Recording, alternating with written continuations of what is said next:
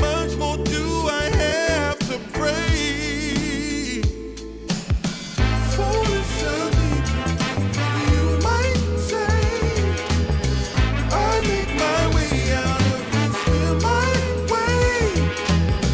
All reservations I have come to bear. It's clear that I'm not going anywhere.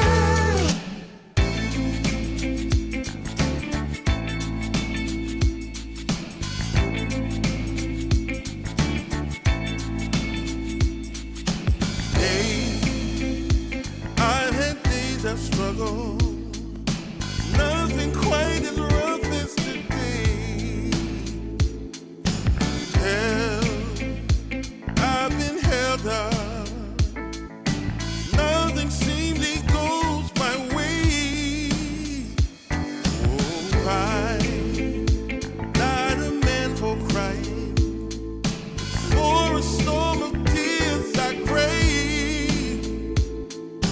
Take all this sorrow from me.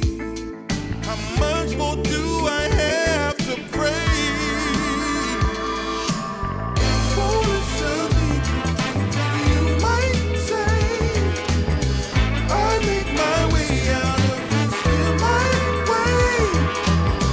All reservations I have come to bear. It's clear that I'm not going anywhere. Foolish of me, you might say. I make my way out of this here my way. All reservations I have come to bear. It's clear that I'm not going anywhere.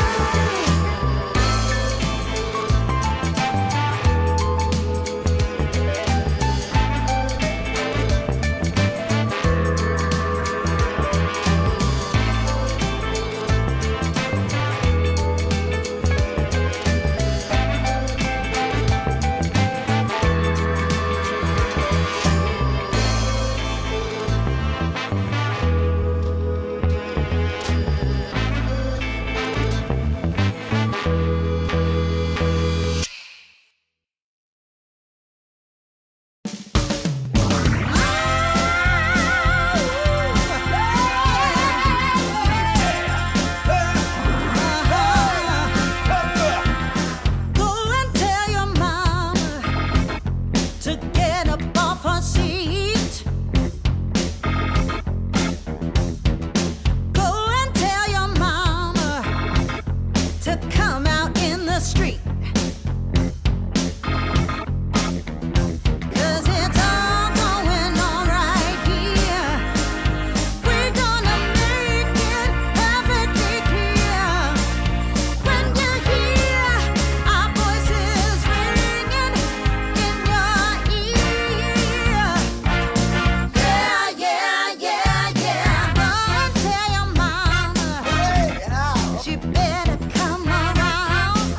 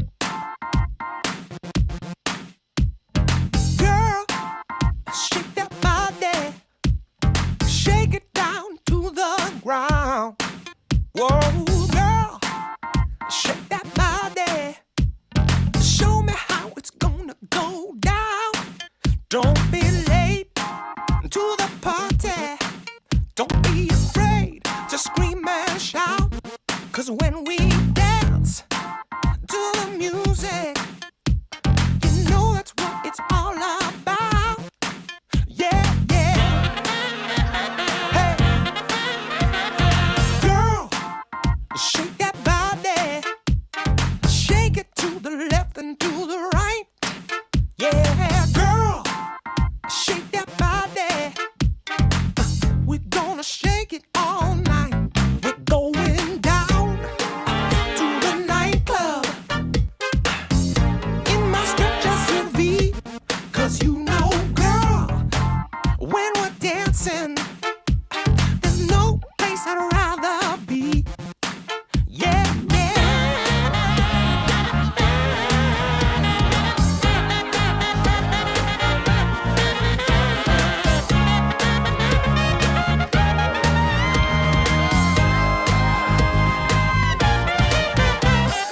Girl,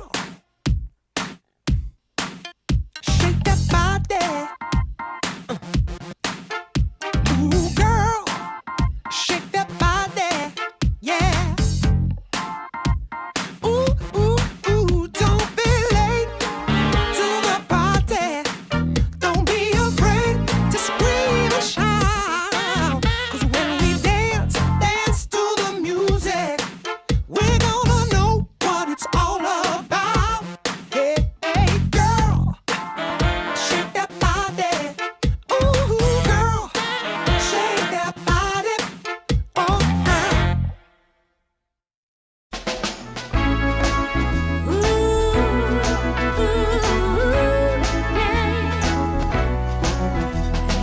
Never been so happy like I am with you.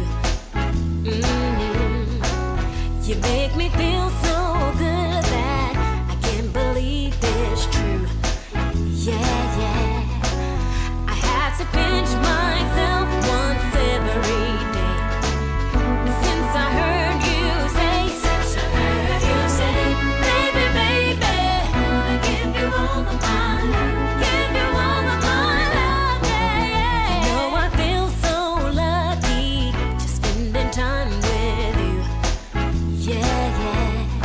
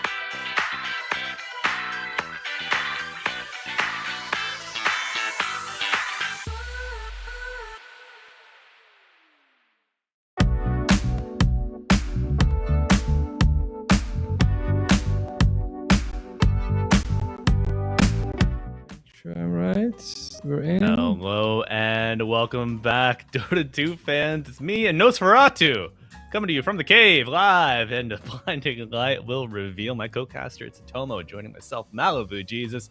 We're back for day 2 of DreamLeague Season 29 close qualifiers here in China. Excited for this lower bracket action. High stakes away to Tomo. Eliminations are at bay. And then we're going to top it off with the upper bracket finals. Full day of Dota 2. Yep. By the end of the day, we'll have only 3 teams. We're whittling down from 8 to 3. So that is, and it's a tight race right now. We're gonna have 2 elimination matches to open off here in this stream. And I gotta say, some of the teams in the lower bracket did not think they were gonna be there. We have Yakult Brothers showing up here, as well as War Gaming. A bit of a surprise, I think, especially Yakult Bros being down here. Yeah, not often you see your direct invites fall so quickly. But luckily, they will have another chance to make a name for themselves and punch their ticket forward in the bracket. What's going on? Oh, just making sure that I had joined the broadcast channel. No problem. Yeah. I had to make sure I opened the closed. lights. You know, that's... Well, you also need to join the broadcast channel. An invitation, perhaps. But Cloud Rising roster consisting of the most tenured player, Low, Q7, Zerg, Valdir, and Roy. I don't know if that is their full competitive names. Let me take a look here. Yeah, I've seen these. I've seen some of these players. I've seen Q7 before as well. He's a really good laner, and he like on space making support mid. Like the Storm, the Puck, the Sand King. He's really good with that. Roy is actually a former off laner, and now he has upgraded, I will say, to position 4, best position in the game. And I always like it when people when they switch roles, they go to a role that's like in the same lane, you know, because if you go from like off lane to position 5, it's very different. But if you go from off lane to 4, you're like, I kind of know what my off laner needs, and it makes an easier transition. I've been in this neighborhood before. I can find my way around. But then you think back on old arguments, you're like, wait, maybe my support was correct. I was a little overextended. What does he know? He's not on the team anymore. I took his job. But no one gonna be taking jobs, but we will be taking some hero picks and bans. Banning phase, our first one, now underway. Let's take a look at that draft. So what we're working with here, as I believe Alchemist already banned right from the start. Interestingly, Lu has played this hero a lot this patch, but they're not letting it through. Meanwhile, Io, which we haven't seen, but again, I'm hearing murmurings. Is murmurings a word, or is it just murmurs? I'm hearing murmurs. I'm hearing murmurs about position 4 Io being very, very effective this patch. So I haven't seen it. I know I play position 4. I'm never picking position 4 Io. You're out of position, good luck to you. I had saved you with an Io. Yeah, I will say that the short field relocates are massive for these like mid to late game skirmishes. Yep. Love to see him coming out. And the changes to health restoration and healing, just serving them quite nicely on the Io. But maybe in game 2. Sure. We'll see about that. What I would like to see is more Spirit Breaker. I think that was actually picked in other regions, but not yet in China. I feel like Spirit Breaker is in an incredibly strong spot right now, as he has one of the best Shard Aghanim combos out there. Have you had a chance to experiment with Mr. Barathram? I played a little bit of the Bara. Not too much recently. My playtime has been somewhat limited, but in my pubs, I've been thrown across a wide array of roles. See, I think I've played a couple offlaners, played a couple 1s, a couple 5s. Diversifying is good. That's good. Diversifying is good. Had a Necro game earlier that I won. I mean, Necro's fun. It's fun to play for sure, but. In the meantime, we have the chicken and the egg itself coming out, Snapfire and the Phoenix.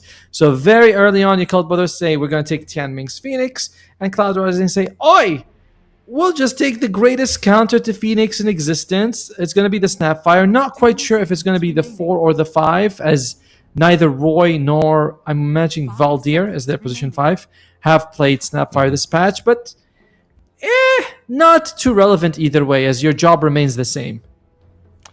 Yeah, not necessarily the one-trick pony. Your major assignment: kill egg. Just go. Press E, walk forward to find the egg, and click to your heart's delight.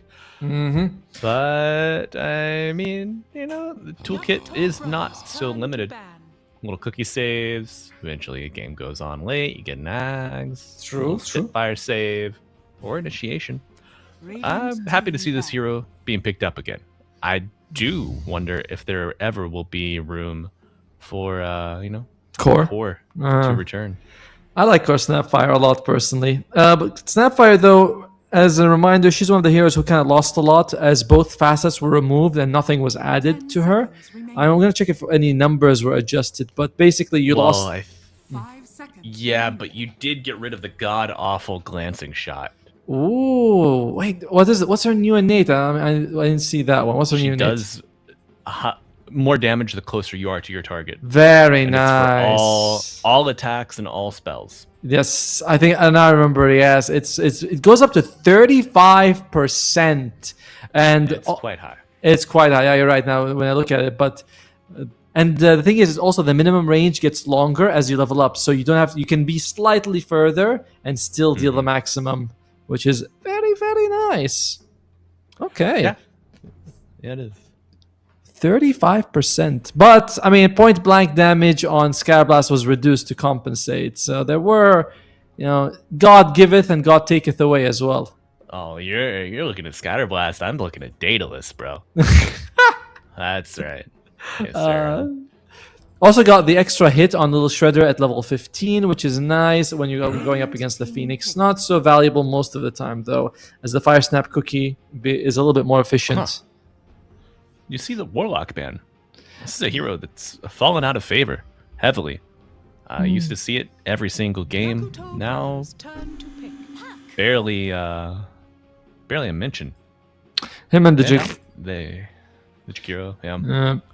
I mean, I've seen more Jakiro than Warlock. Fair, same. I think that a big part of the Warlock's popularity was, I'm having a bad time, eat book, get my ulti at very early timing. I forgot what was it, like 7 or 8 minutes. Throw the golem, take a tower, win a fight. It's a big timing boost for the hero. Now, Yeah, a lot of teams were taking 2 tier 1s off of that. right now it's like, well, I don't get that, especially with experience being it feels a lot more scarce if you play support. I know you play Turbo, which is not real Dota, but if you play real, I play some normals. you feel the lack of EXP around the map right now. But both teams, taking their mids. Puck and the Ember are coming out right now. Radiant team pick. Yes. Oh, Muerta. I believe we saw Fly on Muerta twice yesterday. Yep. And he lost both. So hopefully Fly has done his homework. Yakult Bros, when they played 10 at seconds Birmingham, remaining. they did play with Ghost standing in. I believe there were True. some visa issues for Fly. Mhm. So perhaps, the difficulties, YB, Radiant just kind of team getting pick. Fly acclimated back to the environment. Look at Oh that. my. Primal Beast comes There out. was a primal ban yesterday. And we've seen it come out here. However, we did not cast Cloud Rising. Casted Cloud Dawning. Do you think this is like a brother-sister organization? What's going on there? I feel like they should, because even their icons look very similar to each other. As one of them is like like a sun breaking up and one of the suns going down. So I do think they're very connected somehow. Now, to the pick itself, the Primal Beast could go for Blade Mail this game. Not too bad against the Morta. Of course, you have that free Dispel. What's going to come out here? The Rubik. Wasn't expecting this one, but it is a nice another lift. Now you have Lift, Pulverize, Coil, Silence, and Snapfire Cooking. There's a lot of catch on Cloud Rising. I will say, I don't know if it would be particularly the best Rubik game if Yakult Brothers had taken it. Yep. But there are some nice steals. I mean, the Pulverize from very far away. Snapfire's entire kit, Puck's kit, very good. So maybe a preventative, like a ban pick in that regard. But Toma, this is the first Tiny that I've seen in competitive play since 741. All right. Well, I mean, I imagine it's going to be a Boca Tiny.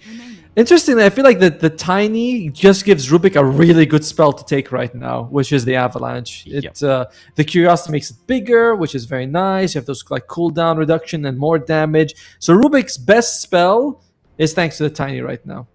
I mean, I suppose Egg is slightly better, but still. Yeah. Egg's nice. Deadshot's nice. Calling, also quite nice. True. Remnants are pretty good if you can get them. Icarus Dive. Sunray. All right, we're just listing spells at this point. Now, Cloud Rising, they need a carry. Tough decision right now because Muerta, very few carries can deal with her while she's ethereal. You can't dispel it. You can't really, you just have to get her there before something happens. This leaves, I feel like, Faceless Void as a possibility. This region seems to love the Faceless Void.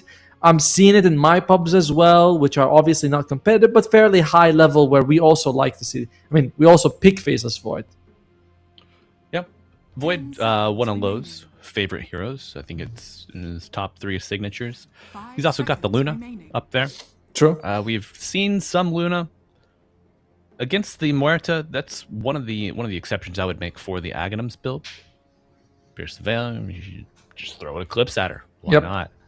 But just being able to out damage her, out farm her, is also in the cards if you just go your straight right clicks. But I do like the bans from YB. They take out the Nyx, they take out the Ursa. There goes the Mars. All right. Do you want to take a Slardar for Yakult Brothers? You want something with a bit of stun control. I want to say the Mars, but Slardar that's... banned. Slardar is banned? Oh, dear. Slardar... I can see like a Centaur. A Bristle? Yesterday we saw Cloud Dawning play really well against the JT Bristle. By the way, this is a very similar draft to what we saw yesterday with the Bristleback off lane and the carry Mort on Fly. What they did was they just ignored Bristleback. JT was getting fantastic farm, his number 1 net worth, and Cloud Rising was like, all right, we'll just jump around him. They had like a bunch of heroes, like a Monkey King and Ember, something like that, but very mobile cores that they just avoided the Bristleback and killed everyone in the back line. As Cloud Rising, last pick is going to be the Kez. Okay. So, Muerta pierces the Veil, you parry, you hit Raven's Veil. It's likely that she won't have any reveal, then you gotta rely on Fly to go in. Wait. Fly Tiny, carry Tiny. Aha! For Muerta. The debate is real. Carry Tiny. Okay. I like the idea of the carry Tiny, and I do think that after yesterday, maybe Fly is like, I'm still cooking with Muerta, not quite ready to serve this to people. Let me go for something else. Now you're looking at a very tanky double core from your Cult Bros, Tiny and the Bristleback. You have percentage damage from the Phoenix, great catch from the Ember. It's quite strong. On the other side, Kez does scale damage-wise to kill these guys, but early on, I don't know. I don't know, Mr. Malibu. Trying to read up on the Tiny changes. I was moderately familiar. You lose Crash Landing. You get mana reworked on Avalanche, some damage decreases as well. But as far as the carry Tiny, you lose the shard with the perma tree. Yes. So that's a big question for me, Atomo. How is Fly going to solve the farming issues and stay even or ahead of the Kez? Well, that'll be something we're gonna find out in this game. As he did get the Grow Aghanim Shard upgrade as they deal additional damage. I don't know, they slow as well. That's kind of cool.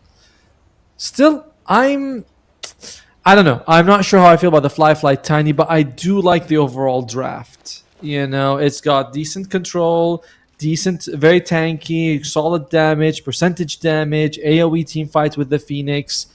The other side is also really good. Draft-wise, I'm having a really tough one on this one. Yeah, I think you're going to be relying heavily on the Ags timing for Zerg.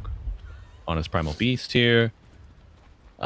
Curious inventory starting off. The Windlace, single Gauntlet of Strength, 2 Fairy Fires, and a Branch. Huh. 30 seconds to battle. Okay. Well, yeah, they Helps you break. trample, right? You get the attack multiplier off of True. that, so the Fairy Fire is kind of nice. Snap regen. Oh, All right, sure. Roy going for level 1 little shredder from the start. He's like, I'm just gonna keep blasting. That's all I want to do. He will be up against the Tiny as well as the Phoenix. Okay. Yeah. But So, Tiny, notoriously low starting armor. I believe Yep. starts at 0, right? it does Try. start. Oh, 3. 3 bounties going in there for Cloud Rising. Good start on the cloudy day for the Radiant. And folks, if you were just joining us, I didn't introduce us. I'm Malibu Jesus. I'm joined by Atomo, a pal over here on the analyst desk. And we are bringing you the action. Cloud Rising, taking on YB, the Radiant, the Dire, respectively. But, as you mentioned, Atomo, little shredder. Both Phoenix and Tiny, pretty low armor heroes. Helps out with trading a lot. Oh my god. My god, yeah. Jeez. Use it early, use it often. There he is, he's dead. Oh, and yep, Fire Spirits already been cast. What the? Tian Ming The disrespect. Tian Ming. takes a full little shredder to the face, and Roy's got a little bit of stats. Not a lot, but you know, a couple of extra damage here from the Fairy Fire and the 2 Iron Branches. It adds up a little bit.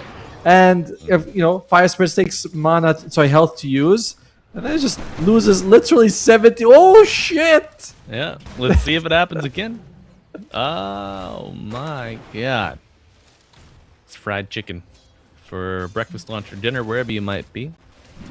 Or I don't know, fried chicken for breakfast. That seems a bit much.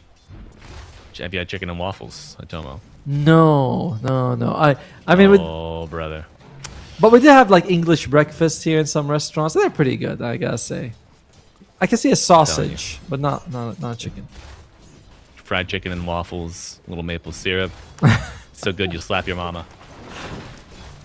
Why is she bad? Because she didn't make it for you for your earlier life. Oh, poor mom. Avalanche coming out. There we go.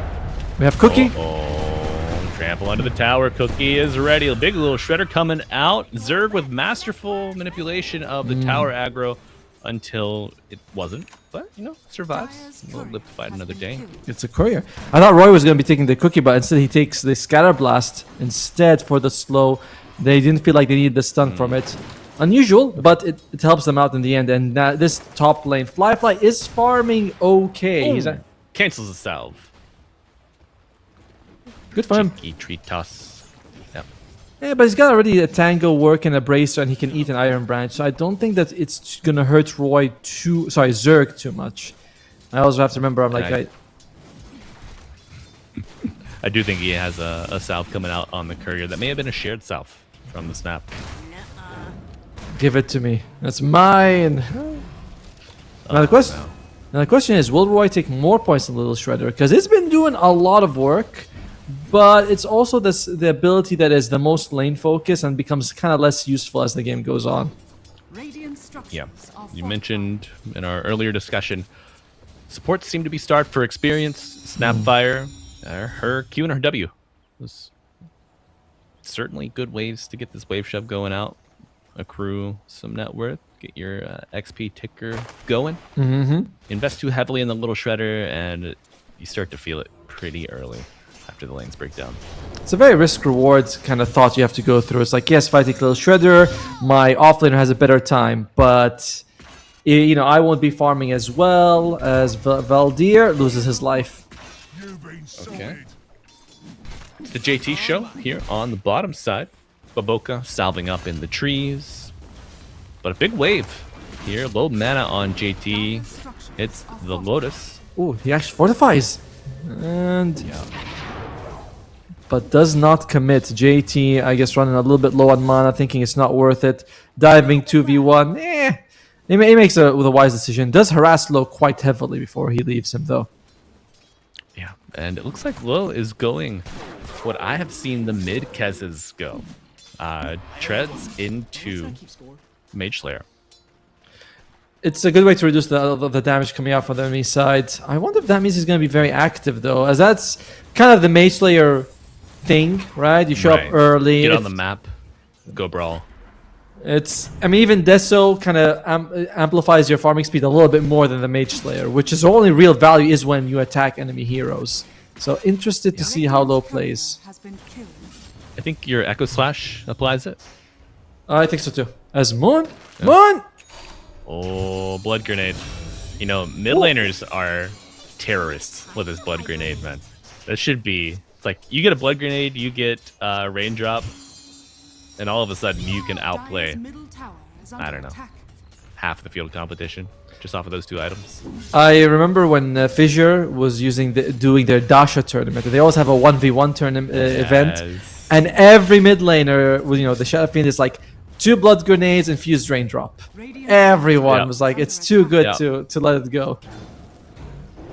William Blitzley, my goat. He plays so high in that. A dive forward, met with the onslaught. Fire Spirit off the mark.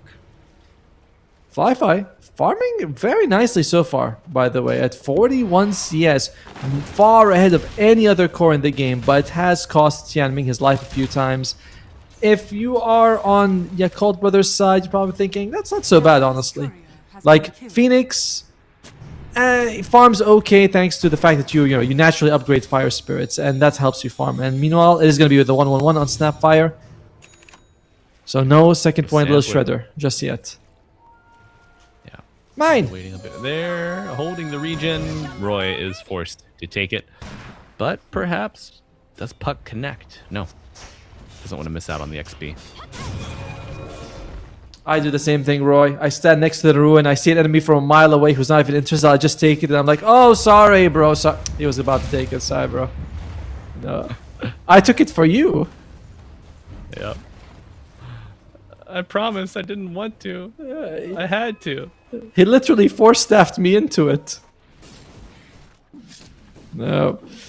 Val, so far, well, let's look at the net worth for a second, because the CS, it's telling a story, but it's not, it's pretty much what we thought. Flyfly's at the top, but it's very close. So far, and Q7's kill mid on Moon was a bit of a punishing one, as no steals on the Wisdom Shrine. Very, respectful gaming right now. Honest guys. Radiant's middle tower is Honest under Dota. attack. A rarity in this day and age, but always a treat. Yeah, and if you mix and match the heroes across lanes, you can draw the net worth even. Match the Puck to the Tiny, the Kez to the Ember. True. But now with that wave and that camp, so this is where Primal can really start exploding his net worth. Ooh, double couriers. That's a big Has one. been killed. That's God. 90 gold for everyone, 450 gold total for the team. Dire's top tower is under attack. I mean, and that's for free. Yeah, JT quite pleased with that one. Also stopping the Mid. no, not basically. Oh my. Mid. It is Chaos. A bow catapult. Add perhaps one more. Moon going on the aggressive, but we'll rim it out. 1 for 1. Oh, And- it's not over. It's just a poke. Man, did you see Roy go in, scatterblast the Ember full in the face, and near takes, I don't know, 300-400 damage from that? Very impressive there. As this new facet from the Snapfire, to me, I think this is a lot more suitable than the old one. It just feels like it fits Yeah. the, get close, do more damage, take more risk, stay further, get less benefit. That's my boomstick. Yeah. Look at that. Wiping an easy camp, almost with one spell. Beautiful. All right, attention to the tier 1 illusion rune, losing its last leg. Fly. He is starting to pull ahead here. What is he building, by the way? What's the carry tiny thing about? Okay, so far, Echo Saber. Okay. He's not reinventing the wheel just yet. He's like, it's still good. What, you don't expect to see a Battle Fury Tiny coming out anytime soon? Hey, that was considered crazy on Ursa until someone did in a pro match. And now everyone does it. So, I never disregard new item builds. New item builds could be the key to unlocking a hero. Laughs in attack speed. Yeah. There you go. But 9-minute echo. Not bad. Now the Break be useful. Sorry, I'm thinking crazy. Never mind. probably wants the harpoon, right? We've seen that Yeah. in this region, they really like the harpoon on their melee cores because it enables you to just jump to the trees. As Roy, he's being jumped on right now. He is no cookie. 3 seconds, and I don't know if he has that much stab. No, Baboka. Cleaning house. Structures are fortified. And he shot him from behind. Well, that must be painful. It's always their friends who do that. Dire's middle tower is under attack. Yeah, not a swordsman. Scars on a swordsman back. Greatest shame. Radiant's top tower Don't forget it. But will be a coil, onslaught, pulverize in the works, surely. Coming out, and JT gonna fall with one more click. Goes down. Almost cost Valdir his life, but a very big kill as JT along with Moon are kind of the main tip of the spear right now. What is he building? Same as yesterday, Vanguard, Power Treads. Nice. Yeah. I think you went Power Treads, Vanguard, and then Wraps. Yes. Right? Maybe Lotus in there somewhere. He swatched Lotus because he saw that the enemy mid was building Spirit Vessel. So he's like, all right. Oh, no, it was Coddle. Coddle was rushing Spirit Vessel. He's like, oh, I need to counter that. And he went for it. But doesn't seem like he's interested in this game since you're not going to be able to get as much value from the Lotus Orb. So go for the Wraps. Yep. Oh, Raptor Dance used perhaps a bit early in the dead shot. Perfect from Baboka. Has to fight his way through the calling as well. We'll get one parry, but the challenge remains. Low to fall. And I don't know. I mean, it's a fairly even match across the board, but Atoma, I don't know if this Mage Slayer, like, are you just going to run the map? It's not as efficient as what we typically see in the European teams. Just playing the map, get your net worth up, Radiant's bottom scale. tower is under attack. These kills, not as worthwhile as they used to be. Agreed. And one thing also that they do in China, or I'm sure they did in other regions, but I'm noticing is that more and more they rely on the mid to be the win condition. Yesterday we saw like the Beastmaster mid, and it was a carry Queen of Pain, right? Where the Queen of Pain is like, all right, I'll jump in, take some damage, throw out my ultimate, but it's really the Beastmaster who's going to be your win condition. This feels kind of similar, but it's fitting a square into a circle kind of thing. Because Kez, I don't know if I buy a Mage Slayer, he's going to be as effective as a Queen of Pain. Like, takes more prep. Maybe don't scale as well if you go for the Mage Slayer first. It's very awkward. Yeah. I hope you have a hammer to drive that peg into the hole, because you're going to need it. But a coil and a cheap kill. They even commit the kisses. Perhaps overkill. It's certainly. Cooldown for that. Yeah. I want to get the kill and move on with their lives, I suppose. Flyfly is going for the Shadow Blade. I like this a lot. He also wants to get involved, but his item is a lot more organic. It's Echo Saber, Shadow Blade, show up, hit someone, throw them in the air. They can burst pretty much everyone except maybe the Primal Beast on Zerg. Yeah. Gives you... I mean, so let's think. Shadowblade Silver Edge into Harpoon eventually. You can get in, get out with these. This might be like the carry version of Blink Force Staff Yules. It certainly suits him though. For the Tiny definitely enjoys it a lot as they are starting the Wrecking Ball going, getting this mid tier 1 dropped as JT. He is right. By the way, interestingly enough, Tianming also wants to consecrate Wraps on this Phoenix. He's like, I don't want them to burst me. So I'll make sure I get my egg off every time. Okay. Little Aeon Disc Light action coming out. Egg on disc.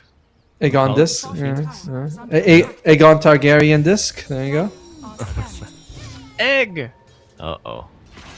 Wisdom fight a brewing. Need to Zerg move versus now. JT. They do it. Spawning. They know. Oh my. Pierces the veil. Puck is in. Primal comes screaming through. no! But he's on the cliff. Oh my god. It's an absolute disaster. Oh, Moon gets the Shrine of Wisdom. They get a not getting killed. Dick. 7 very low with the Raptor strike. 2 down the supports, and Primal back off of the hill. He forgot about the big bad beastie. And now, just now, Chase might be on. Bad cookie. But the onslaught stopped by the avalanche. Beautiful way to preserve. Can he get him? Escape, Can he get him? I've spoken to no. The Lotus, that damn Lotus. Well, it's still an interesting fight because while they didn't get the shrine, they did get 2 kills, which are worth roughly the same amount of EXP. And Yeah. I didn't think that fight was going to go as well as it did, to be fair with you. Like 7E had to jump into the shrine because he's the only one there. He's like, I gotta go to make sure they don't get it. But that's not where you want to be as a puck. You want to be always moving. And then Zerg rushes up to the cliff, and you're like, my God, this is bad on all fronts. And somehow they end up winning. Yeah. Dire's top tower Luckily, is under onslaught attack. not the longest cooldown spell. True. I was wondering, is he gonna have to TP out of that? I thought And, the same. What are the risks that you run into getting interrupted? But oh my, gets a solo kill 1v2. This is able to pick and choose. There's going to be a problem. The Shadow Blade on Tiny, almost all your roster is relatively squishy and easy to bring down. He's just does a ton of damage. So it's very worrisome that Fly is getting involved the way he is. Meanwhile, Low, we were not as charitable as we could have been with his item build, but farm-wise, he's not doing How the too hell well. is he at 7.8k? What? Excuse me? Have you heard of this amazing farming item called Mage Slayer? Radiant's top tower is Yeah, under attack. yeah. I mean, I guess it does work nicely with Kez's skill set. Applying it to multiple targets with the Echo Slash, the physical damage. Works with the Blightstone that you have. Maybe I'll bite my tongue on this one for now. Oh, Rubik looking for the prize. Has the Avalanche stolen, but gets the dive, and he's going after the Kez. Oh wait, no, he's going back to just, play the escape card for the Kez. But I always know that Boboka is on the prowl for these cores. Now, what if we go ultra late? If I'm looking at the support's impact, and generally speaking, late, when you go ultra late, 40 minutes or so, Phoenix is king. Like, Phoenix is almost always number one in the refresher. You have this shard as well, so double sun ray. You yourself can keep your distance a mile away. It's like Phoenix, Ancient Apparition, Silencer as well. Like some of these heroes that are just very easy to have massive impact without being caught. So I do like what they have that on your Cult Brothers if they go late. And even cores to core matchups, they're not lacking in anything either. No, they're not. And Baboka will.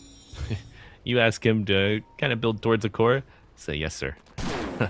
I've already been actually doing that, so glad that we arrived at this. Meanwhile, mid lane. Okay, Looking to force the issue.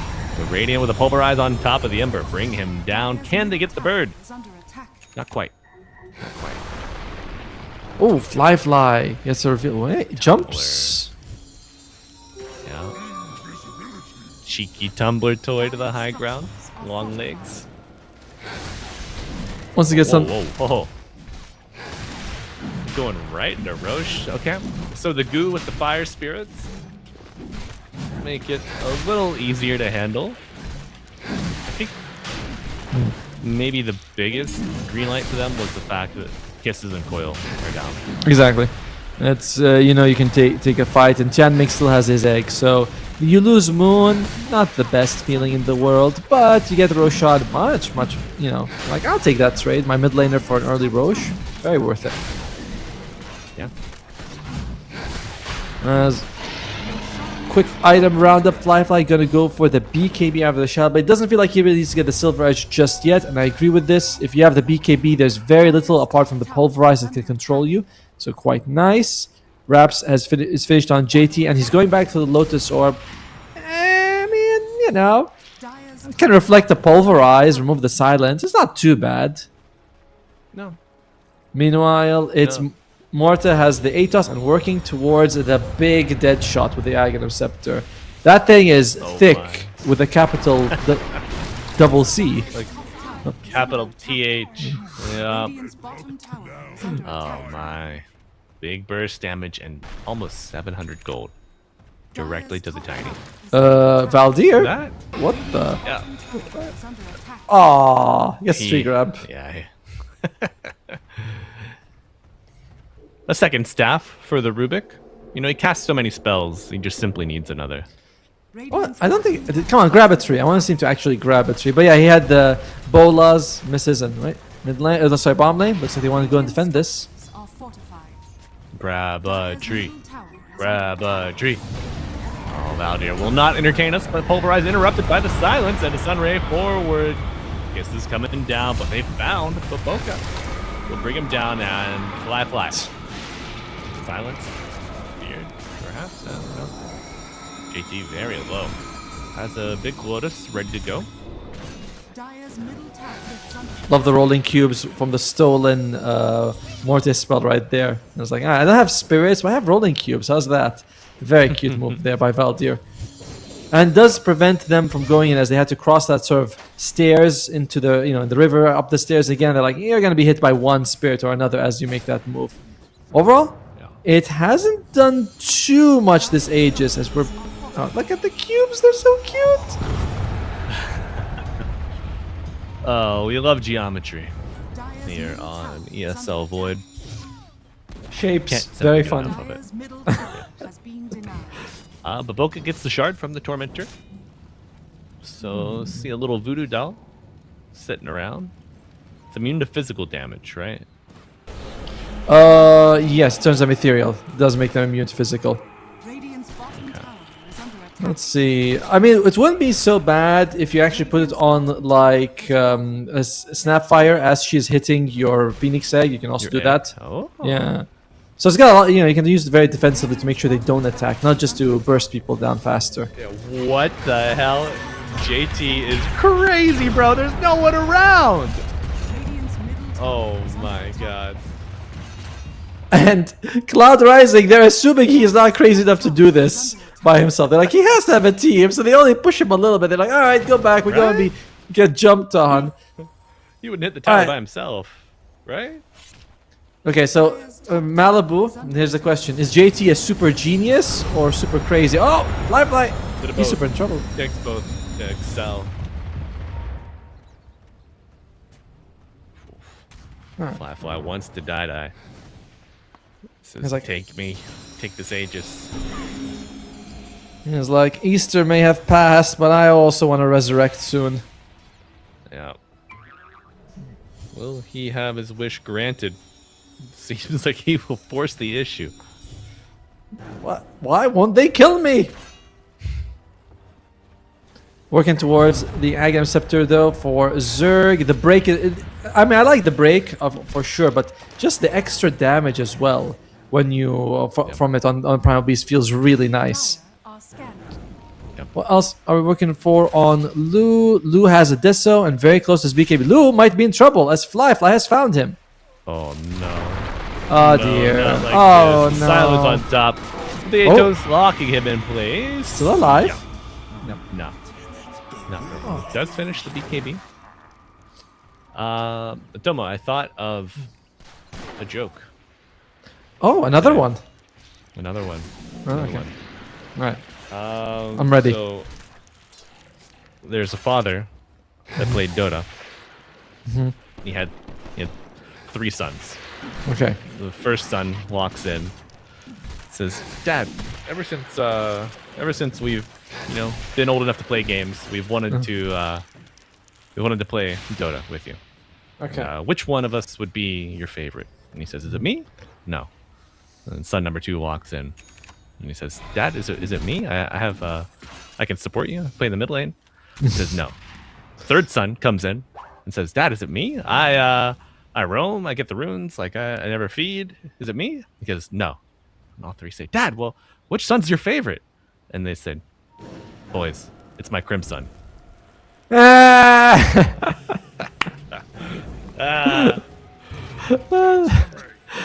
I'll be honest.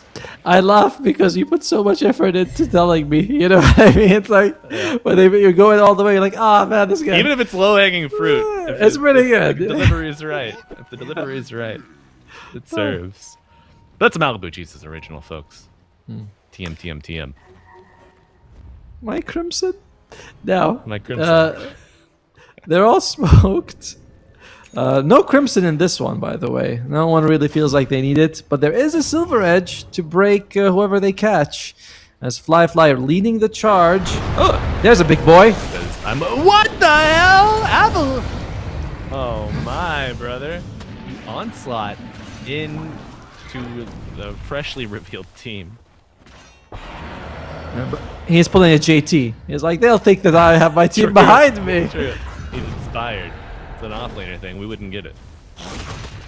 By the way, Baboka is fat with a capital PH. Like that is a very, very well-fed mortar right there. Has the shard given to her by Tormentor, to be fair. Only 300 gold away from the Agam Scepter with a big dead shot and Atos, which, you know, very useful item to have against both the Primal and the Puck. Yeah. Interesting, by the way. Control. I've never seen this before. I mean, I'm probably seen it, but I haven't seen it in a very long time. Q7's got a Force Staff on the Puck. Huh. Unusual. It is. Is this going to be a pike? Is this going to be Hydra's pike? breath. I was like, yeah, nothing else, right? You need the Dragon Nothing Lance. else. Nothing else. Yeah. Oh my! Fly picking up another in the Stone Mountain. I mean, it does help you break coils, right? If we're seeing a lot of times, like JT, he's looking away from the center of the coil, but you know, he's at the edge as well, and you can see like the Primal Beast Zerg is like, I want to catch him, but I can't. You know, I'm only catching his ass. I don't want to catch him there. You know, I'm an appropriate man. So maybe this will help them break it and then catch him off. But still, ought to see a Force Staff for sure. What kind of woman do you like? I like one with a lot of quills, but not too many that I can't force them away. Yeah. She's a bit edgy, but it grows on you. A crazy accent. A bit of a runny nose, but yeah, not everyone's got a flaw. Yeah. Nothing a tissue can't fix. But the issues continue to arise for the Radiant. Seems... Are they just funneled into their base at this point? I don't think they are, really. The push from the enemy team, while strong, it's not like a summon push. You know, you're not going to have to commit to your body. So they can go out and fight them if it happens. And they're going out and grabbing one of them. Pulverize, Sunray healing him up. Deadshot coming through, interrupting it. But low with the BKB going in on the Bristle. Quite low, has found the egg. Will he bring it down? Bristle getting broken with the axe, and they kill the egg. Massive Remnant? deaths coming out, but Fly does get a return kill. Still, you're fairly happy if you're Cloud Rising, as you are being able to trade 2 for 1 and 2 relatively higher priority targets, especially the Bristleback. And one thing about the Onslaught that I like, which doesn't mention, is that it does push people slightly forward, both your allies and your enemies. So it's very good for our, well, not very good, but it helps in breaking the coil, which is what it does to JT. Synergy is real between the Puck and the Pulverizer. Gonna be a Shiva's coming up next. A very good pickup against this draft. Especially when you get that Chasm Stone. I mean, I just love that Ice Rock was thinking, okay, we need some AoE that's not attached to an item. Let's just put it by itself. And you go, thank you. AoE for everyone. There you go. Yeah. You want your black holes a little bit too small? You want to make it bigger? Take a Chasm Stone. Take a Kidney Stone with it too. You want to see a Hoodwink go Phase Boots, Blink, Chasm Stone, Kaya? Sure. Why not have the craziest inventory of all time? Where are we? Oh, interesting. Valdir did not take Greedy at tier 3. He took Keen-Eyed. Okay. Interesting So I will say, moves. even though there are only 21 kills, it seems like the fights are starting to break out with greater frequency now. Yes. Yes. It feels like we're more in the late game somehow. Because both teams... both teams are playing as if one fight is gonna end it. As oh wait, Q7. Oh my god, not like this. The remnant. Oh, the little green ghost of Rubik. Puck is dead, and Roy likely to follow. And a Parasma fully finished on the dead puck, so no buyback. And this could be the second Roshan coming out for the YB. Not ideal at all, but I do think that apart from Tiny, the scaling on the Radiant cores is superior. So even though they're 8,000 gold ahead on Dire, you're not. It's not too scary, right? Like look at the difference between the Kez and the Tiny. It's very small. Primal Beast, every item he gets is very, very helpful. The Ags, the Shivas, the BKB, like all of them high impact items. And Puck, well known to be, very good late game. I'd say better than the Ember. Yeah, not a single spit wasted on these cores so far. Good itemization choices. Good scaling. Boot. The Daedalus on low will be the next one to be picked up. Daedalus with one charge. All right. The poor Desto. Sad. Yeah. So, do we get a... Oh, Oxen 2 knows the sentry's there. Do we get a Dota joke a day from you now, Malibu? Is that like some sort of subscription service? I don't know, man. That one just came to me as I was walking the dog earlier. I was like, Crimson. I can work with that. I can get something going. I don't know. I think it'll be your turn tomorrow. All right, fine. I'll think of something.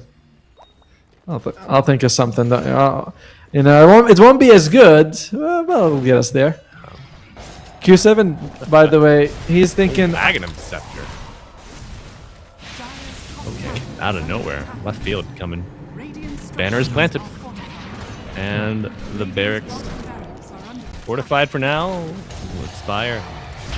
Dire going in. KB pulverized, looking for Tiny. He's got the Aegis. Oh, got him. Good carrier. Will go down. First life consumed. Kisses. Banner's Fire gone. low with the BKB. Q7 going in. Moon as well. Turning fire behind him. Kez! But the Kez is tossed up, stunned and controlled.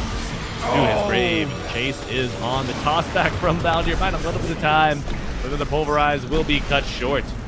Primal to fall and bottom barracks with it. Domo. YB seems to have found their footing, and the Muerta, in fact, a much better fit on position 4 for them. Very unfortunate for Low, by the way. Does not get the BKB off till the last millisecond before dying. So he absorbs all the spells and just takes a punch from the Tiny and dies. Meanwhile, they didn't have the puck for that fight, but he's here now. Unfortunately, Q7, he's been very defensive this game. 4 staff and now wants to get an A on disc because he's been, caught too many times. They pop the Aegis, but it's a massive loss there for the Radiant.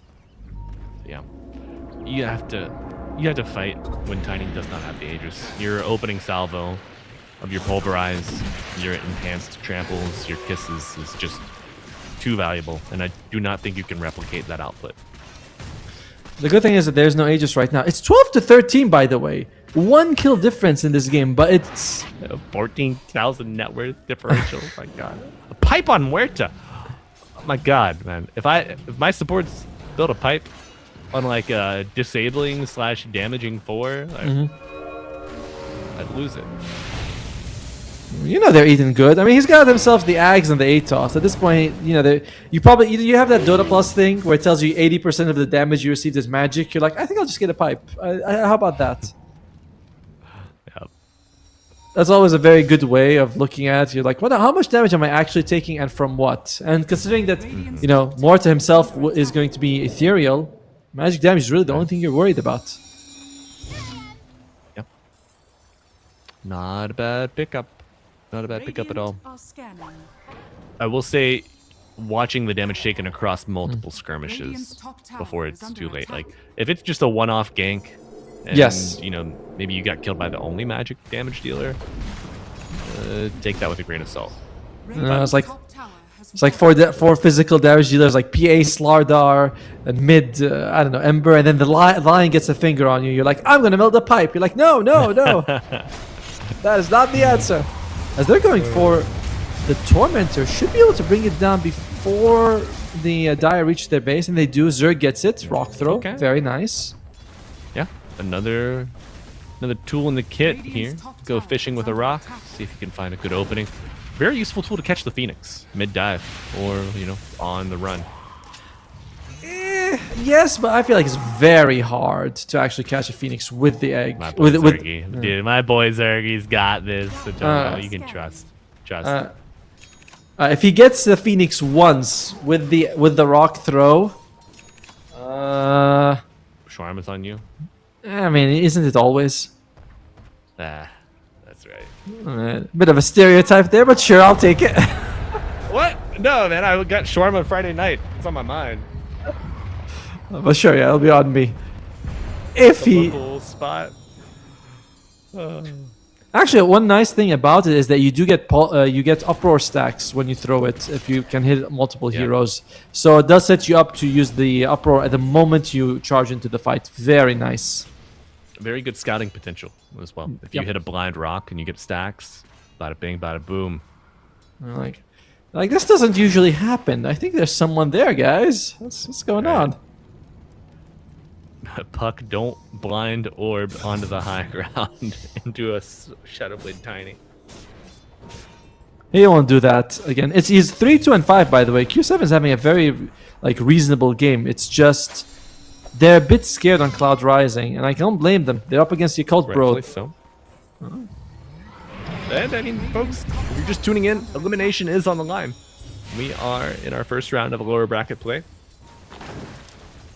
I don't want to get eliminated. It's too early. Right.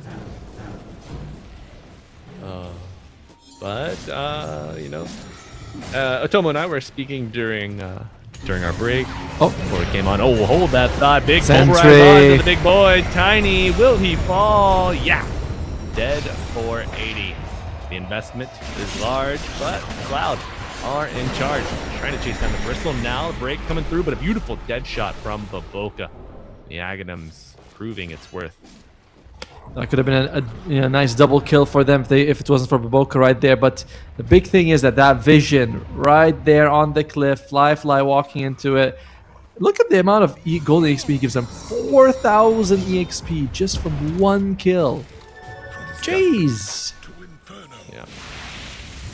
Yeah, when I walk Shadow Bladed, I try to avoid the vision hotspots, like a cliff. That's just me, though. You and chat, but you're also not a pro player. Maybe he's being very efficient. Thought he'd walk next to a Rubik or something. He's someone you can just beat up by yourself. He's like, no, it's the whole family. They brought dad. Oh, I can't take him on. Go get your dad and I'll beat him. Oh my God, you brought the whole family. Okay. Maybe grandma's a little tougher than I accounted for, but oh my, the whole family coming back for the reunion top side. Find Mikaz, they find Valdir on the retreat. BKB from Moon, they want to get this kill, and it might just lead to even more dead shot. I think the death on the egg for now. Gets the egg off, the little shredder coming through. Do they have enough? One more, we'll get it. Only lose the Phoenix. You found 3 so far. The chase is on a 4th. Right? 4. Yeah, YB getting their mojo back.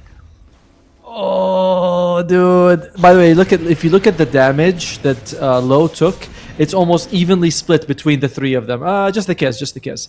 Where he took almost the same amount of damage from the Phoenix, the Mort, and the Ember. It's close. It's 800 to 1.2.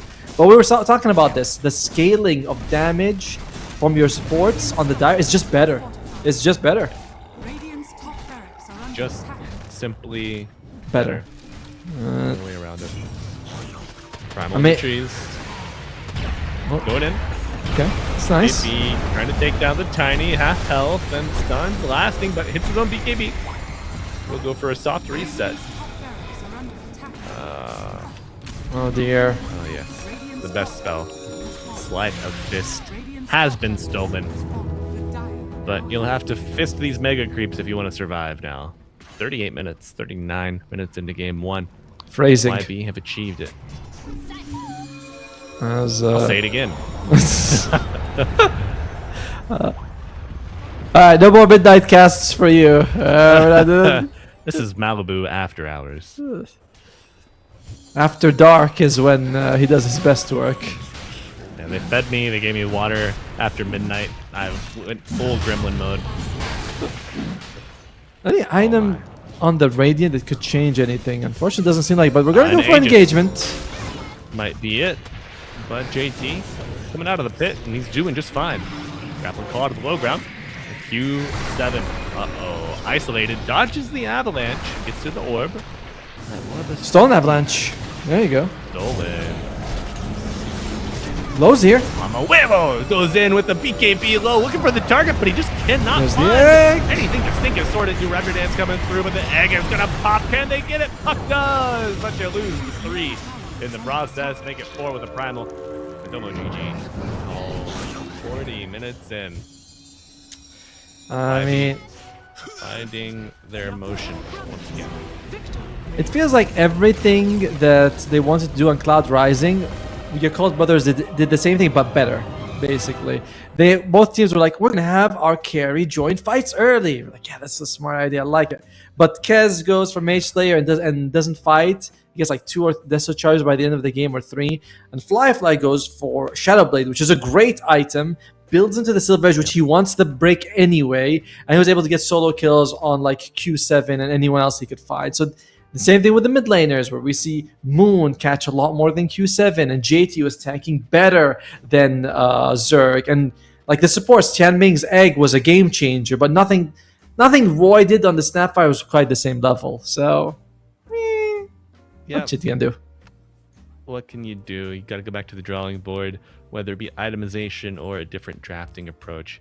I thought the Dire offlane went quite well. Yes. Just unable to stop the Tiny from farming, but I think that was just due to a breakdown across the map. You know, your safe lane kind of went to hell. Mid lane, you got first blood, but after that, not really anything to write home about. But it was nice to see Yakult Bros capitalize on, the lost initiative from True. our Cloud Boys. Maybe find a return to form, but we will see if it was a fluke or if it's a true resurgence in Game 2 after this short break, folks. Stay tuned.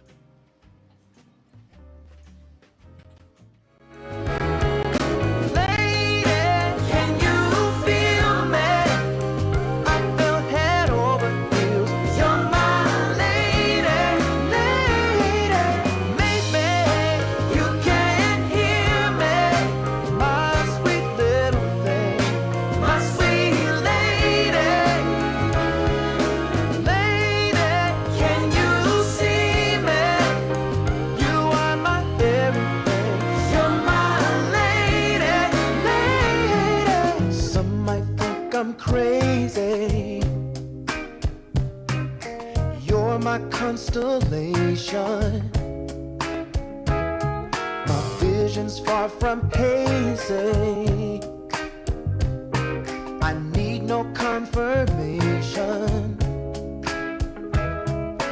Take my heart and don't let it stray. True love and affection.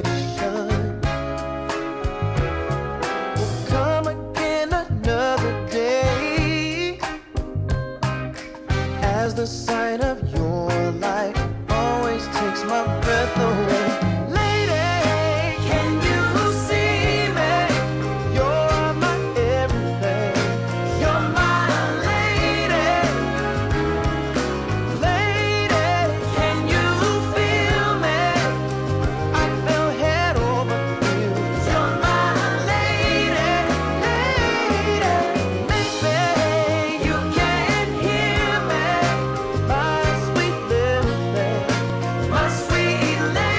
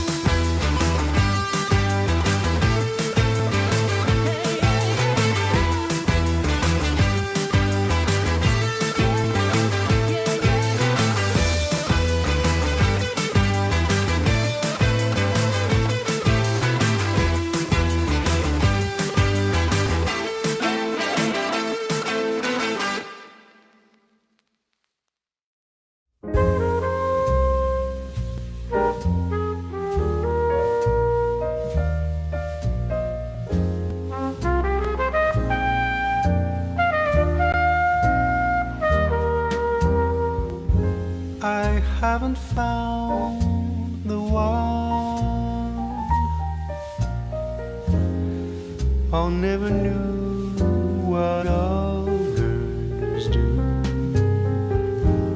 I hope and yet again, what do I know then? I believe it's all meant to be. All my dreams are so out of reach. I fool around, but we never know. I fell in love, but a long time ago.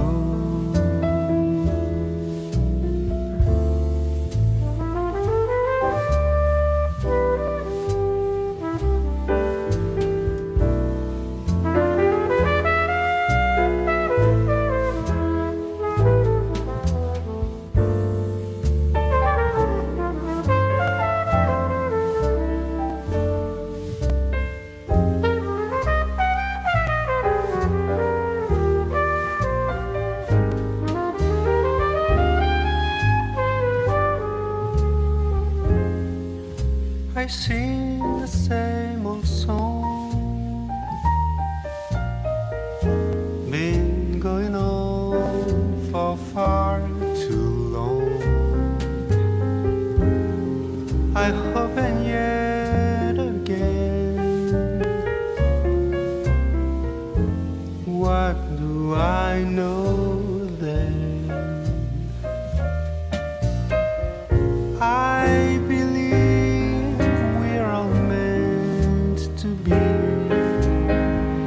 All my dreams are so out of reach. I fool around, but we never know. I fell in love, but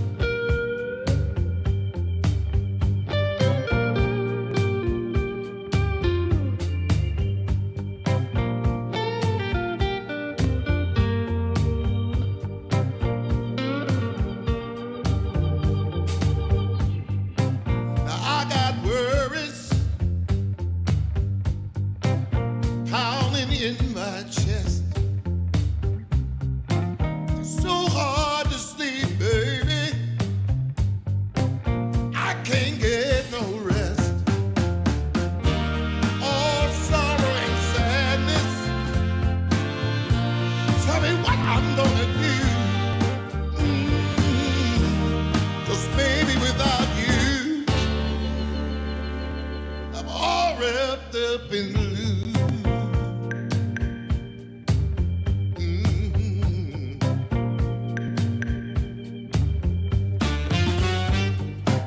I thought it would be easy to make it on my own. But baby, now I know what it means to be alone. Lost in the shadows.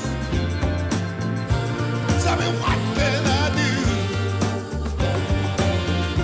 'Cause baby, without you,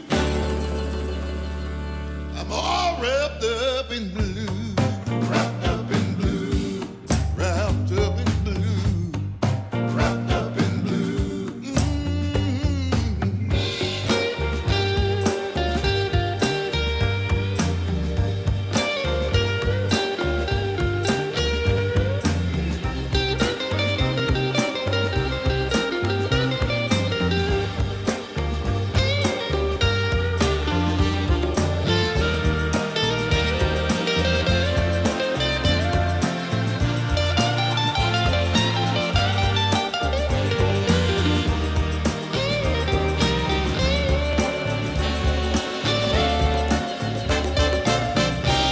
You don't miss the water till the well runs dry. You never see when the truth turns into a lie. Hey. Wrapped up in blue, all wrapped up in blue, wrapped up in blue. Can't find my way out, no, wrapped up in blue. Tell me. We are wrapped up in blue here at ESL Dota 2 Void. We want to be wrapped up in some Dota 2. How are you doing, folks? We got Game 2 coming up very soon between our boys Yakult brothers and Cloud Rising. Tomo, Yep. you're wrapped up in blue. How's I your know. break? I went and walked around the apartment a little bit, trying to get my steps in. Because yesterday I only hit 8,000, and that's what happens when we work. We're sitting around a lot, enjoying our time. It's very helpful, but we gotta get some movement in, and I didn't do enough yesterday, so I'm trying to make up for that today. Yeah, gotcha.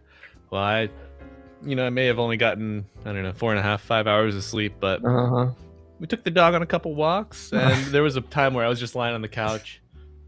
Lights were out, but I was like, I'm not going to be able to sleep. So I got up, we went for another walk around the neighborhood, discovering some new spots. It's a good time over here, folks, but we got to discover what the picks and bans are coming out for our teams here in Game 2. So let's get over there. It's like the Phoenix. They don't want to give it away, and they're not getting first pick on Yakult, but they're also saying that's a Tian Ming special, and if we're not getting it, neither are you. They also make sure to get rid of the Alchemist, which is one of those most played. The most played hero he has this patch. Yeah, will not have a chance to get his hands on it though. On the other side, we have mentioned the fact that IO support seems to be doing really well, although we have not seen it. But a lot of people are picking it in pubs. I know in the 9 class, it's got like something like a 21 game win streak with IO position 4. But of course, we can't see his match data. Thanks, Valve. 5 seconds remaining. Yeah, it's for the best. True, it is, but we can't speculate. We can't see it until he shows the cases in a tournament. However, ban's almost done here as Warlock yesterday kind of ignored. Today getting a little bit more hate, love. What do you think? Attention? Indifference. Well, now, I don't know, man. It seems like that might be a Cloud Rising specialty. YB banning it out now, both games. 10 seconds Doom also gets removed, and Cloud Rising, what are they going to start off with? The Slardar. This protects them if they go for a Life Stealer, and also ensures that Life Stealer is not very pickable. Now, interestingly enough, both Tianming and Valdir are big Disruptor players, but we haven't seen Disruptor from either of them. No, that's a Cloud Dawning pick, old PTA over there. Okay, but I mean, Tianming still likes Disruptor, and so does Valdir, and they haven't picked it, but they do. they do get 10 Mr. seconds Batrider. remaining. Do you think there's a Mrs. Batrider? Dire team back. Nah, he's married to the thrill of the ride. It's like Yeah, no woman can't can keep glass up. It's like no woman can keep up with me. So I fly alone in the skies, just me and my Fly solo. 10 seconds remaining. trusted bat thing. Is it solo if you're flying on a creature? 5 You know. seconds remaining.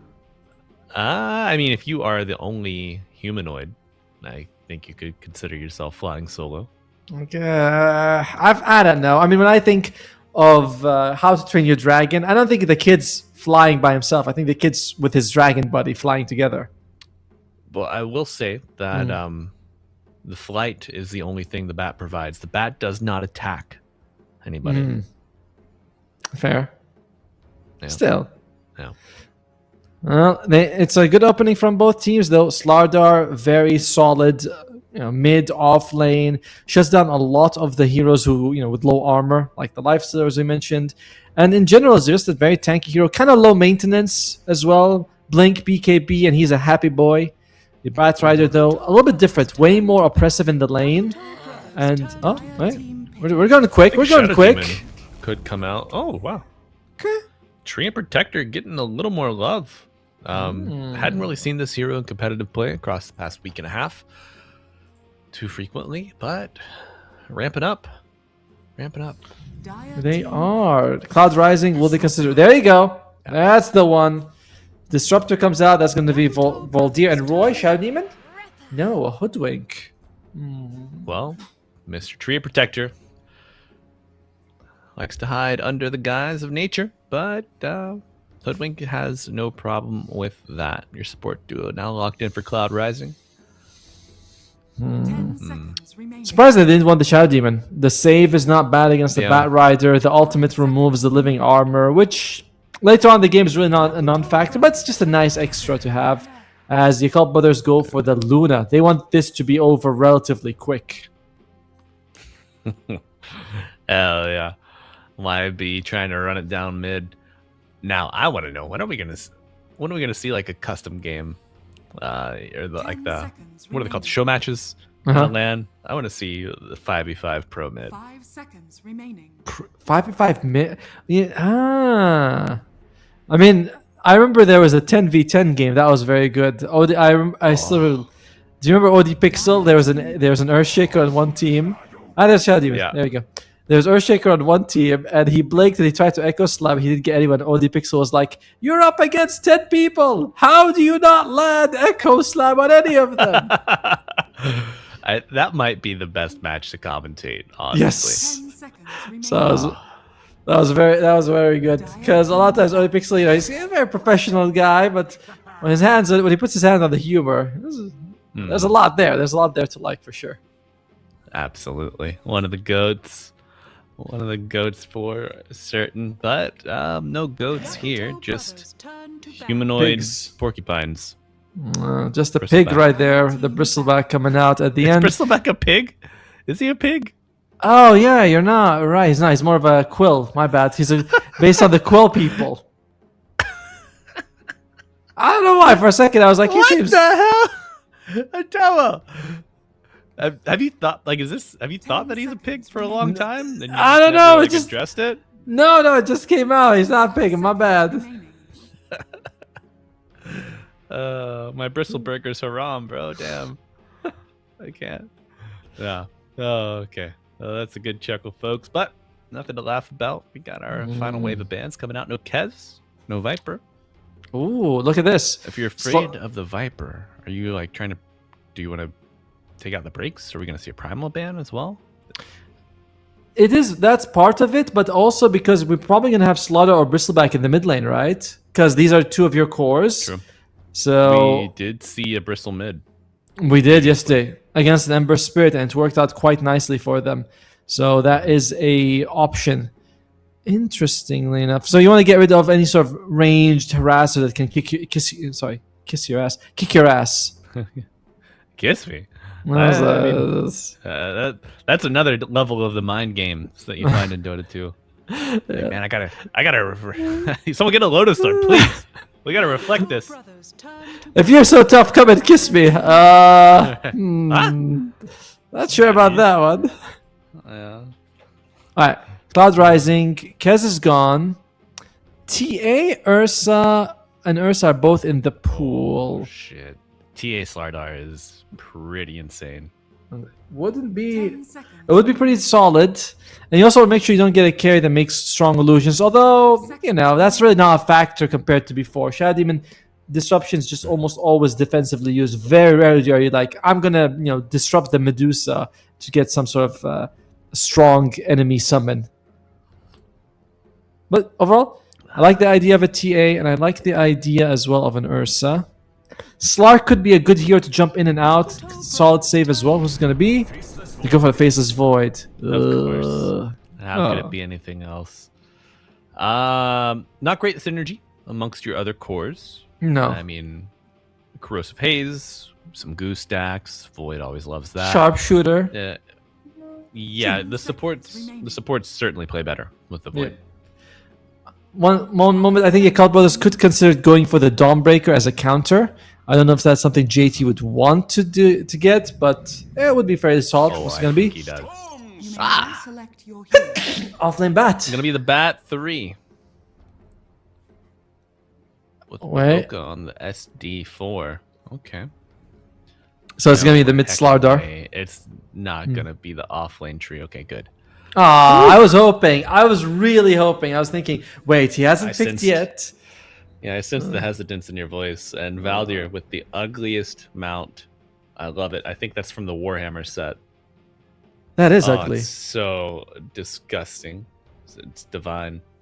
It's grotesque in a way. It's not like it's you know, oh, it's gross. Like it's actually very yucky. It looks like one of those Star Wars monsters that they have, where they're like, look at this alien that's so weird that nobody likes. I'm like, yeah, it's weird and nobody would like it. Freaking. But folks, the board is set. No crazy musical chairs. No carry tiny when we expected the 4 tiny. You know, nothing similar to game 1. Pretty straight and proper here in game 2. Honest But Dota. Cloud Rising, honest Dota. Well, for honest picks, we'll see if it's just how honest it is. I don't know if I've ever seen this Luna mount before. I think On I've the side. It looks a bit like some of the disruptor mounts, right? I swear he has something that looks very similar to that, but maybe different colors. But I can't really say I've seen it, but it looks fairly familiar to a lot of the other ones. It's the disruptor one that's got me. And honestly, thanks Malibu. Now I've noticed it. You'll never unsee it. Oh god. That's right. Before this, me and Malibu discussed. We're like, who would you cast with if we weren't together? And now I'm like, anyone at this point. Anyone. Just anyone who doesn't point out these crappy mounts. I'm not sorry. I'm not sorry. I love Prepare the. for battle.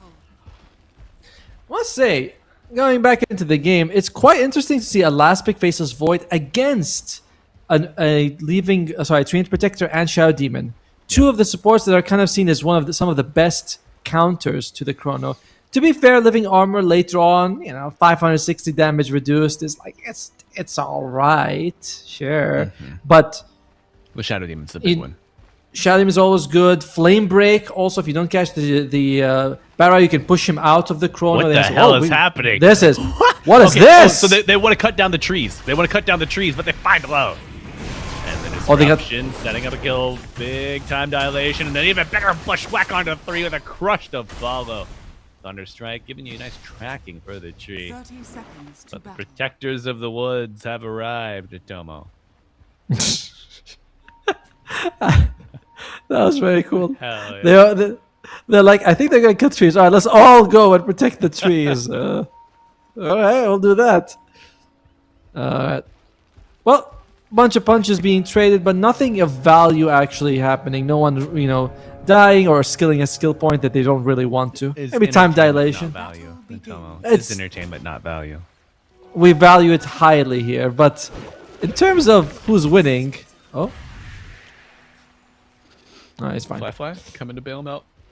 Sorry, I have like a hiccup, but it's kind of like a burp. It's like up and like high in my throat, kind of trapped somewhere. But Jerix is not in this game. It's Baboka doing his best Jerix impersonation.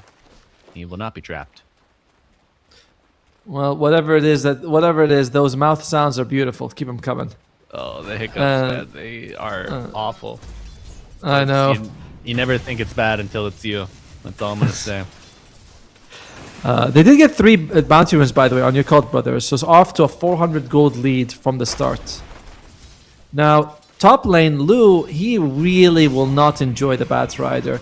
You might think of Faceless Void as a person who, doesn't like burst damage, but burst damage in the lane is whatever. Damage over time, you never know when you're going to time walk. And that is what you get a lot of from the Bat Rider, is very nice damage over time. Yeah, and with the Shadow Demon present, those stacks persist even through your time walk. Yes. And if you can get the chance to interrupt the time walk, you buy a couple, like an extra second and a half, whatever the disruption time is, and that could really throw off the damage resets. It's very annoying in general for Lu. So far, though, the CS hasn't suffered too much, but level 1, you're not gonna be taking too much. It ramps up significantly as you hit level 3, 4, and so. All right, let's look at mid for a second here. What are we working at? I believe it's Slardar going up against a Storm Spirit. Q7 versus Moon. Q7 winning slightly, but no denies, which is slightly unusual. Curious, right? I suppose it's probably because going into, you're usually gonna have a stack remnant on top of the creep that you want to deny. So the stack remnant is gonna blow up, and you're gonna take damage. I think Q7 is not worth thinking. Yep, it's not worth it for me to take a stack remnant just for the chance to deny. Yeah. All right. Moon stepping back up to bat. 10 and 1. Oh, the first deny of the mid lane. Didn't award it to the Storm. Oh, bash. Crush. Another hit. And this next hit will be a bash. Holy. Yeah, the damage, the control under the tier 1. Another living crush. armor. The living armor coming out clutch, but it's not enough. First blood drawn. Oh. Hey, look. He's denying multiple creep waves now by virtue of killing the guy. There you go. The hidden cost of dying mid. Now, what we're looking at bottom lane. Oh, Tianming. Tianming, he's not long for this world. No.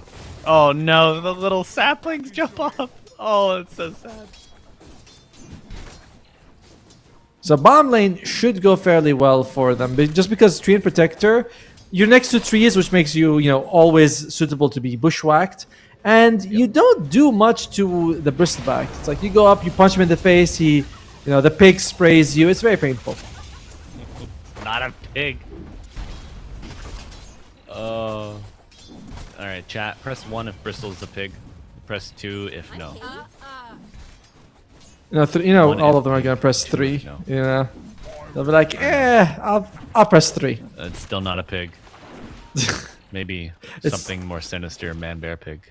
The hybrid. He is based on the quill boars. They're boars. A boar. Yeah, okay. It's pig adjacent. I'll say. Close. But so far, Lo has been struggling. But it's not like they're getting a ton of CS on JT as well on the top lane. Moon's still a level down after that exchange, but leg day. Might be more. Coming at you quick. Oh, crushed one more. Man to man. Big vortex. Oh my! Gets a disruption just a little too late. Does the blood grenade hit when you are disrupted? No, it does not. No, it does not. That is possibly a panic. Oi, oi, oi, oi! 2 solo kills in the mid lane happening. Q7. I mean, I marked this guy as a really good laner in the mid. I've seen him do this sort of stuff, but doing it to Moon on the Slardar in a kind of an even matchup, very impressive. It is. It certainly is. Perhaps the reason why the Slardar was banned in game 1. is under attack. And we'll probably be banned in game 3 at this rate. Yeah. 5 minutes in, a 3-0 kill count. Net worth floating evenly. Oh, Interesting. Bushwhack to buy time. And no gap close for the Radiant. That bushwhack was crazy. It feels like it pulled the Luna from, I don't know, a mile away, but works regardless. Yeah.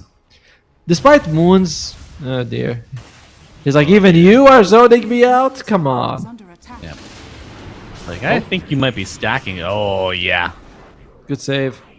Very good. Now, despite the fact that Moon is struggling currently, I will say it's not a bad Storm Spirit game. For, like, Slard... I mean, there are stuns and, you know, glimpse. I've seen worse Storm Spirit games, I'll say. Yeah. I mean, you can dodge a glimpse. You can get BKB, nothing catches you from the other side. Bushwhack, you know, Slithering Crush, not the best stuns in the game. It's mostly Chrono that you have to worry about. It's just the Chrono. How hard can it be to dodge? Radiant Yeah, are and scanning. the Slardar, you know, the odds are if you are trapped in the Chronosphere, the Slardar will not be hitting you inside the Chronosphere. Can you imagine? You're like, I'd rather be inside the Chronosphere than with a Slardar. I like my chances there. Yeah, Oh, there we go. supports are arriving in spades. Search trying to get out, but you will be spraying those quills. Valdir even showing up. Roy on the run. Oh, big bad Q7 coming in for the next quarter. Crush. And another death. Full treads finished on the Slardar. Moon Dire's looking for a middle cheap tower is refill under on attack. this bounty rune. Overall, a good move though for Yakult brothers. They traded support for a kill, but they also force Q7 to stop abusing Moon for a few seconds and actually move. And like you look at the net worth, as you know, Moon, yeah, he died twice solo, but his net worth is actually not as bad as some other people I could name. Lou. No. No, it's not. And we will see just how sinister combination is with the jump in the lasso. That is a kill. This faceless void indeed getting bullied. Aw. The Bat Rider was not super far ahead of him before that kill. Well, he certainly got 1,000 up. a nice boost after that. Blood grenade also was being thrown by Voldir and didn't land. Seems like blood grenades are not very respected in this game. They're just throwing them, you know, willy nilly. Practically go on trees, Tomo. Back in my day, we would, when we threw a blood grenade, we made sure we hit 3 people. Middle tower is under attack. The value. Bring back the mango tree. And introduce the blood grenade tree. Ooh. Yeah. How about we call it a blood fountain or something? I feel like it should be a tree. It should be something Has else. been killed. Removed for ceremonial reasons. Courier has Right. been killed. 2 couriers gone. Nice bit of 500 gold for the whole team. My God. Radiant's middle tower is under attack. Looks Nice. like And you know, Tomo, even though tree nerfed, the skill build's still the same. 113. it's simply too good. The thing is, living armor, the numbers are fine, but later in the game, you just don't get a ton of value out of it. So you want to max out early when the 500 damage is huge. Are scanning. Oh dear. Oh dear. Oh, Go invis, brother. Go invis, brother. Run. Oh, nice he got the moves. crush! Hell yeah. But the smoke will break on Valdir, so if they have any vision, they could use Radiant it. structures are fortified. But they will not. Can. Flyfly has Eclipse. Do they bring numbers to Dire's this? middle tower is under They attack. seem to be not too interested with that, as they are dewarding their for bulk, make sure their camps are unblocked and getting the observer. This is taking a while from them, by the way. They're not. It is. I mean, they're not bad at pushing thanks to the bristleback, but they're not amazing either. As Flyfly, Flyfly. There he is. Good kill. One will do it. Flyfly picks Nice. it up. Okay. Perhaps enough to scare off the encroaching dire forces. Very nice move by Flyfly, by the way. He was able to sort of keep him right into the eclipse range of Valdir so that the bounces didn't go on the creeps. Very clever. Beautiful. Oh, Also, I would they say maintain that stack as well for Flyfly. I will say that Luna probably one of the heroes that benefited a bit from the facet removal because the Moon Shield was just added straight up to the ability itself on the Moon Glaives. You get passive damage reduction, slightly less than before, but man, it's there for free. For free. I like it. Big fan. Same. I think even a value point in the W during your lane can sometimes be very warranted. Oh, I thought you meant you're a fan of free things. I do enjoy free things. Oh, That is where I Zerg. go. Oh, well, this Free could kill. be a free kill. JT TPing in. Lasso to pull him back. You zip through on Moon, facing forward. Zerg quilling to his delight, but it will not get him out for a kill. Bristol falls. Now YB in the driver's seat. If you are on the dire side, you gotta start thinking like, yo, we have a very farmed and hard to kill Bristleback. Should we not have our supports around him? But they are stacking instead, so they're not like doing nothing. Roy is getting his stacks off. Voldir is protecting low, but this does feel like the scariest time for a Bristleback to be active. Oh, Blink Dagger on Q7. Radiant's There you go. top tower is under attack. Big timing. Combine that with your Chronosphere, you might have the makings of a kill. Top side, the action. What a Q7. stack! What the f... Brother, you do not want that action. Baboka walks in. Does he spot that they have been? Yeah, you should see the corrosive haze. So he will be like, I think someone was here, guys, infecting them with their disgusting haze. Radiant's top tower is under attack. I like the Shadow Poison usage there. Scout for any wards blocking the Ancient. Very smart. Observers pointing out that. Others. Observer pointing out. Look at Baboka's shopping list. He's like, I'm just gonna go straight Ags. Is that okay with everyone? Hell yeah. Great break against the Bristleback. Good against the Slaughter as well. I believe you can break the passive from him. Can you? Fashion It Thief. is. No, I meant Seaborn Sentinel. Oh, Radiant's the top innate. tower is under Yeah. Oh, sorry. Yeah. Yeah, there's an innate. It's an innate and a passive. I get Innates are sometimes passive. confused. Innates are Yeah. almost always passive, yeah. That's fair, My that's bad. fair. My bad. That's Oh, no, it's the bad of the Storm Spirit gets blinked on and sharp shot. nice Boy. vision. Just as the ward gets removed as well. Not removed, sorry, times out. So it's like, that ward gave maximum value. Voldir mid. He's gonna be fine. Him and his disgusting Radiant's bottom tower piggy, has fallen. whatever Big brother. gremlin thing that he's riding. Oh, I thought you were talking about Bristleback. I'm talking about whatever that thing is that he's on. So No, I no. think it's from the. Okay, so it is in Warhammer. It's in the, like the ogre kind of skill set or like race. Let me see if I can find. Jump in. Going for big boy. They fight him. Is have it the gonna be enough clips clips. coming down. They okay, not quite a big boy.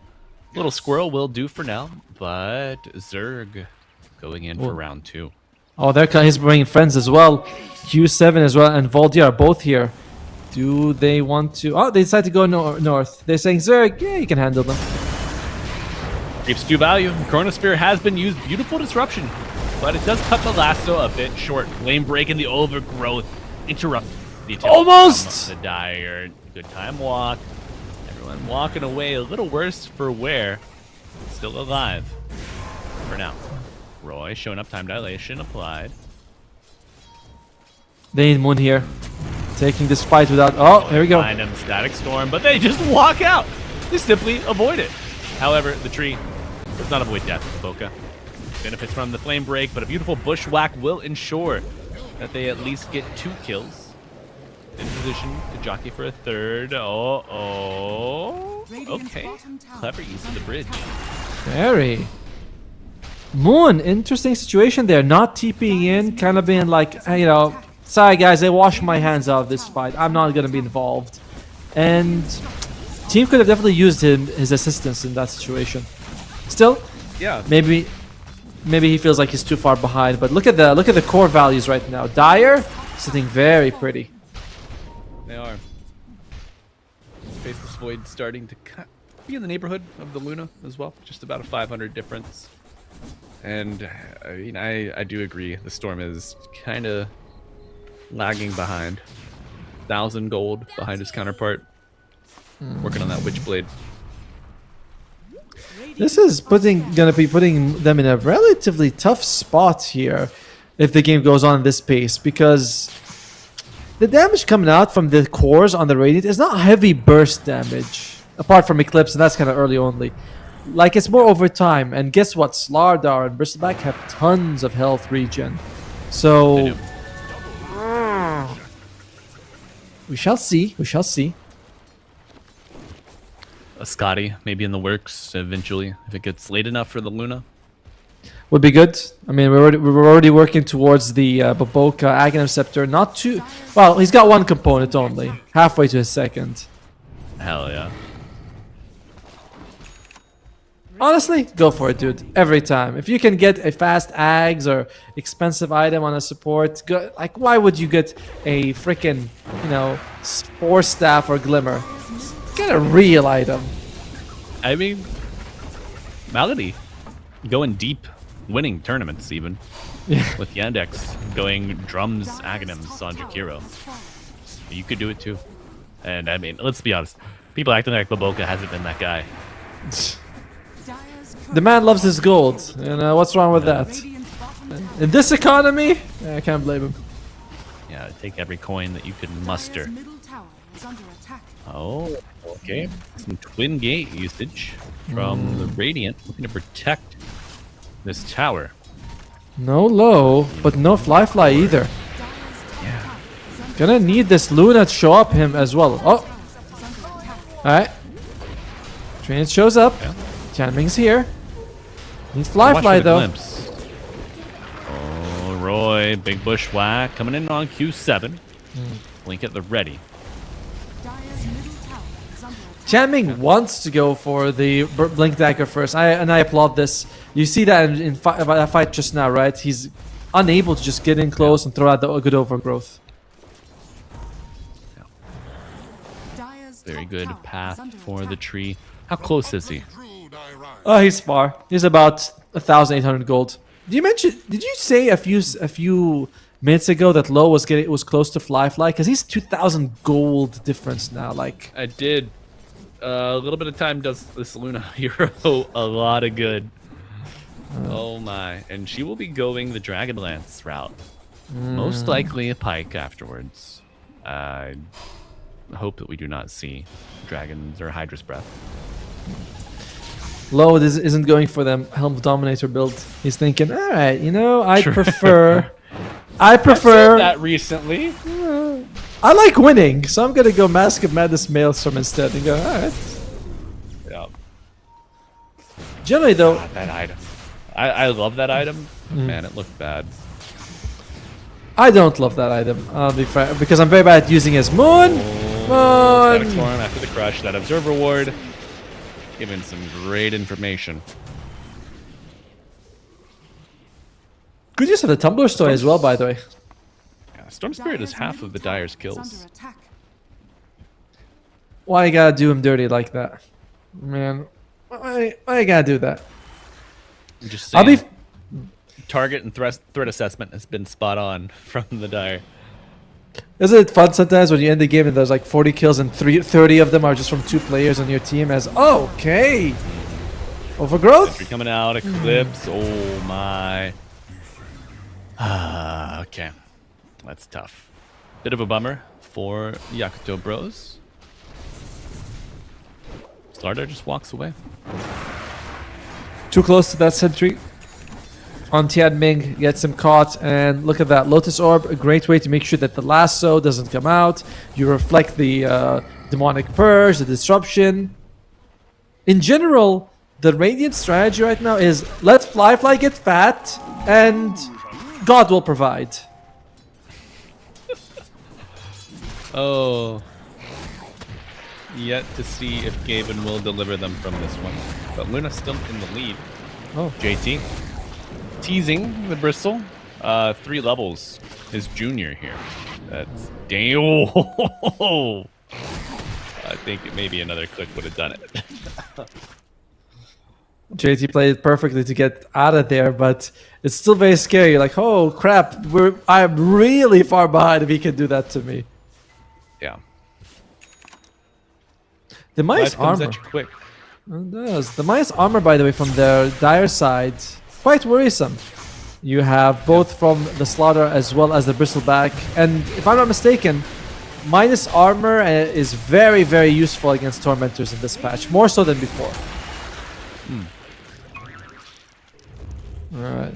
Now, I feel like this game could go either way, but what about our Observer? Do you think our Observer will have any preferences? I think he's been by Faceless Void before. And Oh, I think my. the wind condition. Oh, Oh, my. shit. The crush 5! into a static start. What? Not like this. Yakult, bro, is answering with the Eclipse, but Zerg running rampant. And, a little too slow, my boys. I feel like Shadow Demon should have had more menace stacks on there. He should have self-disrupted to accelerate Yep. the Rosh. Gotta say, you very rarely find the Treant Protector in the Roche Pit with the rest of the team. That was... I mean, they got a 5-man Crush with 5-man Static Storm. What? And they still have Chrono. Yeah. Oh, a delicacy. I mean, shout out to Cloud Rising for that jump in. Like, that was, they timed it perfectly and everything, but do you need Treant Protector down there? No. No, you don't. Oh, no, you don't. But, I mean, who else is going to tank it? Your Bat Rider? Your Magic Yes. Illusion that you need for the Yes. damage? I mean, Yeah, anything any else, of I them. guess. Yeah. Because if you have him out there, he might be able to throw out that overgrowth when he spots them out. There are trees around the Roche Pit, can stand one of them, give some vision. Especially this Treant who does not have the shard. He's going straight up Blink Dagger. So his value significantly less. Yeah. It diminishes as the dispels mount up here over on the Dire. What's Void's inventory look like? Moladier Yeah, should Milner be Manta. Maelstrom right now, working towards it. I thought he had the Moladier queued up earlier before it, but he just wants the match for now. Not bad. Good source of dispel against the overgrowth. Uh-oh. I fly. Wishing you could dispel all of this damage coming out, but the Eclipse, BKB, use Lasso pulling him in, but the Luna very low. Up a little bit. Will it be enough? This glimpse. On the Void as the Aegis. Oh, the glimpse, yes. Tomo. Valdir. Creating good opportunities on the catch. 15-5. Chinese Disruptor is very strong. You don't give it to them in this region. And look at Zerg on this Bristleback. How are you killing that guy? He will, I believe, have a Lincoln Sphere, Lotus Orb, so spells in general. Any single target spell is useless. Along with, of course, the Consecrate Wraps. Yeah. Oh, man. He's starting to reach critical mass here. Now, I'm wondering, the Shadow Demon, Mr. Baboka, do we have an Axe finish on him? No way. We do. Oh, wait, he does. Just now. Oh, great. Straight Axe Scepter, as we mentioned earlier. Takes 24 minutes, but he's got it. Radiant's bottom tower is under attack. Yeah, I mean, your team only has 5 kills, 2 tier 1 towers down. I would maybe accuse him of witchcraft if he had it any faster. Alright, though. Okay, but does it change much, to be fair with you? 6% chance of victory for the Radiant. Our Observer is like, alright, I'm glad I didn't say who I think was going to win. I think it's Dire. Yeah, I'll keep it to myself. Radiant's bottom tower This is is debate. under attack. Radiant Smoke up. structures are fortified. Bottom lane being pushed in, though, so it's not much of a smoke because you are dictating where they're going, sorry. Radiant's bottom tower is under Oh, man. Chrono Static Storm, ready to go. It's a big wraparound. Very big wraparound. But if you can catch Disruptor and the... Oh, here we go. Here we go. Good vision. We're going in. The break. All right. Hoodwink found out. BKB used Lasso Pulling Starter and Static Storm on the ground. Good chrono. Chronosphere on a multiple. Disruption to safe, but cannot find any unification. Zerg takes down the Luna. Where was the break? 2. And the buybacks coming out. But I don't know if it's going to work out. Whoa. Just running them down, and Zerg after Fountain. Radiant's GG is bottom called. barracks are under We gotta get Fly, three. Fly, not even bothering to buy back and defend. He's like, yeah, this game is over. There's no chance. And calls it right then and there. Interesting move there from Cloud Rising. Just putting all their eggs into the Zerg basket. Low gets shut down a little bit early on, but 2 solo kills by Slardar. And Moon's like, that's it. I'm done. I'm not playing anymore. He kind of doesn't join the team, and there's a fight top that was very critical. And I was looking at the start, I'm like, oh, is he gonna join it? But he's like, nah, I'm not gonna join. And from there, just so snowballed. And of course, the Roche pit. Oh god. Yeah. I mean, this team, Cloud, they were moving so much better than they were in game 1. After that Tormentor was taken, you need to have the tree out. You gotta scout. You gotta be a little more proactive. You cannot just sit on your heels. But unfortunately, the Yakult Bros maybe have slid down a little bit from their game 1 performance, but that just means we got a game 3. Yes, we do. Yeah. And we are going to be going into that game 3 after we take a short break here. We'll be back in about 10 to 15 minutes. We'll see you guys for the decider. Winner stays, loser goes home. But Malibu and Atomo are staying here forever. We'll see you guys in just a minute. Hey! Love shines through me with everything you do. I had to tell myself once every day. I really did hear you say. Since I heard you say, baby, baby, I wanna give you all of my love, give you all of my love, yeah. Baby, baby, I wanna give you all of my love, give you all of my love, yeah, yeah. Ooh, yeah, ooh. Baby, baby, I wanna give you all of my love, give you my love, baby, yeah, yeah. I wanna give you all of my love, yes I do, yeah, my love, yeah, yeah.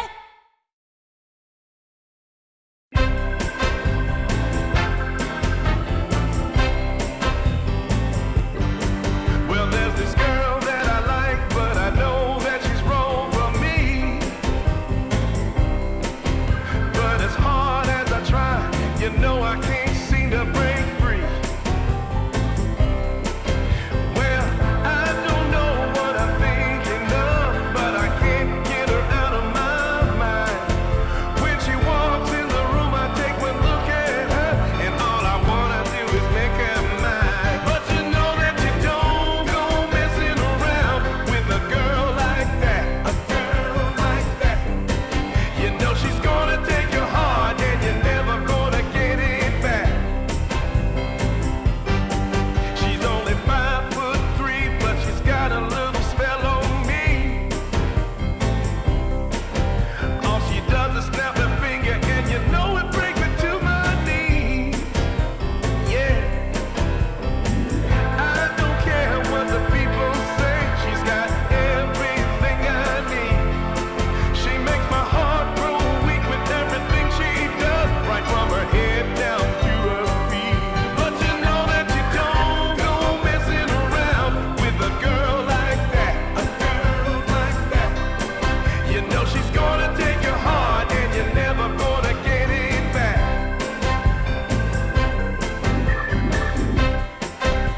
She's driving me crazy, and I'm out of my mind. But you don't go messing around with a girl like that, a girl like that. You know she's gonna take your heart, and you're never gonna get it back. So don't go messing with a girl like that.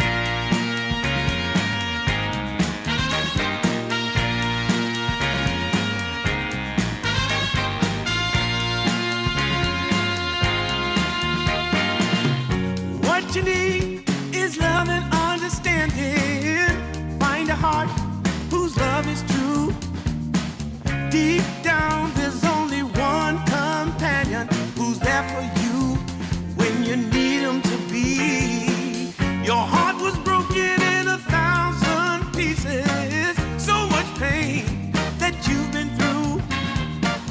Here stands a man who's your salvation. Just ask yourself, am I ready for you? 100% now. I'm ready. 100% now. Yes, I'm ready. Eyes wide open. I'm ready to move. I'm ready to move. 100% now. Take a chance in a new direction. Any place you wanna go.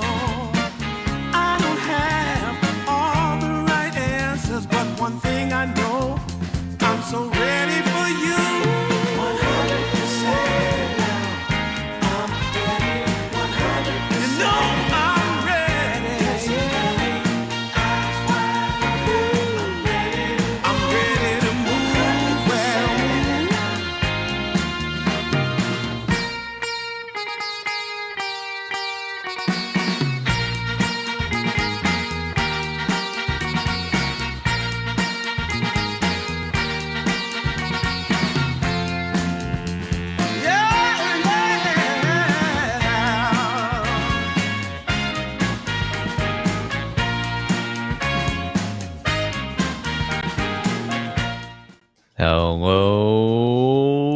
Hello, here we are, folks, back for a game 3, rinsed, refreshed, and ready to go. So Tomo, joining myself, Malibu Jesus. I got my tea. Tomo, what about you? What are you drinking on over there, buddy? Water. Water. All Yes. right. It's to good for you. Not bad.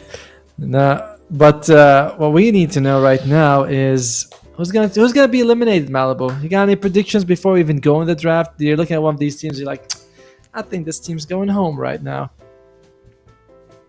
Yeah. I mean, you win game 1. So I'm your Yeah. Pros. I win game Okay. 1 pretty Then- convincingly. Very much. Then I turn around and get smacked in game 2. Do I have the resilience to like shake it off? Say, why are we letting little bro win? Like, this is easily our game. I don't know, man. It's a toss up for me. I think Cloud Rising going to be hyped up after that game 2 win. They're going to be riding that momentum forward. But if Yakult Bros have a better draft that can kind of go back and forth with the team fights, I feel like they're on more even footing. There, it was just not enough for me in game 2. Sorry. We're gonna go in the draft actually because I'm feeling somewhat similar to you. I will go and say that Yakult Brothers' victory in game 1 was much harder for them than Cloud Rising's victory in game 2. You know, that was a 40-minute game. It was, decent trading. I'm not gonna say like, oh, Yakult Brothers wasn't ahead. They were ahead for most of the game, but 5 seconds. they were close to a few slip-ups where they could have lost it. Cloud Rising's control in game 2, I mean, that was absolute dominance. Solo kills in the mid lane twice. Massively outperforming them team fights. And Cloud Rising saying, yo, that bristleback that you guys had in game 1, let's show you again how you're gonna have to play him. Oh my! The pig makes a triumphant return here in game 3. He's a Sorta Quillbore. Seconds remaining. Alright. He is big. I mean, they are. By the way, in Dota 1, he was part pig. All right, can we Google Quillbore? Bring up an image of that so you guys know exactly what I'm talking about. Technology does not exist. He is Been a boy. lost. He is a boy in Dota 1. He's the boy. There's a pig in Dota 1. My torment is the best reward that comes with casting. It's always nice bringing entertainment in Dota 2 to whoever wants to tune in. But ultimately, the anguish that I get from torturing a Tomo is my biggest reward. But Yakult looking to finally get a little bit of anguish angled towards Cloud Rising. They 10 steal the hoodwink. seconds remaining. Okay, give me a second. I'm working with our production 5 here. seconds remaining. Okay.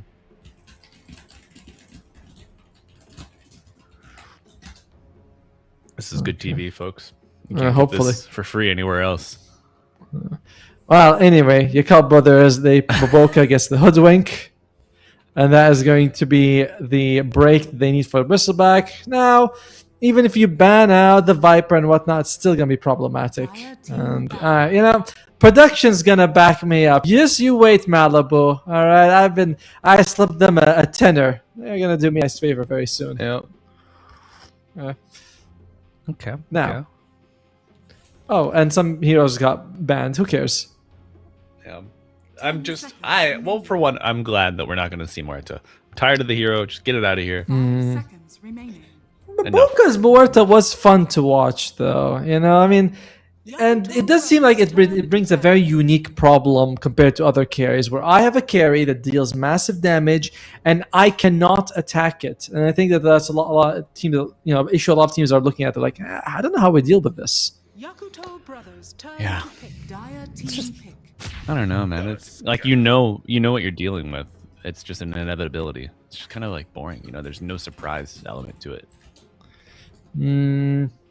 Surprisingly, Doom is still in the pool, by the way, if either team decides to go for him. Yakult Brothers has already showcased their support duo quite early, by the way. I feel like you don't see this as often. Usually you see like a support in one lane and a core in another, but these are both of your supports, a save from the Tusk, BKB piercing, a break from the Hoodwink, and along with an AoE stun. Okay. I mean, it's a great support duo. If you're going to lead off with 2 back-to-back support picks, this is one that it's worth doing it for. Dire team pick. We're going to pair it up. I was going to say, I want to say the Treant, man. I want to say the Treant. Right. All right, Treant gets picked up. Shadow Demon is still in the pool, and Roy can also play the Keeper of the Light if he wants. Now, I feel like I wouldn't mind. I love Keeper, dude. I had a game of Keeper. I will say, though, that the nerf for the movement speed was hurt pretty badly. But, guys, we have something we want to show you. It is a Quillbore. Production, can you bring it up? There you go. What that is Bristlebacks. What is he? He's a Quillbore. Yeah, which is like a pig man. It's man pig. Bad It's got bear tusks, pig. though. It's got tusks. Pigs don't have tusks. Which one has the tusks in? I'm sure there's Boars. Yeah, boars have tusks. Quillbore. It's the same thing. What's the difference between a boar and a pig? They're the same thing. It's a lot of heart and character, charisma. There are levels to this, Atomo. And the first Shadow Fiend appearance of our casting so far here. Qualls. But now also our first Dark Willow appearance. Yes. Meanwhile, Ember Spirit comes out. So the Dark Willow, it's pretty decent against the Tusk because usually when you're snowballing in, you're kind of gonna land in usually rough not the rough directions, but around a creep or something. You know where he's gonna go. You can drop the Bramble Maze around, which is very nice, but not super good against the Ember Spirit. I'm half on the Dark Willow right now, as we will likely see another core. What would you want? What would you want for Q7 right now? Q7 Sand King? in the mid lane. Sand King could be nice, but a Beastmaster, a little BKB piercing roar. Okay. Always action. The Tusk save is still there, but it's fine. You, as we mentioned, now you have a lot of disables for Cloud Rising. 2 of them BKB piercing with the Overgrowth and the Roar. Then you have the Cursed Crown, the Terrorize, and the Bramble. My God, Dark Willow's got a lot of control, doesn't she? She does. It's one of her strengths. I think feel like Terrorize into Overgrowth is going to be the main attraction here for Cloud Rising, with maybe a Treant scouting deeper ahead, so the Willow can get a more informed Terrorize. Timbersaw banned out. Would have been the first one we'd seen. This is a hero that I want to see since the numbers reworks. I think there's a lot of potential. I don't know. I haven't seen it myself, and I know the numbers means he's better late game, but Timbersaw, he was often picked as a tempo core, but that was a few years ago that was changed. Now he's seen as even a late game threat. But if your early game is weakened and you spend most of the game recovering, is he still worth picking? It's a good question. Eh. It's a good question. Now, Cloud Rising need to ban out another offlaner. Who do we not want JT to have? Let's see.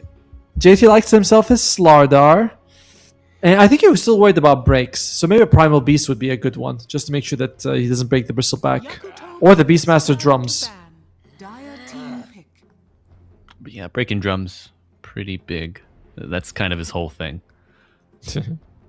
Luckily, Slardar No. already banned out, so not a consideration you got to make. Primal, I think maybe. 10 seconds remaining. What are your strong lane combos? You can run the Hoodwink 5 seconds 4. remaining. You can run the Tusk 4. Is there anything that is just Giga OP? I don't think so. I mean, maybe you can consider taking a Mars for the control. That would be too bad. But I like the idea of a Primal Beast because you have already good guys to break, and they go for the Luna. So, in a they're just copying them on Cloud Rising. The Bristleback from game 1, they've taken now game 2 and 3. The Luna from game 2, they're saying, Lowe's like, let me show you how it's done. All right, so that's going to be the Luna. 10 seconds Pairing off remaining. against the Shadow Fiend. Not bad for the Luna, I'd say. No. 5 No, seconds Shadow Fiend, remaining. shadow of his former self, to be sure. What about like a Legion Commander? Doesn't seem like she's getting picked very often, which I'm a little bit surprised about because I think she's in a decent spot. They're going to go for the Underlord. Heroes. They need a frontliner with damage mitigation. Underlord comes out. All right. I feel like Cloud Rising has the slightly better draft, but it's been a very odd tournament for Yakult Brothers. I did not expect them to lose their first series against Cloud Dawning. Then they lose game 2 against Cloud Rising in I won't say Stellar humiliating. fashion. Sure, thank you. Saved me there. Anytime. So- anytime. So I mean, and the Yakult Brothers for me, they came in as the biggest favorites of the tournament. So they've been very hit and miss. I'm gonna back Cloud Rising simply because they've been more consistent. All right. Agreed. This is our first time seeing Underlord. Does decently into the Luna. Luna can kind of pepper you from afar. I don't know. Zerg is so formidable on this Bristleback. I don't feel like he ever loses the lane in such a way that you have to invest in him to recover. Yep. The Moon Ember, kind of nice. We'll go up against the The Fly is Shadow Fiend. His performance has just been so volatile. The highs and the Yes. lows of this guy. I would love to see a higher floor for this. I know. For this safe laner, but I don't know. Maybe he's starting to feel himself now. This is like his ace in the hole. Could be. Oh, we'll see how it's going to go in this game. As overall, I feel like Cloud Rising, they went through a tough. You're going to go through a tough lower bracket. I might seeing them win. Yakult Brothers, they are the favorites though overall, but just based on the players that we have, draft-wise, it's somewhat even. But I do like what Cloud Rising has, so I'm gonna back them up a little bit. I'm surprised because Yakult Brothers has 2 Malaysians, and I want to always support the Malaysian team. Oh, look! A boar. A Razorback. Thank you. She's called a a Razorback, boar. Oh, no. Yeah. But it's a Razorback. It's like when I go, that's a parrot, and someone goes, no, it's a bird. I'm like, yeah, but, man, sure. I would say boar is more general than a Razorback. Fair.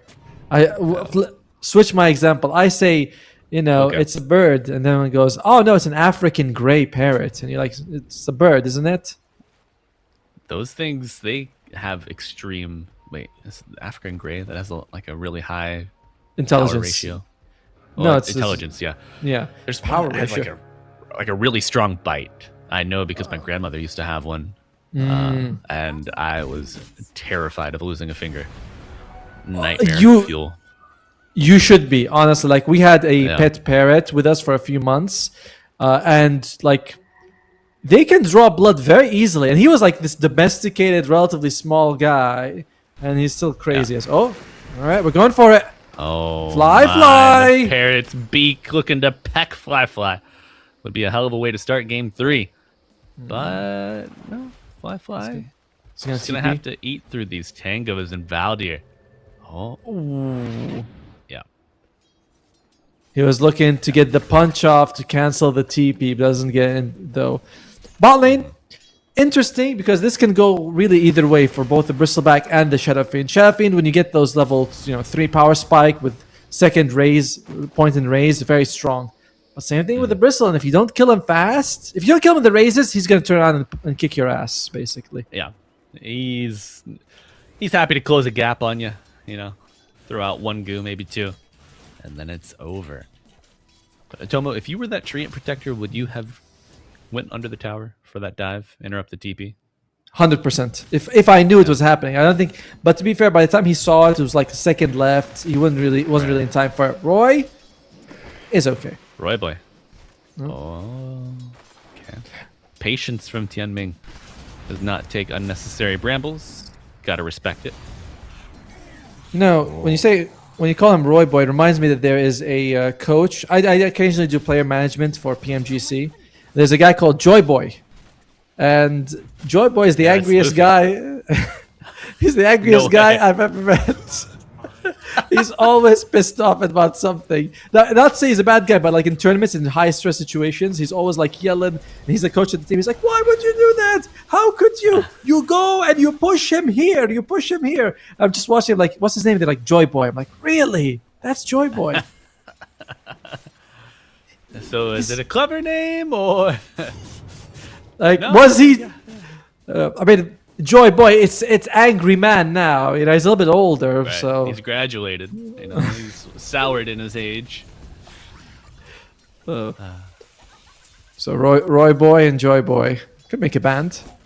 And yes, that is Invading Force. Now scales, by the way. I think it Really? just to scale as well with the Fiend's Gate, but now it scales every level, which I like. I like those innates that get better at every level. Right. I mean, you got 30. May as well make it count, right? But overall, Coddle, I wanted to touch on this in the draft, but the nerf. Oh wait, that doesn't matter. Zerg. Ooh. Wait, who's chasing who? Fly. Fly low, but will Zerg find the tusk before it's too late? Oh, he's fine. He's salved up. He's salved up right now. Man's drinking, dulls the pain. That it does. Or so I've It heard. does. I myself have never partaked. Partook? Partaken. Partook? Partaken. Partaken. Um, Now we're looking at in terms of overall CS. Mid lane is a disaster. We haven't actually touched on this, but mid lane, Moon is getting destroyed. Like, that is a lot. 18 and God, 16 man. to the 9 and 3. When you say like 18 and 16, people might assume that you're talking about the last The hits CS, of 2 different yeah. heroes. No. Last hits and denies, folks. Given, I would say a fair number of those denies are the boars. True. Still remains to be said. Q7 playing at a nice high level here Dire's in the mid lane. turret has been killed. I mean, he Bottles already. Does he reserve the other? I think so. He already kicked Moon in the previous game, right? Like, that was also a massive shellacking. Now, do you think Look at that. Double water rune. He's got a blood grenade ready to go. The boar slow. No, the deny. Oh dear, he denies the flag bearer, and he's just going in. Yep. Walking him down. Oh, First blood from the yoy. boars. It's a nightmare. 2 games in a row here for Mr. Moon. That kill would have infuriated Joy Boy if he was the coach. As they get a kill on the other side, Valdir loses his life to JT. Right. A little bit of life from the Dire. Unfortunately, it's not in your middle lane. But beggars can't be choosers. We'll say though that you're fairly happy with how the side lane is going if you're Radiant. I mean, look at the bottom lane. As Zerg Oh, is gone. shards. No escape. And it's not just the Fine. kill. Fly is, in CS-wise, is doing very nice. Yeah, gonna be the Falcon Blade rush into. Think he treads, or do you hold off for travels? I'm more used to seeing treads, to be honest with you. The bigger question is are we going magic build, or are we going the hybrid magic build, or pure physical? All right. What do you favor? I favor the pure physical, but when I look at my mid laners struggling, I start thinking to myself, maybe I have to get the magical because I can't rely on Moon to make space and keep us safe for the next 20 minutes. So Yeah, we need something early. Also, Underlord is a very good hero, but he's not ultra aggressive and getting kills and that sort of thing. He's kind of like a big shield, and we need someone who's going to be, hurting them as well. So I think you should go for the hybrid. Yeah. Okay. We need a shield with spikes. Uh-oh, the roar comes out on the Tusk, not the Ember, but a big bushwhack. Saving him for now. Snowball to delay. Go to the Shadow Realm on the Willow. Tree low. Big armor applied, but he will go down. And the Dire biting off perhaps more than they can chew. Okay. Can we look at the net worth for a second? Because I'm seeing this. Yeah, the CS from Fly is insane. He's nearly 1,000 gold ahead of Low. Now, I probably favor the Luna's farming a little bit more later on when she has Manta, but early on. Oh, man. Oi. Roy's like, okay, you win. I'm sorry. I didn't want it anyway. Are they gonna be getting both? They do. Huge EXP buff for Yakult. Okay, so Atomo, side lanes have just led into the early lead here. If only old Q7 could play every lane, right? Q7's like just share unit control. Share unit control. I'll handle it. I'll control you guys like I control my boars. It's not a big deal. I mean, he More does a good job. It does. Looks like they're going to be stacking over there for Baboka. What is that? Quad stack? No, it's double stacks on both. Gonna be just a triple stack after this. Starting to get there. Alright. Do you Back in- give it to your Underlord just for, fast clearing, or do you need your SF to come over? I'm more of the opinion of whoever has sort of the least going on in the lane should go and get it. Because if someone's like getting good farm in the lane, why leave it so you can go and get good farm in the jungle? So whether it's Moon or JT, I think is better. Fly is fine where he is, and I think it is going to be Moon. Okay. Oh, All right, Roar coming out in the mid lane. Roar. Damage. Baboka trying to get to the tree line, and he will for now. Moon returning. Up the axes. Wide right. Q7's got to do a little bit more for the team right now. He's the only one who had the really good laning phase. Beats his counterpart. Now expecting to sort of snowball to victory. Going for the Axe Scepter. Okay. I like it. Yeah, Zerg's had a tough time. Observer, do you think that Zerg will recover? Yes or no? Well, you gotta give him a way to respond to Tomo. Oh, mouse up and down for yes, left and right for no. No. Bad Bristol game ahead. Uh-oh. Okay. Well, I mean, hell, he's dying to the Dragon Scott. Poor guy. Yeah. Fly level 8. 4.95 thousand gold saved up working for that Mask of Madness as Luna picks hers up. Oh, bushwhack. Not quite. So Fly is decided what he's not going to go for the magic build. Yep, already up to the Dragon Lance. He wants to get involved. He's saying, I want blood. Blood is good. Okay. Yeah, coming through the Twin Gate. Great hero to do it if you can protect him. And I think Yakuto Bro's probably up for the job. Yeah. This tower is an afterthought. It could be a Wrecking Ball, by the way. JT is going for a Rod of Atos into Consecrate Wraps.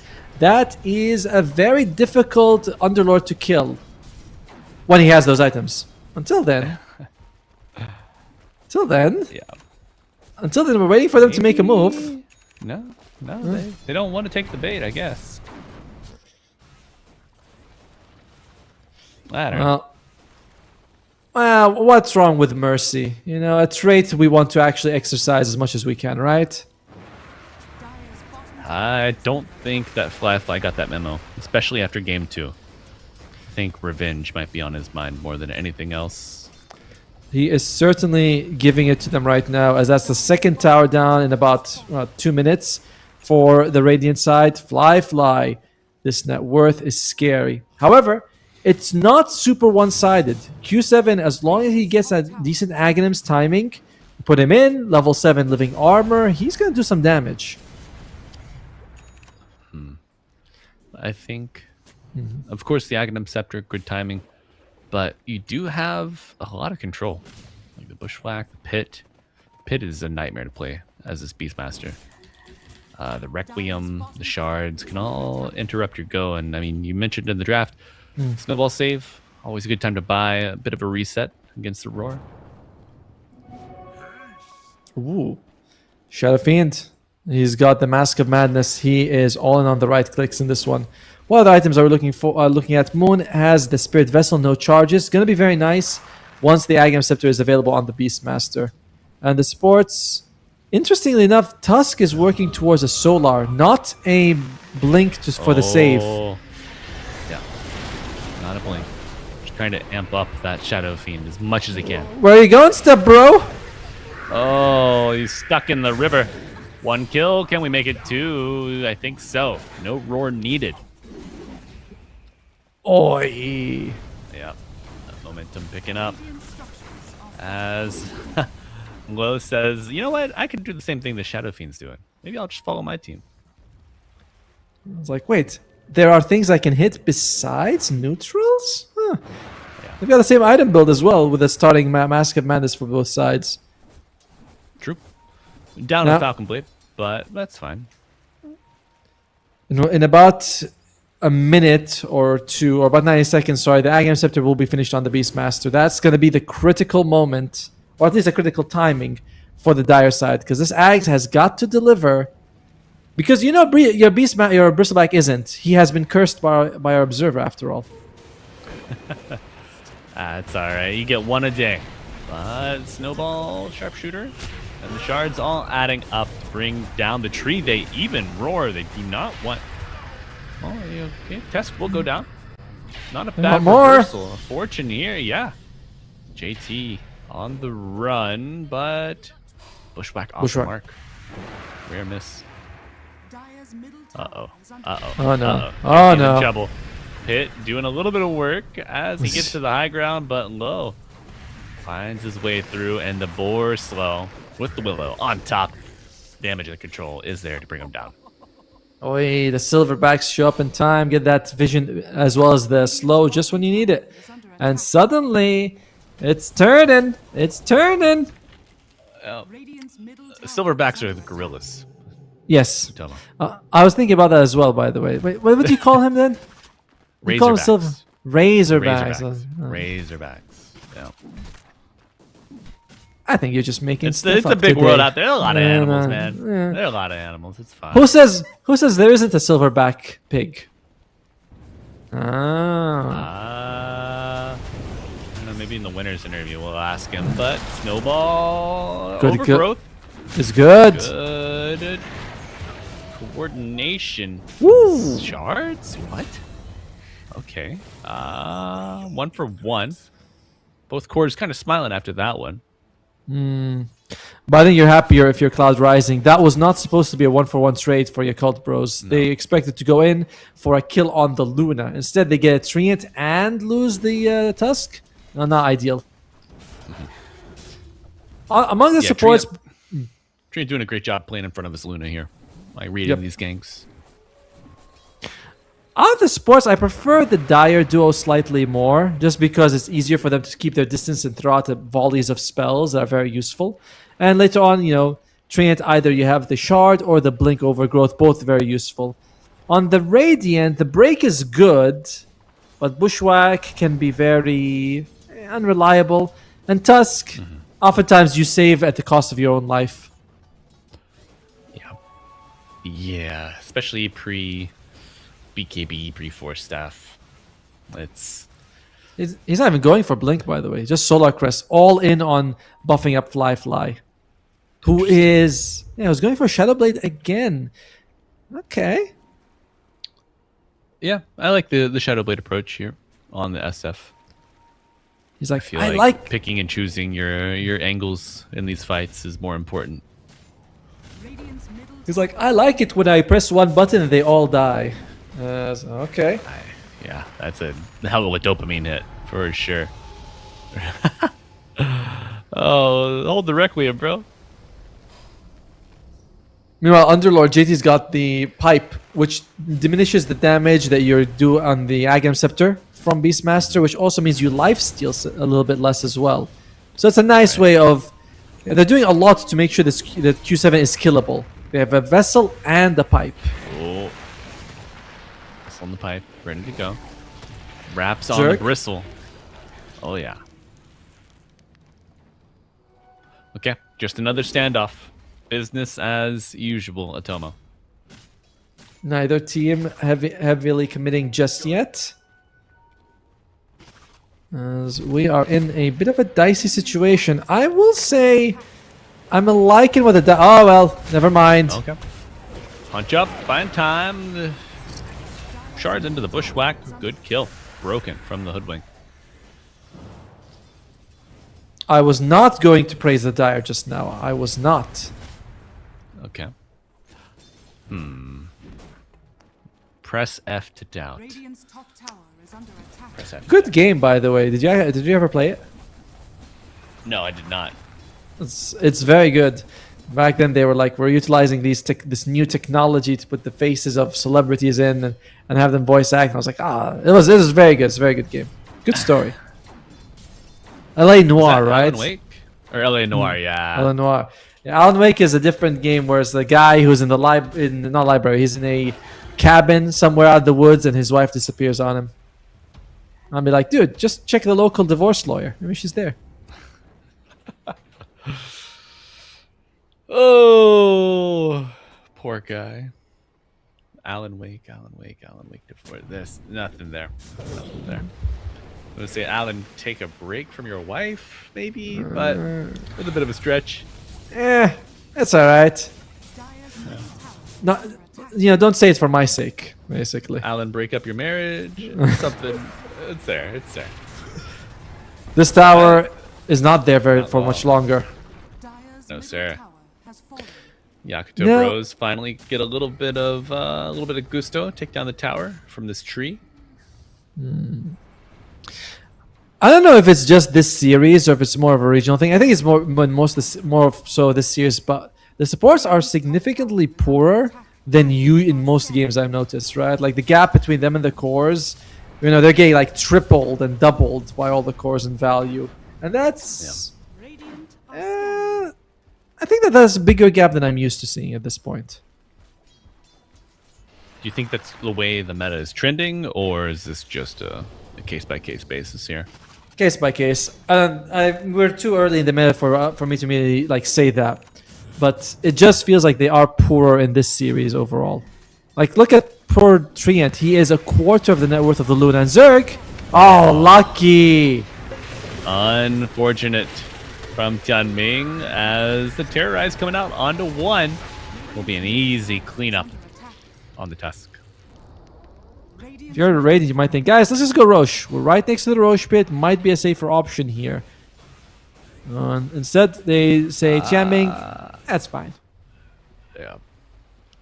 I mean, do you remember what happened last time Yakuto Brothers tried to Roche Tomo? I don't think I'll ever forget that one.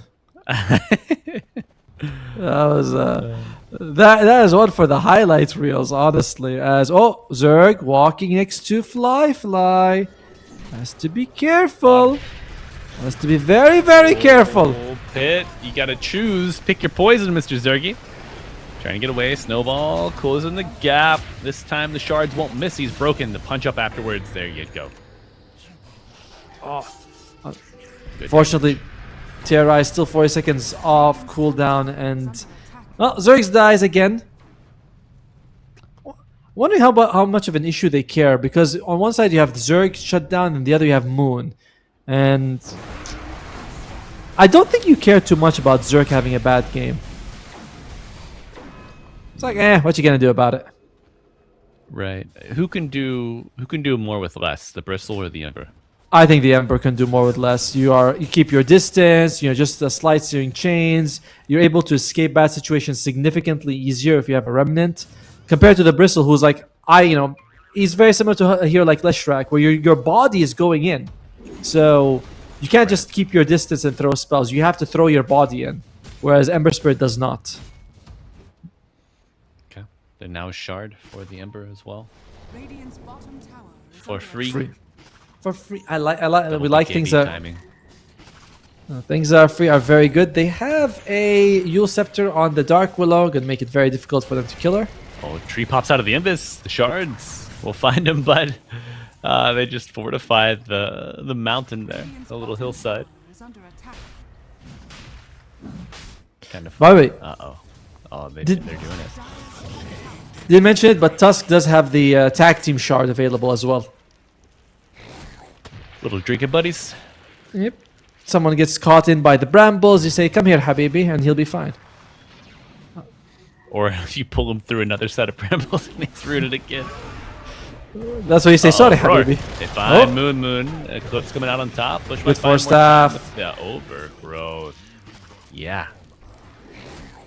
There you But go. not- A good way to start it out. Maybe you buy time for yourself to take the Roche. Oh no, man, this is Low poking his head in. And now Beastmaster coming back for seconds. They don't have detection in the area, by the way. They have a dust, but that's about it. No actual sentries in the Roche pit, so they're kind of worried about doing it. Yeah, they decided we got back off. Oh my god, it hurts! Wow, the It damage. hurts! The Shadow Fiend just throwing them from afar. Terrorize! They're going to bring down the Bristle. JT with the body block, trying to hold him in the pit. Oh, the Aghanim Scepter on the Underlord, unaddressed previously. Seen it now. And Cobra's sniffing at Roshan. But they would prefer a hero kill before, but they will not get it. That was very unfortunate. No sentries means that they couldn't go for Roshan on the dire side. And then Fly walks in, they get a kill, and small things. Just not carrying a sentry prevents the whole move from happening. They did have a couple of dusts, but there's a big downtime after you use it. Yeah, long goes for- cooldown. That too. 50 gold. 50 gold separated you from an Aegis there. Have you lost many games in situations like that where you're like, oh shit, if I had a dust or a sentry, would have won that game? I mean, yeah. Usually like late game scenarios where your inventory slots are super limited, you have to juggle with backpack swap timers, trying to ward Radiant's bottom tower appropriately. is under attack. You just die out away from your base. No buyback. Because your team was there and you had to be with them. Otherwise it's the wrong play. Dire's top tower is under attack. Oh, that's why you pick Zeus. You have all the vision in the world. You're like, I'll just press R. We'll see everyone, guys. Don't worry. That Slark87 guy had a point. He did, didn't he? Ocarine Core is a good item for support Slark. Oh, and map hacking helps as well. It does. It does. Tower is under 17,000 games, Slark. Can you believe that? I don't. In Why? some ways, I cannot believe that someone can play. I don't think I have 17,000 games in Dota, and I'm obsessed with this game, and I work at as a profession. The guy's like, I just play 17,000 games of Slark as a support for fun. Yeah. I just queued up. No big deal. When did you start playing Dota? I don't know, like 3 years ago. What? Oh my god. Yeah, okay. Your test results have come back and you are Android. Fully Android. You're positive for something. We're not exactly sure for what, but there's a lot of signs here that. Oh, poor guy. Let's not be mean. As Fly working towards the BKB. And has an Aegis. Tough kill. Have not really felt the impact of the Acceptor on the Beastmaster just yet, by the way, even though he is third highest net worth. Are fortified. Cute solar crest, or the medallion of courage applied. Middle tower is under attack. There's the solar crest.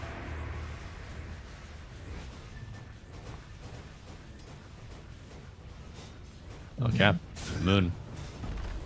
Feeling safe enough to finally show his face. Gonna be an easy tier 2 tower. Tower has fallen.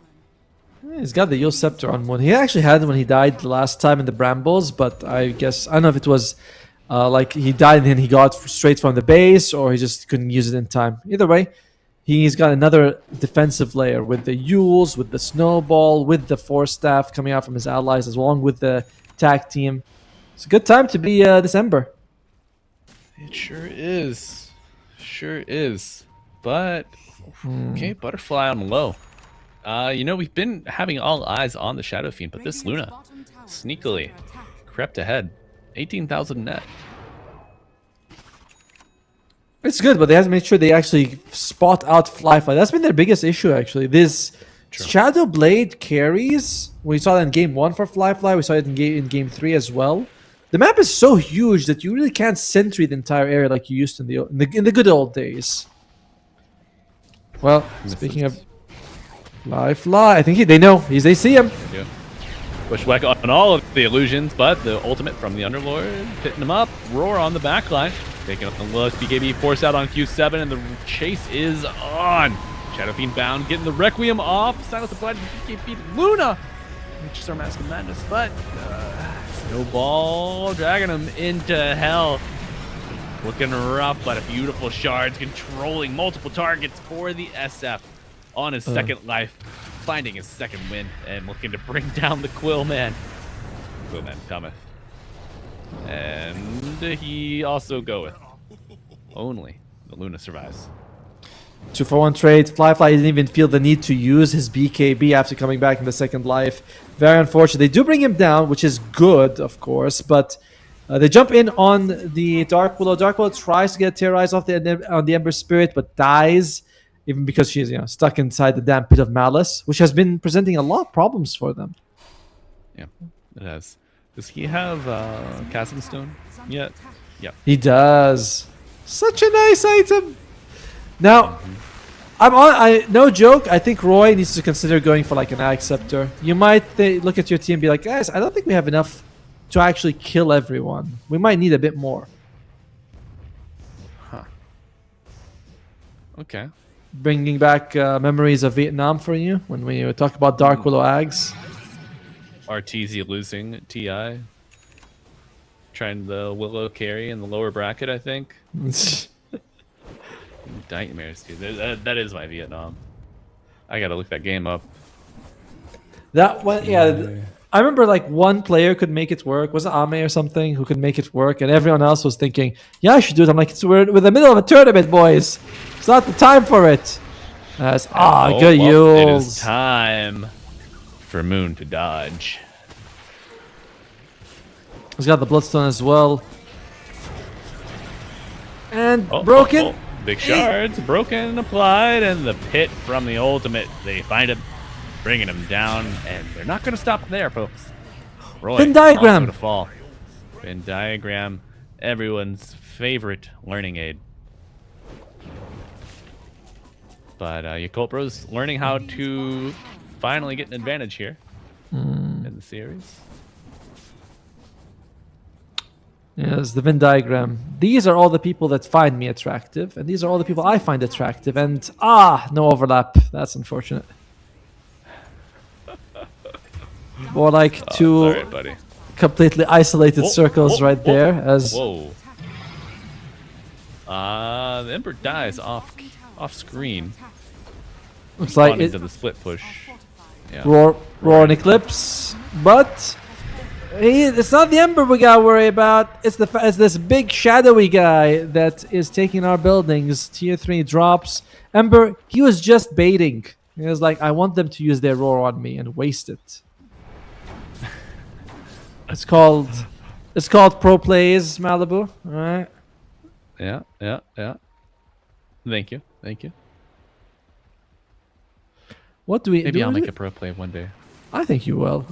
Definitely. I believe in you, buddy. Thank you. Luna's getting close to 6 slot, by the way. Not quite there just yet. Magic Wand can be replaced. Mask of Madness boots as well, but starting to get there. Working towards a Silver Edge for himself. But before that, once it's shard, there's a new shard. Makes Lunar Orbit do less damage when you... you take less damage even more. And you move faster. 1% movement speed. That's nice. The move speed's actually kind of crazy. It is. I mean, firstly, the damage reduction goes from 20 to 30. That's not a 10% increase. That is a 50% increase, by the way, ladies and gentlemen. That's actually a big factor. And the 20% movement speed on top. Good for chasing and running. Radiant are scanning. Not good for standing still. No. You don't want to stand still when you have that. You don't stand still any faster, folks. That is for sure. But Shadowblade on Luna, she wants to have a little invis fun herself. Oh, did I spot the gem? Roy's got a gem right now on this Dark Willow. Probably the best person you can give it to. Maybe you could give it to Valdir on the Treant, but I think he's more susceptible to being killed than the Willow. Yep. As Stormy, it's Torment time. It is a big shard for the Beastmaster. It's a good one. Axe debuff applied on auto attack. Now, Atomo, when this move happened last game, our boys on Yakult Brothers were caught unaware in the Roche pit. Roche has just respawned. Oh no. Yeah, Yakult Brothers, they are not messing with the pit at all. Is that crit? Yeah. They're gun shy, yeah. Is that kryptonite, the siren song, right? Like it lures you and you think it's so good. Yes, I'll get it, and then you end up losing your life. Yeah. Give me another life. Please. I deserve it. Scud Storm! Boom! Just nightmares coming down on the pit. Crush with Static Storm on top. 5 man This would each. be, yeah, Overgrowth, Terrorize, Eclipse. Ooh. Not as punishing, but even. Check out what Baboka has. He's got the Krella's Crozier. I think that's how it's pronounced. The Crozier. Yeah. On the Hoodwink.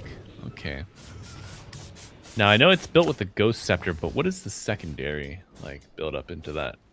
Let me check, because I've seen it a little bit, but I've never used it. It's, the Soul Booster. Okay. Yeah, you get so what you do is you slow people and you take their regen for yourself. Interesting item for a Hoodwink to have, as both teams are circling around each other though. High ground favoring the Dire for a second here, but there's a ward here for the Radiant low. Oh, well, insta BKB. Holy. Smart. Does not want to get the jump, but Fly. Growth applied, pops the BKB, the roar to match it on top. However, Oh, the dear. shards, he cannot BKB your way out of that one. Moon coming back. Now vulnerable. Beastmaster will fall. This game has been decided twice by wards now. As the moment the Radiant put the ward down in that situation, they were on the low ground, they put the high ground, they're like, okay, we can see them forcing low to use this buyback. And then Beastmaster jumps in, Beastmaster's like, alright, maybe we can turn this around, get the roar and fly. Fly didn't matter. And then first Roshan, same thing. No detection. Cloud Rising was like, we can't take it, and they lose the first and second Rosh because of wards. Wards win wars, you know. They do. They do. You got to maintain your supply lines, folks. That is the nerd stuff no one ever thinks about. Logistics. No, no. The main... Better logistics wins the war, my friend. True. Aghanim Scepter. Logistical nightmare for the Dire. For this... Oh, when possessed by this Moon Ember Spirit. And now a BKB on the Underlord. Reaching true big butt status. I believe they call it bootylicious these days. No one calls it bootylicious these days, Tom. I have not heard that phrase in many years. Takes me back. Oh, Fly. There's a disconnect. Chanming's not here. Should be. Hopefully he'll make it back in time. You know, we don't want to win this 4 versus 5, boys. That's just too mean. They do have a banner, so they could drop it in the top lane if they want to go for even more buildings. And I don't really see why you wouldn't. Although, again, Lowe's net worth is massive. He is 4,000 plus gold ahead of Fly. How? Yet somehow it doesn't feel like he's at that level. Yeah, I don't know. I think the Underlord's doing a lot to mitigate her damage output here. Yes. That might be why he needs the Silver Edge just sort of to break him. Mm-hmm. And then again, once you hit level 25, you take the extra damage from the Lunar Blessing. That helps a little bit. True. 50 extra buckaroos for yourself. Why are we paused, boys? It's 15-10. God, get us back in the game. Start the game already. There you go. Tianming heard you. Hey, he heard me. Thank you. Tianming never left me hanging. Can always rely on Tianming to do the right thing here as they're ready to go. Critical moment here in the game for both sides. But more so for the Dire as they are losing buildings. That one's gone. And now Banner. Still there for Tianming if he wants to push the top. Okay. BKB Bristle. Is it going to be enough to keep young Zergy alive? It's nice to have, but I don't know how much of a factor it's going to be. And there's the Banner. A bit far from the tower, I must say. Banner up, hit to match. Luna trying to find the Shadow Fiend. She's in! Low, likely to use the Aegis, the damage. Oh, but the shards, the Pyke over top, and buyback on the tree, and Protector still has Overgrowth ready to go. Zerg on the retreat. The Banner broken. Gem dropped. Okay. Ooh. See the damage coming out. This Luna is nothing to scoff at. Even with JT in that area, she still managed to go in and do the damage they need. But I believe BKB was not used. So as long as she has that, I think you're kind of worried on the Radiant side. You don't have a lot of lockdown. Not a lot of lockdown. You got some, isn't it? You got some it's the bushwhack and the punch and the terrorize, but we're talking about like stuns through BKB. It's only the tusk punch, and if he doesn't land that, she BKB is all the other stuns are useless. All right, looks like Fly. He's saying, "Okay, guys, come on. I think we got another one in me. I think I got another chance." Or not. Just back me up, boys. I've seen Fly throw games in situations like this. Yeah. I mean, I've seen physical damage Shadow Fiends throw multiple games. Fly. Maybe I don't have enough games witnessed to make a statement on that, but I trust you. Maybe, I don't know if it's a Shadow Fiend thing or a Fly thing, but put them together. Then it's always 100% certainty. The overlap is present and accounted for. Let me draw you a Venn diagram of heroes that are good at throwing and players I'm tired who of are Venn good at... diagrams, Mr. Tomo. I'm tired of Venn diagrams. I can't handle the circles. I'm going mad. I'm going crazy over here, man. But Underlord's not. Circles. I look on my wall, I see circles. I see Underlord. I even see under the bristle right now. I just can't escape him, man. What does Zerg have actually for us? Man, Probably his item build. No circles. His item build looks like something you would expect kind of 15 minutes ago. It's BKB, Lotus, and Consecrate Wraps. It's been a tough one for Zerg. 1-5 and 1 this game. But Low is really farmed, so Yeah. We have seen just how potent this Luna is. She evaporated that Shadow Fiend. Can she evaporate this guy? Moon, a good opening. Low is there to do plenty of damage. And hands. Were they expecting him to buy back and jump to the Remnant? Because they were around the Remnant for a little bit, but in the meantime, they also know where... Well, no, they don't see where anyone there is. They're all smoked up.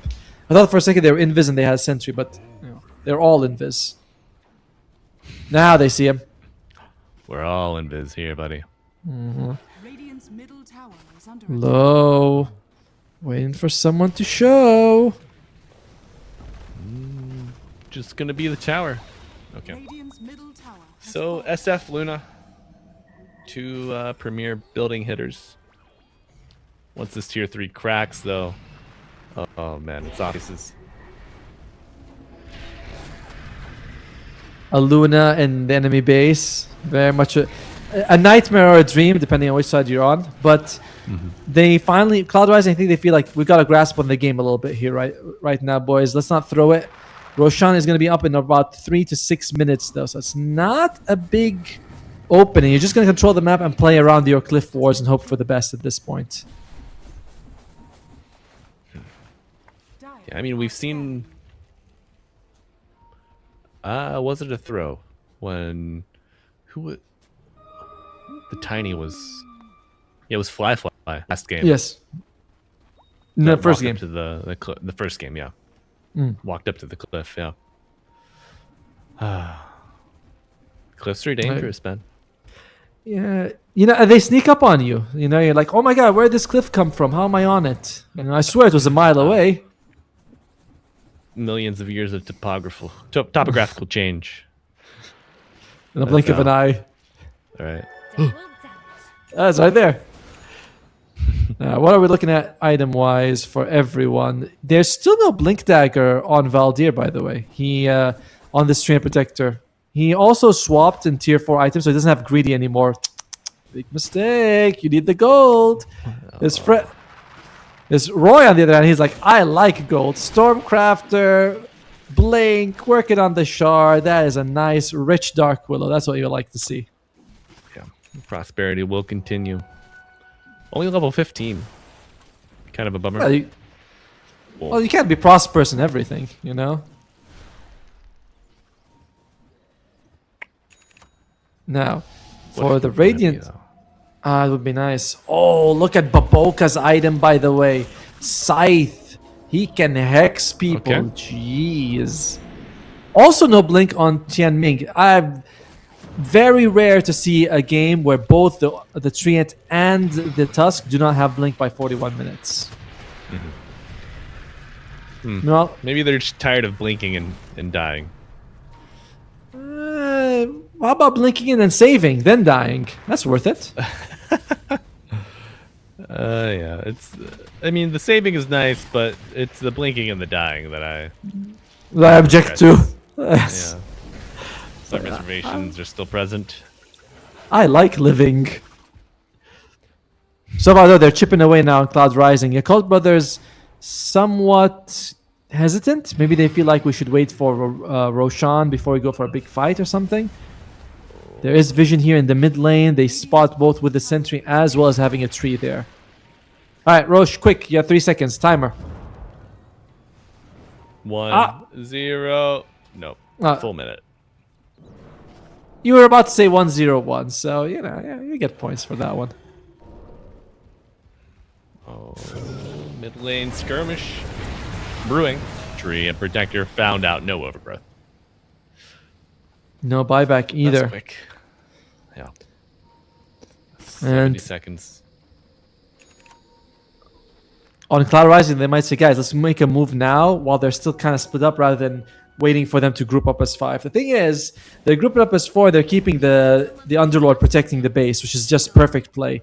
Can you jump on the Bootylicious one? It's tough. I think Roy might be up for it. Reels is positioning, but the pit is just so damn big, man. It is very annoying, isn't it? Now they're going to have to go top, and suddenly this is even more annoying to deal with because Huge unfortunately, you know, the Underlord can show up from any angle. All right. Zergy showing his face. BKB active. Going in. The roar is applied, but the Dream Buddy's pulling him out. Is it enough? The damage landing on the Shadow Fiend brings him down, and the chase is on. Baboka trying to get through. And where in the hell was this ultimate? Well, now it's here. Getting gone on. It's here now, and the damage somehow still present. Moon, Baboka getting it done. Their buybacks on 2. It's a 3 versus 4 fight at the moment. There we go. Okay, Pit, buyback on the Willow. Look at the damage! Tusk low, the snowball. Luna shredding with these glaives. A top of death. Oh, winning. no overgrowth. No overgrowth, but guess what? There's a bigger thing you can get, which is Roshan. Roy buys back. Just a Dark Willow buyback for a fight like that. I think you're very happy if you're Dire. I agree with you. I was also looking at JT and wondering where is his ultimate, because the moment they jumped on the Shadow Fiend, I'm like, all right, this is what a noob mistake they have made. They have jumped on the strongest target. They have fallen into the Yakult brothers' traps, but trap not sprung. No. No, it was a nice trap sitting up on the shelf. Could have used it. Didn't. Bit of a head scratcher there, but now an Aegis for low. A refresher on the tree. It's going pear-shaped for the Radiant. Hey, you're picking up British idioms. Very nice. Don't tell me Americans also say pear-shaped, because I've never heard someone say it. No, it's... I mean, Radiant are scanning. I wouldn't use it commonly. There you go. We talked about it, Casey. You know, we mentioned Cruella's Crozier or whatever it's called. Corella Deville. Corella's Not- Crane. Not really Kane. not really a likable villain, by the way. Saw the movie recently. I'm like, she's kind of crazy, you know. Not in a charming way like some of the other villains. Radiant's top tower has fallen. Yeah. I mean, kind of a jerk to dogs. It's like, Yeah, it's hard to redeem.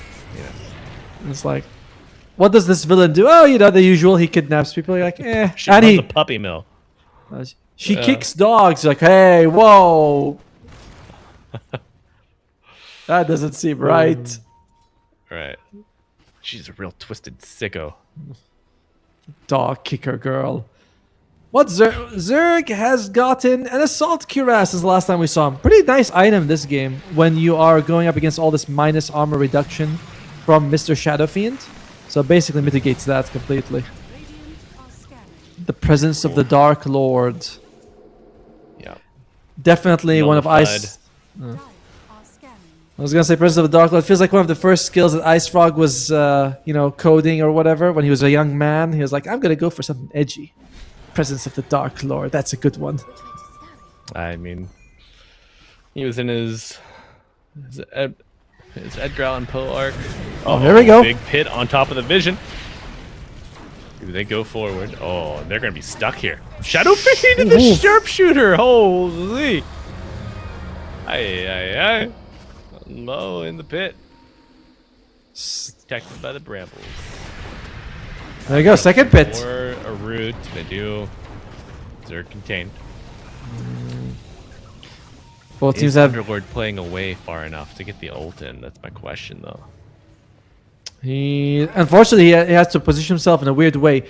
Wants to be the first point of contact because he's the most durable, but also wants to use his ultimate at the same time. Rough balancing act for JT, but here we go. No, they're going forward, but the Luna gets caught. Delayed now, and another pit applied. Zerg! Bristleback is broken, hex, for the damage coming through, but it's not enough. Oh, they go in for round 2, and then a second salvo brings him down. There we go. Another ultimate coming out for the Underlord. BKB used on low, expecting arrivals, and they do find one. Roar to buy some time, but it will be a TP away. Baboka picks up a second. And Q7. Oh. That's Need an 8th life now. that is a 4-for-0 trade as the pits have become an absolute nightmare. They're so big. You have you're throwing out. You're seeing multiple of them in the fight, and if you're the Dire, you don't want to BKB to get rid of Pit of Malice. It's not worth it. It's like a gunky spell that you just have to get out of, but it's too annoying, and they have to pay. They pay a heavy price. The moment they lost the Aegis, I was surprised they kept going. I thought this would be a time to go back, as Observer pointing out very wisely that these buildings are not going to last very long. Malibu, why? No. Dire's top barracks Oh, a little amp damage rune. Does some heavy lifting. What the fuck? Why is he spreading his damage like that? Okay. Just maybe the renewing of the glyph, perhaps. But tier 4's under threat. Buyback on the Beastmaster. We want It's gonna be one more. tier 4 down. Fortification used. Not bad. Firefly Five. trying to get those attack animations mid-air so it crumbles as soon as it fades, and it does. Dire's middle tower. Second tower. But they will be all up by the time they go for the throw, as Roy is only 7 seconds away here. Fly, saying, all right, I want in. Oh! The roar on top, pulling him out with a snowball. It might be enough. Do you have a way to heal him up? BKB, the Satanic is going, but Low is looking for a target. He cannot lock him down, as you mentioned, Atomo. Lack of direct lockdown outside of the roar, but they do chase him. Okay. Pulling to the low ground. What overgrowth? The catch, and now the pit coming out a little too late for my liking. Shadow Fiend buyback. Being in, maybe taking the pit from the base, but the Beastmaster dead on the high ground. Moon buying some time. A punch up on low, controlled with the shards, and it will be consigned to death. Buyback on the Luna. Shadow Fiend finally getting a chance to rip up some souls. Looking for the bristle, but you need another break. No sharpshooter available. Boomerang up its applied. Moon going toe-to-toe against the board. It will come out in favor of the Radiant, but a buyback on the bristle. Dead tree. Fly. Full health. Top mana. Moon with a reset. Little remnant back in. 3 Ancient versus is 5. Exposed. Yeah, no megas. Gotta be a smoke play here. And you get a catch somehow, some way. You're desperate. Tournament lives on the line. Pit down, and the bristle is broken. Fly hitting the Ancient, just daring low. Big Step blink. up, goes in. Oh, the W is spinning, but a punch up interrupting the go, and the Requiem on top. No BKB. Luna stun, Luna feared. The clicks are landing. Your numbers are dwindling on the Dire. And low to fall. The Ancient exposed.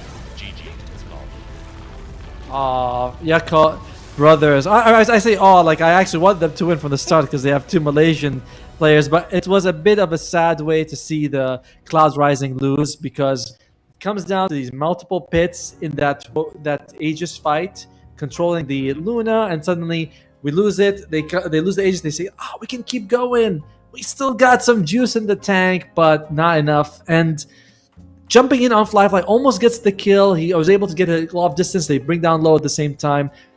Really good performance from both carries, but it feels like in the end, Zerg wasn't able to do too much, but JT on the Underlord was having massive impact. Yeah, if the bristle has a slow start, impact very limited.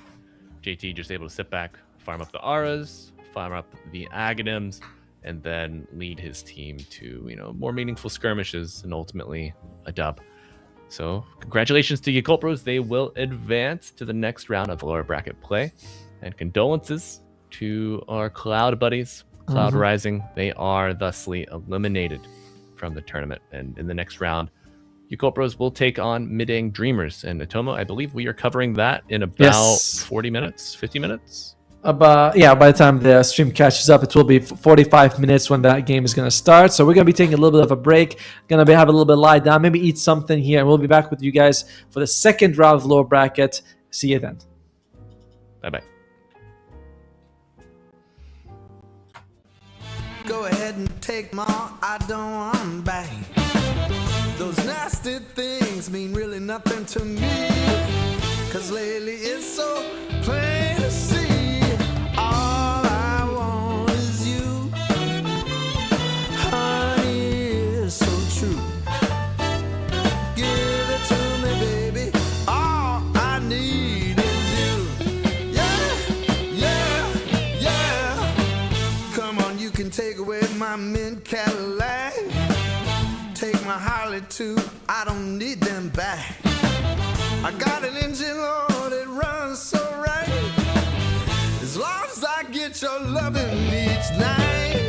All I want is you. Honey is so true. Give it to me, baby. All I need is you. Yeah. Well, early in the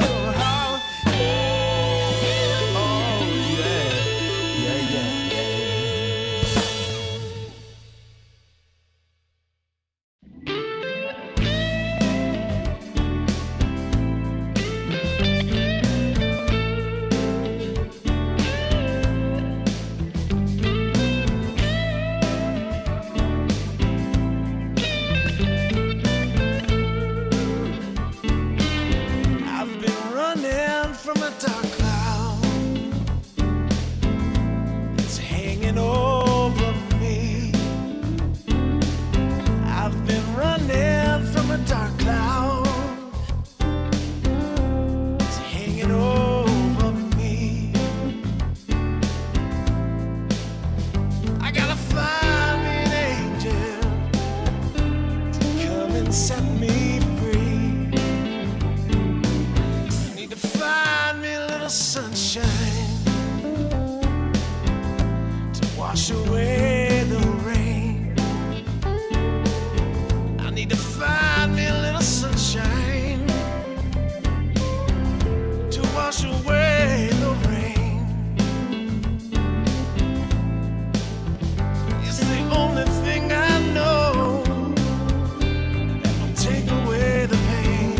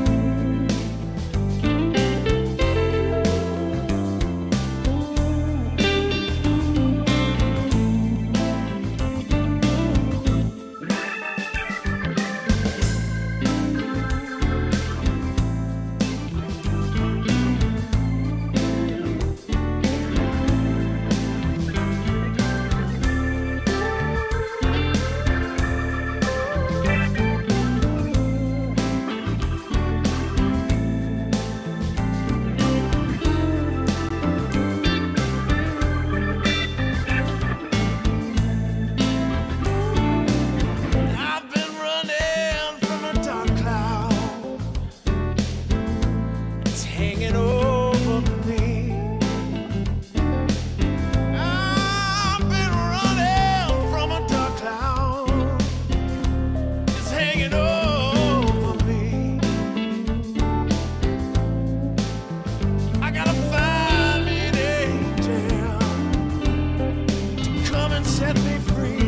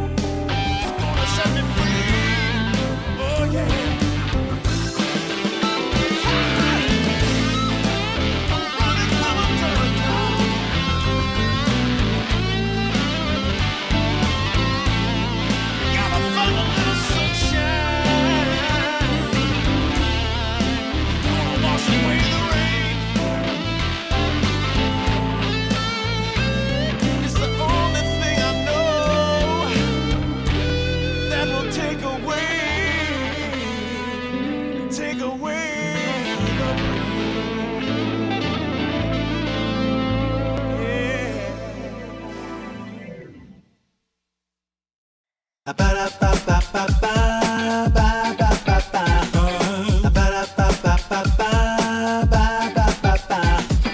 If you wanna get with me, all you gotta do, call me when you need me. I'll be waiting for you. I know exactly what you want. I'll satisfy your need. We can have a good time. Don't you worry about a thing. If you want it here, or if you want it there, you got it. Have yourself a good time. You got it. Act like you don't care. You got it. Get that motivation. You got it. I got just what you need. You got it. I got just what you need. You got it. I got just what you need.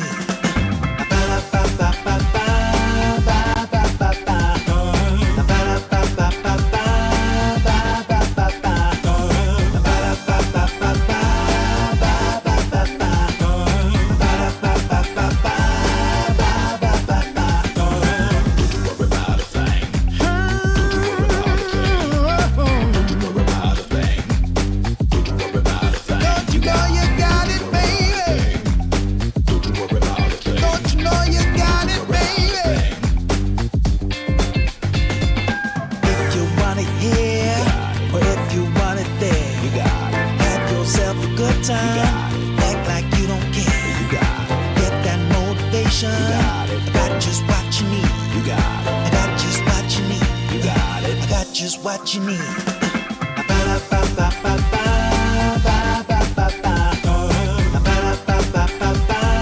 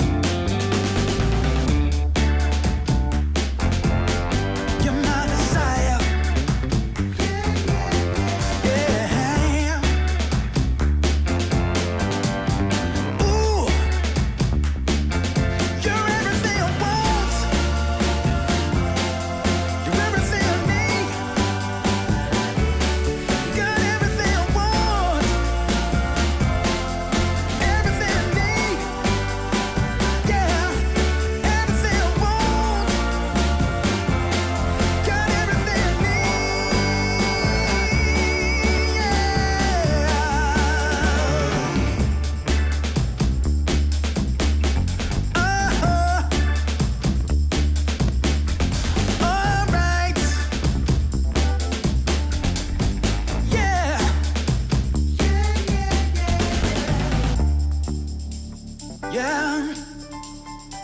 Yeah. Yeah. Ooh, everything I want. Everything I need. Got everything I want. Everything I want. Everything I need. Everything I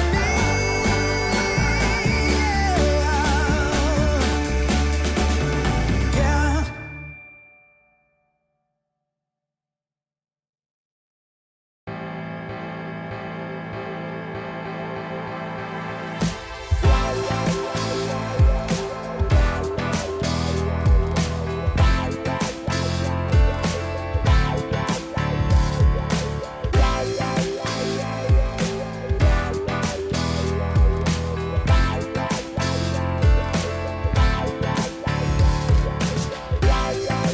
Find the feeling, live and breathe it, feel it in your soul, soul.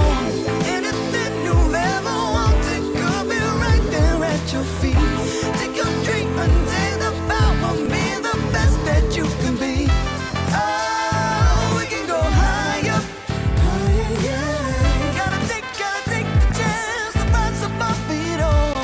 Come on. Oh, we can go higher, yeah. Gotta take the chance to rise above it all. Yeah. Ooh, face your fears, yeah. There's no limit. Can you reach the sky? Keep the faith and rise above it till you reach your high. Even when your body's aching, get up right back on your feet. Feel the message of forgiveness as your heart begins to beat. When you feel the fire's burning, nothing left to be. Oh, baby, get your signal on up. Oh, you can go higher if you try. You can do it, baby.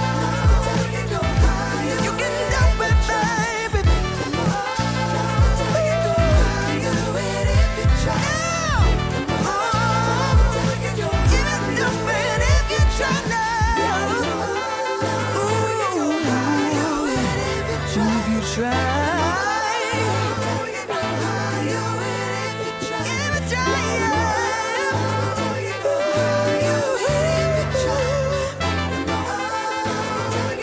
You can do it if you try.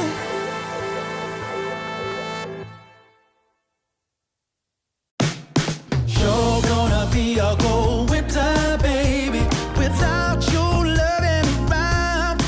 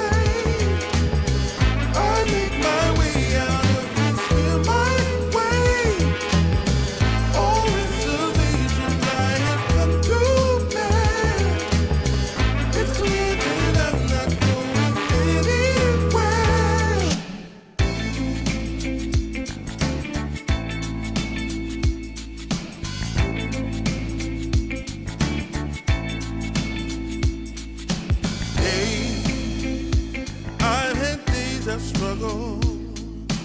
Nothing quite as rough as today. Hell, I've been held up. Nothing seemingly goes my way. Oh, I'm not a man for crying. For a storm of tears I crave. Take all this sorrow from me. How much more do I have to pray? Foolish of me, you might say. I make my way out of this, feel my way. All reservations I have come to bear. It's clear that I'm not going anywhere. Foolish of me, you might say. I make my way out of this, feel my way. All reservations I have come to bear. It's clear that I'm not going anywhere.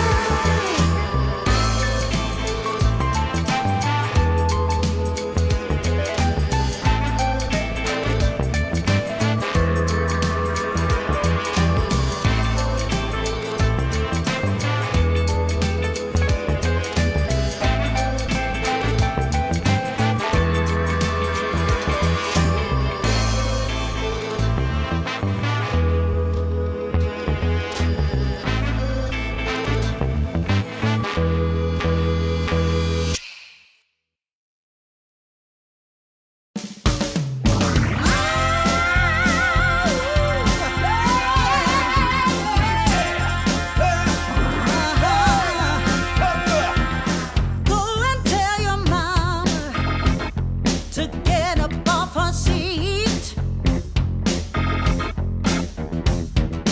Go and tell your mama to come out in the street.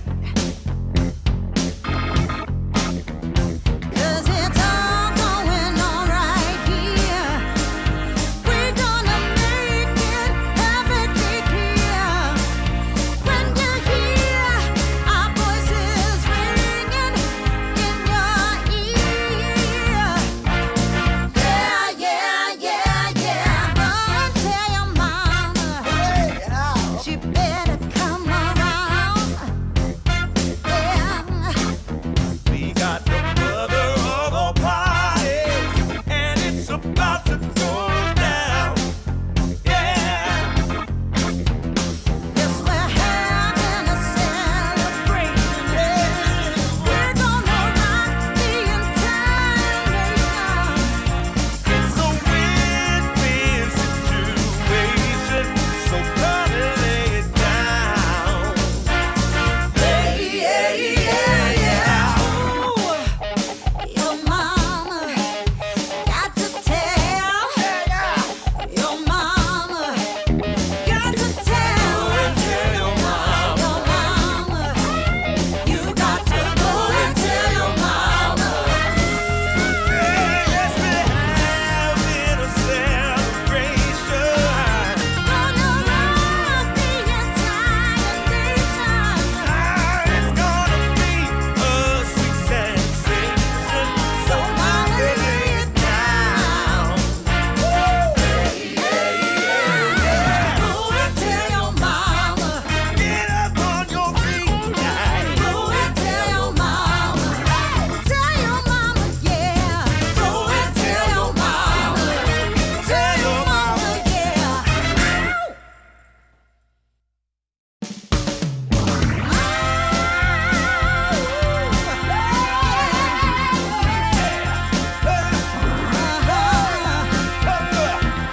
Go and tell your mama to get up off her seat.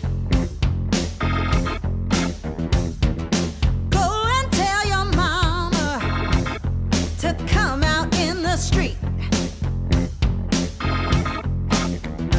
'Cause it's all going on right here. We're gonna make it perfectly clear.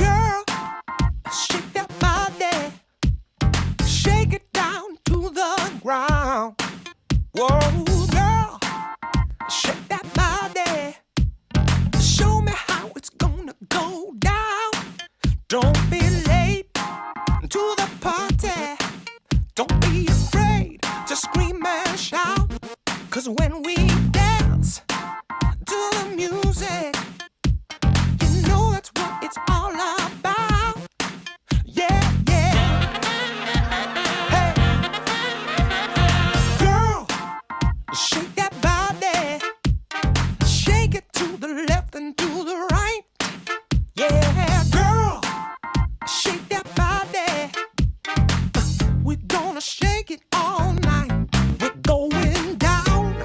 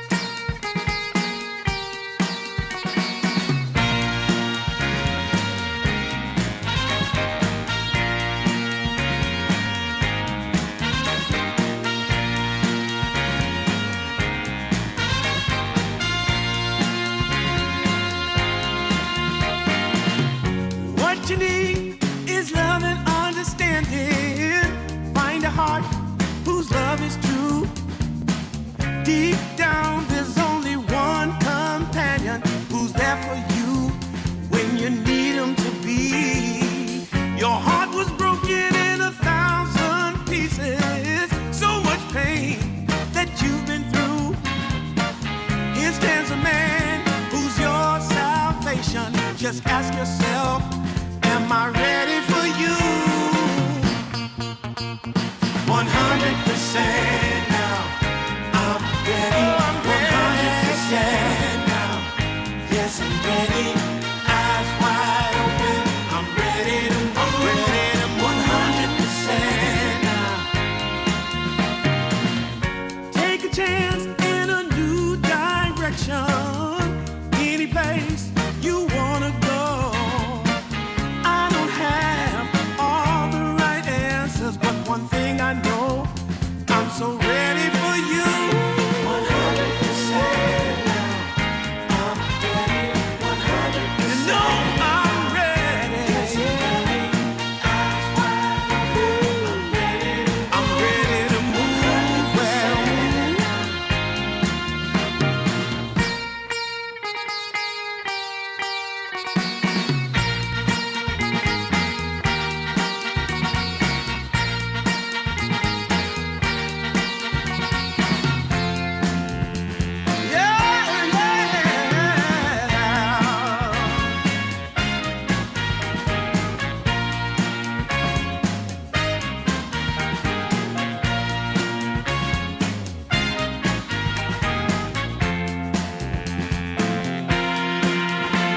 100% now. Hello and welcome back, Dota 2 fans. We are here for our continued lower bracket play. We are in lower bracket round 2. We got Mideng Dreamers taking on Yakult Bros. Hot off of a win. Tomo, is this the continuance of a lower bracket run, perhaps? What are your thoughts? I mean, I feel like it should be based on the fact of who your cult bros are. Mideng Dreamers, they got destroyed by Team Resilience, I believe, in the open qualifiers. But it has been a roller coaster of a qualifier. As we saw yesterday, Mideng beat War Gaming, which is War Gaming. What was that? What's that? They have like Butterfly Effect. They have Lloyd. They have Catyu. You have some pretty impressive names there, and they just beat them. They're invited team, by the way. And Yakult lost to freaking Cloud Dawning. So anything can happen at this one. That's true. That's true. And you know, if Yakult are able to take this dub, maybe they get a rematch against Cloud Dawning. But Cloud Dawning will have to win their respective lower bracket round 2 match as well. And let's see, who are they taking on? They're actually taking on Roar Gaming. So both invited teams who were knocked down to the first round have advanced to lower bracket round 2. Okay. But yeah, it'll be the other team will have a rematch though between Cloud Dawning and no, wait, sorry, there's not a rematch. They didn't actually meet yet. But yeah, Cloud Dawning will be taking on Roar Gaming, and here is Mideng Dreamers versus Dreamer. It's not Dreamers, although you'd feel like it's it should be Dreamers. It's a group of Either way, it is the Mideng Dreamer versus the Yakult Brothers. And Yes. I like the names. I don't know if they're like translated and gets a little flavor added to, but there's like Dreamers and Brothers, and it's nice. It's cute. Yeah, that's some difference. It's just not Team Liquid, Team Secret. Team Spirit. Exactly. Or something esports, right? It's Tundra esports, Falcon esports, or is it Team Falcons? Either way, it's either something esports or Team something. There you go. Yeah. What, you didn't want to watch Mideng Dreamer Esports take on the Yakult Brothers Falcons? No. Not yet. But we do have a draft ready for you. So let's get to it, guys. Let's see what we're working with here. As the Yakult Brothers, the previous game did not get their hands on the much coveted Alchemist, and neither will they in this game, as instead they're going to go for the Muerta for Mideng Dreamer. Yep. They First don't. pick. I was gonna say they don't play a whole lot of Muerta carry in the past, so I do think this is going to be more likely for a Zhu on their position 4. Meanwhile, on the other side, the Slaughter gets picked up. I believe that we are seeing this on JT. You don't think Moon wants to run it back after getting crushed by Slardar mid? He's not like, oh, okay, I get it now. Maybe I can I do that see. too. I see. So you go up to the person, you press W, and then you just smash them in the face. Ah, very nice. Yeah, very creative. I like this hero. Inspirational. I like him a lot. But we'll see what Mideng Dreamer is going to be working with here. It could be mid Slardar if the matchup is super favorable, but going on stats and numbers, it's going to be a JT Slardar more likely. It is his most played hero this patch, which is not saying Really? much. Yeah, I mean, it's like he's got 2 games with it, 1 game with every other hero he's played. So stat-wise, I don't know. right. I do wonder what other maybe what fours would partner best with this offlane Slardar 10 seconds. if it does go to Yes. JT. Brothers turn to Snapfire. Oh, there you go. We got Tusk coming out there for Mideng Dreamer. Cool. Oh, I bet it's gonna be a hoodwink. I don't know, but Boca might want something different. Let's see. Shadow Shaman, Dark Willow, Coddle is so good. I believe Coddle gets your Slither Crush like almost no cooldown because something like 8 or 9 seconds, and you have. Yeah. I think you reduce the cooldown by 6 or 7 for the Coddle. They go for the techies. High damage though, very high damage for Boca. Okay, interesting. Have you played much techies since the patch? No, I've seen his new innate. You kill him. It reminds me of a Call of Duty ability as well. That you could, when you kill someone, he explodes right in yeah. front of your face, and you're like, "Wow, that's kind of garbage." Glad he's gone. Yeah. But for techies, easier to deal with. And techies, the acceptor on this hero is bonkers. You ever play against it? You're moving around. He throws the field. You're like, how much can it hurt? I'm right at the edge. And you walk in. And you're like, holy shit! I just lost half my life moving. I don't know, 50 units. Shoulda bought a BKB. Yeah, I'm an Aghanim Scepter enjoyer on the techies myself. Do like the quality of life rework on the taser. 10 seconds remaining. However, you're unable to apply it to creeps now, 5 seconds which remaining. was really kind of nice previously because you could ghost shove waves.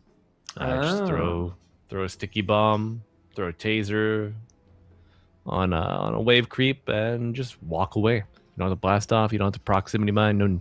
No problem. Well, now you gotta do it like a real man. You can't just hide behind your creeps and have them do all the work. As Mideng, they take up the Beastmaster. Now they could flex the Morta to a carry role, but if they pick a carry or a support, they're going to be revealing where Morta is. They take the Dazzle. They reveal there's going to be a carry Morta. Muerta. Yeah. Looking like a Enigma draft over here from Mideng. GH Dazzle, 10 seconds remaining. One of the losers of the patch, though. He has his old facet. The healing one was very nice. Unfortunately, I was taken away from him. So he just has no facet, as that is going to be the Moon Sand King. Team ban. There you go. Big team fight between the Sand King and the techies as well on top of the burst damage. Yeah. Interested to see Moon's performance here on the Sand King. First time we're seeing it today. Has been in the pool previously. Options were available to them. 10 seconds remaining. Brothers turn to ban. Magic resistance reduction on the proximity mines from the techies into the epicenter, the sandstorm. I'm actually looking at the Dazzle to make sure. So what has changed was that Weave is 1 armor, but gets longer by barely anything per level up. And you upgrade with Shard, where you apply a Weave on ally, heals them for 60 per stack of Weave. Okay, Yeah. so, Radiant I mean, team ban. that's nice. Still feels like he lost more than he gained, though. Really? I mean, reminder, the old one used to give you a barrier if you overheal. Overheal? Yeah. Yeah, and you also used to get a hard dispel on Nothal projection, but that was removed now. Okay. I think the shard maybe the Uh, loss that's more felt there. so Yeah, quite a few things being taken from Dazzle. But Mideng, you have the Beastmaster and the Morta. I'm feeling like it's a Beastmaster mid as well, which is what Yakult brothers thinking. So you want to put this up against the Slardar. Yakult, they need a carry for Fly. Who's it gonna be? Clinks. Okay. Have you shot a bow in your life? I have. Have you shot a gun in your life? I have. Which one is more fun? 10 seconds remaining. Depends on what you're shooting, I would say. What do you typically shoot? I imagine targets, but I hoped targets. There are stationary targets. There are yeah. moving targets. Clay pigeons are kind of fun to shoot with a gun. Okay. I do not think I would be good enough to hit one with a bow. So, I see. yeah. Because we got two dead people. One has a gun, one has a bow. I'm wondering. Which would you be, right? Well, I the mean, Clinks one of is them has- much faster. I think I'd rather be the True. Clinks. But Morta has two guns. So what if she can fire like one hand misses, the other man might get him. So that's kind of useful too, isn't it? You got two guns, but I've got 4 skeletons to back me up. And That's then an true, you do. entire burning army.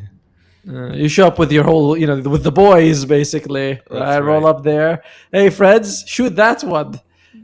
As Break the Mideng, skeletons out of the suitcase, and you got company with you the whole time. Choose your hero. ooh, did not think that was gonna be coming up here, but the Dawnbreaker now, good combo with the Roar as well as the Dazzle. If someone gets caught, by the time Dazzle shows up, maybe you could throw in a Solar Guardian.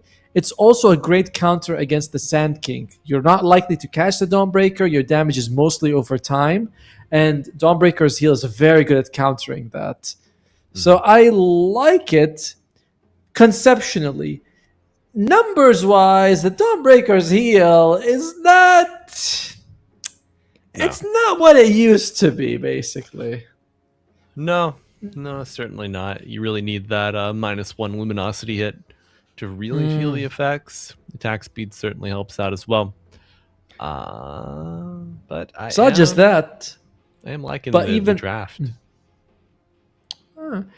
I was going to go and just say that it's also like the numbers, right? Because, and no, not numbers, sorry, the build. Nowadays, Dawnbreakers don't focus on the Ags because the Ags got butchered several times in a row. Every patch I saw is like, what have I done to Dawnbreaker's ulti last time? Did I nerf it? Nerf it again. Just keep on nerfing it. So it's quite, the people don't buy the Ag Scepter and focus on healing anymore. They're buying the Echo Saber and doing damage instead. Yeah. It's more of a self-emphasis on this damage healing build for Ooh. sure. But we will see how it comes out in the wash here, folks. We got game 1 between Yakult brothers and the Mideng Dreamers. Prepare for battle. Minus armor from the Slardar with the armor piercing of the Clinks. Physical damage from the Stinger of the old Sand King as well. Yep. It's a lot of damage coming up. I mean, Yakult brothers, they definitely have a lot of damage going for them. On the other side, when you talk about minus armor, they do have good people against minus armor, right? You have a person who goes ethereal. If Dazzle lives, he stacks armor with his spells thanks to the weave, which is nice for him and his allies. You have saves, you have heals. So it does feel like it's damage versus sustain in this one. Not saying, of course, there's no damage on Radiant or the other side, they can get Greaves and Clinks heals himself. But, categorize offense versus defense. Right. Personally, I like defense more, Okay. But can you coordinate your defense in a timely manner? Oh, Because no. Once the Dire start rolling, I mean, it's just a lot of momentum coming at you. And Yumi. We'll be fine. 2 breaks the smoke in a good spot and is able to walk away to safety. The battle begins. Now, bottom lane is going to be the Slardar and the Techies taking on the Muerta and the Dazzle. Now, 2 range might be annoying for JT Slardar. They got some slows as well. But you get 1 stun off with the Techies jumping on your ass, it is painful. Yeah. Yeah, you're not gonna be able to trade against the taser creep or tasered up Slardar as well. And this is we've seen Mideng Dreamers do this a couple times now. They take out the range creep from the Dire safe lane. Yeah, look at that. They're trying to lure it away as well. Wants to be able to get the denial on their own range creep, but that's not. Oh, fly. Kind of locked in here. Sure. There you Rubik go. is- Beyond locks it in.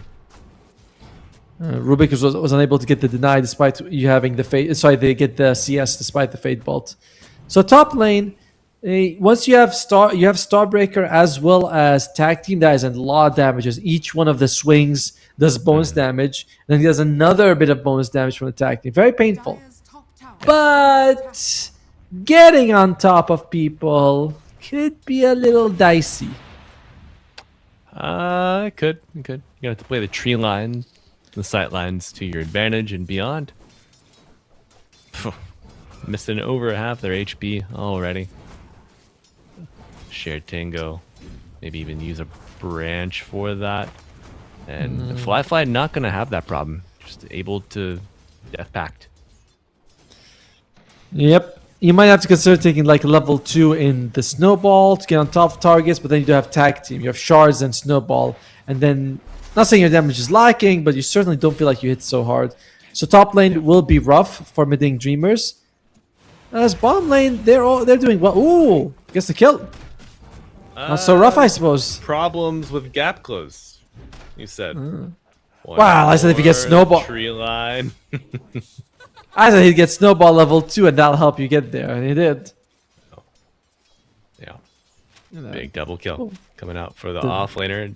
Is that going to be 2 bracers completed? He did sell the pieces for the other one, though. I think he might be going 2 bracers. There you go. I think, well, sorry, 1 bracer and something with mana, either the soul ring or the magic stick. And wow, it is 2 bracers. It is 2 bracers. Holy shit.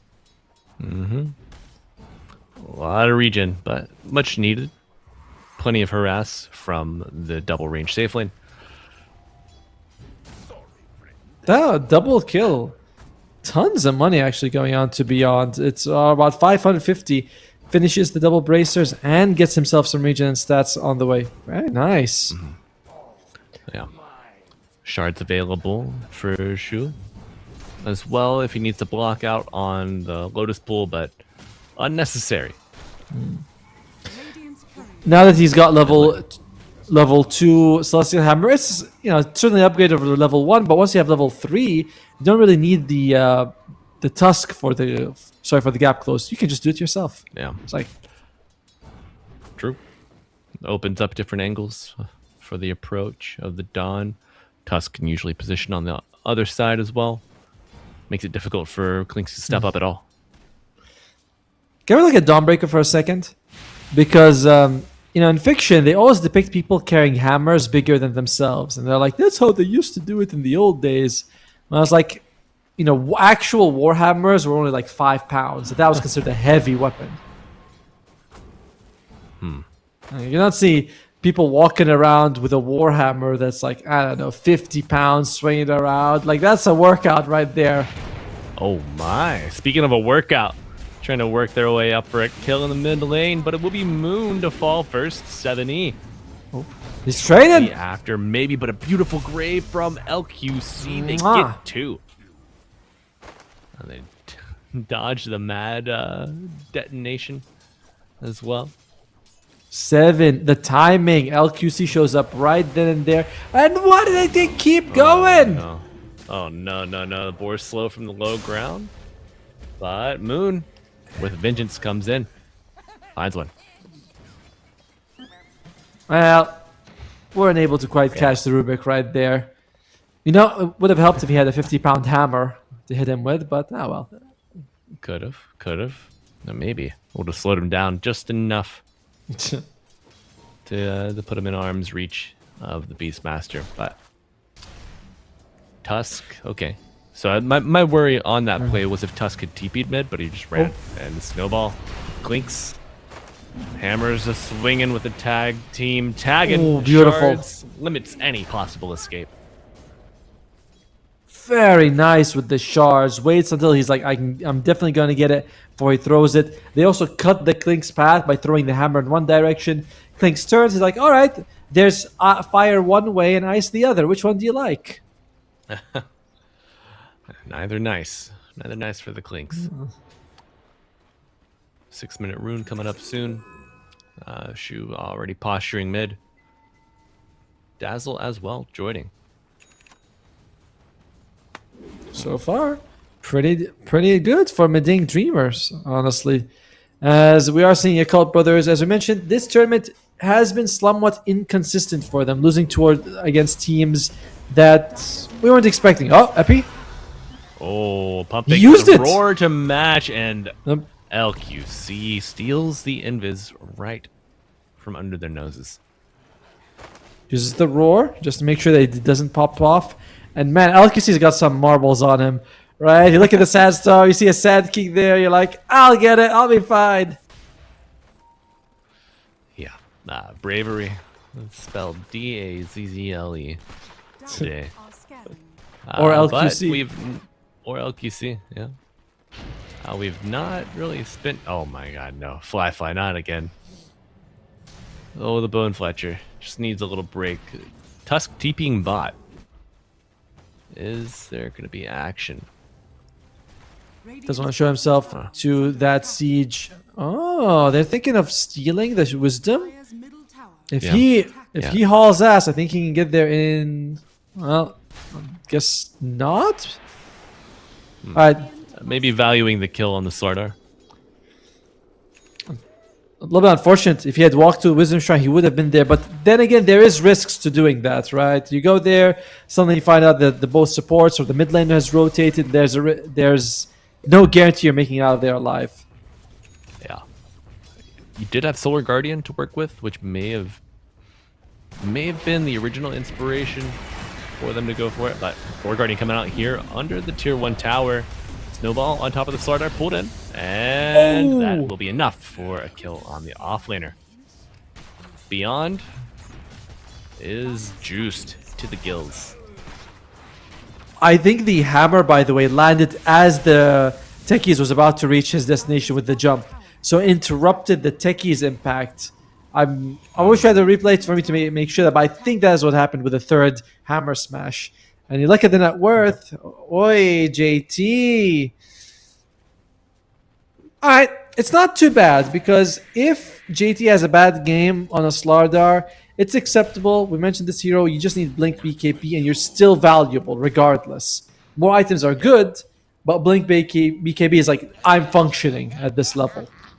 Right. Oh, stacky. Oh, yeah. Moon sneaking in. Thief in the night. Finds a nice snack in the kitchen. And where is he? Yeah, just going back to base. Pretty much required after that. Is under attack. And 7E. Doing almost the same, but Not as as- effective. yeah. And just to see what Beyond decides to go for on this Dawnbreaker. So far as Phase Boots, he's going to finish it in about 3 gold. And then we'll see what he's thinking about. I'm guessing it's more right-click. You were talking earlier with me about how good you feel like right-click Dawn is this patch compared to before. Yeah. Bottom tower. Yeah, it's super viable. Especially when you have an early lead. This is a hero that just owns in lane. Benefits from staying in lane. Anybody that shows up after she's won it is going to be behind and just receive the smackdown. But Yumi taking a 9-minute tower in the bot lane. Beyond is going to go for the Echo Saber, so he's all in on the right-click. It does. I still feel like you want someone on your team to get a pipe, though. Up against the Sand King, the pipe just does so much to mitigate all his damage. Same thing with the Techies and the Rubik, of course. The techies, yeah. Yeah, would anyone else be building it? Maybe the Dazzle. Probably, yeah. But unlikely, honestly. As here we go. Snowball interrupted. Shu looking for it, but he will not be able to reach the Rubik. Has Soul Guardian, but Beyond very wisely saying, you got yourself into that mess, you can get yourself out of it. Yeah, and you'll do that only by respawning. Dire making a move topside, looking for the Dawnbreaker. But she's hugging her tower. Will retreat to the 3-3 camps. Moon very close towards that Blink Dagger. I imagine that is going to be the big item for him and JT on both. Yep.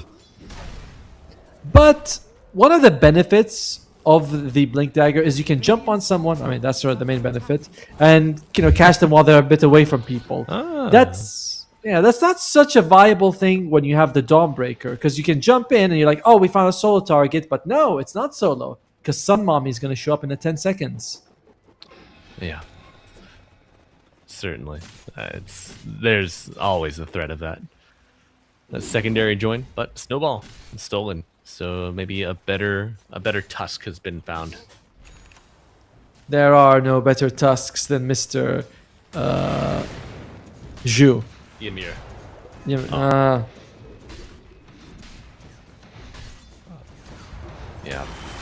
I'm a big blast off for a stack taking enjoyer. But what I have noticed. Oh. Roar. Yumi. Farming up a storm, but not quite to the degree of Klinks, who had a rough start. Heroes fully recovered. 6.1k to the 5.4 of the Muerta. By the way, stolen roar. So Rubik, JT. Oh, Yumi. Yeah. Happens to the best of us, buddy. Happens to the best of us. Solar? Action mid. Solar Guardian crashing down. No epicenter. However, a beautiful snowball save, but Boca left scratching his head, wondering where it all went wrong. The Tusk still alive through all of it. 3 dead for the Dire. Could be 4 before it's all said and done. Brutal. See, looking to join Beyond, and they will make it so. Oh, that's what happens if you buy a Blink Dagger against a Dawnbreaker. You jump on someone. Epi was not used, so they had plenty of time. Jump in, you think, I'm going to get a kill. I'm a Sand King. He's out of position. And there's no out of position. There's only Dawnbreaker. There is only Dawn. That's right. Oof. Okay. 11-3. 2k lead. Painful, but not over. Not over.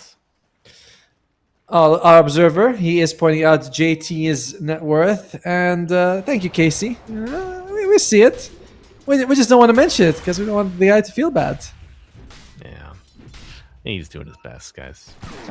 Come on. He'll get there eventually. Oh, the dead shot hits the Klinks, unbeknownst to the Muerta.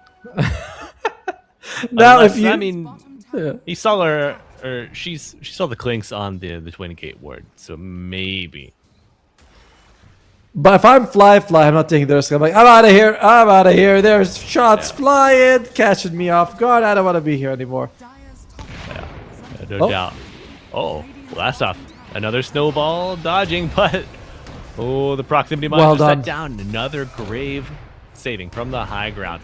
And the creeps, the novel projection, maybe even proccing the proxy mines. LQC is doing a phenomenal job with those saves. That's twice now he shows up. This time, he was in the Sandstorm to get the Naughty projection, but whatever. Times it perfectly to get the Grave and save Zhu. And on the other side, they can't snowball.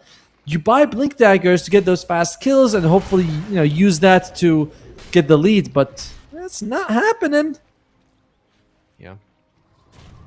So how do you counter that? Do you just understand that these small 3-person skirmishes aren't working in your favor, so you just split up and farm? That's certainly an option. The thing is, your Klinks has a Deso, so he's probably thinking about joining fights right now on Fly. Oh dear. Yeah, big punch into the hammer. Snowball and a dead Klinks. Oof. Very consequential kill, as now you are the lead really starting to run away here for Mideng Dreamer. Blink available on the Tusk, which means that he can jump in and save anyone who gets caught by the Sand King or the Slardar. It's Right. If you jump someone on the Dire. You have to worry about Solar Guardian, you have to worry about Grave, and now you have to worry about Blink Snowball. Yep. Not coming out on top of the lanes here is making it a very, very painful mid game. Early mid game for YB. 70's got his Agam Scepter, by the way. Looking top, roars. He says, yes, come to me, my friend. Oh, yeah. Yeah. One way to prevent the stolen roar, well, you just kill the Rubik. You know, I always do that when I'm playing a hero that has a spell. I don't want the enemy to steal. Like, I'm playing Doom, and Rubik steals my Doom. Like, okay, you've activated it now. You're the only person I'm doing for the rest of the game. That's it. Yeah. It's either I do... Required. I either doom you or I doom after you're dead. Thanks a lot. All right. I hope you like stealing Devour, because that's all you're getting. Oh, what Devour? No, he's getting Scorched Earth at best in that situation. Oh, he's got more money than LQ. Actually, LQC is... He is very unfarmed on this Dazzle, poor guy. Very poor. Working towards the boots, but very soon he will have Greedy, and that's going to help a little bit. Yeah, I mean, you've been relegated to the role of Shallow Grave bot, but Dusk could use a Shallow Grave now. Instead, he'll be put in a watery one. Bottom, are they thinking about it? Standoff. It's Yep, like, good observers overlapping. Very funny. It's like, I know he's there. Yumi not getting caught. Although he could have actually considered baiting it. Have the Solar Guardian, have LQC TP as well. I think it's one of those times where you're like, here we go, we're doing it, we're baiting. Oh, smart! They find the Dazzle instead, the silence. A little late, and now the revenge tour begins. Moon brought down, the chase is on. Baboka trying to get away, has a proxy mine down. Nice Beautiful shot. dead shot from Yumi. Is under attack. Taser applied. Don't want to get disarmed, but it will happen. Punch up buys time for Yumi to pick up a second kill. Man, sometimes Dota's a bit like chess, honestly. Oh, well, he's in trouble. Rush and Fly is in the neighborhood. The roar comes out, but it's not enough. 70 didn't get the chance to use his 19 magic wands. 19 charges of magic wand. Well, it might have made a tiny bit of a difference in that situation. Yeah. But yeah, they dangle Yumi saying like, here he is, look at him, he's very big. But they're clever on Yakult Brothers. They say there's no way he's doing this on purpose. He's got someone behind him. Get the Dazzle. But in the end, still, the Dawnbreaker. Hey, Dazzle again, he's dead. Oh my. Has fallen. Okay. Well, easy stacks, easy tower, and an even easier Dazzle kill. To be fair, that's LQC's fault. Who told him to exist in the same game as a Slardar Lynx? Oh, he's in trouble. JT. Oh, no. Dawnbreaker, one of your most farmed heroes to fall. Mideng Dreamers. Just not respecting the sweeping here of the Dire. Why? They're saying we're going to be able to take Roche. Well, why the hell not? Already down to about half health. To be fair, once the Dazzle and the Dawnbreaker are dead, it's very easy for them to get pickoffs on the Dire side. The damage is intense. It's very, it's very bursty as well. Absolutely. Smoke. Good but scouting too from late. Tianming. Oh, Fly very low, but the Tusk thinks a little off target. Kill on the Rubik, very nice start. Can you chase anyone else down? I think no. Well, unfortunate. Just one kill on a Rubik. Sure, Fly took some damage, so he's going to go back and heal, but he'll still have over 4 minutes and a half of Aegis timer by the time he joins the lane. Not super ideal. Oh, interesting. Zhu wants to go for a quick BKB after Blink on the Tusk.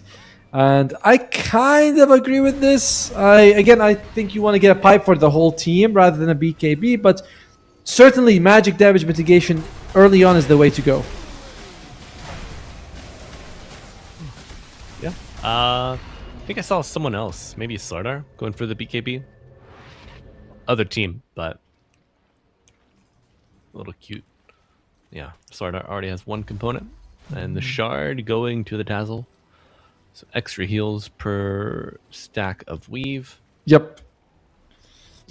Not that you. I mean, how long?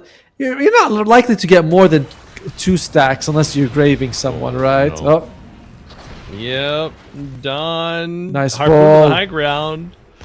I don't know if it'll be Sure. enough coming through the twin gate. Yeah, they cancel that. Okay, Fly's revenge. I wonder if you would have considered jumping in, throwing a shard, using his body, and allowing the Dawnbreaker to ulti out of there. But nah, she was like, I'm not really interested in doing that. Radiant's bottom tower is under attack. Yeah, I will say these teams, Tower is under they have been good at cutting losses. You know, we haven't seen a lot of save your friend syndrome here in game 1, That's which is true. refreshing.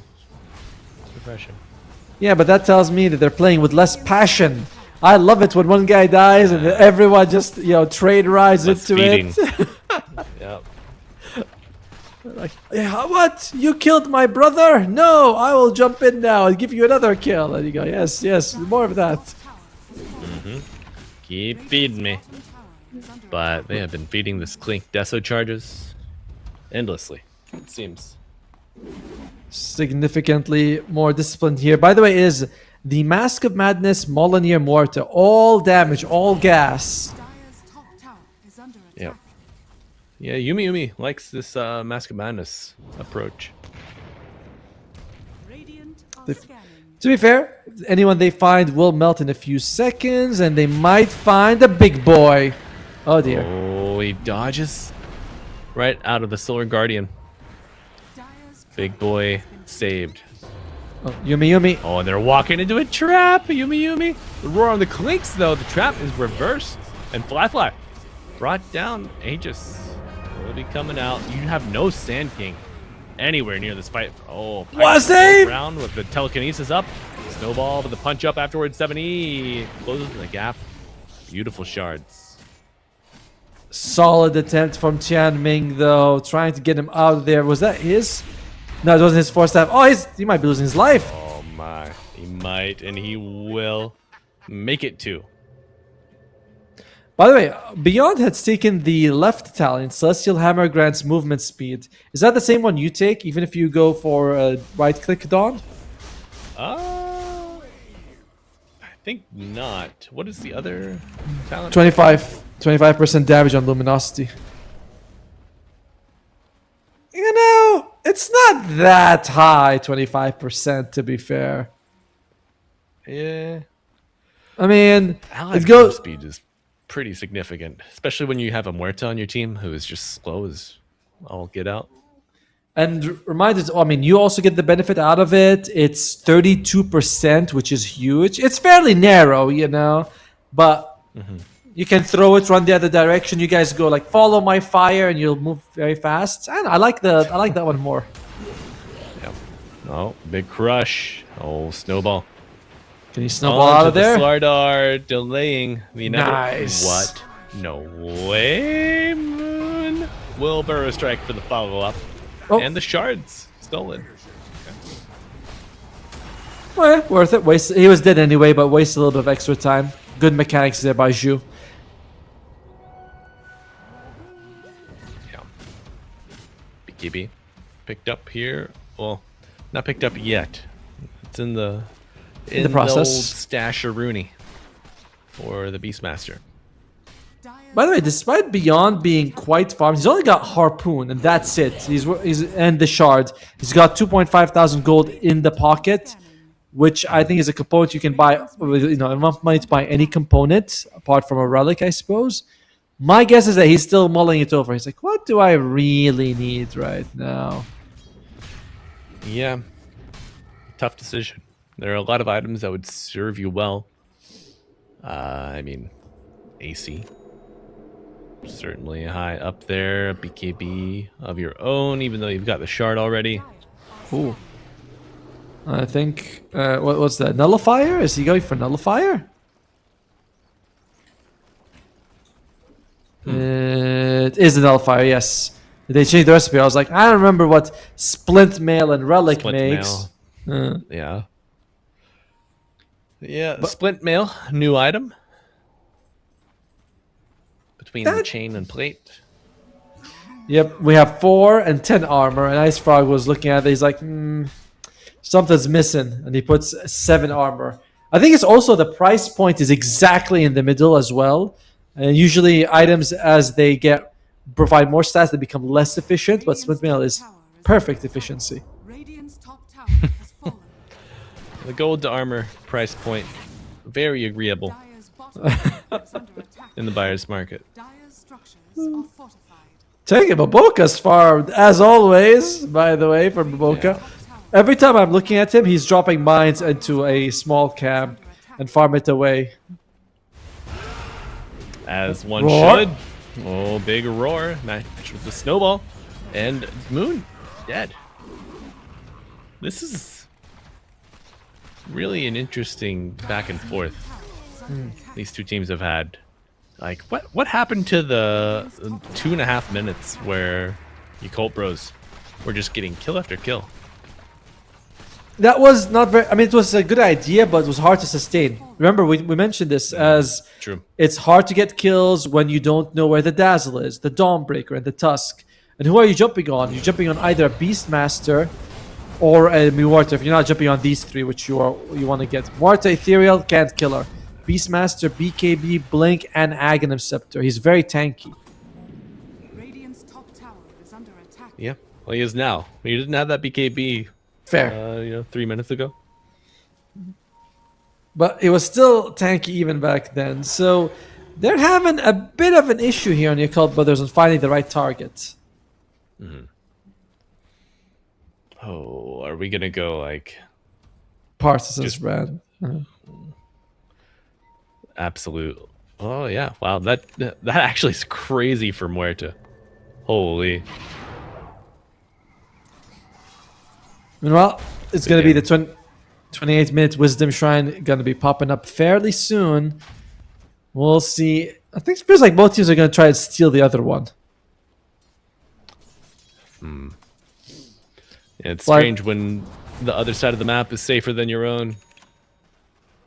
Like, I don't like it at home. I prefer to go to my friend's house. That's more fun. And oh, poor Moon. Snacks there. And Moon has been the target to be picked off back to back now. It's been a rough day for Moon in general. And remember in the previous series, 7E gets like 2 solo kills in the lane, and he loses the laning phase in game 3 as well. It's just not been Moon's tournament at the moment. Radiant's top tower is under attack. Wonder why that is. Go Think he's Sip. just getting outclassed or looking a little rusty. Yeah. Go Scepter. Atomo, I was wondering about this. When are we going to start seeing these Ghost Scepters or E-Blades on the Muerta? I mean, it certainly works for her, right? She can still damage anyone she uses the Ethereal Blade on. Can be also done on allies in case someone gets caught. And you're like, all right, here's another form of save. Above the... Not above, sorry. With the Solar, the Grave, and Snowball. Yeah. She can shoot while Ghost Sceptered. So just able to fight toe-to-toe against the Clinks, against Yep. the Slardar. Yeah, for her, it's relevant. Like, I can just go Scepter myself or use my ultimate, but it gives you that save mechanism and a way to stop enemies from attacking while you still can damage them. But 8-man smoke. Looks I like hear Roshan. Beyond needs to be... Beyond's position is very important. Beyond cannot die first. Oh, but he just might. BKB is active. Muerta still in the pit, wants to finish the Roshan. Aegis goes to the Muerta, and the chase is on. JT doubling back to the team. 7E with amp damage. And Rubik with Clinks on the low ground. JT go... Whoa! Okay, you had an Aegis. And now you're going to have an Epicenter. Front and center, but you get the Grave. The roar! Returning fire. The roar coming out. The Sand King does go down, and it is mass chaos. That's Snowball bringing you forward. You're looking for that next target. You find the Clinks, and it's a 4-hero wipe fest. Make it 5. Mideng Dreamers. Dreaming big. You know, that was actually not the best start of the fight for Mideng Dreamers because the roar was actually cancelled by the Lincolns on the Clinks. He throws it out, but the Clinks is able to block it. And I was like, oh, the roar's gone! But despite the Muerta also losing losing the Aegis, it's been the save. We talked about offense versus defense. I got Graves and Snowballs, and that the Grave was massive in that situation. Yeah, And this Dazzle is unchecked. You saw him get ganked twice across the map early on in like the early mid game, on the 15, 17 minute mark maybe. But just these spread out team fights, the terrain differences, very nice for LPC. the thing is, if you're Dire, you have to like kind of somehow find a way to disable all 5 members of the Radiant at once, because if you know the supports have saves, they're not valuable to kill by themselves, but if you don't kill them, they'll save anyone else you jump on, so that's annoying. And then you have, as we mentioned, Morta and Beastmaster, high value cores. The Dawnbreaker's ultimate save. It's very difficult to play this game for the Dire right now. 5 hexes. Radiant are scanning. Queue 'em up, boys. But Boca can do it. Boca's like, it's alright, guys. Got hex number 1 right here. Just 4 more. Will be a halberd coming out from the techies. Unusual choice, but it does solve the Muerta problem. Unfortunately, I mean, she's got a BKB, so it's good, but it's not amazing. Yeah, he changes his mind. He's gonna go for the 4 stuff. I agree with this more. Huh. Okay. Another save, repositioning for the Clinks, for himself. Not bad. Now watch him go back to the Heaven's Help, and I'll be like, it's a good item. It's very good. Of course, logically makes sense. Cast your bias. Cast your flip-flop.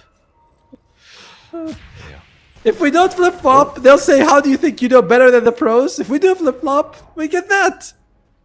You can't win. No. You just simply can't win. Dire Observer Ward under Oh, the Yummy? tower. They go striking initially, but the Grave, the Sword Guardian coming out, the Sword are just getting melted in the shards, but Telekinesis save and the return Roar. Sending it right back at you. Snowball bringing... Happy's charging. Tier 4. Happy coming up, and you have just delivered him to his death. An errant Snowball and the BKB on shoot. Chase is on. Slardar looking for a blink. Has it ready, but dodges for now. About half damage on the tier 3, but you lose your Beastmaster. Can't say it's worth it. And without the Aegis, yes, they can save Yumi, but they can't really sustain the fight long enough. And a bit too chaotic, a bit too stuck together for the Dire side. Perfect setup for both the JT's Crush and the Epicenter as well. Radiant's middle tower is under attack. Yeah, I like that high ground observer from the Dire. I like it too. Full information of when to jump and a gym. They forget about the gym. I feel like someone pinged it out. Oh no, Beastmaster pinged it out. He's like, guys, my gym is right here, but you're not getting it. You know, it'll take Frodo and Sam sneaking in there to get that one out for you.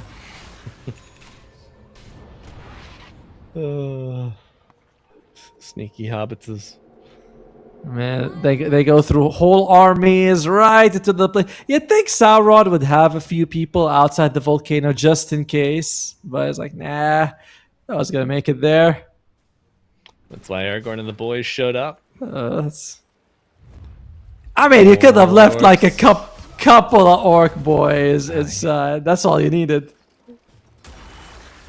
The returned king of men. Gonna let that one go? No, sir. And Clinks might be let. Oh no! The Boom. harpoon into this hammer. Beautiful catch here from beyond, and I feel like that harpoon length. It's You long. need to talk to the refs about that. That's Radiant's top little tower is sus. under attack. To be fair, 700 range. That's actually quite high.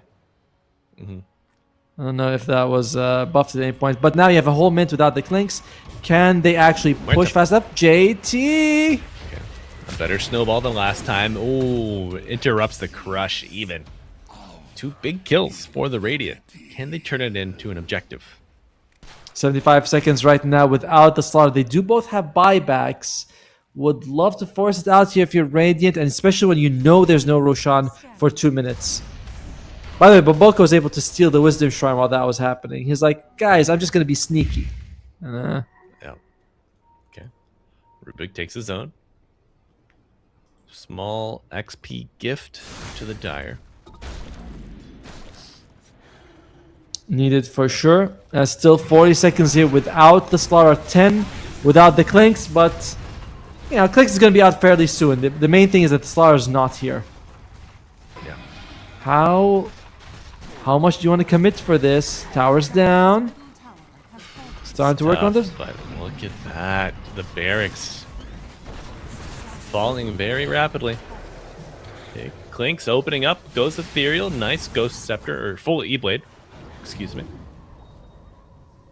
And Moon going a little bit more aggressive with the next positioning.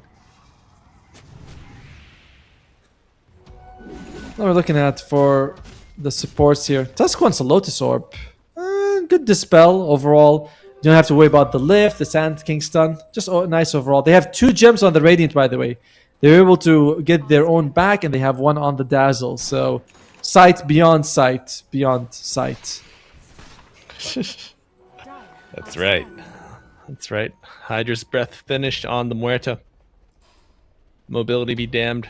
You got a Tusk to bring in to the fight. What is the... How do you pronounce the passive of Hydra's Breath? Is it... I have to look at the text real quick. The Polycephaly.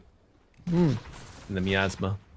Oh, Miasma, I got that one. But the Polycephaly. Polycephaly, thanks.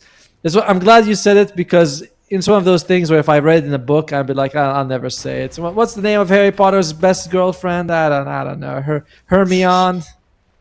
Hermione? Yeah, we're going to have to wait for the movies to come out to tell us. Yeah, Polycephaly, that's when a bunch of different heads date each other. Ooh. You can have more than one partner. Yeah. Interesting.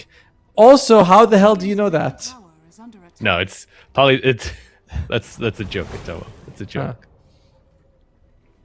It's a joke about. Yeah, never mind. Has been I see.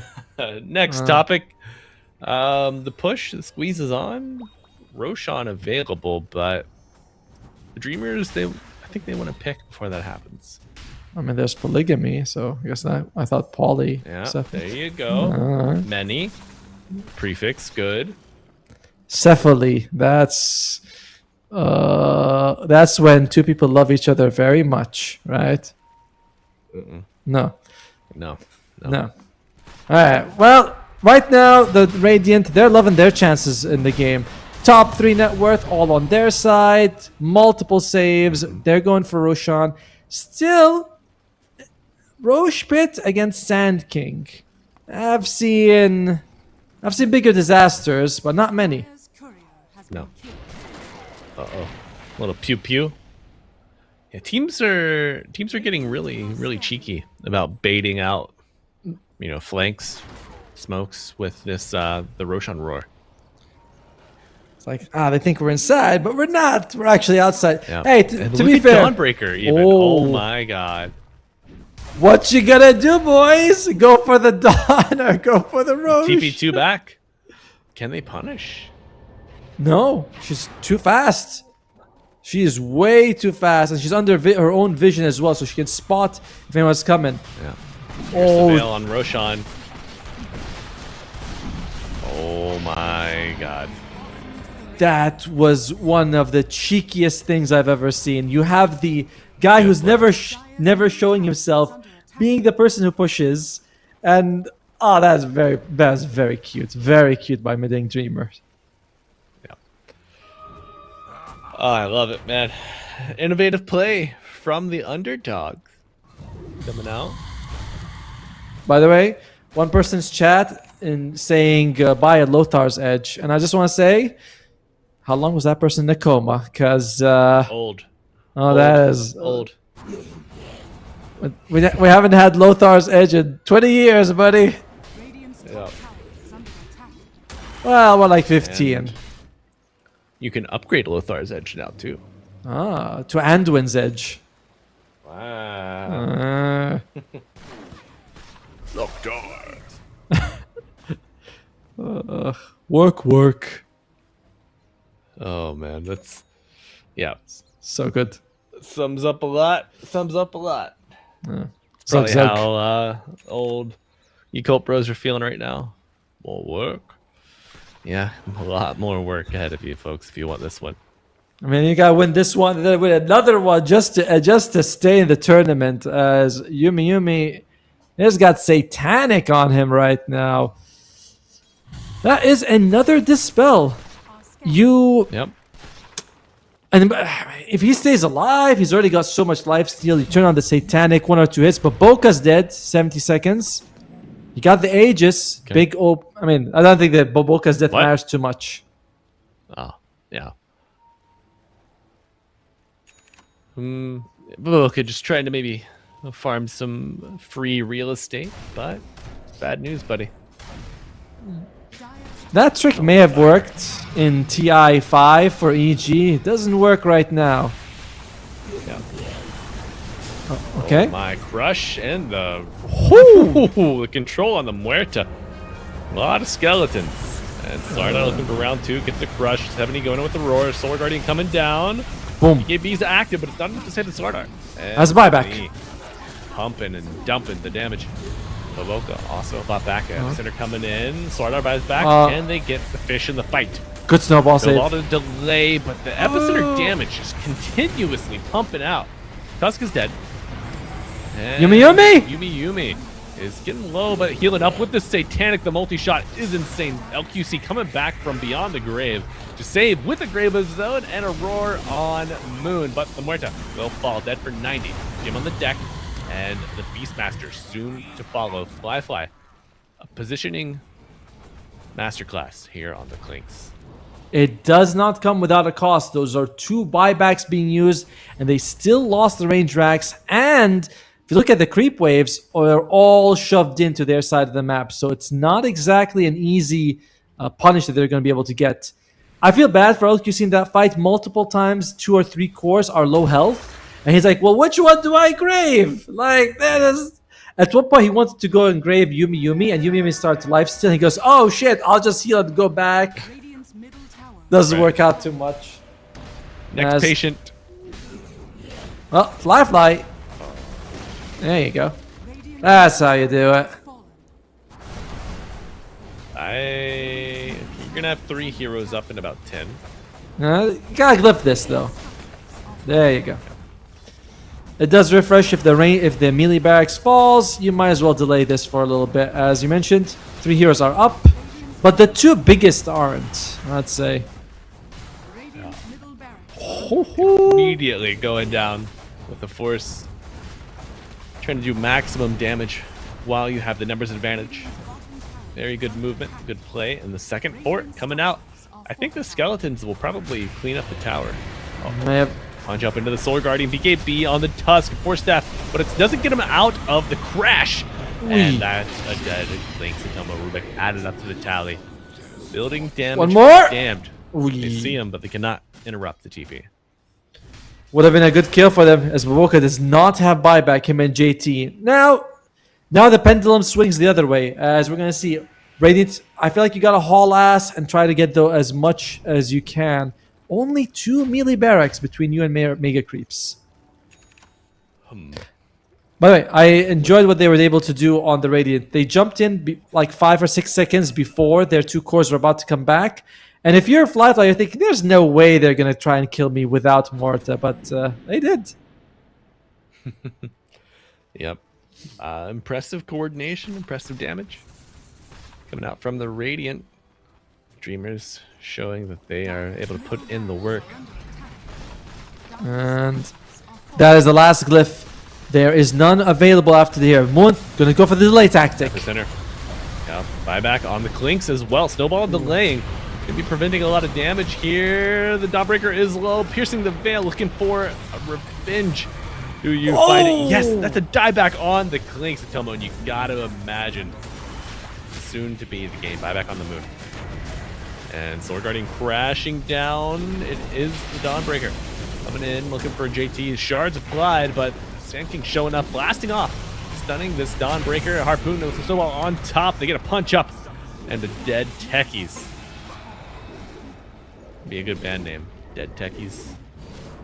Well, it's certainly very dead. Him, and he's not the only one. Is Fly. He is in the grave as well. They actually kind of staggered their saves. Both the grave and the snowball at the same time came out. The Dawnbreaker was kind of low, but Beyond makes it out, gets the Solar Guardian to come back, and okay, cute hold. Pulling him back in, looking for the fish man. Does he come up? Yes. Oh, nice telekinesis from Tianning, but it's not going to be enough. Oh, the Rubik goes down, and GG is called. Atomo.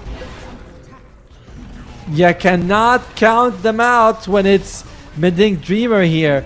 Yumi, I love this choice of going for the Ghost Scepter. Very unique. Yeah. One of the few heroes in the game where it's like, yeah, Ethereal doesn't matter to me at all. I actually enjoy it, and we don't see it as often as I thought we would, but worked out well for him. He's saying Clinks and Slardar.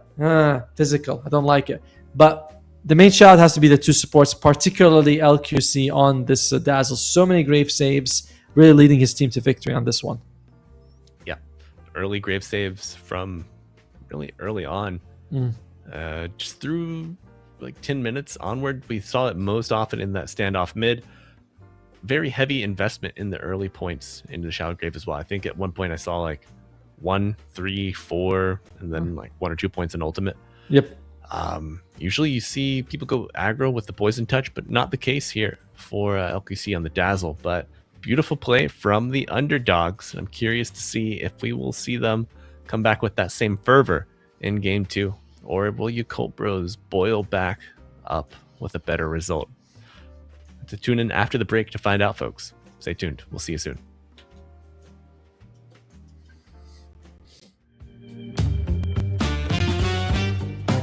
I thought it would be easy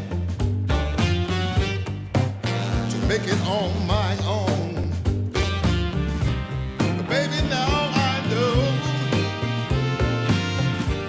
what it means to be alone. Lost in the shadows.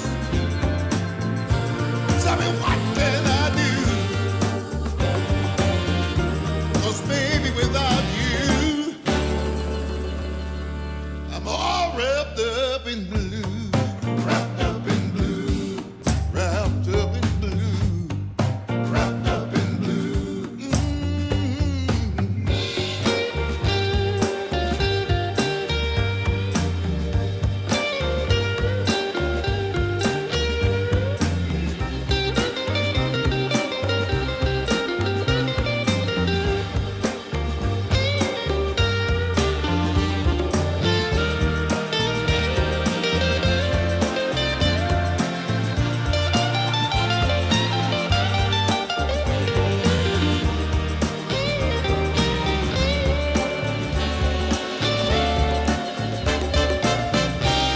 You don't miss the water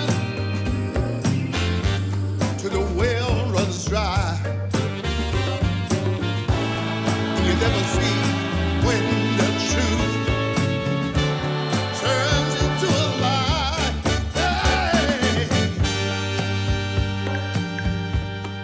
Wrapped up in blue, all wrapped up in blue, wrapped up in blue.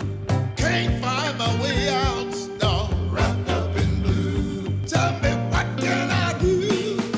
Wrapped up in blue, all wrapped up in blue, wrapped up in blue. Somebody help me now. Wrapped up in blue, all wrapped up in blue, wrapped up in blue. Somebody tell me what to do, 'cause I'm wrapped up in blue,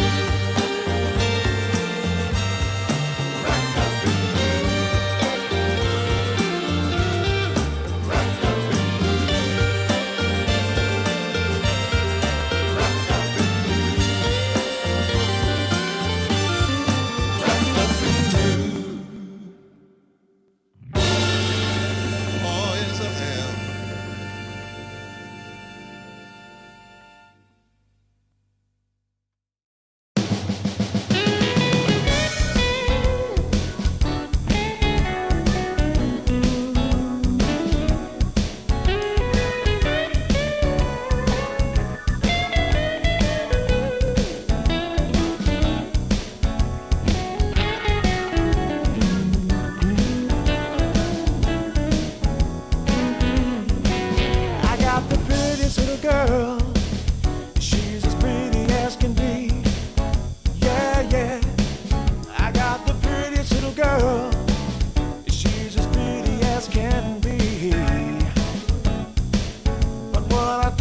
understand is what she sees in me.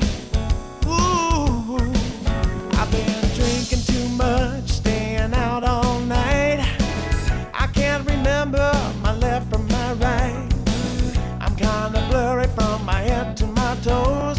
It might seem like nothing, but there's one thing I know. I got the prettiest little girl. She's as pretty as can be.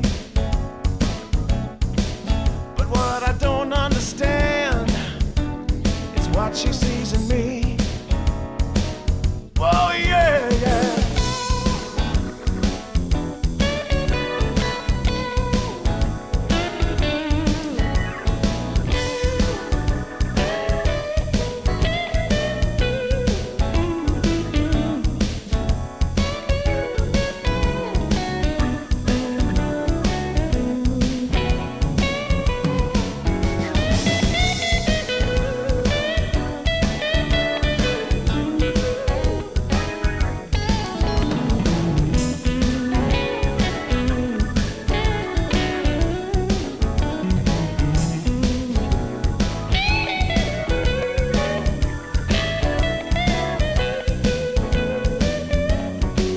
I've been in and out of trouble for much too long. I can't remember the words to this song. I thank the Lord as I'm crawling out of bed. It's another day that I'm not dead. I got the prettiest little girl. You know she looks so fine.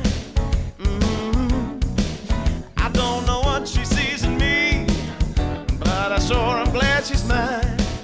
Whoa, no.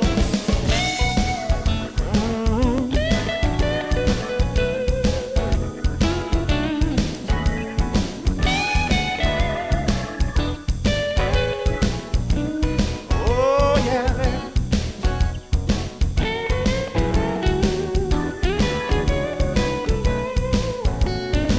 Oh, yeah, yeah.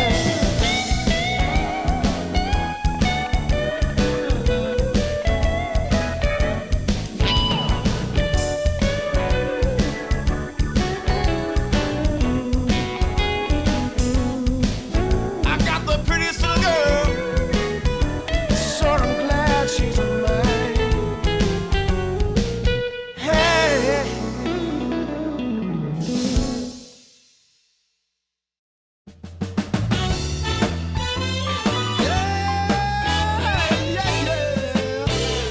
Oh, yeah. Take away my bag of bud, my camels and jack. Go ahead and take them all, I don't want them back.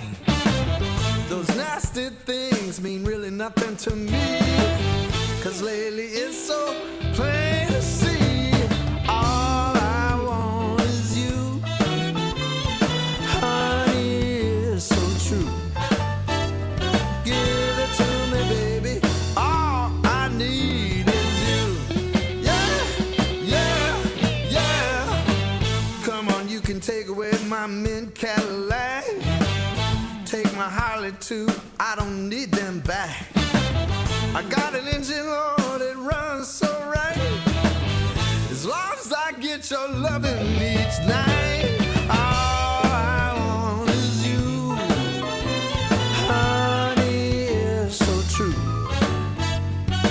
Give it to me, baby. All I need is you. Yeah, yeah, yeah, yeah, yeah. In the morning, well, early in the morning, late in the evening, round around noontime, round about noontime, baby. 20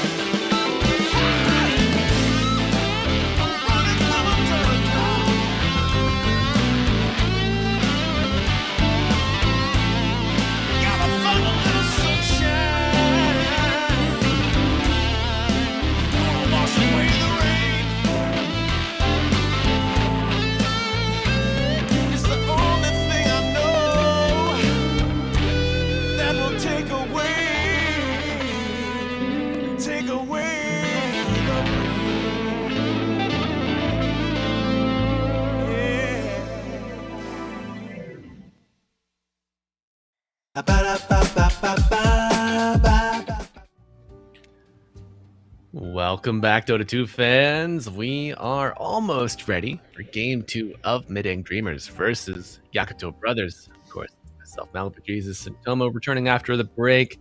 Tomo, do you think the Young Guns have what it takes to 2-0 the Vets? I mean, I think so, right? That game looked, I won't say convincing, but looked very clean in their own way. They didn't make mistakes. The way they had to coordinate saves on a lot of initiation. Not an easy thing to do. Not an easy thing to be like, oh, I'll go first, you go second, because they had Dawnbreaker, Tusk, and Dazzle. And yet they still came out of so many fights looking like they had done this a million times before. So kudos to them. Can they do it again? Yakult Brothers, we've seen them be a little bit like this. Some games very hot, some games very cold. We'll see what they can do in this game too. All right. The wishy-washy Vets trying to pick themselves up and dust themselves off versus the Save Masters of Mideng Dreamers. We got a draft program. Let's get there. Here we go. What are we working with? Will Alchemist be allowed through? Oh, wait. He might be. He might be, everyone. Alchemist not banned yet.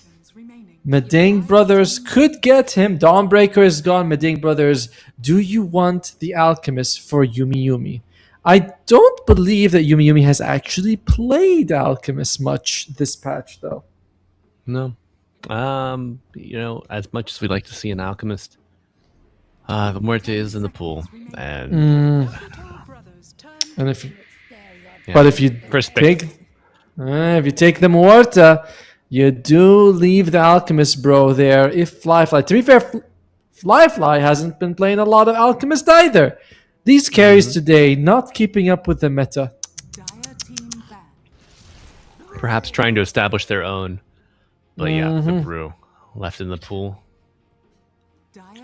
Back in my days, pros would all copy each other like mindlessly. But now look at them. Thinking, getting out of their own ideas. Establishing their own paths, their own destiny. For the fools.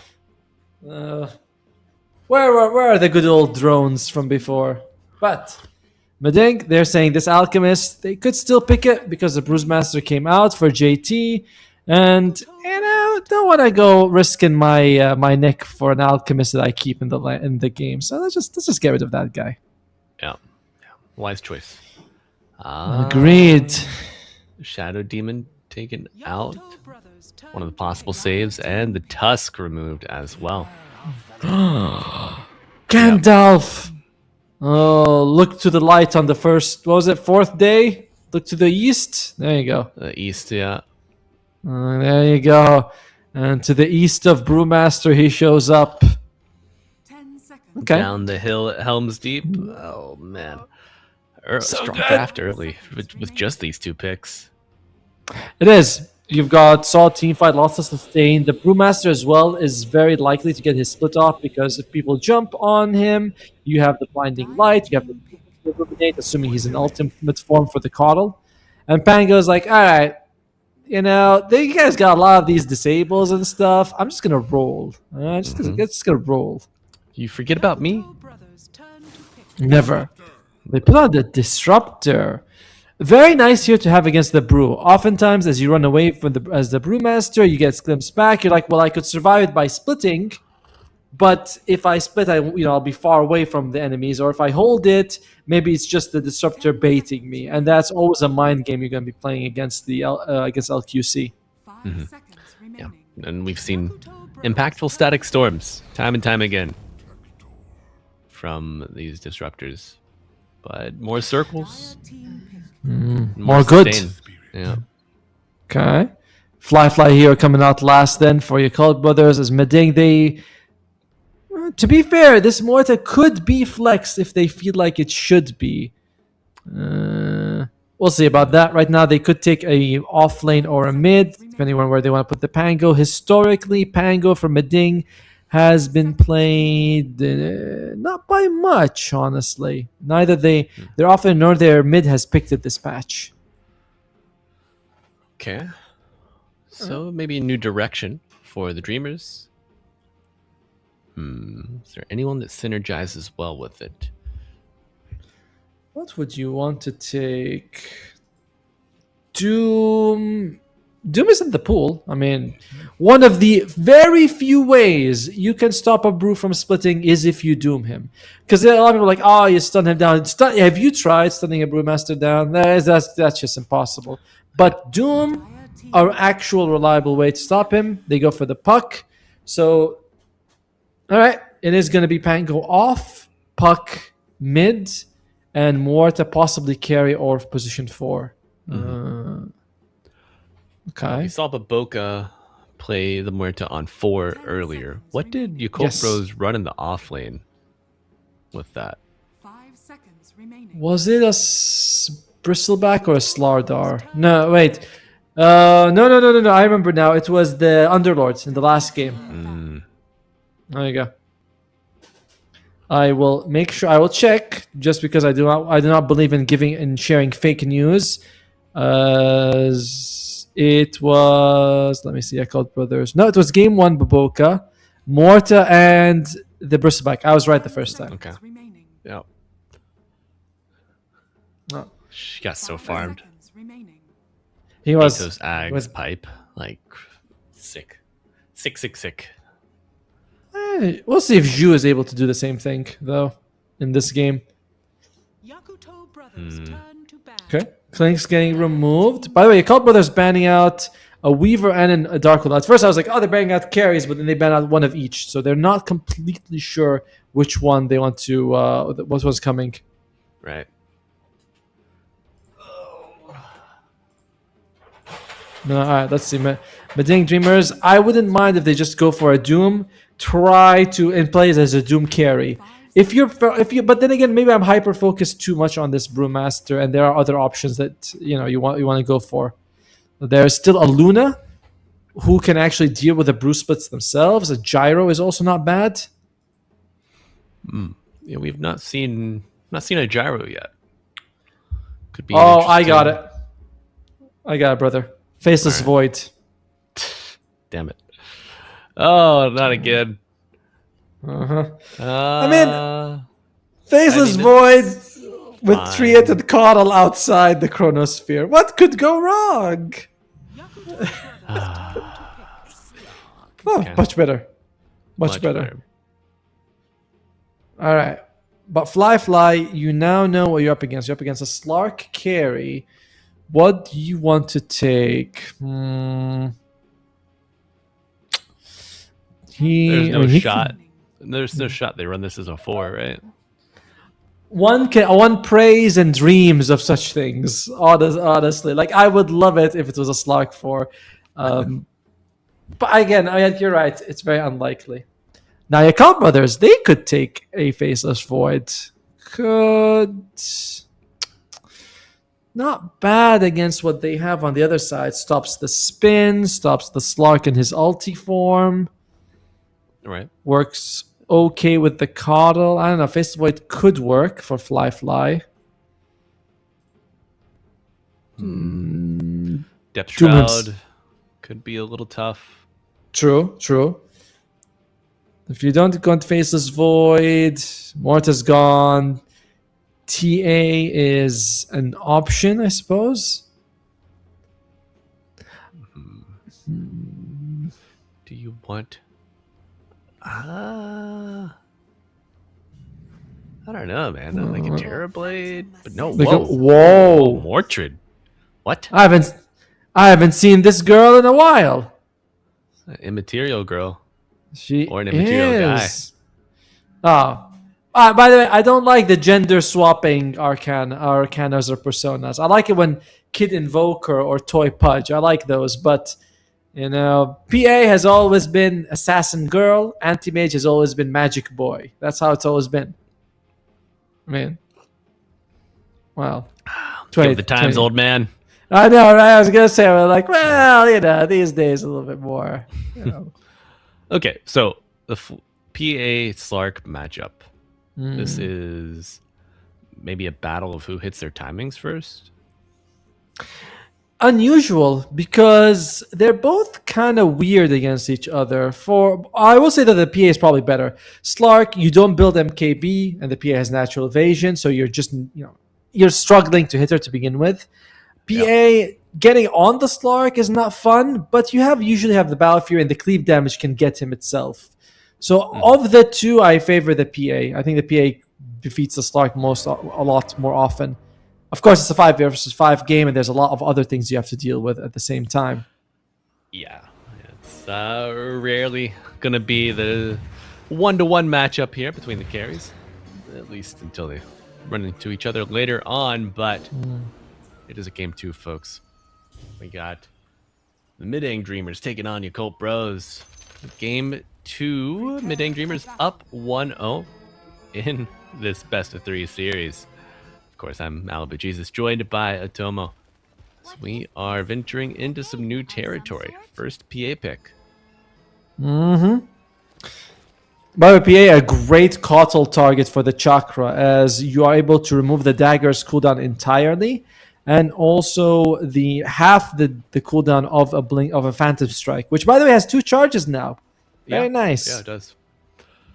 Oh man, I had a laning partner that did not know about the 2 Phantom Strike charges. Guess how that went? He jumps in, then he doesn't know he can jump out. No, we were against the PA. He died. Oh, that's good. My ally. Yeah. I'm happy for the other guy. He's like, I can jump. He can chase us twice. So basically, he gets like a free Aghanim's scepter of the Slark, right? It's like I can jump 2 times. And double pounds. Maybe much better as well, because I know exactly where I'm gonna go. Yeah, you do need a target though. That's fair. But it's a big map with a lot of people on it. Yeah, I can pick someone. Just don't be so picky, girl. Just take one guy. It doesn't matter. Or I suppose in this case, jump to trees. That would be something. I think that would be a bit much. I mean, we already have that on the harpoon. But PA harpoon, come on. That's not gonna happen. Let me Phantom Strike a tree. No. No, it's just not how it works. So our top lane is going to be the Slark and Disruptor against the Brewmaster and Keeper of the Light. Slark, while he likes harassing people, he himself cannot really take a hit from an enemy early on. Relatively low health, not the best region. Look at that, 2.7 health region, not much to work with. Saltwater Shiv has been a boon to this hero after the many buffs, but it doesn't kick in till like level 3, level 4 when you have 2 points in it, and then it feels like it does something. Oh look, it takes level 1. It's crazy. Up until that point, a lot of harass coming out from Baboka and JT. Plenty of spell damage and the high mobility of the Coddle. Problematic. Still, if you can get him to hit a person a few times, followed by a glimpse, like in the War of Attrition, once the things start tilting a little bit Slark's favor, relatively hard to get the momentum back. But as we've seen before, if you're having a tough lane, you pick a Coddle, he just blasts away. I was like, this is good. I like blasting. Yeah, plenty of wave clear in the arsenal for Yakult Brothers here. But let's see. Yumi 4-0, Brewmaster slightly ahead, and pouncing to a self-planted branch, tree, Tango. It's poor Slark. Misses the CS. Oh well. Let's look at bottom for a second, as it is going to be the Phantom Assassin and the Train Protector going up against the Pango and Muerta. I feel worried for Tian Ming here. If he steps out of position, could be in a lot of trouble. Alright, I'm going to tell you something a little controversial here, Malibu. Okay, are you ready? Are you sitting down? Okay. Yep. I don't think Train Protector is that good of a laner. Well, you say that, and then I see Shu lose half his HP from a dagger in one punch. I credit that to the dagger, not the punch. Okay. Yeah, I mean, the laning leaves something to be desired because you're sinking all of your points into the armor. And not always throwing it to your carry or yourself. It's just like he's really kind of slow. I know you can use trees to get in position, but still a bit slow. Oh, LQC. Baboka.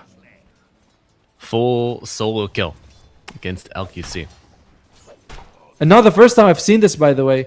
Coddles being able to just solo kill the opposing support. You know, you blast, you run after them, you're much faster most of the time. Well, LQC, he wants more. He does. Takes a lot. Unnecessary damage from the creep camp here. And it will be a partial pull. No, maybe a full pull coming out for the Radiant. Sometimes you take damage to establish dominance. You're like, see, I'm not afraid of you. I'll tank a creep wave to just piss you off. All right. I'm crazy. Let a sane person do this? Yubi. That's a lot of damage. Yeah. Not really able to step up and make full use of the Saltwater Shiv either. He just eats an Illuminate every time. Or a Thunderclap. I believe he's got Word 2 up. points of the Saltwater Shiv as well. So the fact that he's unable to get any benefit out of it, or more benefit out of it, feels a bit horrible for the poor guy. Oh, Baboka. Give him a chance, man. Oh, okay. Glimpse back into the pounce. Not a bad opening, but some snap regen from the Lotus. One more. Will fall in the tree line. However, JT might just pick up a double. Very fire used. Very cheeky play. And hopefully he drops the salve. Yumi. Interested to see what he's going to be building this game. We have seen quite a few Radiance Slarks coming out, but and there's going to be a salve right on him. He's fine. Oh, man. Thunderclap spam with Chakra is not very fun. Got to imagine Yumi quite annoyed here in the top side. It's 160 AoE damage. Nothing the Slark can do about it. It's also instant, not over time, so you can't dispel it. Just a unfortunate thing for him to trade, and he's actually half the CS of Fly, who is laning with a weak laner that is known as Train Protector. Dire are scanning. You know, it's kind of messed up. 70 silenced his Poogie. They just wanted a high five, man. That's how you know he's the bad guy. It's like, come on, dude. Poogie. Real question. Do you high five your Poogie every time? I never even noticed that he high fives me to begin with. Oh my god, you were the bad guy, Tomo. Oh, they got Tian Ming. They did. TP even coming in from Shu. A gift for the Dire. Is under attack. Much needed one. Doesn't get an agi stack out of it. That was from the earlier one where he killed Baboka, the agi stack. So, a little bit unfortunate there. Oh. Yeah, it is kind of weird how sometimes you think, aren't you in range? And, you know, right there next to the guy, but somehow it's like you're just a tiny bit out. Sorry, no agi for you. It's tough. Do you have to get you just have to get an assist, right? Under attack. You have to be within a certain amount of AoE. Like, that's how it has to work. Yeah, within... Radiant Where is are it? scanning. Does say some... Oh, within 300 radius. Are scanning. Okay. Beyond. Moon showing up in the bottom lane. Had an invis rune from 6 minutes. And 7E even TPing in. Help defend the shrine. Will be a remnant away. And the Tree and Protector perhaps going down twice back to back. Zhu makes sure he gets the Wisdom Shrine as well. And I like what 7E was doing. Just shows up, throws out the coil, doesn't try to go for the Ember, knows that Moon can just remnant away and not really worth the chase. Still interested to see what we're going to get out of the Slark. Diffusal into Consecrate Wraps is the item build. Oh, he is poor though. He is potentially dead. Might be Shiv giving a little bit of life, but Moon and the Thunderclap Tower is under attack. make short work of the Fishman. Dire's top tower is under attack. Oh, the Slark.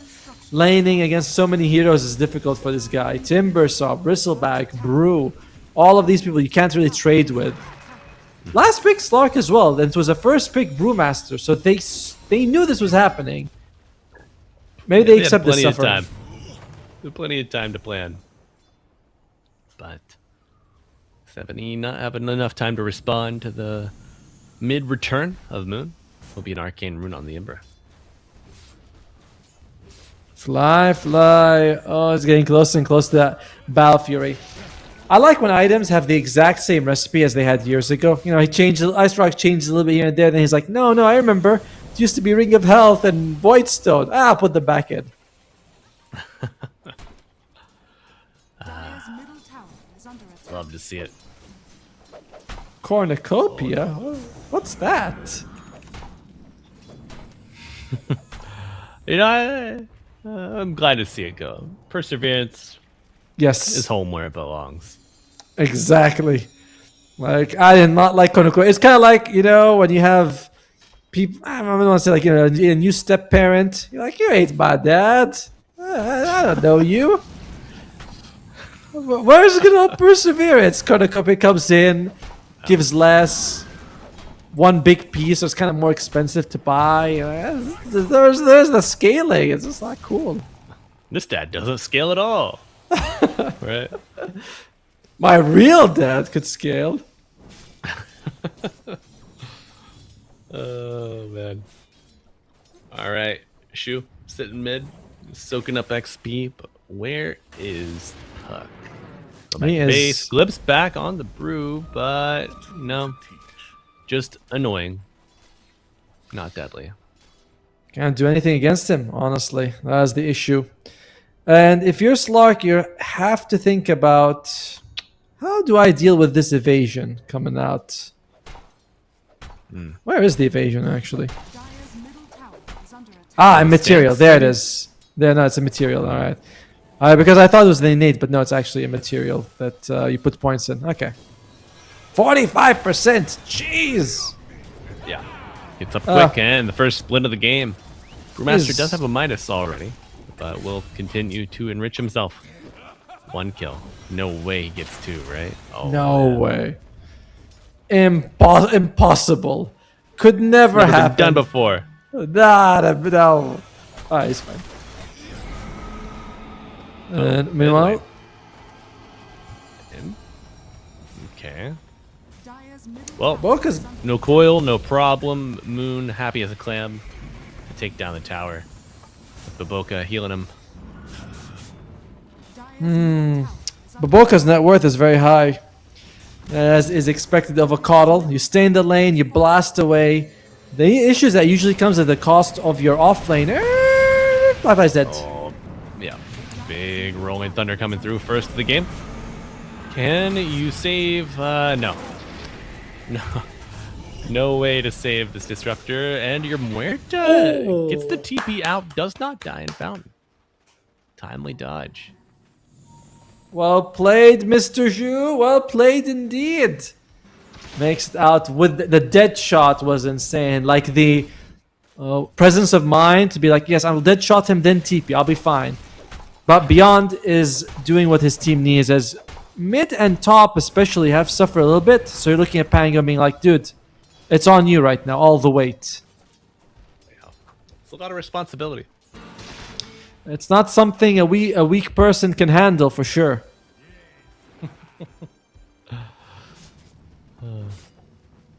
But Beyond, he is above mortal men, and he's doing a good job. He's got good support staff, you know. While Disruptor, able to move people around, Morta's damage is fairly solid as well early on, so not too bad.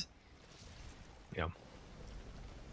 Interesting, like a 3v3 trio to come out here. Our Puck. Taking a second to look at the net worth. It is, in fact, the Pangolier. Top of the charts. Yep. But then the next 3 are the cores of the Radiant. That is very scary, to be fair. Like, especially because Slark is such a feast or famine kind of guy, and well, he's, you know, it's Ramadan where he is basically. Yeah, he's holding off. holding off for now. No feast in sight.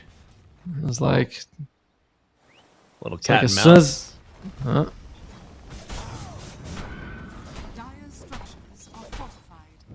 Just gone for the tower here. Dire unlikely to mount a defense. They're gonna say we'll just trade evenly with you guys. That's gonna make us very happy. Unfortunately, the Radiant Tower is not falling at nearly the same speed, but LQC standing next to the Twin Gate. He's like, the moment this activates, I'm throwing a Stack Storm. I don't care. Yeah. Now, Beyond has gone the 404, maximizing the physical damage of the Swashbuckle, even picking up the Blightstone. And I like that build. It's incredible burst damage to come out. Sure. You don't really suffer from your low-ish mana pool because you really only have one spell that you're casting on repeat. True. But it seems like it hasn't really been enough to slow down this PA. She's got Battle Fury and is just in the jungle. By the way, I mean, when you look at it, he has 11 minus armor at level 10. With the lucky shot maxed out and the plus 3 lucky shot armor reduction, or minus 3 armor reduction, whatever you want to call it. 11 armor. No one on the Radiant 13 team. with the Blightstone. You're sorry, 13. You're right. No one on the Radiant team has 13 armor. Ember's got 12, 5 on the support, 7 on the brew, 11 on the PA. Okay. Pretty scary, but if you're not fighting, you're really not taking advantage of that. I mean, of course, the minus armor accelerates your farm, but Oh, more on that in a moment. LQC found out, brought down very quickly. the issue is, no matter what happens, the PA will, in terms of farming speed, is always going to be ahead of the Slark. Slark has to get like kills, especially on the PA herself, to catch up, and that is a tall order. It is. PA deep in her own territory. It's not like the Slark is just going to encounter her on a random walkabout, Oh, hey girl, what you doing over here? That's Baboka. Uh-oh. Okay, Pangolier getting active on the top side. Baboka is found, and the brew split. Oh! Oh my. Cheeky TP attempt. I do love that word spot, I will say. On the little island. Doesn't do anything for them though. And this was, do you see the thing we talked about earlier where we're saying every time you glimpse the Brewmaster, he has to make a decision. Do I split or do I take a risk? And for JT, he's like, I'm not going to risk anything. Whoa, big kill. My. Big kill, as you said. Static Storm. Used and very worthwhile. Is under attack. Gonna be a haste rune for the puck and a permanent agility stack for the Slark. Whoa, This boy to possibly work, more and than they one. found JT. He doesn't have split. He doesn't have any wand charges. A glimpse keeps him in the neutral camp. And Yumi getting some delicious revenge. Yummy, yummy, more like it. And, top lane. PA is here. Hasted Tasty in puck. its own right. Yeah. Coming in. Baboka on the high ground to heal. Oh my god. Okay. Dagger thrown. Ember's in with the moon. They find 2. Guys, ulti. Where is your puck? Well, you don't have coil. So I kind of get it. The lack of desire to show up. I don't blame him. Under attack. I don't either, but I think when he popped the haste, when we heard it, if you're Dice, Yeah. you're probably thinking, he's coming over, he's hasting, like, he was roughly near the Radiant Triangle, so like, all right, backup's coming, boys, don't worry, and he just U-turns and goes, nah, maybe later. Debated. Debated by our puck, Atomo. What are we gonna do? Oh, this gap between the two carries is sad. It is. And again, it's not gonna get much better for a while here. Yeah. You're gonna have to wait this one out on the Slark. I mean, he had some good motion there for a moment, but Bruce split almost back up. Unlikely that you find that opportunity again. Brewmaster finishes his axe after 17 minutes. Well, almost 18 to be fair. Yeah. Still, it is the perfect timing. You hit level 2 ultimate and you get the axe. So you go from basically level 1 to level 3 ulti. Joy. Yeah. Dire is certainly not equipped to handle this. Nope. I also like what Boca's doing. I think he might be going for an Octarine core? A point booster plus something. Not sure what he wants with a point booster. What else would you make? Uh, So not point I booster. don't know. Soul boost. Yeah, Octarine core is probably the Soul best, booster? but Krulla's Crozier could be okay, I suppose. yeah. But no, Octarine core is so good though. It's like you're going to steal back the region that the Slark steals with the salt water. Oh, split canceled, but do you have the damage? Beyond trying to get up on Unlikely. top of him. Unlikely indeed. The Bruce split now available. Attack, attack, attack. The Treant says Tianming.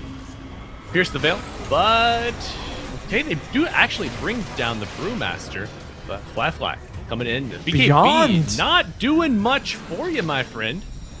Trying to get out, healed up a little bit. Baboka doing some heavy lifting, but Holy the Pangolier is online, folks. We are seeing it first hand, and I would not be surprised if we see a rage quit.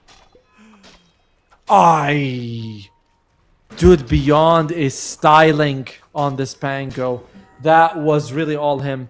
I thought that the Bruce Split was going to come out. You know, he walks out of it. He was still alive. Maybe he wasn't on cooldown, but when he died, it certainly was available. But Oh, he had it perhaps available. I thought the same thing, but I don't want to be like, oh, maybe I could be wrong. But doesn't split. Very odd move there by JT.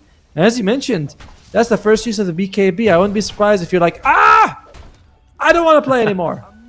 Yeah, that's a keyboard smacker, keyboard pounder. For Why sure. don't we have a split? Someone was saying there's no mana. Yes. But he had the mana when he actually died, right? Just something to get the mana back. Oh well. Observers, man, they are... At least on this stream, at least we appreciate them. Other streams don't appreciate them like we do. Not like us, so we appreciate them That's very right. much. Oh, Roshan attempted here. Should be a relatively clean attempt. Although LQC's walking near. Is he? Oh, by Static Storm used a little off mark. Beyond's on the Roshan way. out of the pit. He is. That is the guy you got to watch out for. 70 on the high ground. Low mana. They're going in. Blink Thunder. They use with the Blink Dagger, but the overgrowth will stop him in his tracks.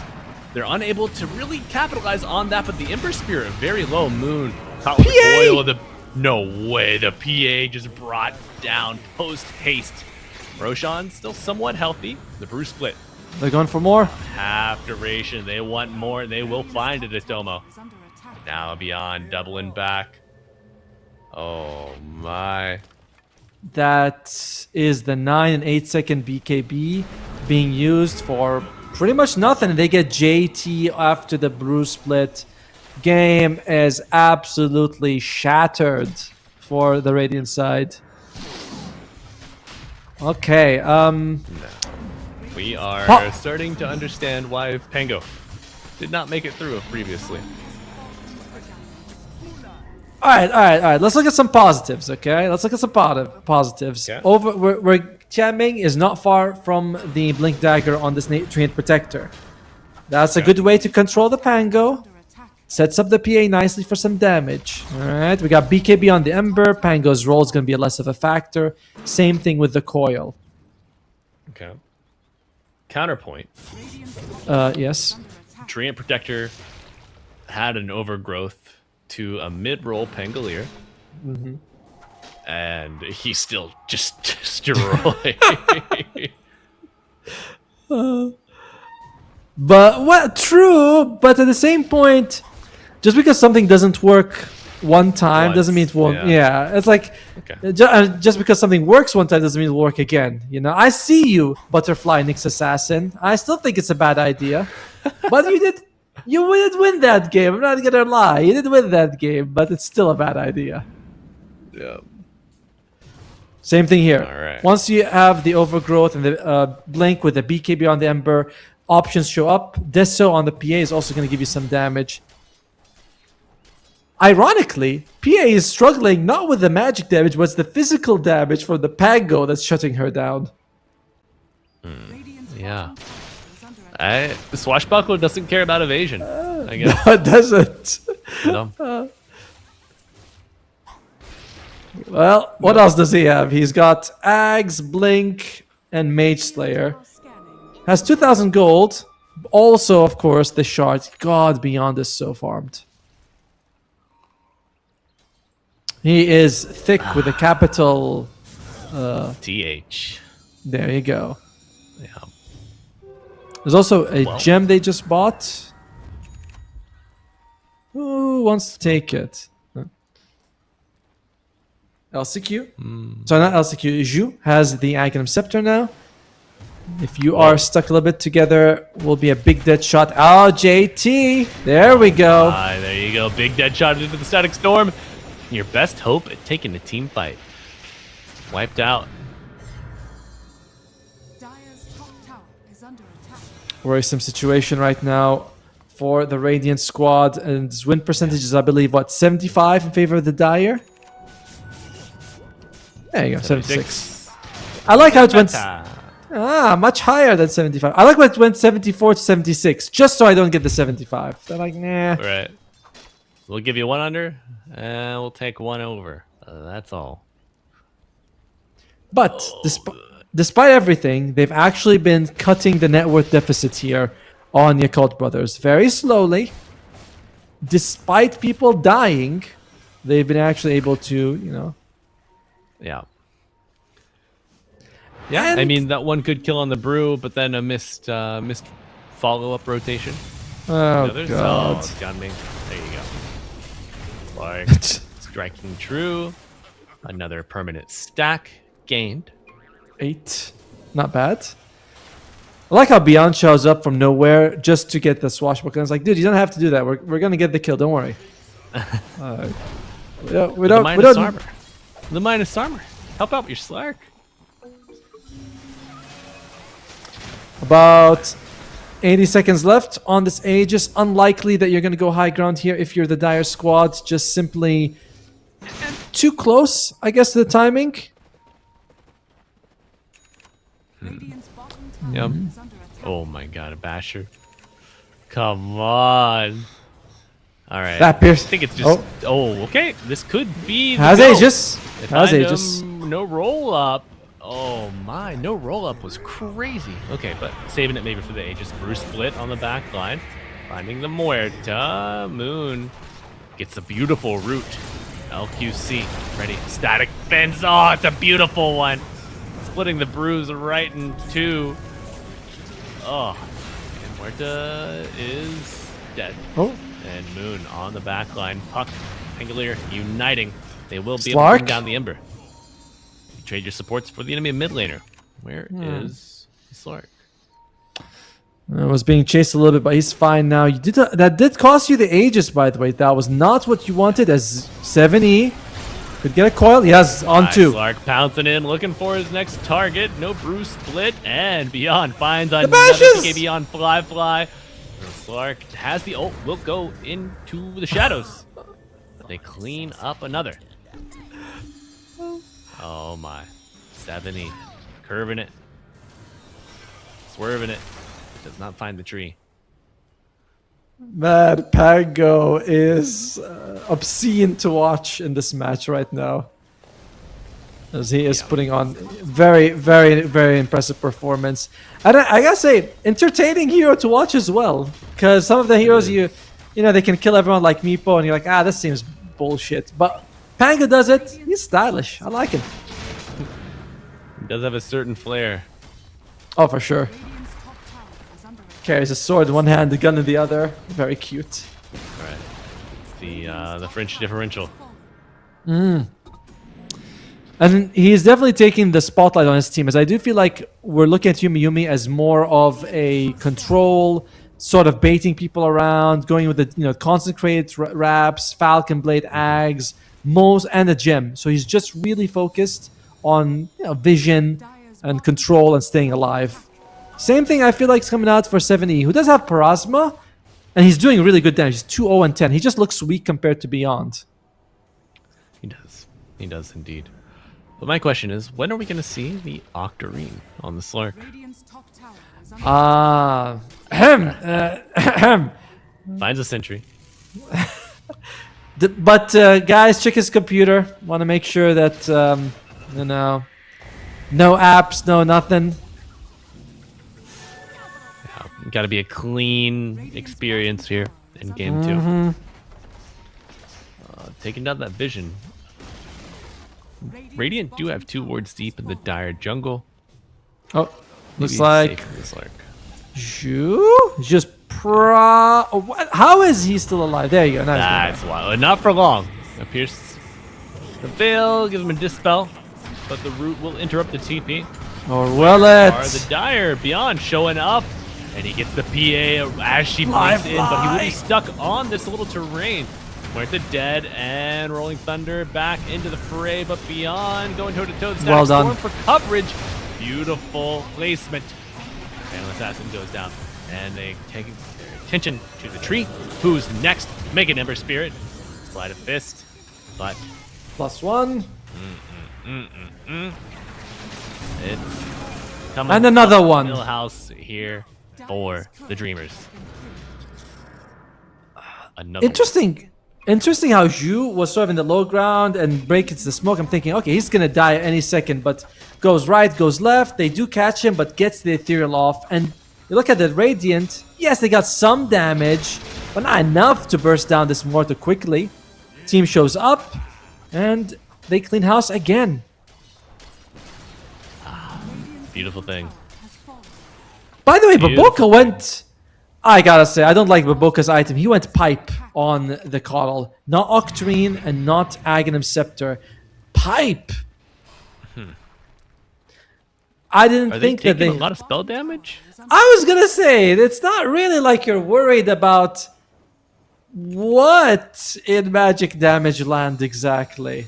It's Right. it's a support Morta. I mean, sure, she's magic damage is okay, but very odd. Yeah. I don't know. Maybe surely he knows that the Pangolier is all physical, right? Surely. 7 As- playing with his food, the bash on the shield crash, swashbuckle. Oh. Fly, unable to find an opening, goes for the TP out, but will not, and he will not find it. Not a single moment of solace for the PA. To be fair, he'd have lived if he had a pipe on him just then. You know, like on the dead shot damage. He would have survived He the dead just- shot. You just told the Boca to sell it, Atomo. He already sold it. It's already up the river. Let's see. No fly. Auto ult, Spirit Form. There we go. Ride. Blinking in, Bruce split, but covered by the Static Storm immediately. Yumi. Coming up to clean up the pandas. Uh-oh. Oh, no. Panda. Oh no. Panda. Oh no. In the middle of the dire team. Just goes down. 19,000 gold advantage. This kinetic fence. It's It's cute. growing on me. It Yeah. is. No, I mean, as a shard ability, it's good. It is no replacement for kinetic field, but Field. as a different sub ability, it's very nice. You know, people are going up and down stairs, going for any sort of like ruin, anything like that. You can prevent it. It's very good. I never liked it as a replacement for field, just like I didn't like time zone as replacement for chrono. But as their own ability, they're very good. Can you imagine getting time zone and chronosphere? Oh, support Faceless Voids right now are, would, you know, Salivating. they'd be like, what? We can get both? Karna? Time's up. Again? Where do I sign up? Well, you have to sell your soul. Wasn't worth much to begin with. No. Deal. Next question. Puck's got Octarine Core and almost halfway to an Acceptor. 20,000 leads for the Dire. Radiant, what can you do that can switch this game around? As Baboka goes for a mech. Yep. Full heal bot. Full Yes. heal bot. But surprisingly, I feel like with a Locket and a Shard, that's all the healing you need to provide on Keeper of Light. Because, like, you're not going to get too much. Yeah, I mean, the Shard's good. The Shard's very good. But after that, I would have preferred an Octarine or a Scepter. All right. Well, we'll have Run! to hold a little bit. Run! Wax Poetic. Oh my! Healing from the Coddle. Not enough. When Yumi and Beyond work in unison. Yumi hit him 21 times, by the way. 63 Stone Agi. Buyback. Static Storm on the back line for the Bruce split. Nice No overgrowth. answer, overgrowth applied. Yumi low. And the Aegis and the tree is dead. Gem on the deck. Static field. Connect field. Fence making Good a kill. little bit of work, but a BKB on Fly. Swinging that scythe. Is it enough? The coil coming out. Ember Spirit to fall. Dead for a minute and a half. And BKB has expired. The damage coming out. Pangolier, another barrier applied with the roll up and Beyond. Cannot ever get this Pangolier again. Atomo. GG is called. 34-minute 2-0 sweep. Mideng Dreamers have done it. Push forward to the lower bracket semifinal. Masterclass by Beyond. Honestly, if you look at this game in the first 10 minutes, this was not the sort of conclusion we were looking like. It was looking like it was trending towards. Mid lane, Ember Moon was doing better ahead of the puck. Top lanes, particularly, we saw Slug die like twice the lane, and you see JT getting randomized top of the net worth. You're like, oh, this is. We're not gonna have a nap in between this series and the next one. Let me tell you that. But just Beyond going 17-0-13. I don't know. The guy's crazy, and that was insane to watch. Absolutely. Yeah. Nothing to say. Nothing to say. Simply. He's with Extreme Gaming, actually, not on this one. But he could definitely take some tips on how to play Pango from Beyond, that's for sure. As I like the item build as well. Goes for the Mage Slayer, gets the Blink, gets the Acceptor, massive damage, goes for Pasher, and you pick PA, you're thinking, all right, get BKB, nothing really disturbs me, but it's BKB piercing disables coming out from him. Very impressive. Yeah. Great play. Great itemization paths. And good patience from Mideng. Just suffering in the mid lane somewhat. Slark, poor Slark, just getting berated, lambasted. They just hungered down, weather the storm, trust in the Pango. And they come out on top of Tomo. But for now, we're signing off. You know, we do have a third and final series today to bring you. That's going to be Team Resilience taking on Vici Gaming, but that's not going to happen for about an hour and 56 minutes. So, friends, plenty of other Dota 2 going on right now across multiple channels. We got, I don't even know how many regions right now. I think Eastern Europe is currently going. So, we got China, SCA, Eastern Europe. I don't know if Western Europe has begun yet. They may have. So it's a buffet of Dota. Go eat to your fill and be back here in a little under 2 hours for the upper bracket final. See you then.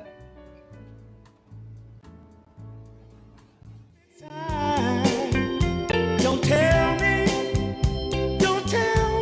who. These are feelings that I ought to hide. I don't care where you came from. Just tell me where you wanna go. If there's a chance to be together, that's all I really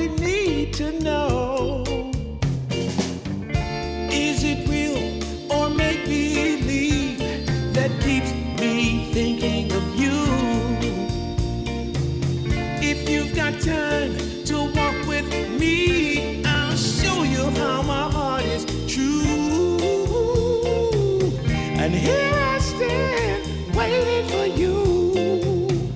Tell me, baby, what I gotta do. Don't tell me that you don't feel the same inside. Don't tell me, these are feelings that I ought to hide. Don't tell me that you don't feel the same inside. Don't tell me, these are feelings that I ought to hide.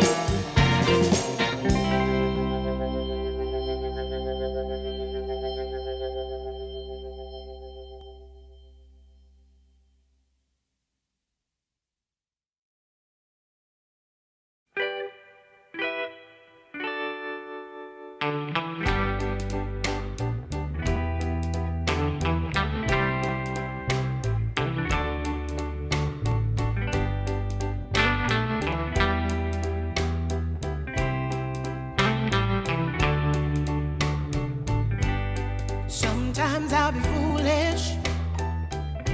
Sometimes I know I get mad. Sometimes I say the wrong thing to you that makes you feel sad. But one thing is true in all that we've been through. You've never stopped loving me, no matter what I do. So let me say, that every day I try to find the words from my heart to say thank you. 'Cause you take me as I am.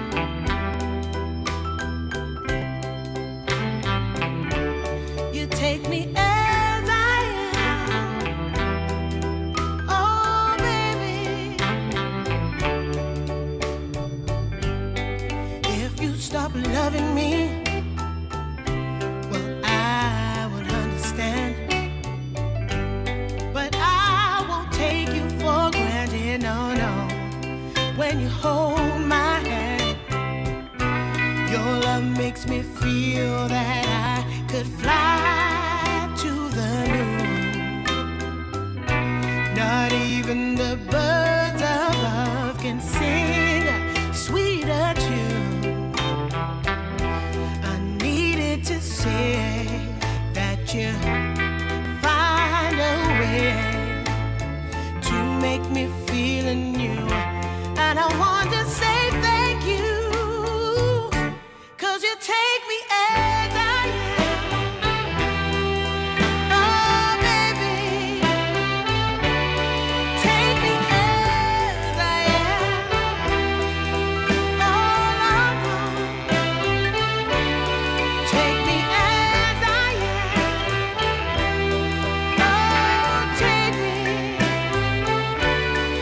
Oh, take me.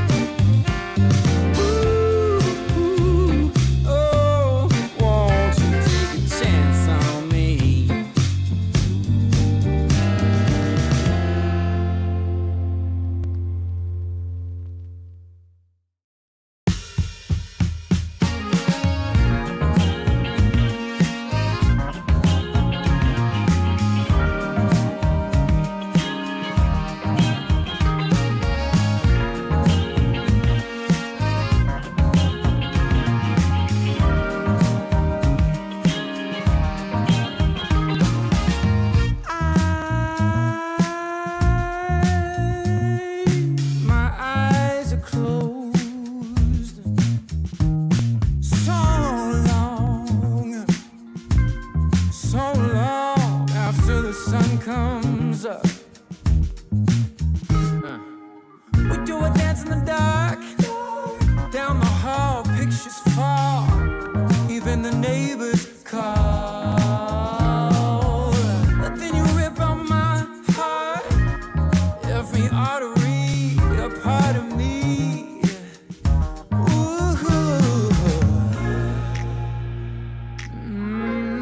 It's obvious to me that you love to watch me bleed.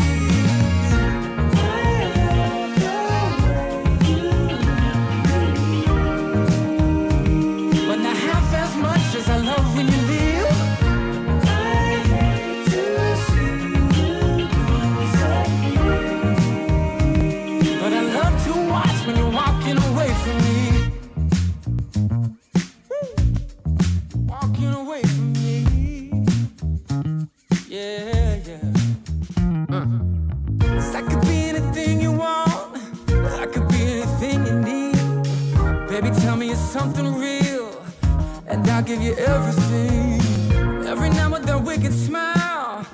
You know I can't help myself. They play around with me for a while. Keep tearing me up until there's nothing left. Ooh, it's obvious to me. Yeah, you love to watch me bleed.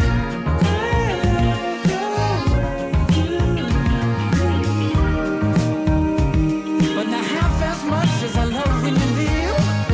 I hate to see you lose. But I love to watch when you're walking away from me. Yeah, yeah.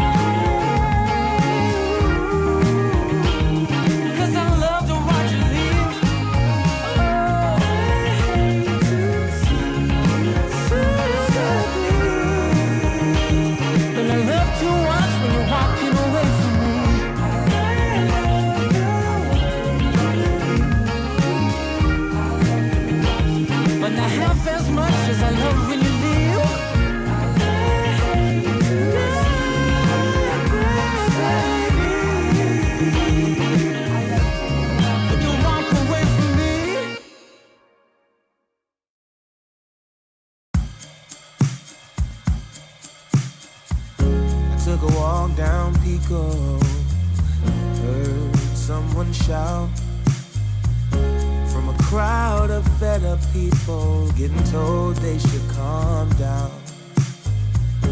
Didn't wanna fight, but the tears that fill their eyes are brought by the people sworn to preserve their rights. Oh,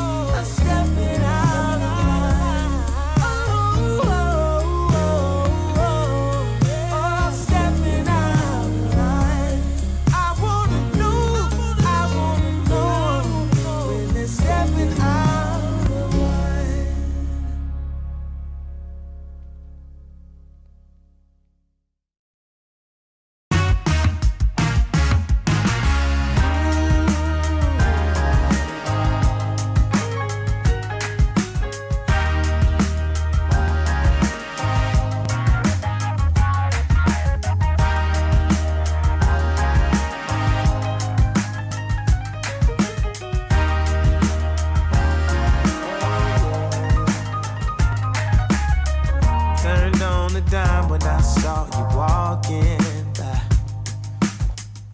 Something about you caught my eye, yeah. Ain't trying to waste my time, just standing in your line. Gotta take a shot before you pass me by. So you wanna be alone for a minute? Well, come on, tell me what's on your mind. I wanna know what makes you happy. I wanna know, can I make you mine? Ooh, I wanna know if you know that I treat you right. I wanna know, can I spend the night?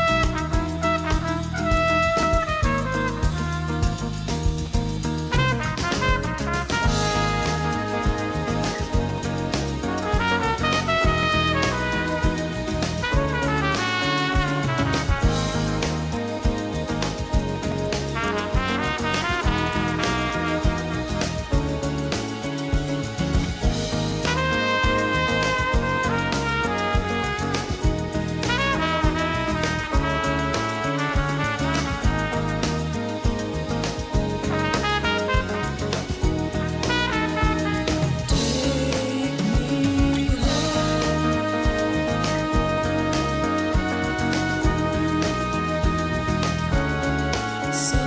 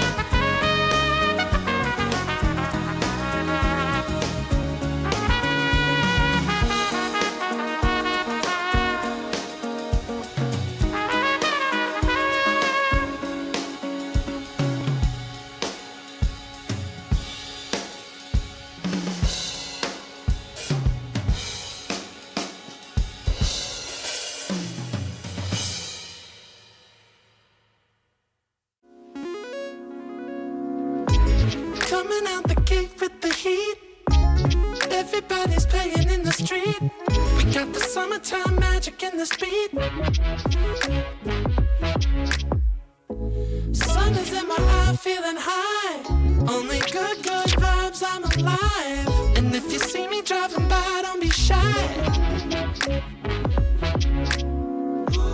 I'm so excited. You know just what I wanna do.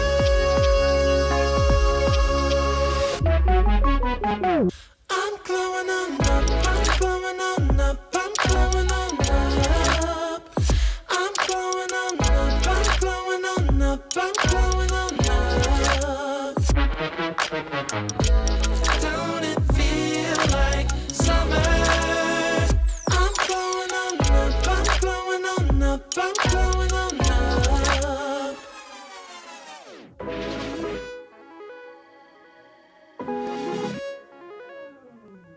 Blow up, show up, soak up aromas, float to Sonoma, roll up to Nola, trope up, blow up, slow up, show up, get real, choke up, you're flowing, you're glowing.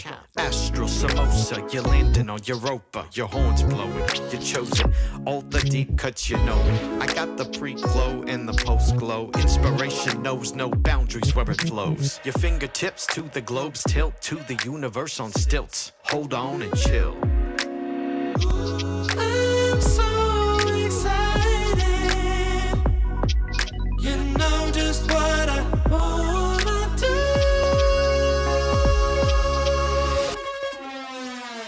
I'm glowing on up, I'm glowing on up, I'm glowing on up.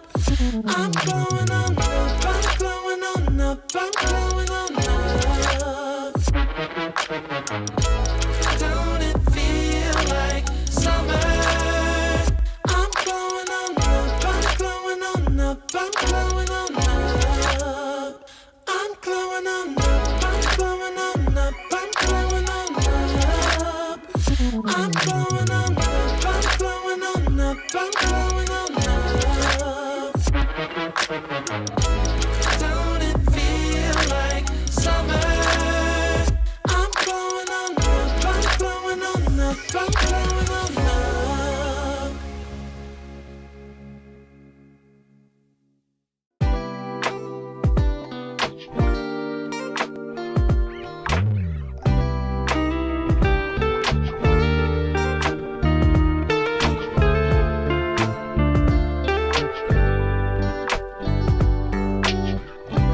We're gonna keep it going. We got this now, you know.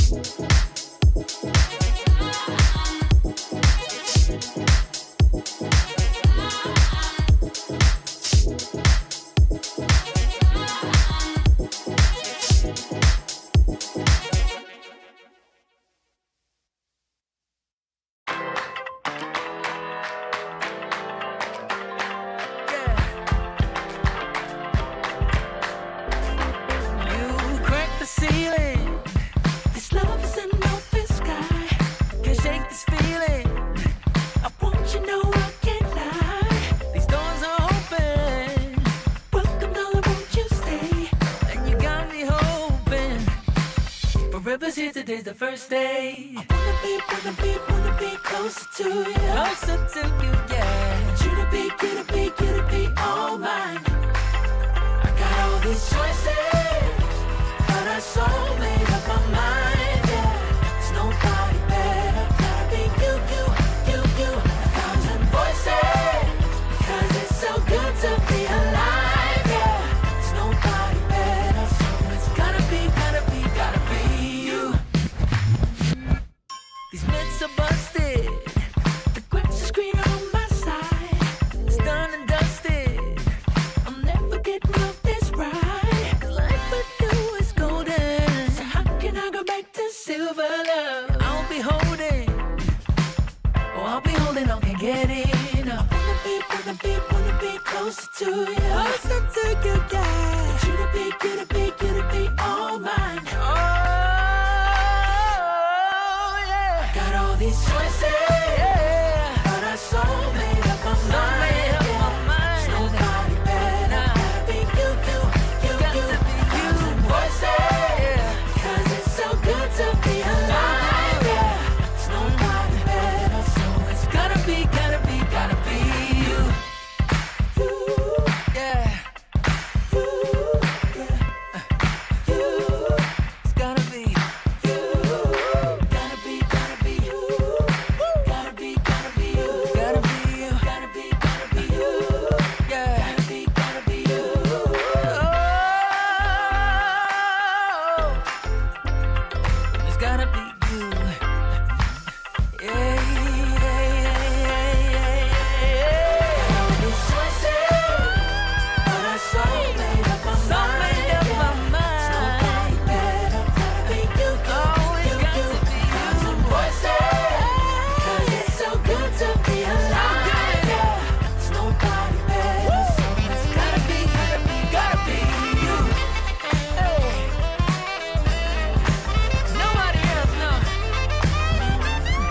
It's gotta be you.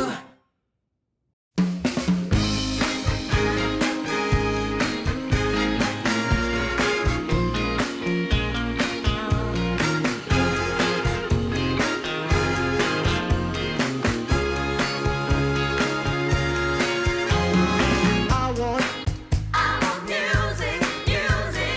good music playing and dancing to the groove, and I want to sing at the top of my lungs. The evening has just begun. Hips are swinging and feet are stomping. We will party all night long. This will be a magic night to remember. A joyful celebration for a whole new generation. This will be a magic night to have together. No more limitation. We united as one nation. I want keep on moving. The sweat is dripping. I want shake it to the beat of the drum. No need for hesitation. The bass is pumping and everybody's smiling. We will party all night long. This will be a magic night to remember. A joyful celebration for a whole new generation. This will be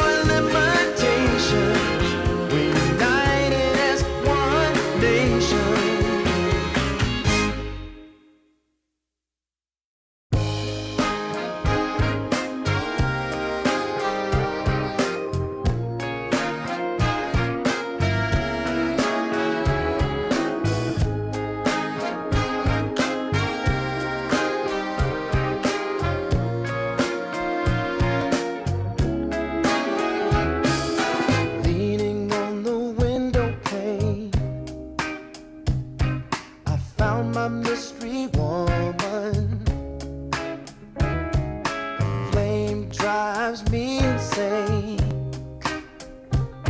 She's heavenly creation, the spirit of the hot summer day, controlled by her emotion. Tomorrow seems too far away. Now I've got my shot. I'm meeting my soulmate. Lady, can you see me? You're my everything. You're my lady. Lady, can you feel me? I feel head over heels. You're my lady, lady. Maybe you can't hear me, my sweet little thing, my sweet lady. Lady, can you see me? You are my everything. You're my lady, lady. Some might think I'm crazy. You're my constellation. My vision's far from hazy. I need no confirmation.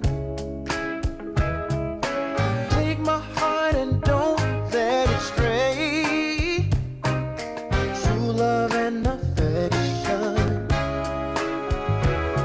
will come again another day, as the sight of your light always takes my breath away. Lady, can you see me? You're my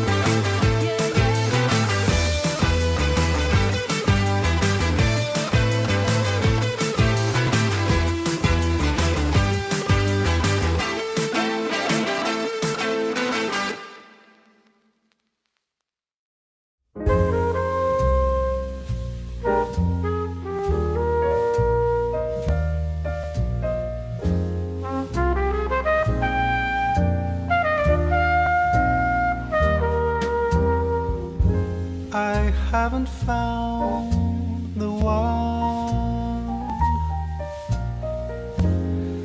I never knew what others do. I hope and yet again, what do I know then? I believe it's all meant to be. All my dreams are so out of reach. I fool around, but we never know. I fell in love, but a long time ago.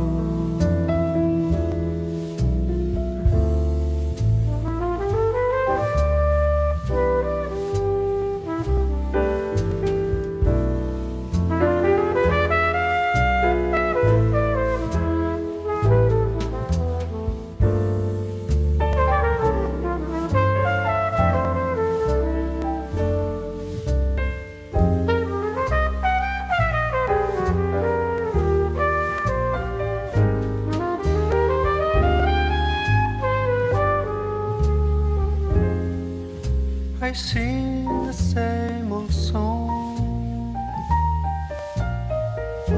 been going on for far too long. I hope and yet again,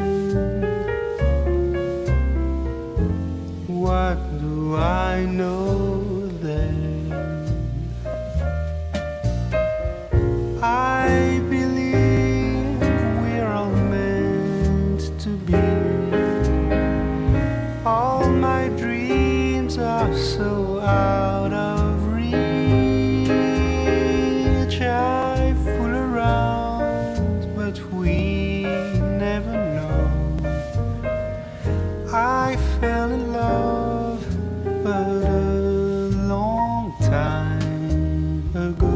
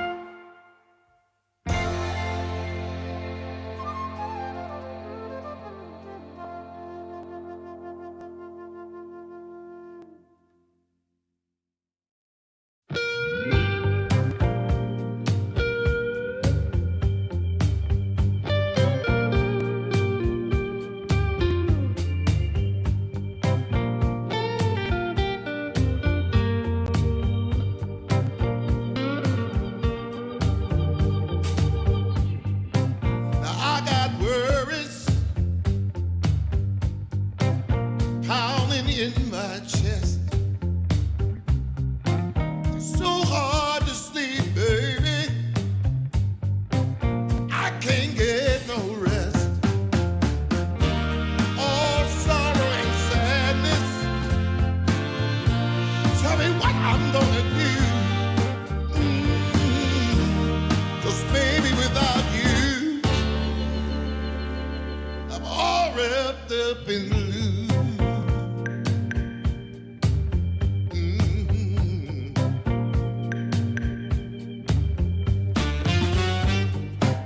I thought it would be easy to make it on my own. But baby, now I know what it means to be alone.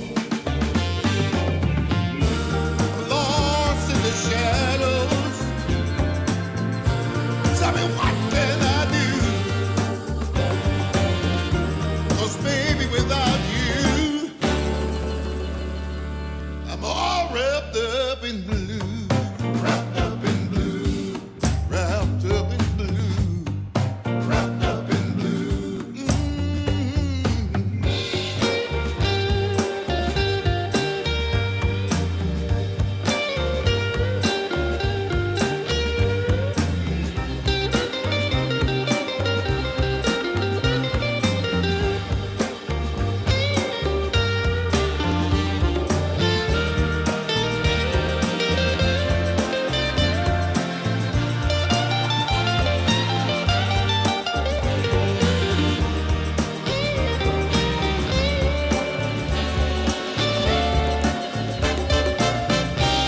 You don't miss the water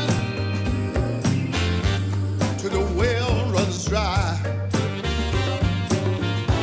And you never see when the truth turns into a lie.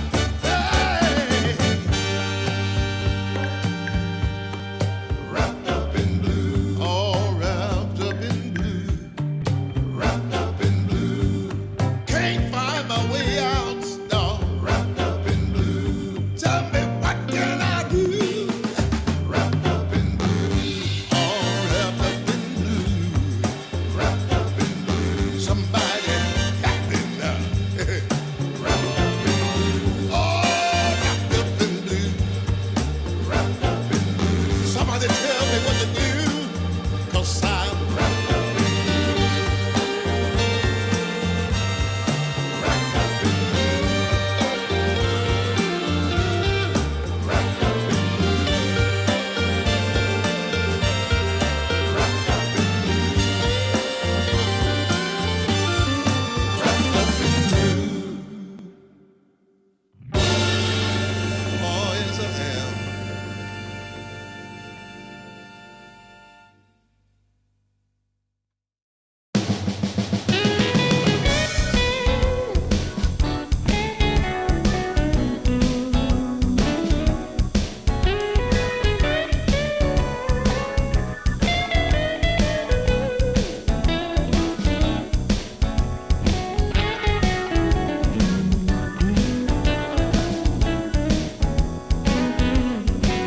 I got the prettiest little girl.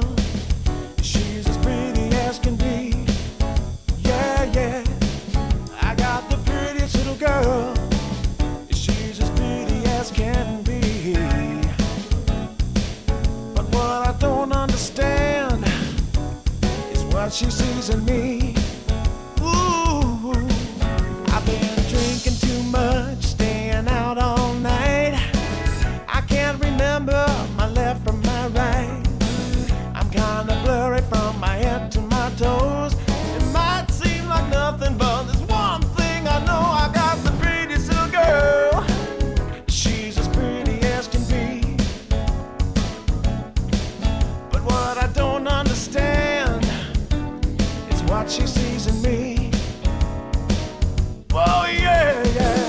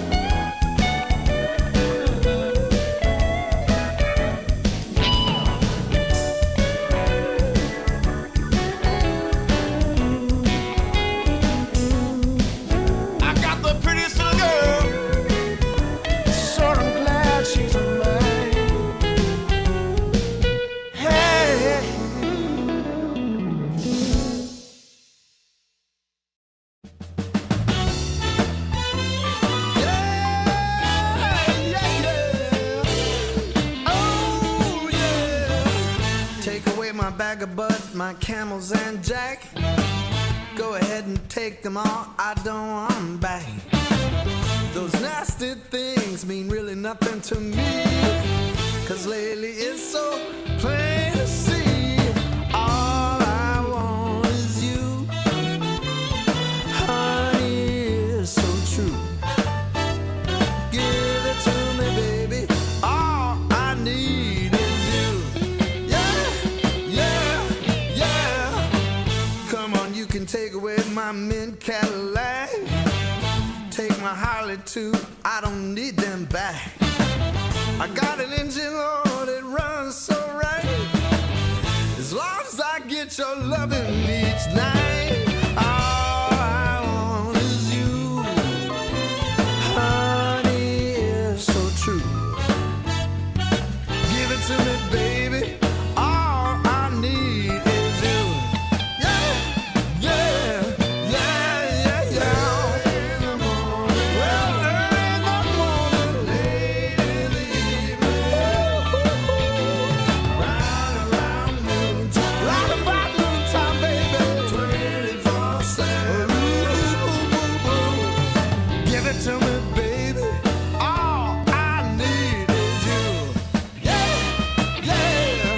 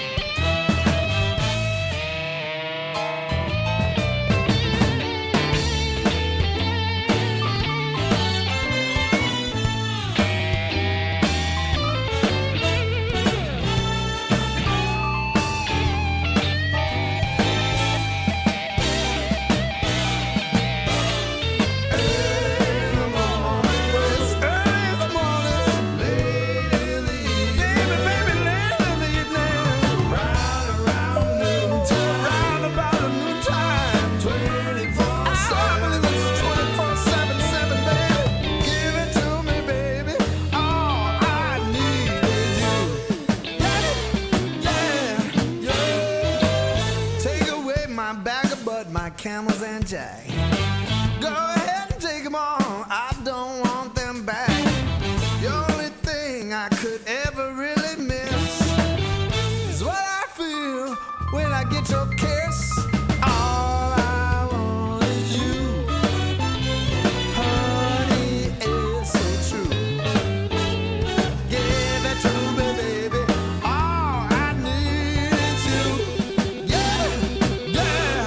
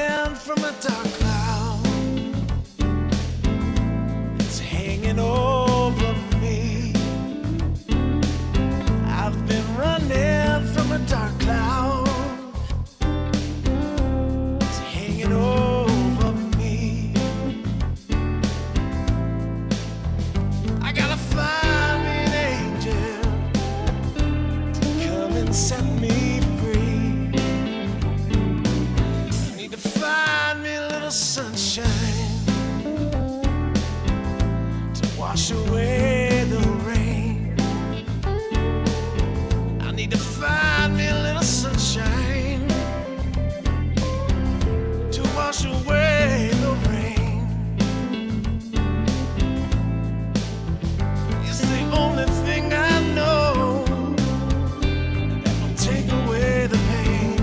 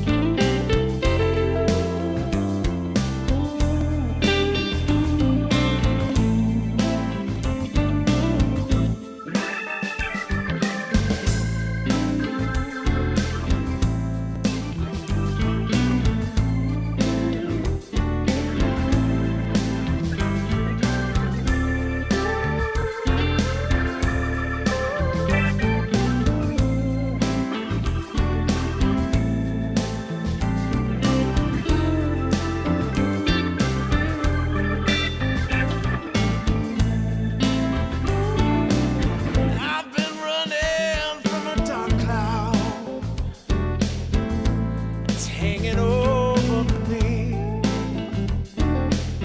I've been running from a dark cloud.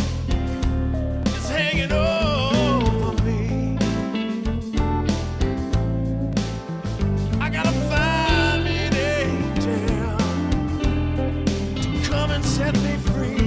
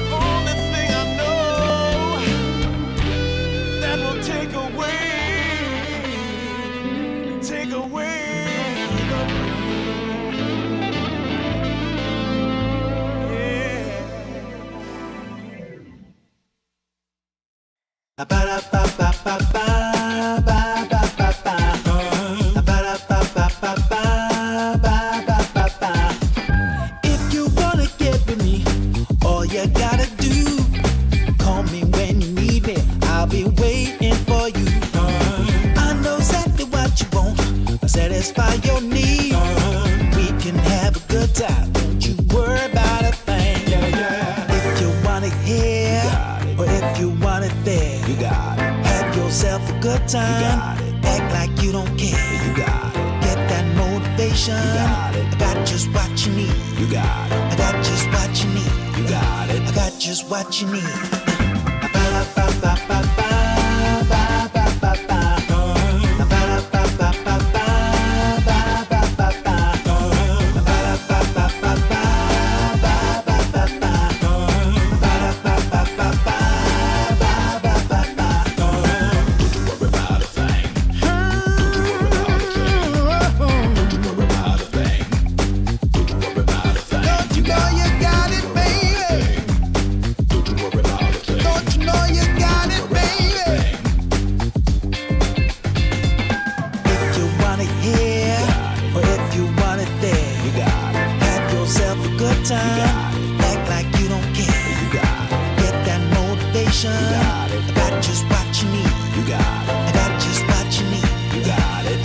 What you need.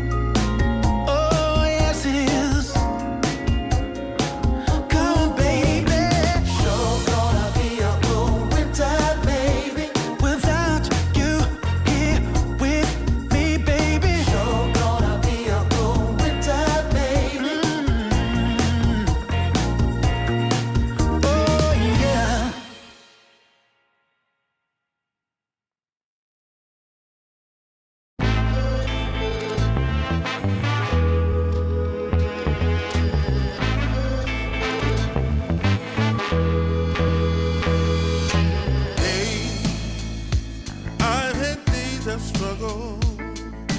Nothing quite as rough as today. Held, I've been held up. Nothing seemingly goes my way. Oh, cry, not a man for crying. For a storm of tears I crave. Take all this sorrow from me. How much more do I have to pray? Foolish of me, you might say. I make my way out of this here my way. All reservations I have come to bear. It's clear that I'm not going anywhere.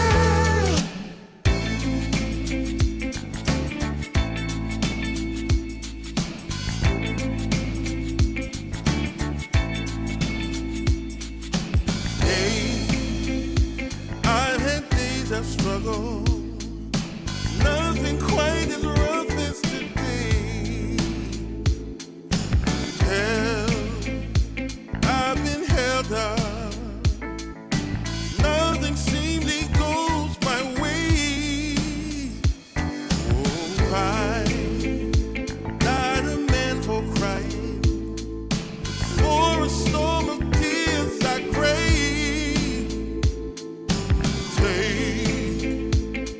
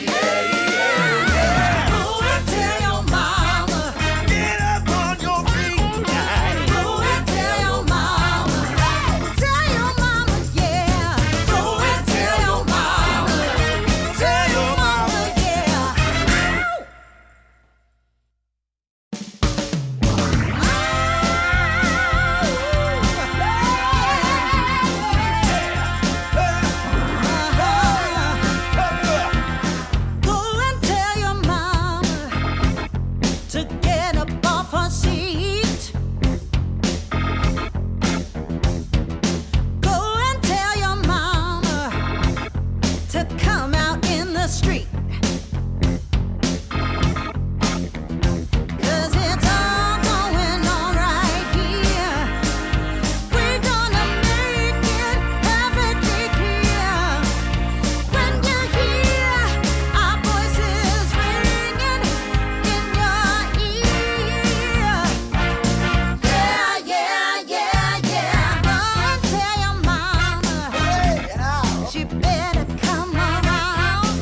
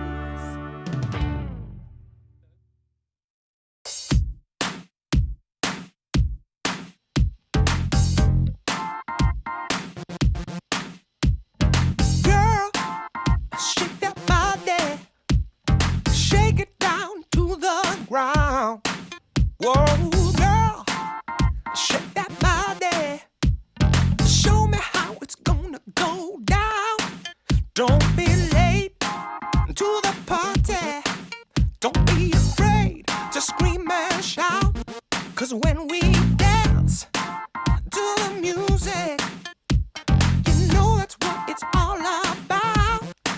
Yeah, yeah. Hey, girl, shake that body. Shake it to the left and to the right. Yeah, girl, shake that body. We're gonna shake it all night. We're going down.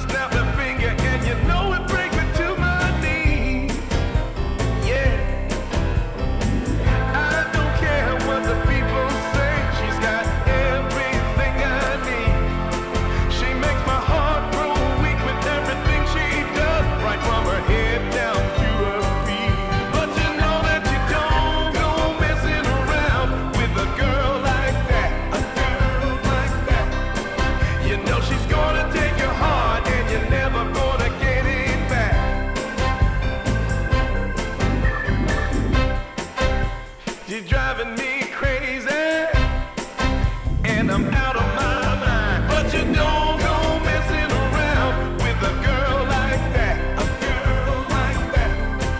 You know she's gonna take your heart, and you're never gonna get it back. So don't go messing with a girl like that.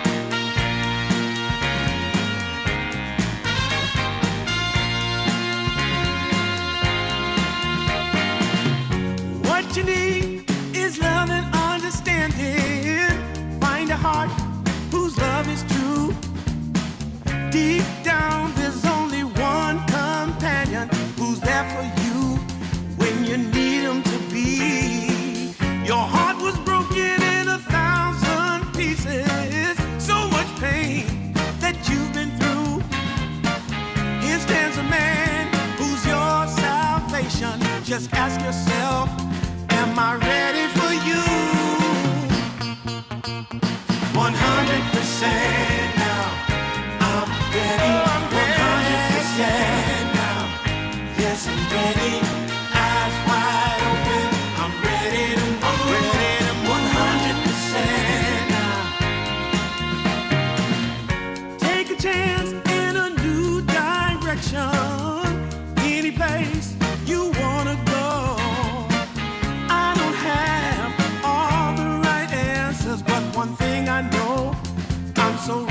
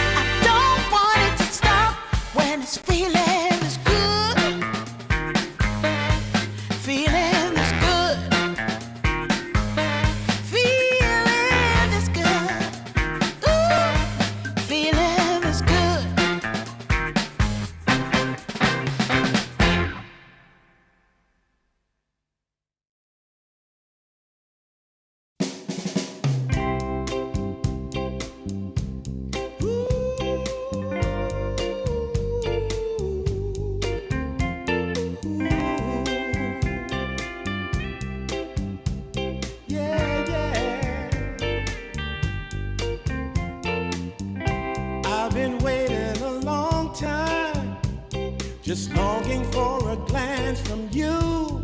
Yeah. A chance to look in those big brown eyes. No telling what my heart would do. Hey, when we met, I sure knew it felt as good as it could be. In that moment, though it felt so good, I wondered why you noticed me. If you gave me just a little time, it would sure ease my troubled mind. Don't tell me that you don't feel the same inside. Don't tell me. These are feelings that I ought to hide. I don't care where you came from. Just tell me where you wanna go. If there's a chance to be together, that's all I really need to know. Is it real or make believe that keeps me thinking of you? If you've got time to walk with me, I'll show you how my heart is true. And here I stand, waiting for you. Tell me, baby, what I gotta do. Don't tell me that you don't feel the same inside. Don't tell me. These are feelings that I ought to hide. Don't tell me that you don't feel the same inside. Don't tell me. These are feelings that I ought to hide.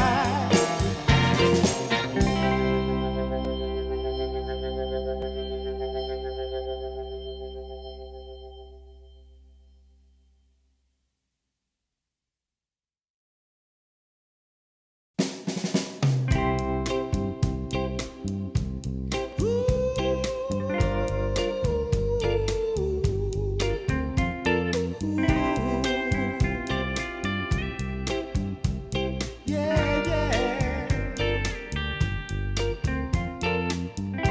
I've been waiting a long time, just longing for a glance from you. Yeah. A chance to look in those big brown eyes. No telling what my heart would do. Hey, when we met. Good morning, good afternoon, or good evening, wherever you might be. But we are right here for our third and final series of the day. It's Tomo, not Blue Jesus, bringing you. Tomo, do you want to introduce the teams? We are bringing you I know Team you love these Resilience versus Vici Yeah. Gaming. There we go. And these are the two teams in the upper bracket finals. A win here guarantees you top 2 placement and one step closer towards DreamLeague 29 for the all-important EPT points, which gets you one step closer to EWC. See, it's many tournaments that all link into EWC as, oh shit, the lobby collapsed on itself. All right. Sorry, everyone. One sec. Got it. There. Whoa, it's all. I can there we scroll around the map a little bit. It's all dark. I feel like that is one of those heavy pipe of insights feelings. Like, whoa, bro, I'm like disconnected, but I'm like connected to the But map. I'm still connected. Yeah. I wonder what's behind it all, really. It's all like dark, bro, but the map's still there. Is that like how the world is? Like, yes, that is how it works. It's repeating, though. Also another, but we are going into it as a last game of the day. There is another stream for the lower bracket semifinals, I believe, as well. But I mean, you want the best of the best and the handsomest casters. You just stay right here. Yeah. I mean, you want to see Jin-Q. Let's be real, chat. We know why you're here, you sickos. You want to see what he's cooking up on the pause 4 over there. Acquisition 4. Vici, And this lobby is launched successfully. There What a we delight. go. And you know what? If it's launched successfully, we want to be in it currently. So let's go into the lobby very quickly. Like that, yes. As do it. The thing is, we shift our face. Shift.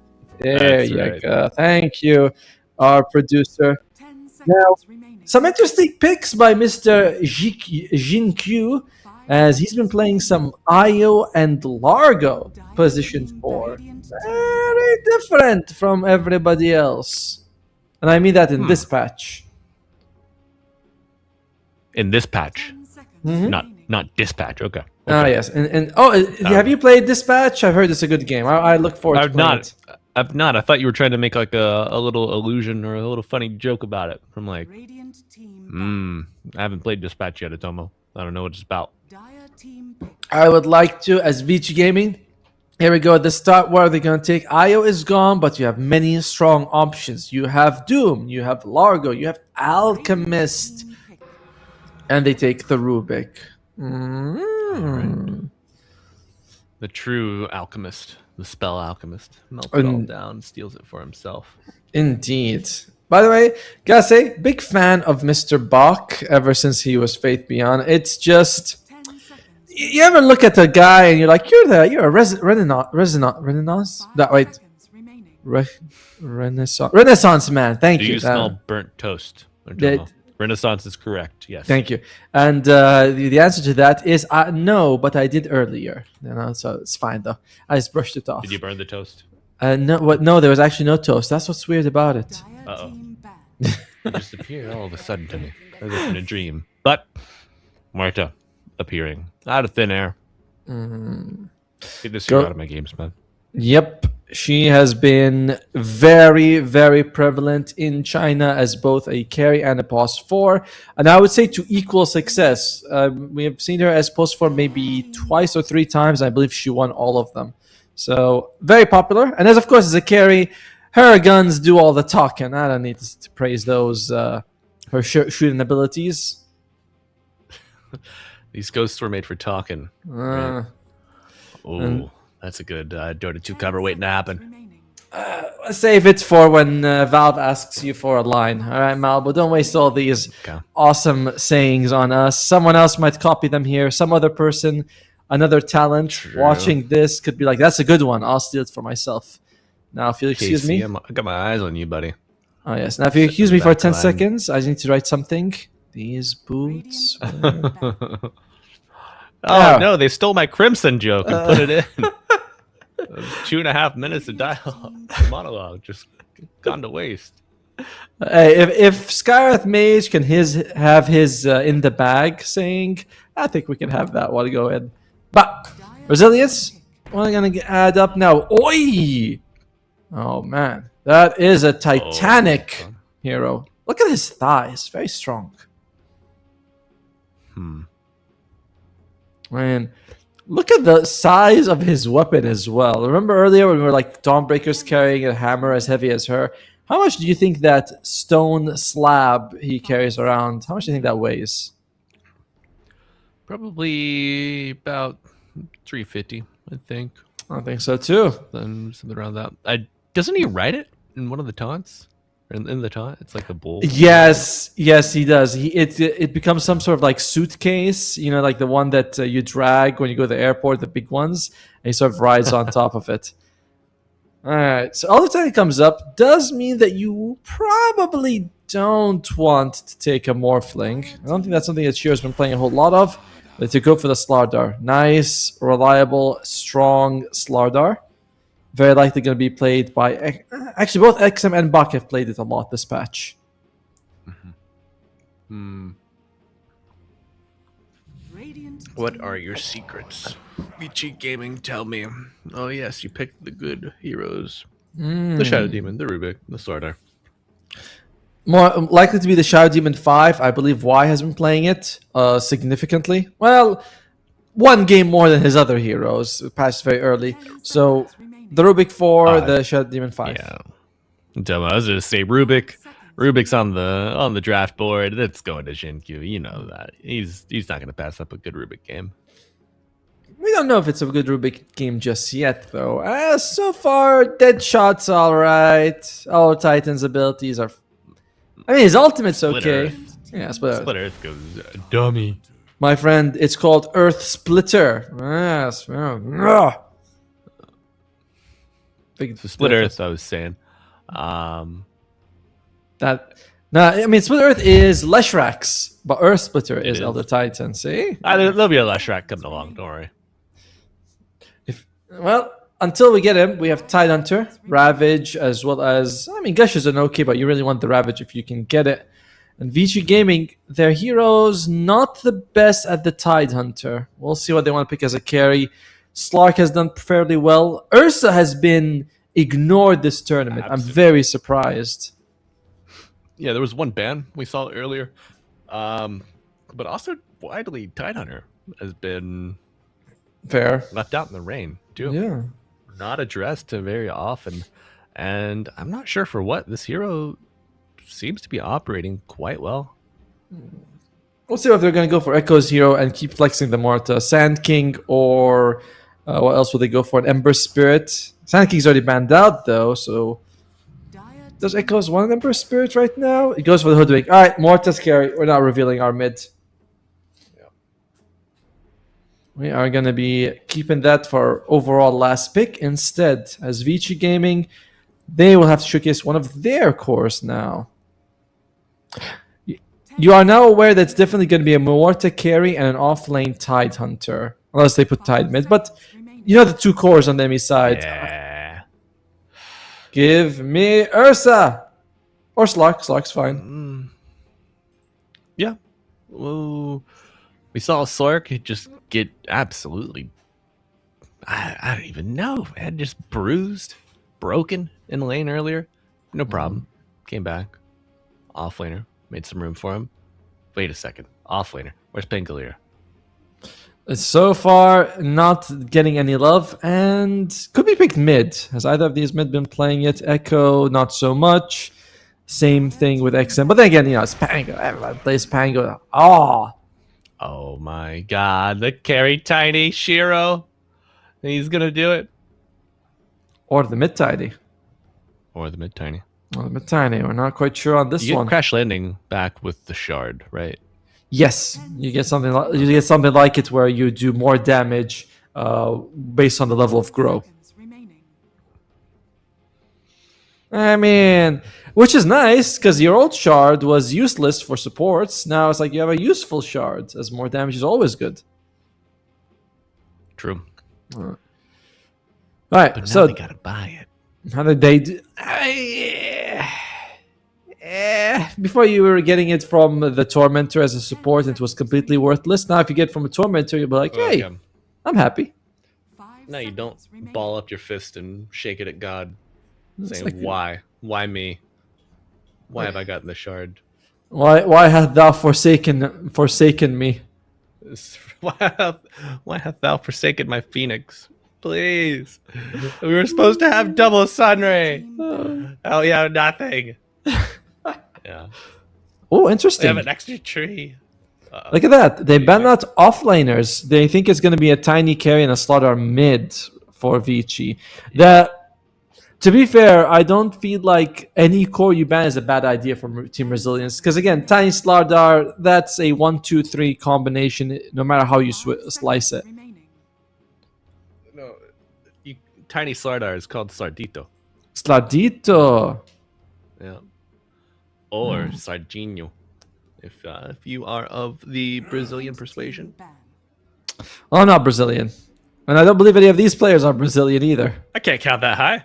Are you kidding me? That comes after 1 million, right?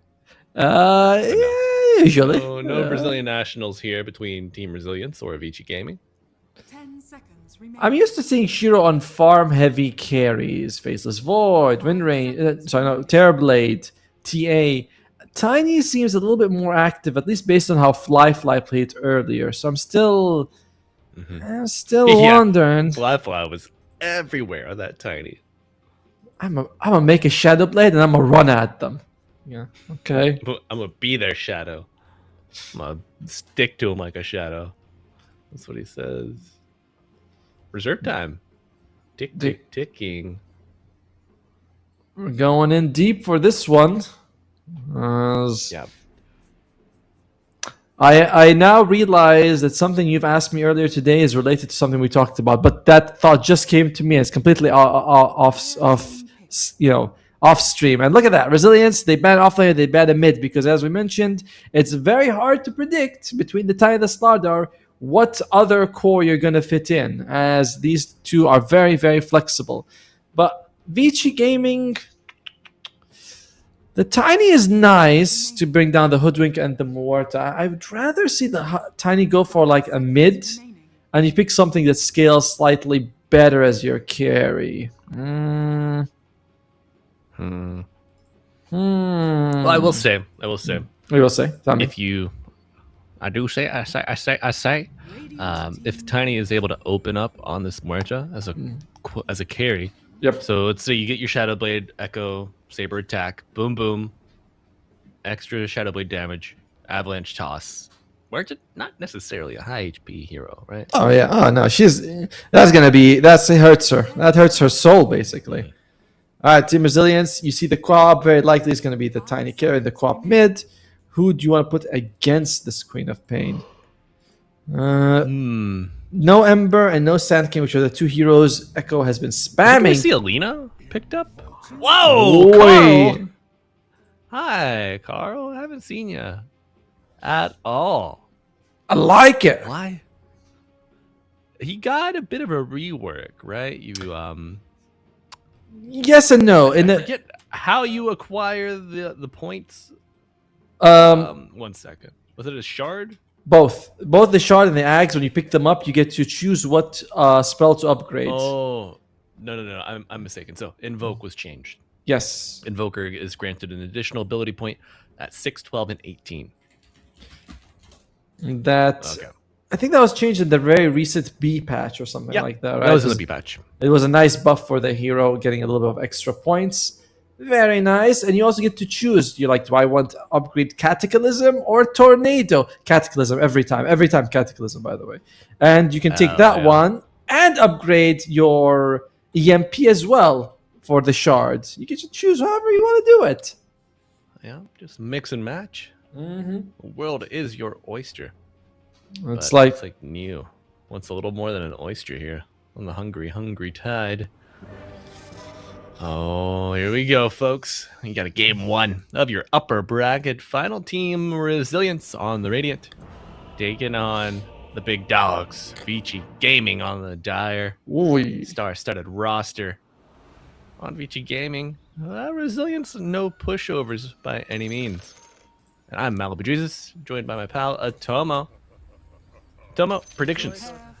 Who's gonna be the stinkiest of the two? Who's winning? I'm gonna give it to Vici for game 1, but this is gonna tell us a lot how this match has gone so far. Though Vici's had a very dominant performance. They are the invited team as well. You know, you gotta give them some credit. Being invited ain't easy. Yeah. I'm gonna go with Vici. I like the active carry Tiny style with a Shadow Blade. That was very impressive when Fly played it. Yeah. Okay. So I also favor Vici, but I will say out of all the teams that you and I've seen so far, Resilience was my strong favorite that I've seen in action. That being said, I've not watched Vici here yet, so 30 seconds to battle. This is our first ready to time. be surprised. This is our first time First casting. time, long time. Uh, It's our first time casting. Oh, I'm nervous, man. well, don't worry, I'll hold your hands. It'll be fine. Okay. But I just have 2 mice for hands. Are you Gaming mice, at least. I've got buttons on the side. Don't worry, that'll fit in perfectly with what I have for hands. All right. You have Yeah. cats for hands? No, no mouse pads. I'll just glide smoothly on those. Toma has 2 desk-sized mouse pads as his hands. That's how he gets to the event so cheap. He just flaps his arms. He makes his way there. All right, Atomo, do we see it again? Yes. Yep. All of the best offlaners getting over there, killing. Oh no! Whoa. Disaster strikes. And Sierra's it's a like- tiny disaster. He's like, you guys are trying to pull off that move? Come on, guys. We invented the move. Like, really?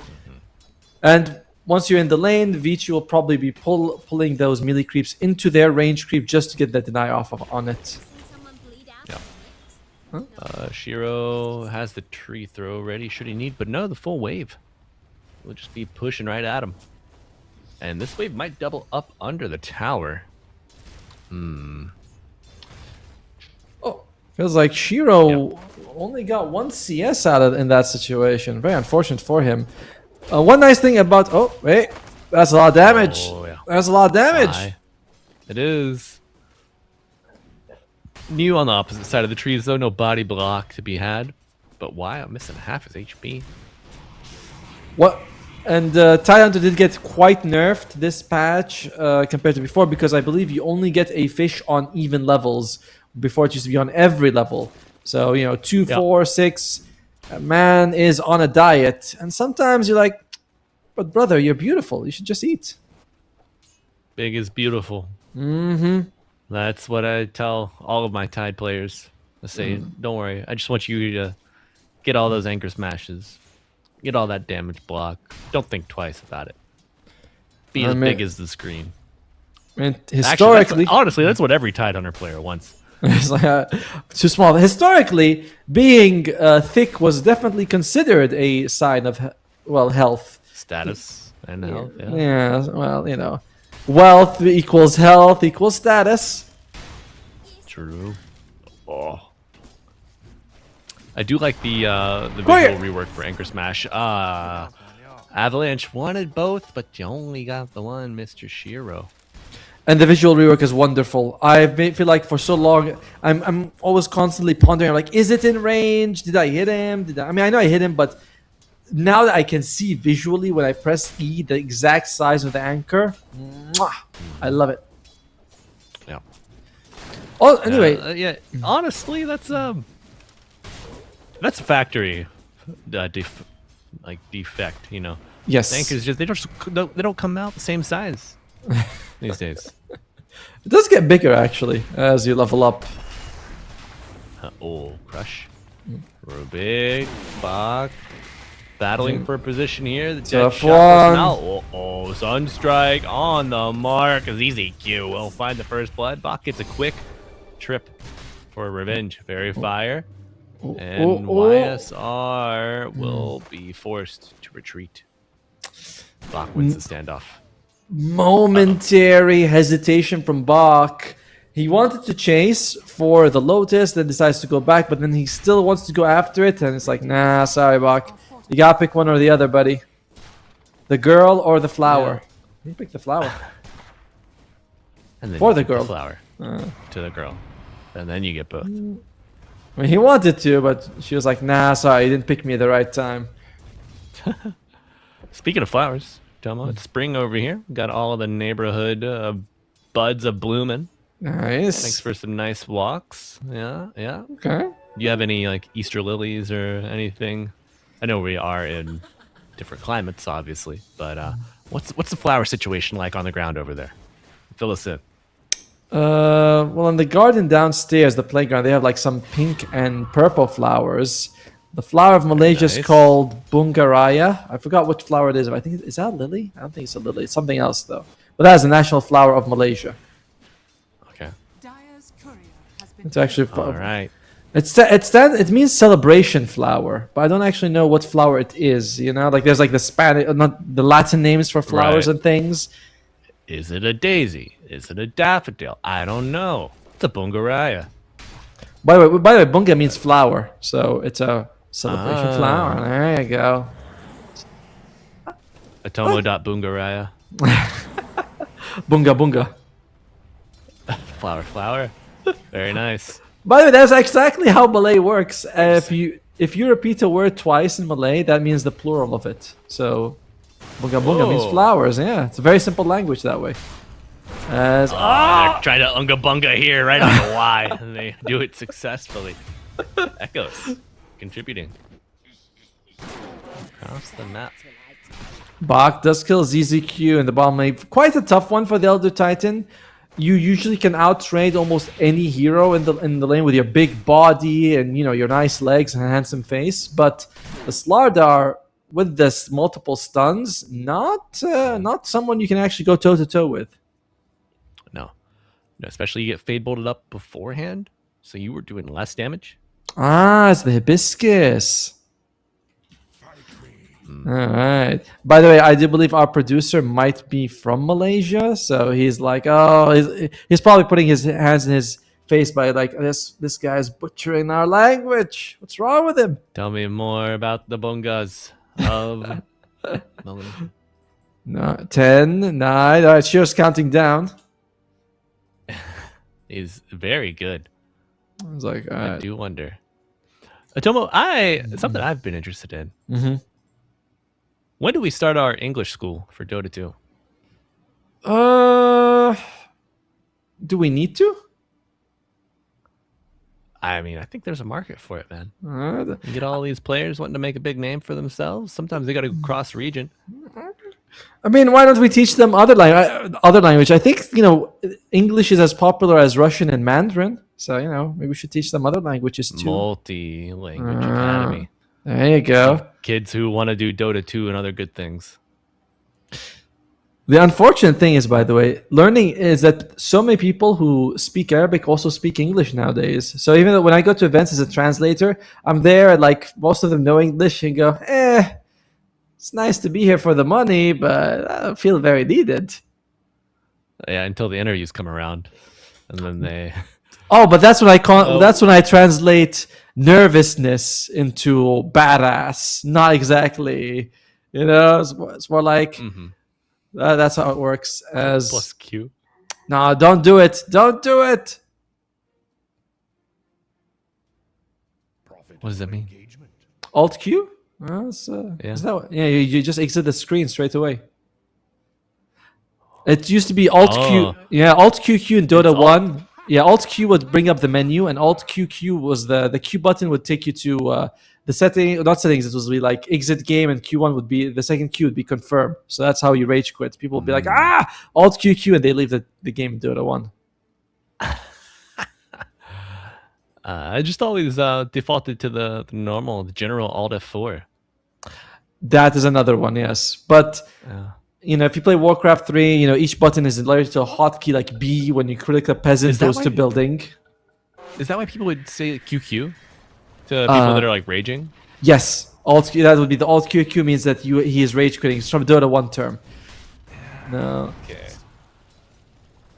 But, I thought. Okay, I like it. A little culture for you here. Oh, Shiro. He dodges, but he doesn't dodge the bushwhack, and he even gets his salve canceled. An expensive lesson. no fish Done though. already. Shiro's game is very important because not only is he good against like the Hoodwink and the Elder Titan, the fast Silver Edge allows him to break the Tidehunter, who otherwise I feel like will have a relatively unchecked game. Should be able to get his Ravage off in every situation unless broken by Mr. Shiro himself. Mr. Shiro, the Sandman. From stone to... What the hell? Shin Q? Reads that? I was just confirming, by the way. Yes, Alt QQ is exactly exiting the game. Damn. The old words. Oh my god. XM. A date with the devil and a sunstrike. But gets out just fine. State of the game so far is that Bach is having a pretty good time so far. And that slot is going to be quite problematic for them. But he needs to make space. Jinkyu, I in your neighborhood. Talking about space, that stomp hits into the sunstrike. You get another one. Thought the river speed would be enough to get you out of the stomp range, but Vici getting aggro, getting angry, trying to use the illusions to tank the tower for you, but the assault is short-lived. Interesting. I like. Well, I'm a big fan of Invoker, by the way. Just you stay in the lane and you just throw out Sun Strikes. You don't even have to move to help them any other lane. However, oh, yes, sir. YSR might need more than a Sunstrike. An ultimate will do the trick for now, but Hiccup will make things much more difficult for him to escape and for me to cast. And Jinkyu playing through the slideshow, looking Bolt. for a kill. They might have to settle for the Elder Titan. They will do Still- just that.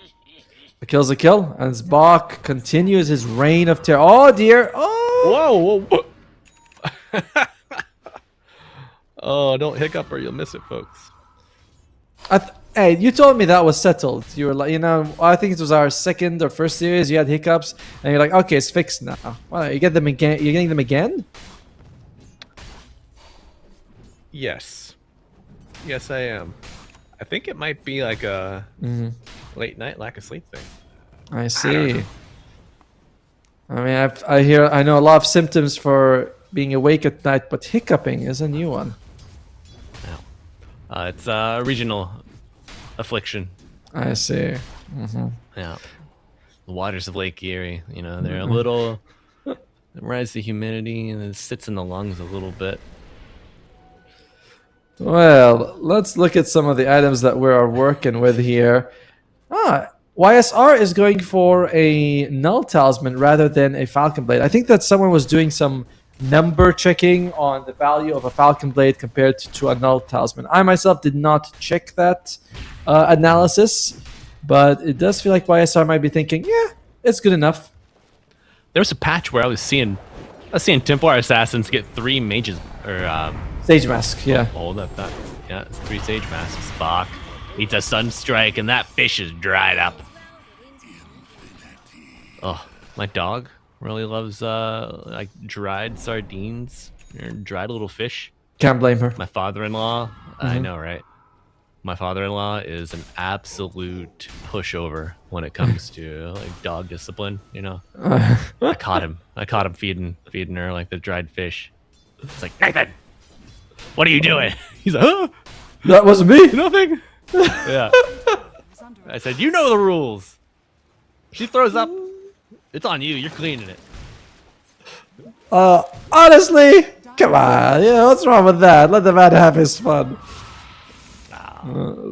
Yeah, it's all fun and games until it's 4 a.m. in your bedroom, and you're like, what is that sound? Oh, no. That's my dog throwing up fish. Yeah. My dog looks like Tidehunter with an axe, bro. Oh. Not again. Just gushing all over the place. Oh, they're just twin gating. They're like, yeah, I'll go. See you on the other side, brother. High five. I like how they decide to start beating each other only when they cross over. They're like, not here. All right. No like- fighting. Yeah, you can't fight in the kitchen. It's like when they go like, let's go fight in a place where no one else is, and they go to the moon. Well, not right now. There are 4 people there recently. All right. Yeah. Oh, he's in trouble. Dead shot. Everybody coming through. Sonic Wave. And a high five. Ravage into the Sunstrike, but it's off the mark. Oh, there we go. The Split Earth, not the Earth Splitter. Coming through. Bushwhack. And the Fear. Smoking a pancake. And no one dies. Do you believe it? I don't really, but the Sunstrike was a little bit not off, but took a while. The Ravage doesn't lock him down long enough for them to get the kill, and everyone just walks away. And it is called freaking Earth Splitter, dude. It's Elder Titans. I know. I'm trolling you. It's easy. It's so easy. See, that's my problem. I trust people too Take much. the bait. Take the bait. I always assume the other person's speaking to me honestly. Is under attack. That was your first mistake. Malibu Deceiver. First of his line. Oh, look at that golden shadow poison. But it's in your name. You're Malibu Jesus, not Malibu Judas. Shouldn't it be? Tower is under attack. I'm trying something new. You're like, for 30 coins of silver, hey, I'll say anything. That's right. There it goes. I'm all about flipping some tables, you know. Radiant's Uh-huh. top tower is under That goes. He's about to flip some buildings. Hell yeah. Meteor hammer. Ah, I love it. I had to Okay. Domo, I'm trying to turn a new leaf and be positive in my pubs. People were flaming my mid invoker from buying Meteor Hammer, and I'm like, it's meta. Pros are doing it. It's good mana regen, it's good tower push, good Right. shove on waves, but you just want to be angry, folks. You just want to be mad at someone. People who don't understand things Malibu are always angry. Yeah, that's right. Bach Why gets a can't I kill. interact with my environment? That's it. Another kill. Radiant's bottom tower is Elder Titan not having the most desirable game. I thought, like that double camp below the. What safe the zone. hell? Did you see that? Did you see? Okay, can we hover over Anchor Smash on Rubik? Please hover over it. It used it. It was like the full screen. Yes, Rubik, Anchor Smash, hover over it. Oh, it's no. massive. Yeah, look at that. Hell Look yeah. at that. Dude, he was using it. I swear, he was next to 200. tower.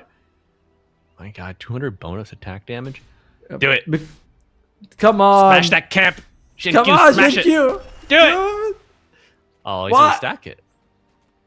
Then he's okay. Then he's gonna farm it. Then he's gonna farm it for himself because it's your attack range plus 22, 25. Come on.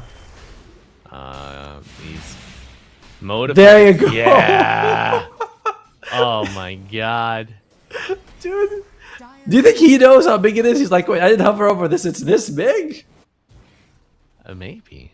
I don't know. I feel like Shinkyu probably be one of the people to min-max every ounce of knowledge, you know? Like you see him just nerd pulling down here. What the frick, man? Oh, What is Yep. this? beautiful. I love it. Oh, it's beautiful. I don't want to look at anything else except Jin Q using Anchor Smash for the next 2 minutes. He's got the new upgraded urn, which is basically a urn plus track on top of it. Yep. Very nice. Gives 40 HP per second to an ally when used as a heal as well. Okay. I mean, And you can see your ally the whole time.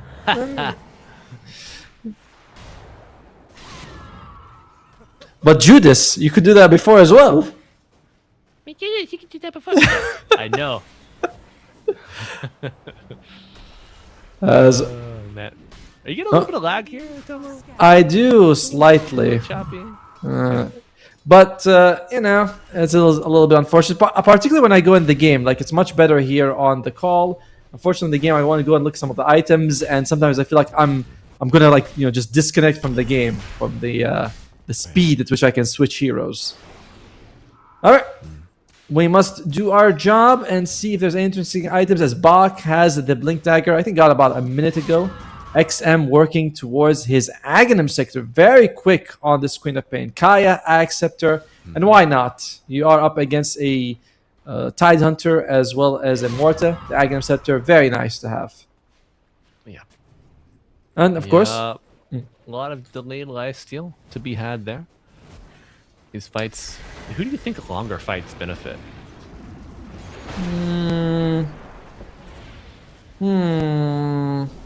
maybe Vici a little bit. And I do think that the Queen of Pain likes the more like every few seconds I throw around the spells. Invoker takes a little bit more time in between to get ready again. Tide Hunter, you throw out a Ravage, then you're kind of done. Whereas the Slardar doesn't really care. He's like, I'm just gonna keep bashing. I have no downtime. I'm just gonna bash. That's all I want to do.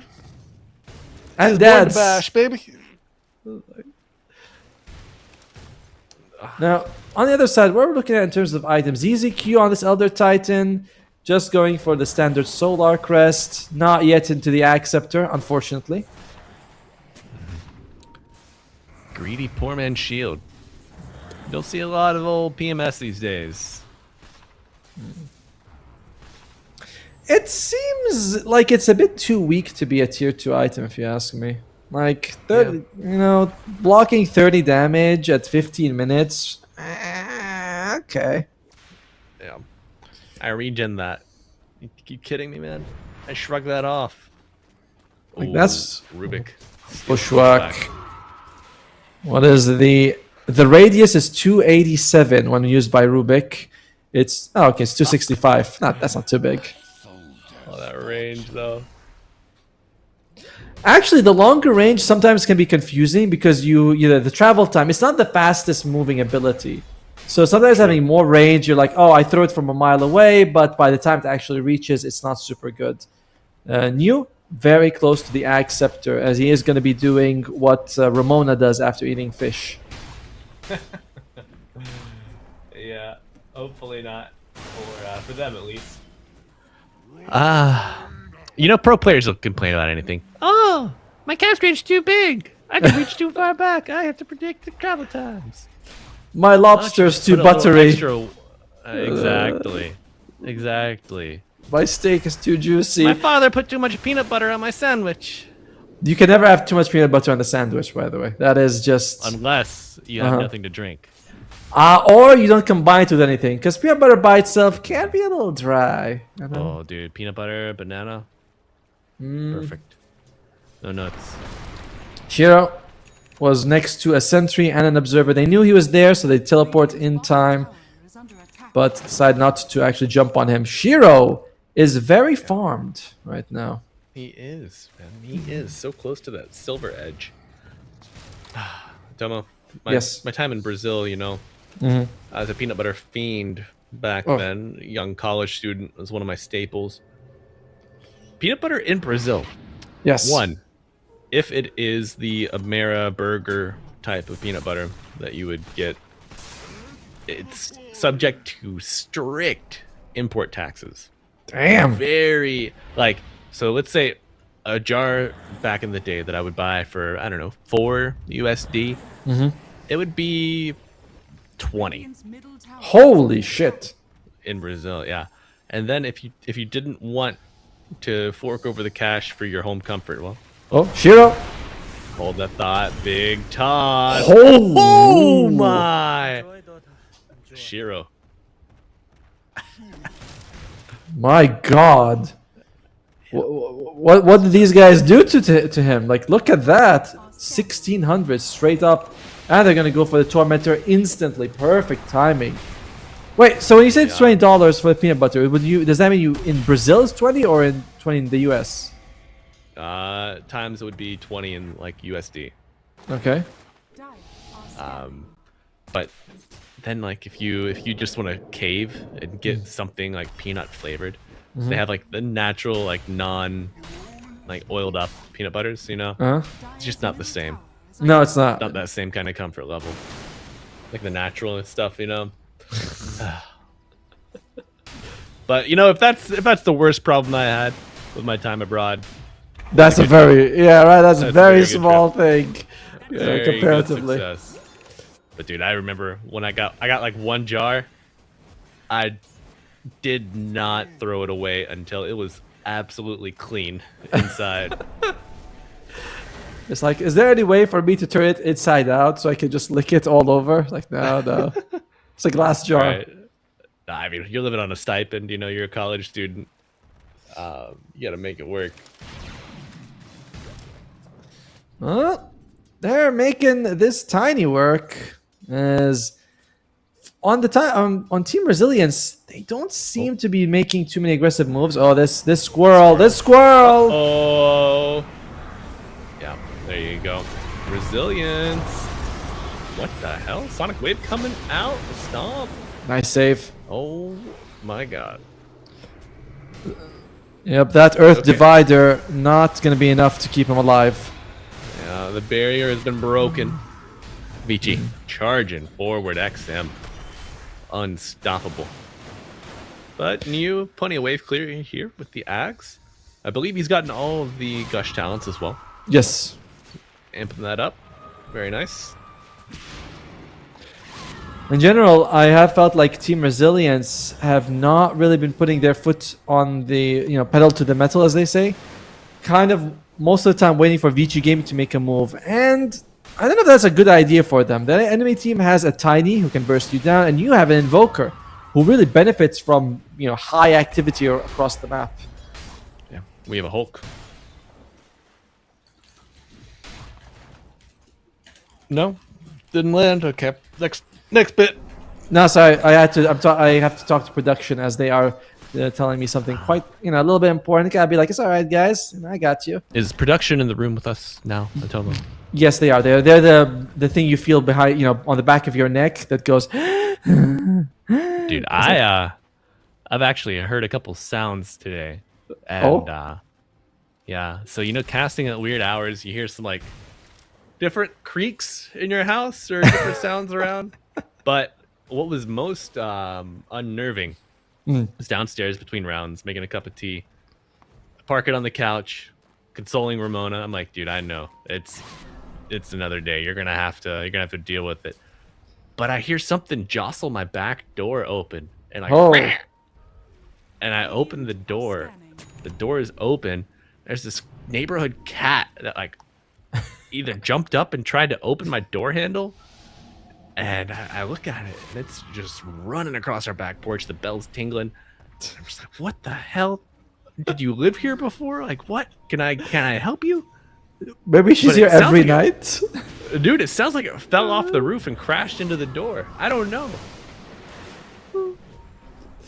No, she's probably there every day. She stays like, wait, the owners are awake. Self-disruption to dodge the bushwhack. Big Ravage. Ravage.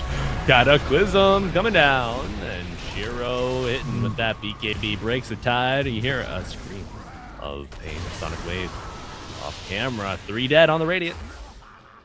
Evoker, no way. This TV works. Okay. Just on the lip. He gets it.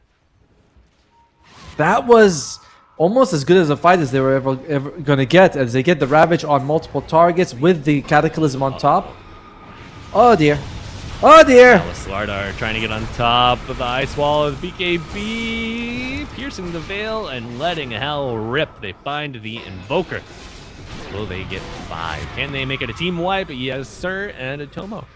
We are witnessing just how Vici Gaming had that like 20-minute game 1 and 22-minute game 2 yesterday.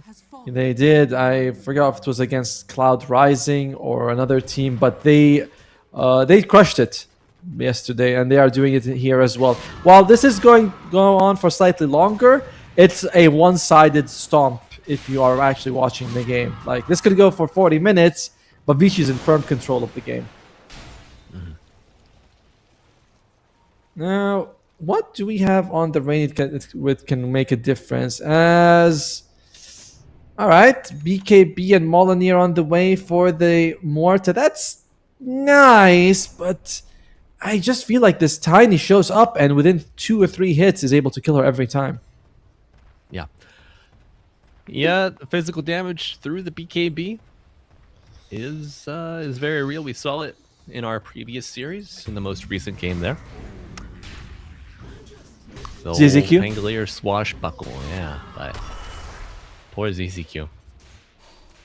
If you guys haven't seen the last series, just watch that game 2. It was very... If you want to like watch the Impact one... Follow the Pangolier. Yeah, just follow the Pango. See what he can do, how he can turn the game by himself against kind of heroes you would expect. You think a PA would be relatively safe against a Pango, but not beyond Pango. No one's safe. No one's safe from my Pango. As Beyond laughs maniacally, cackles. Oh, this Tidehunter is not big enough yet, man.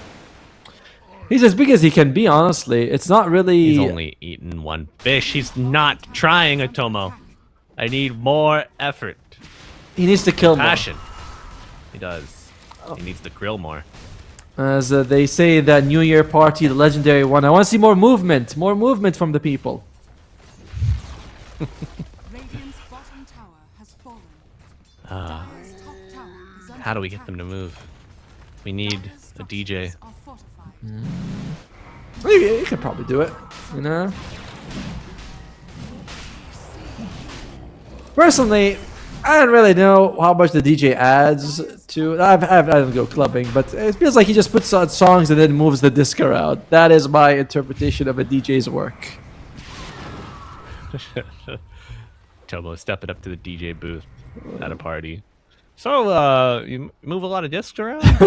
Dire's top tower is You're not worried about all the scratches you're putting on these things? Nope, this is exactly how it's supposed to be done. We are. I am having some. How do I want to say it? Still video. Oh, a slideshow. Yes. All right, I'm Albaji, joined by Atoma today, and we've prepared a special slideshow presentation here. It's how to win a game. First, take Roshan. Looks much better as Roshan is going to fall. Shio takes it. This has been a massive issue dealing with this Tiny. He's 4-1-1. I believe his only death was relatively early in the laning phase, and since then, he has had a stellar game. The Chinese Tiny carry, pretty good. Pretty good. Tinies. Radiant are scanning. The Tinies carry. The Tiny is scary. It's a scary Tiny. There you go. Oh, no way can they bring him down. That's a big meatball, but the harpoon out of the path. Very nice. Wouldn't have made too much of a difference as he also had the Aegis. So even if they did bring him down, it wouldn't have been a very... Like, it's a nice kill for sure, but you don't actually get the rewards of, oh, he's off map, massive gold, and the XP injection as well. Yeah. Tomo taking the whimsy out of ganks in Dota 2, folks. I just said Careful. that... It's coming to you soon. I was like, why is he such a downer? Why can't we just kill a guy? He'll be happy. All right. We want action. Damn it. It's 6 to 14, Atomo. We want blood. I don't care if he's reincarnated. I want my pictures of Spider-Man.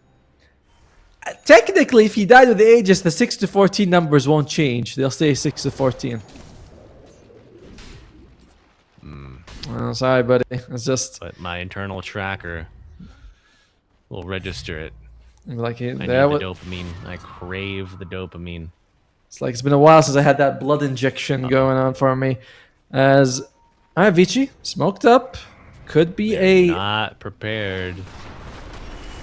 Radiant gonna get caught unaware. Muerta. ISR has to pierce the veil to dodge the damage, but plenty of control coming out. Boss. Slow. For his opportunity to jump. The BKB used. How many bash tickers do you got? You going in? You don't get them. Radiant's middle tower is under attack. I believe that was the great use of the gush to prevent him from actually blinking on top of her as he took the damage and blink was disabled. Very nice move there by New. However, it doesn't change the fact that your situation's pretty terrible. Is under attack. Also, XM... Oh, wait. Goes in. XM's got the gym. Big fan of this. We've seen it, as we mentioned many times, in that 25-minute mark. You pick a gem on one of your cores, and suddenly the enemy is moving blind. Yeah. They used to call him X-Gym back in high school. Radiant's top tower First item you'd always buy. Guy hated playing under enemy vision.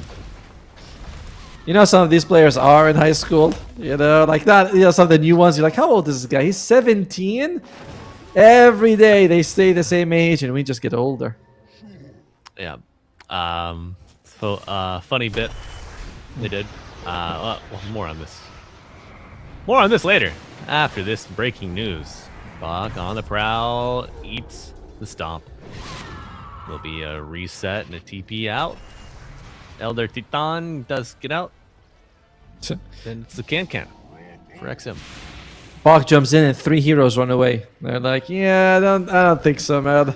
I'm so glad to see him back in competitive play. That break he took after TI, I was like, oh no, is it over?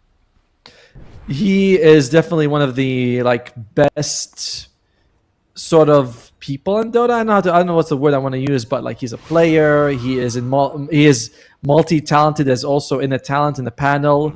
Speaks in multiple languages as well, so he bridges the gap because we don't know as much about South American. The man's a pillar. Yes, The man's a pillar of Dota 2, 100%.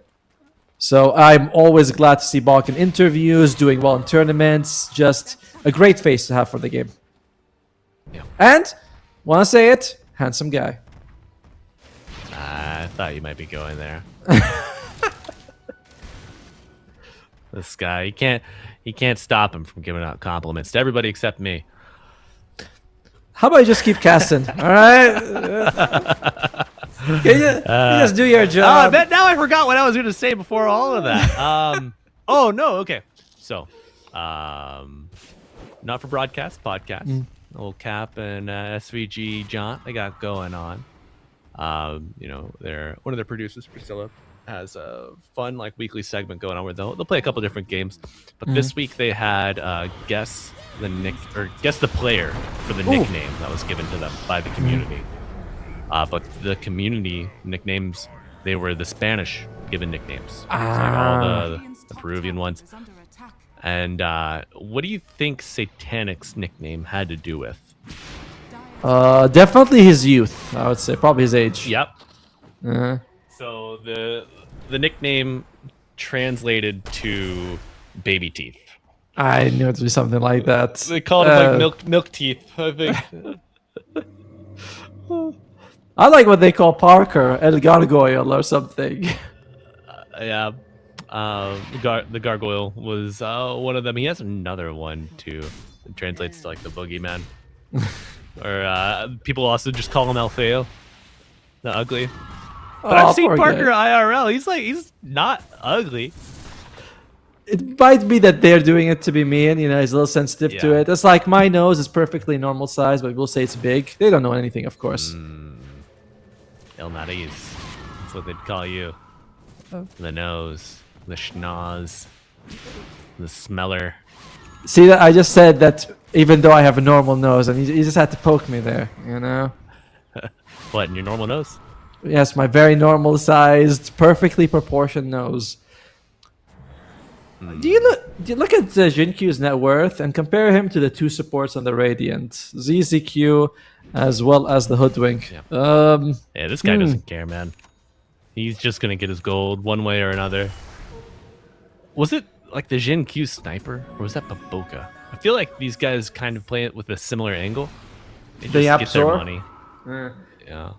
I remember one time I was watching Yapzor. Yapzor had someone, I think it was Zai or whatever, who was with him in the lane. They're chasing a kill, and Zai was going to get it, and Yapzor was like, bullshit. Just fade bolts him, gets the kill for himself, and walks away like he doesn't even care. It's like, nah, I don't. It's my kill.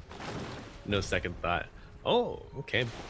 Big Ags coming out. Are scanning. Another source of break for the Dire with the Shadow Demon. ZZQ running away. ZZQ dead. Bye bye to your Vision. Bye bye to your Titan. Don't know if we got a chance to mention it, but they took both. Holy. Vici Game was able to get a kill on, I think, the Hoodwink and steal their gem. So Planet, no sight beyond sight there. Yeah. Tough break here. Team resilience. It's an exercise in nomenclature for them. Can they live up to the name? Take this beating and still remain competitive here in game one, Atomo. It's a 25,000 net worth lead around 35 minutes in. What's the angle here for the Radiant? Do you just have to wait for Vici to misstep? It feels like you might, just stay in your base, get a big Ravage, and hopefully they're kind of stuck together with a Cataclysm on top. And the Muerta damage, I mean, it's still pretty good. Oh no. Okay. Yeah. Mortal damage still pretty good. Shinkyu survives. I like how he pierced the veil. It's like she will attack you. It doesn't matter. I was like, maybe I can lifesteal a little bit out of it or something. Don't think that is part of the ultimate anymore, though. Spell life Jade- steal. I think that's built into the hero, her innate or something. Ah, wait. Yep, you don't get lifesteal. There you go. It is... And Yep. spell damage. Spell amp. Huh. Yep. Wait. Does she not have lifesteal at all?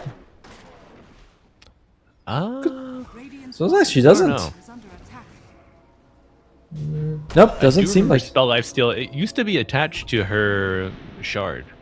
Yes. She doesn't get that anymore anyway. Yeah, you just don't get lifesteal anywhere. Now you have to buy it like all the other people. Well, doesn't matter. What's it like playing? Yeah. What's it like playing on even footing here, Muerto? Do you enjoy it? Can you imagine if you hit when she uses her ultimate, she doesn't go through, other people can hit her. She'd be like, "That's not fair. They can hit me now." Scepter? Whoa, Conjure's Catalyst on Jin Q. Nice bit of extra damage as well. And we're hitting, by the way, we hit 25 talents on some of these people.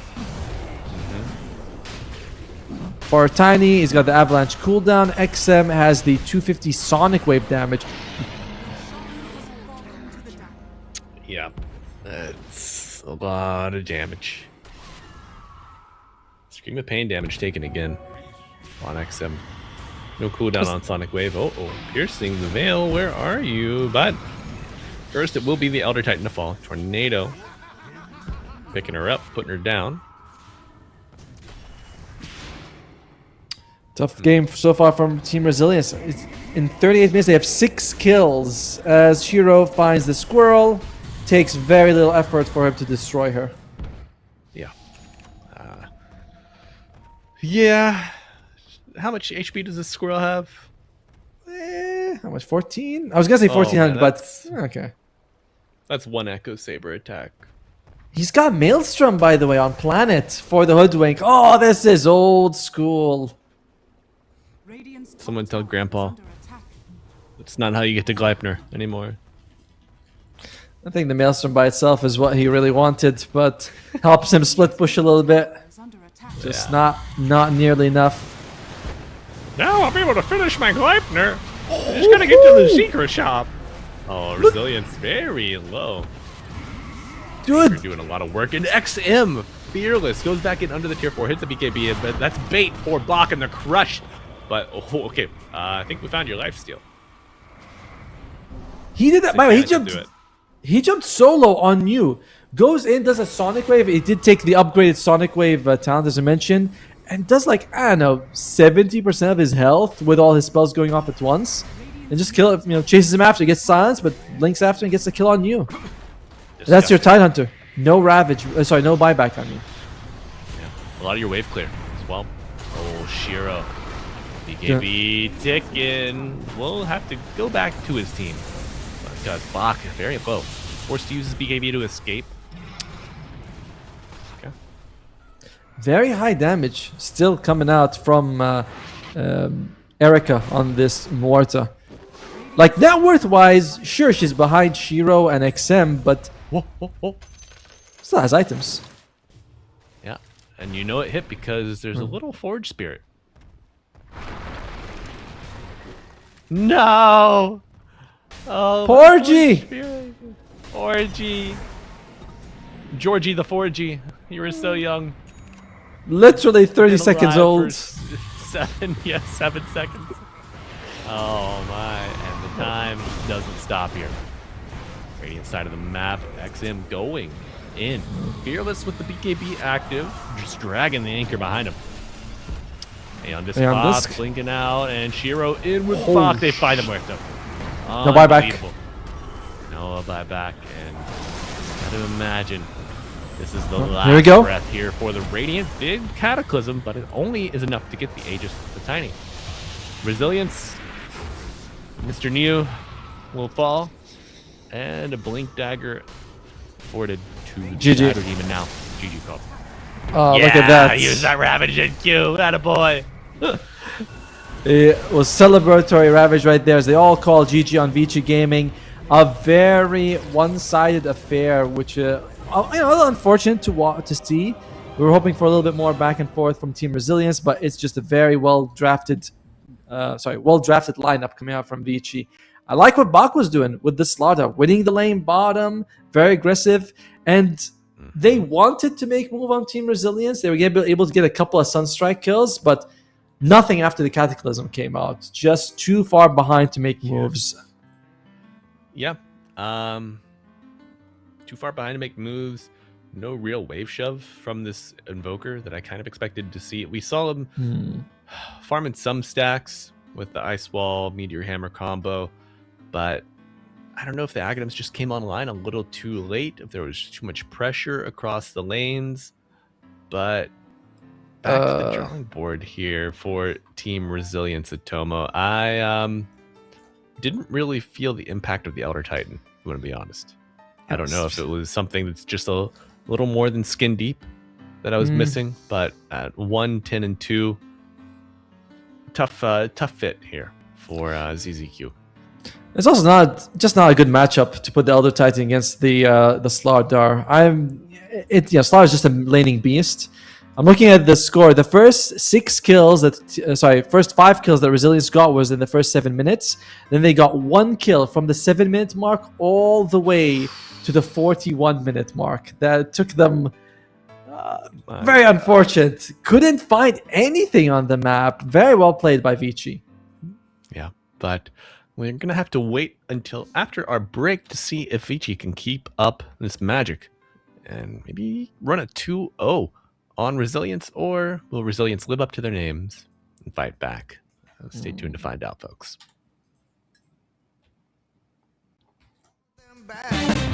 The only thing I could ever really miss is what I feel when I get your kiss. All I want is you, honey, it's so true. Give it to me, baby. All I need is you. Yeah, yeah, oh yeah. Early in the morning, well, it's about late in the evening, baby. Ride around noontime, 24/7, 24/7. Give it to me, baby. All I need is you. Oh,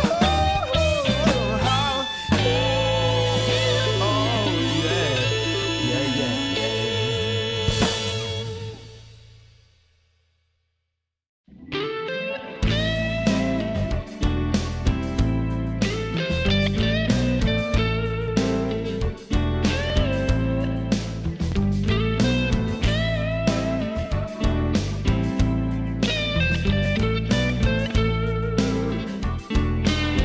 I've been running from a dark cloud. It's hanging over me. I've been running from a dark cloud. It's hanging over me. I gotta find me an angel to come and set me free. I need to find me a little sunshine to wash away the rain. I need to find me a little sunshine to wash away the rain. It's the only thing I know that will take away the pain.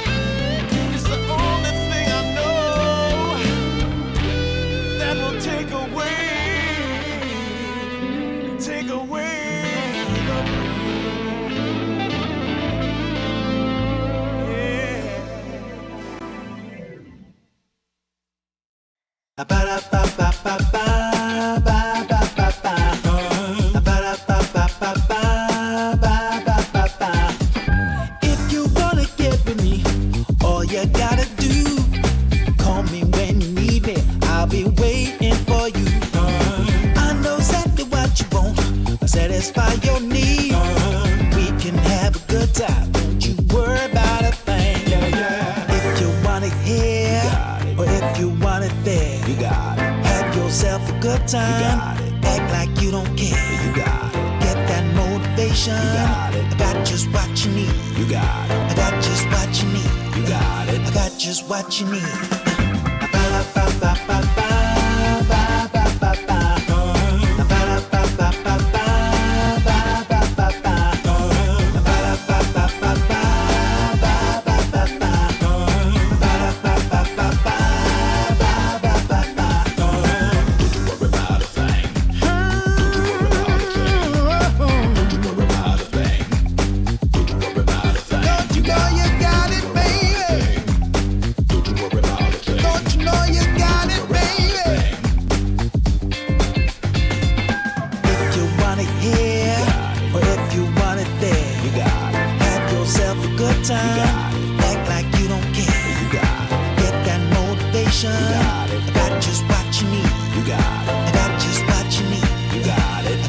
What you need.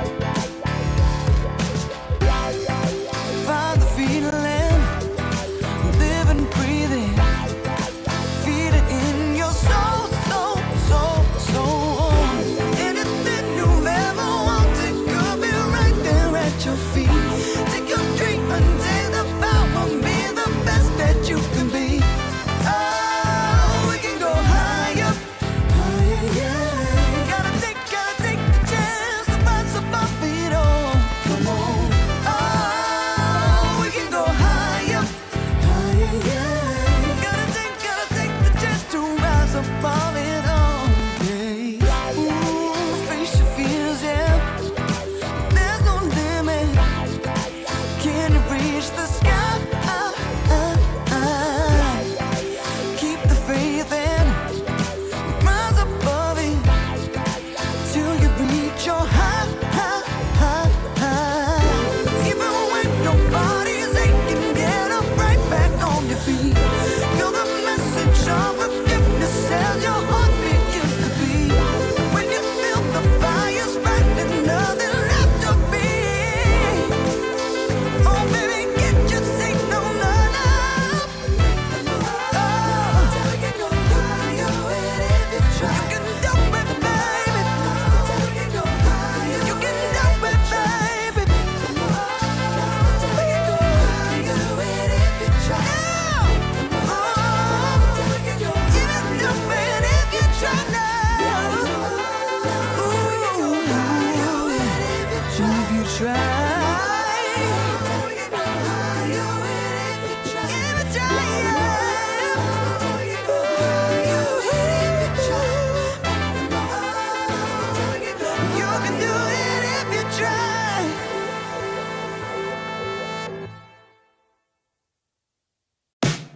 You're gonna be a gold winter, baby, without your loving around. I will be waiting until you come back home. You're gonna be a gold winter, baby, without you here with me. So don't keep me waiting. I need your company. Ooh, I know I did you wrong. I'm hoping it won't be too long. Oh, come back. Tuesday, you took my heart and then you ran away. Now it's been 16. Where are my booga booga? I want my flowers, folks, and I want them now. On my Hasn't- desk, please. I need a new smell, a new fragrance here for spring. But it's that old familiar smell creeping in, Otomo. We got a draft cooking up for game 2, Team Resilience, taking on Vici Gaming. Vici Gaming currently up 1-0 in the series. Are we going to see nice, easy, quick and clean 2-0, or will Resilience punch back? What do you think? I think Resilience has got to up their game if they want to punch back, because that game one, Vici Gaming, you know, it's like when you're wrestling with a little kid and you're like, yeah, nah, you're pretending they're hurting you and stuff, but they just crushed them. There was no point. Like 35 minutes, they got 1 kill. 5 seconds remaining. Yeah, that's utter Radiant utter team dominance for Vici, for sure. Just giving them the little bro treatment. It's kind of like you put your hand on top of their head and they just swing at you, you know? Can't make contact. It's like, that's right. just That's soak it right. in. It's like, you know, with one hand, you push them away. You're like, you're so cute when they try to flail around with their little arms. They'll never do it. Now, You pick ban. the cat up by the back of their neck, or the puppy up by the scruff, and you're like, yep, Radiant team pick. just let it out, little bro. Let it out. Oh, man. Vici Again? returned to the first pick, Ruby. They really respect Echo's Sand King, by the way. They take it out first phase, and then they aim for his Ember Spirit in the second phase.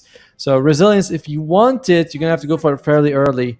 His Invoker, like, he is able to make some space with the early Sunstrikes, but there are some heroes when you play, how well you perform is very much dependent on how well the other people are doing. An Invoker early game with the Sunstrike kills, if your team can't bring anyone low, there's not much you're going to do yourself. No, certainly.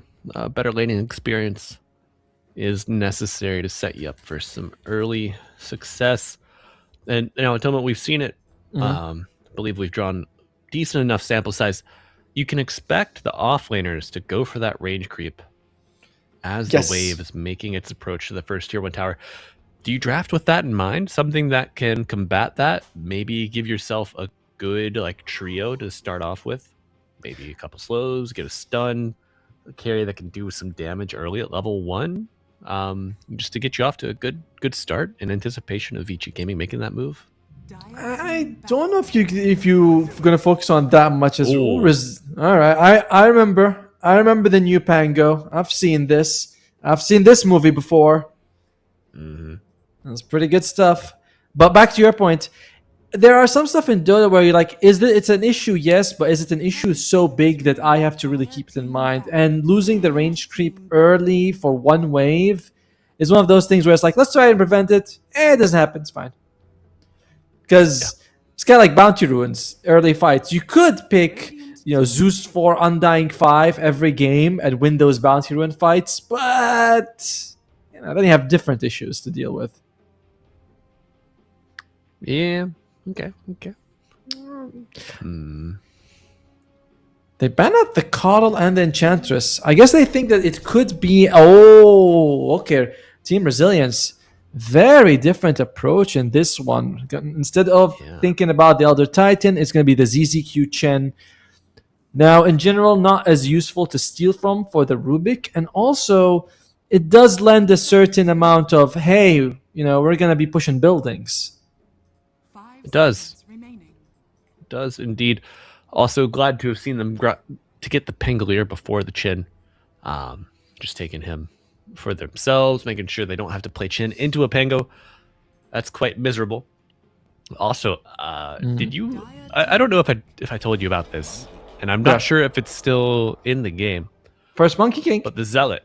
Yeah, Monkey King coming out. The Zealot that Chin can get, you were able to kill an enemy hero with it from 100% to 0 if they had a Lotus Orb applied to them.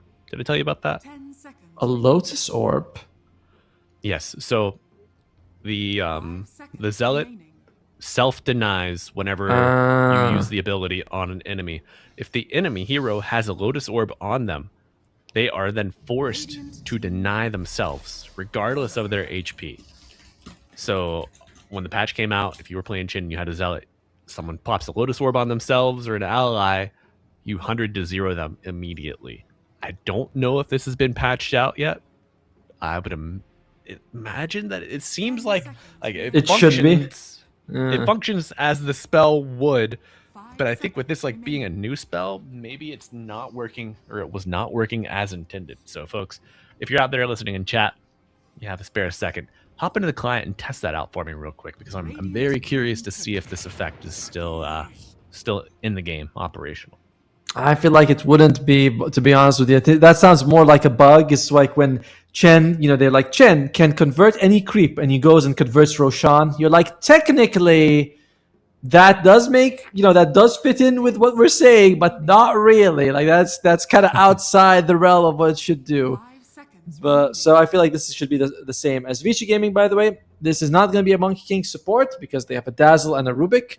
On the other side, we also have 2 supports available, the Tikis and the Chen. Lots of damage, strong laning, good push. I like the resilience opening so far. More than Vici Gaming. Really? More than Vici Gaming, huh? More than the Not a opening. Monkey. Okay, not a monkey fan. Actually, I have been more and more converting to the Church of the Monkey God, because I've been playing a lot of games, and I see the Monkey King is sometimes like the best player on our team, and he would go 1v versus 4. And every time I see Monkey, I'm like, thank God you're on my squad, because I've seen what you can do. Arabe's back! It is on my team! Yeah. The timeline, it's healing! Yeah. All right, But- folks, so you heard it. Atomo, he's a convert to the Church of pick up another member there, but the Beastmaster coming out to make Monkey bend the knee. A master versus a king. Very good with the access to cut down trees if you suspect the Monkey King is there. So just very good catch overall. The roar is also quite nice because let's say Dazzle's moving in to save someone, you roar. We don't mention it a lot, but there is a big pushback that happens when you roar someone, as all allies around them are pushed to the side. And there he is, the Quill Boar, Bristleback. Not meaning to bore you, folks, but we just can't seem to let it die. Now, Yeah.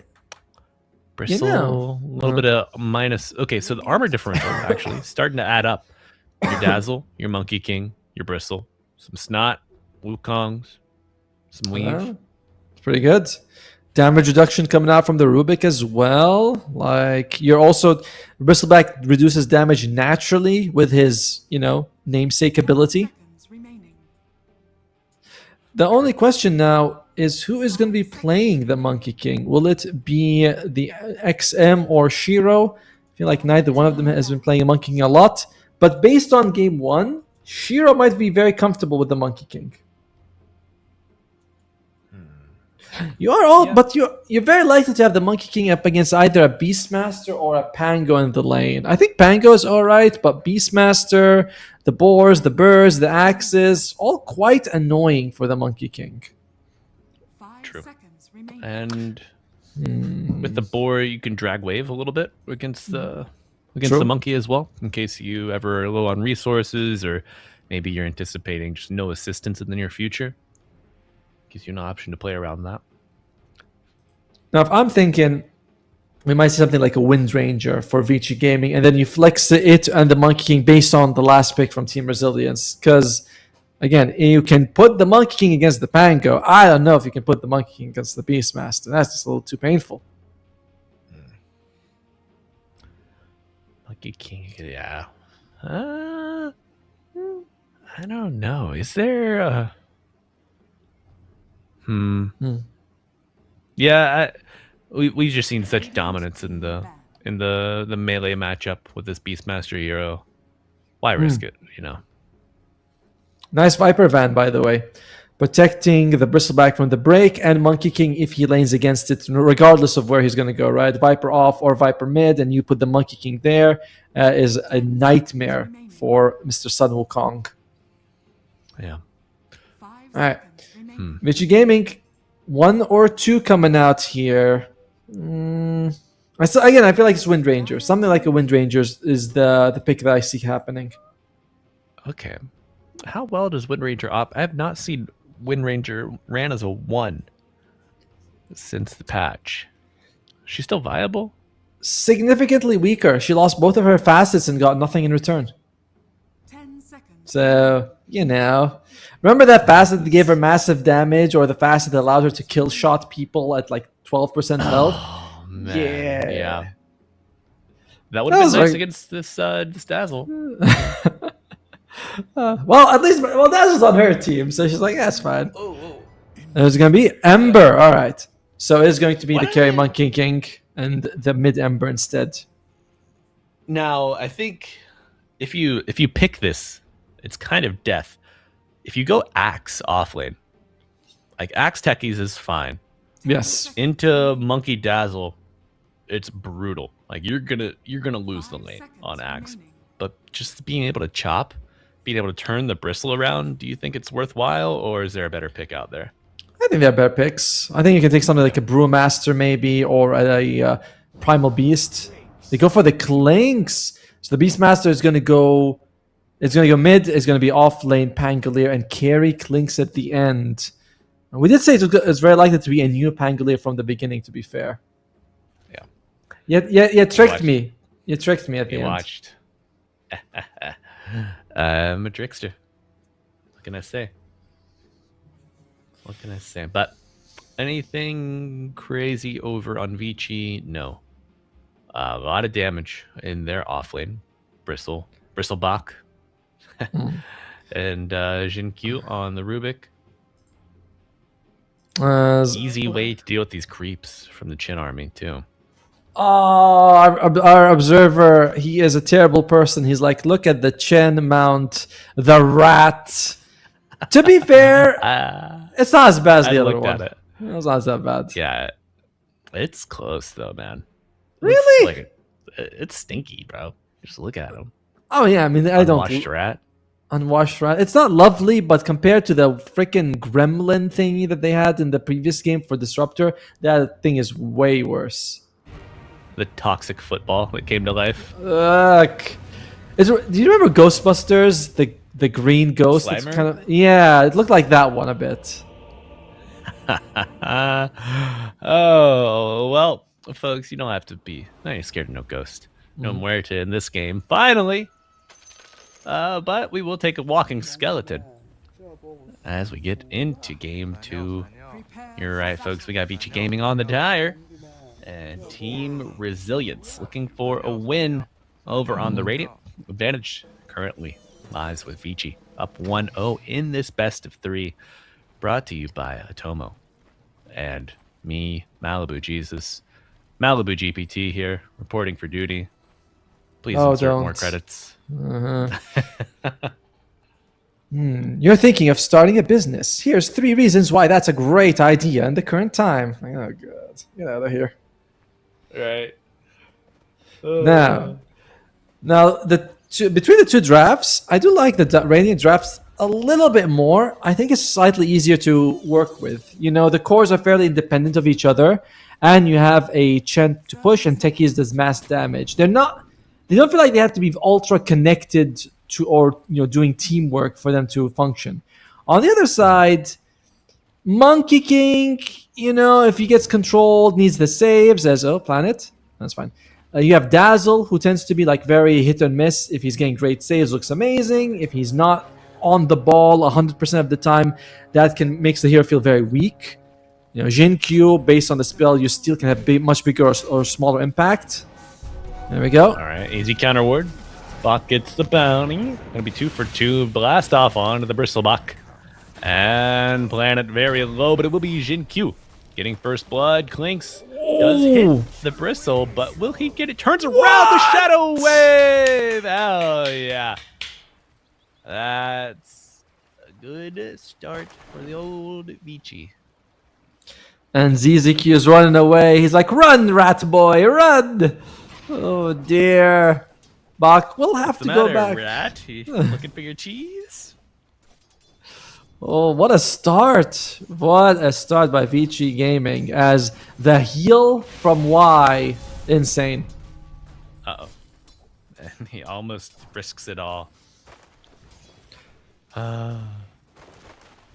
Despite the start, I will still say that I think that the Radiant draft is easier to play as Bach back moves away all the items and just use the healing salve to get up there.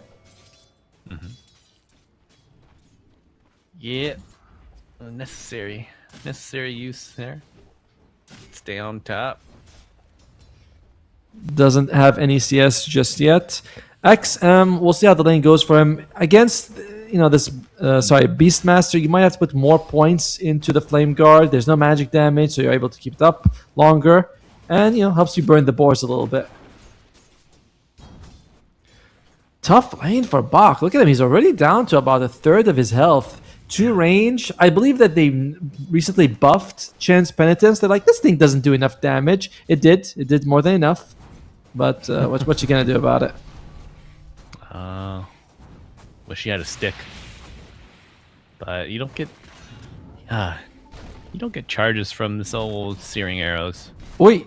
The tar bomb you used to be able to, but that's gone. Yep. Okay. Well, yes, what are you gonna do about it? Just kill him. Just kill the damn Chin. Get the Zoo Man out of here. And his rat abandons him. Fickle friends, rats. You really can't put your faith in them. The Rat King. Yeah, the Rat King El Rey cometh. de los Ratas. Oh, XM. Just manning up here. Getting decent CS, but, the level 2 boars, significantly bigger problem for the Ember Spirit to deal with, and he's starting to slightly dip away. Offense from both sides are also exactly the same, but Box working with 3 assists, New is working with none. How is top lane going? Do you ever see the Feral Hogs tweet? I'm sorry, that's very specific. No, I don't think I have. Okay. It was just, you had to be there. Okay. But viral tweet back in 2019. That's an old one. Oh my god. And it's relevant because there are 4 problems here, but resilience. Falling victim, maybe. No. Lives. And Jin Q quite low on resources. But okay. Echoes force back, not bad. Jinkyu does get some solo EXP for a little bit. He's quite high in the XP, almost level 4 in 3.5 minutes. More than Bach, by the way, as he was in the lane longer, was involved in those 3 kills early on. Like, look at ZZQ, he's just 2. And Jinkyu is almost 4. And Jinkyu dies. And like, I'm gonna kill myself. Self-deny to the old Newt.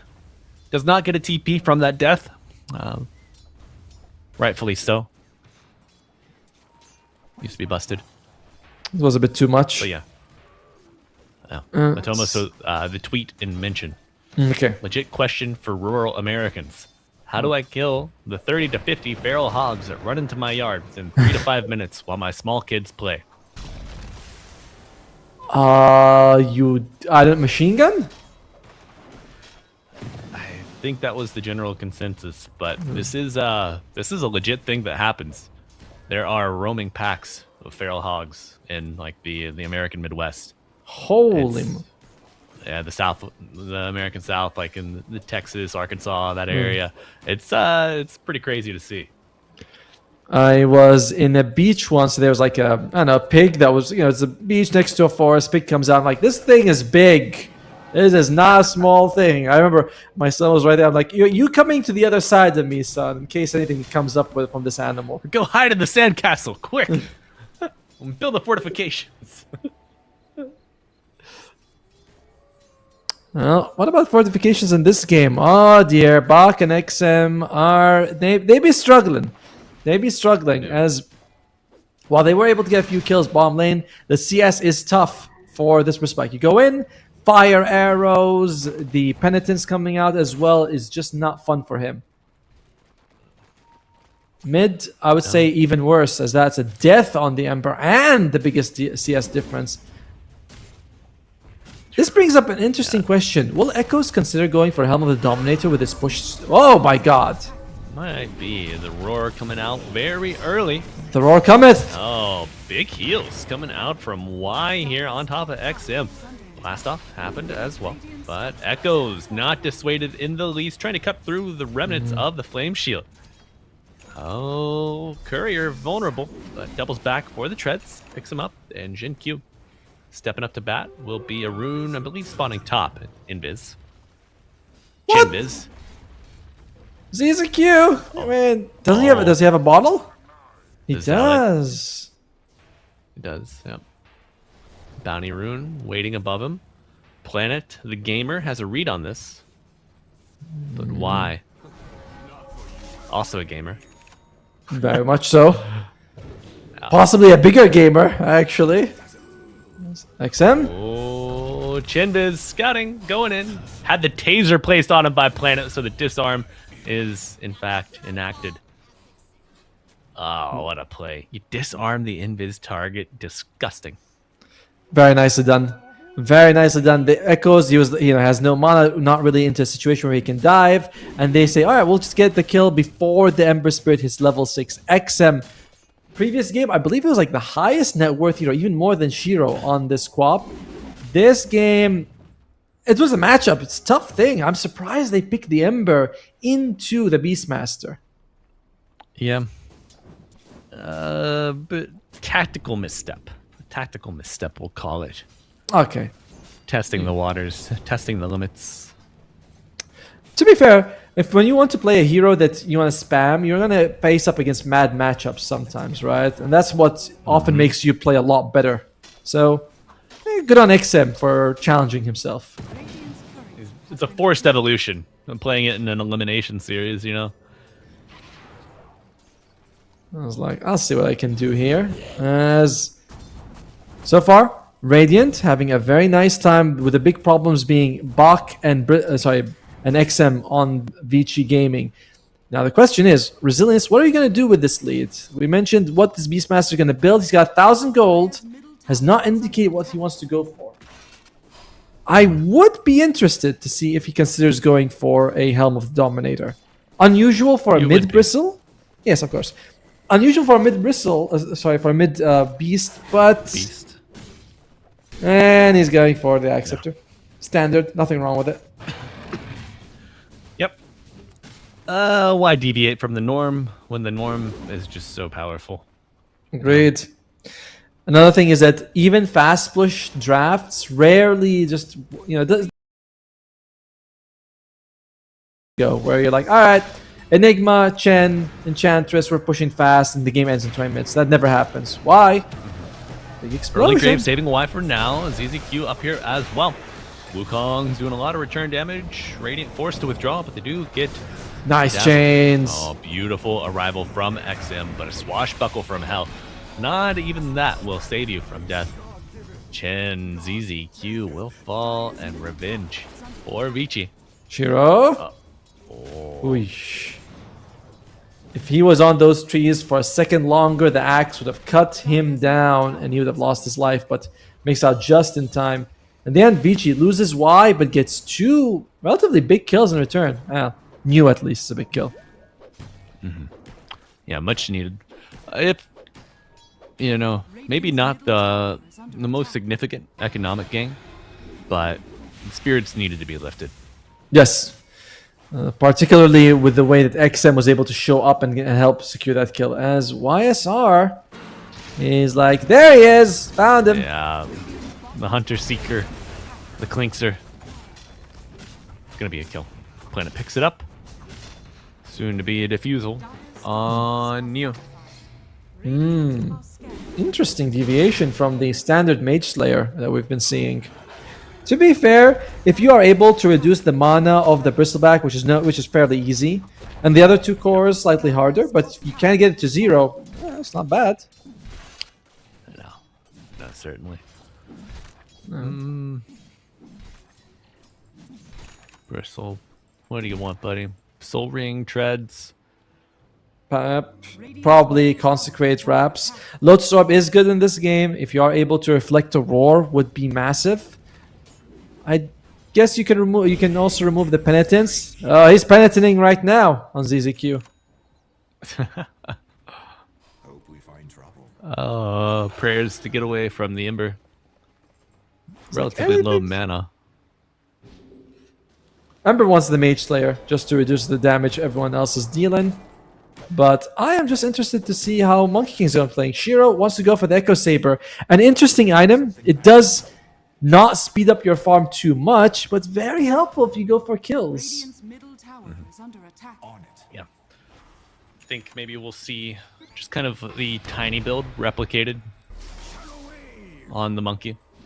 He naturally has the movement. He just needs a little bit more damage. As Jinkyu goes again for the Essence Distiller. An item that I'm not yet sold on, to be fair with you. No? No. Okay. I feel like it's okay, but most of the time when I think of it, I go, if I spend 1,000 more gold, I get Spirit Vessel. Better stats, much better active. Or I can save 1,000 gold, keep it at earn. Yeah. In this Well, game, it's good against the Clinks. My though. read on it, yeah, again, certainly against the Clinks, gives the monkey, gives the Ember a little bit of tracking potential against the Bow and Fletcher. Dire's middle tower is under attack. Particularly as this patch, Bounty Hunter himself, the original tracker, not so good. Yeah, Dire's middle tower. I don't think I've seen a single Bounty Hunter game in competitive. When when I saw the numbers coming out on the bounty, I was like, better Janada? New innate that's significantly more fun. Shadow Walk, movement speed. I was like, this is the best patch for bounty. Then I played him. There was a Morphling. He was farming. He was low health. I tracked him. I threw the shuriken on the creep in front of him and did no damage. It bounced him and did hit him once. And I was like, all right, we lost the best fast. No in the pass game. through. Oh man, that yeah. They're passing death through him? sentence for the bounty, but Oh, oh no, guys. not like this. come on. Let Hand him. of God presses He's got- F9. He's got Magic Stick, by the way. Magic Wand with 20 charges. Maybe he is disconnected, hasn't been able to click it. Because he should be able to. And, Yeah. So the only thing, if you press Magic Wand, it's going to take you out of Invis. you definitely want... Dust is expiring. You want to be out of invis. You want to be out of invis. There's a flame. There's a burning guy in front of you. You're slowed down. You want it. Well, you didn't use it. tempo, but he's nerfed. Maybe I not have had Save chance. save his wand chain charges for a rainy day, perhaps. Radiant's bottom tower is under attack. You know, I don't really feel like at the moment it's not really Clinks that you have to worry about. It's Echoes on this Beastmaster. Fantastic laning phase, more than 2,000 gold ahead of XM, and it's a beast. It's a Beastmaster. You don't have amazing burst damage. Neither the Rubik nor the Dazzle are super high damage dealing, supports. Monkey King can do insane damage, but he needs those 4 hits, which is always an issue. So how are you gonna deal with Mr. Beast? Is under attack. Oh wait, Mr. Beast is an actual person. My bad. I was gonna say, he cut off his economic supply routes. Radiant's bottom tower. Take him down from the inside. Get somebody to infiltrate his ranks. Gain his trust at Tomo. And we hack his YouTube channel. Shiro. Monkey King disarmed. Gets the Wukongs out. Niu still holding the Rolling Thunder. Doesn't feel like he wants to commit just yet. However, you want to get some value out of this Pangolier as his net worth is starting to dip slightly. Was one of the leaders before, but XP is catching up. And okay. Yeah. Can Also, Tomo, I would like to mention, okay, one very early Roshan here, but Chin, Beastmaster with the Ags, you're gonna make it happen. The damage source for the proximity mines is now attributed to the hero.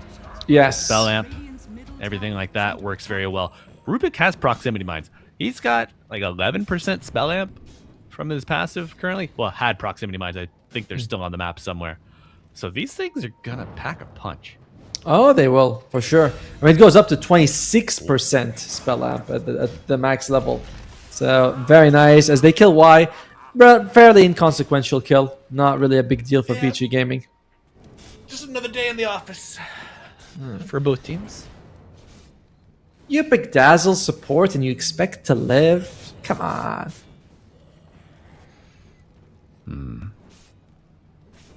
No. Yeah. XM, I feel like he's been working on this Mesa for quite some time, and yeah, that is the innate for the Ember Spirit. I like it. It's kind of it's a mini Flame Guard on you, or Cloak of Flames. Sorry.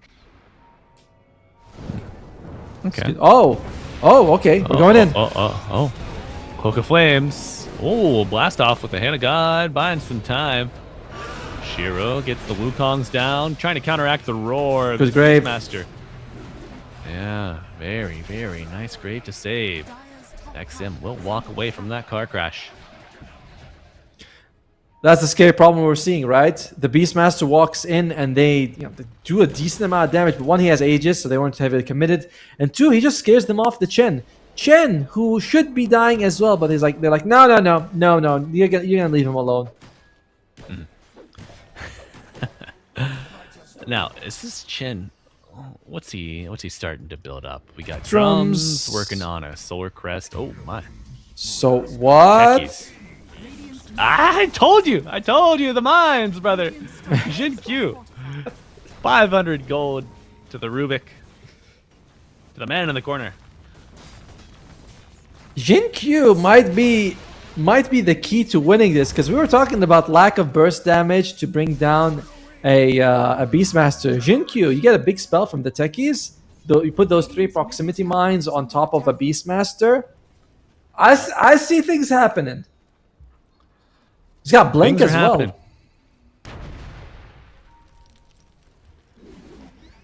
Things are happening indeed. Oh my, Jin Q, the Minesweeper, Has Roar. XM. Okay. is Converts the boar for himself for Jin Q. He's like, that's a nice boar. I want it for me. be a shame if somebody took it. Overall, Vici Gaming, they are playing the sort of wait game, wondering when the rain might make a mistake. This is working better for them than it did for Team Resilience in Game 1. Because if you wait it out, they do run out of steam a little bit on the Chen. Beastmaster, I would say, runs out of steam, but at least you're able to burst people as much. And, Jin Q, stop styling. You're making all of them out look bad. It's impossible. It's part of him. Uh-oh. Oh, the roar will stop him dead in his tracks, though. And Miyu picks up the kill. Shiro going in with the Wukongs, trying to get this Aegis off of the Monkey King, but a Rolling Thunder will not be enough to save the Beastmaster. Has to roll out. Well, Wukongs, will it be enough? The chase is on. XM. What a heal. Shiro, why here? Big heal from the Hand of God. Gonna be a TP away from danger, but Planet likely will not be so lucky. Hairball on the mark. And Shiro. Oh, nice disarm. Taser's so good against these cores of the Dire. Oh, it's not over yet. ZQ. Like saved by YSR and the Clinks. I spoke too soon. And Shiro, a grave from Y. Can they heal him up? Oh, no, sir. Wait. Yeah. Shiro does bring down the. He did get a killing spree before that. Yes, Bach he did. Coming on the back line to clean up the Clinks. That was a bit of a surprise. It was actually. I mean, they got the good hand of God, kept the techies alive for a bit longer. But Vici Gaming, the long sustained fights. Sure, you got items on the other side and the Chen heal, but you also have lifesteal from the Monkey King, and it's Bach on a bristleback with the Consecrate Wraps and Vanguard. No easy kill there. No, sir. No easy buckets. Gonna be a Crimson very soon on Bach as well, helping out with the Clinks. Now, for the first time, it is the Dire who's got a gold advantage since about the 5 minutes marks. And the win percentage, 60% of one fight. For the Dire. For the Dire. Wow. Vici. Oi! Oh my. A big Wukong's returning the roar, but it's not enough to get him out of the circle. Why, actually? Getting the kill credit there. A lot of gold for the Dazzle. Pump faking the Rolling Thunder, looking for XM, but a stolen roar, I believe. Not enough. Okay. Ember is down, and Bach surrounded on all sides. Stunned Tanky. up from his buns up. He is so tanky. The Rafts doing their job, and he's going in for round 2. Once Chen does get him. Radiant's middle tower is under attack. Did you say he's stunned up from the buns up? Yes. Nice, I like it. Thank you. Well, Big Buns over there, he wants to get the Crimson Guard and work towards a heart. As the Crimson Guard, very helpful against the physical damage from the Pango and of course the Clinks as well.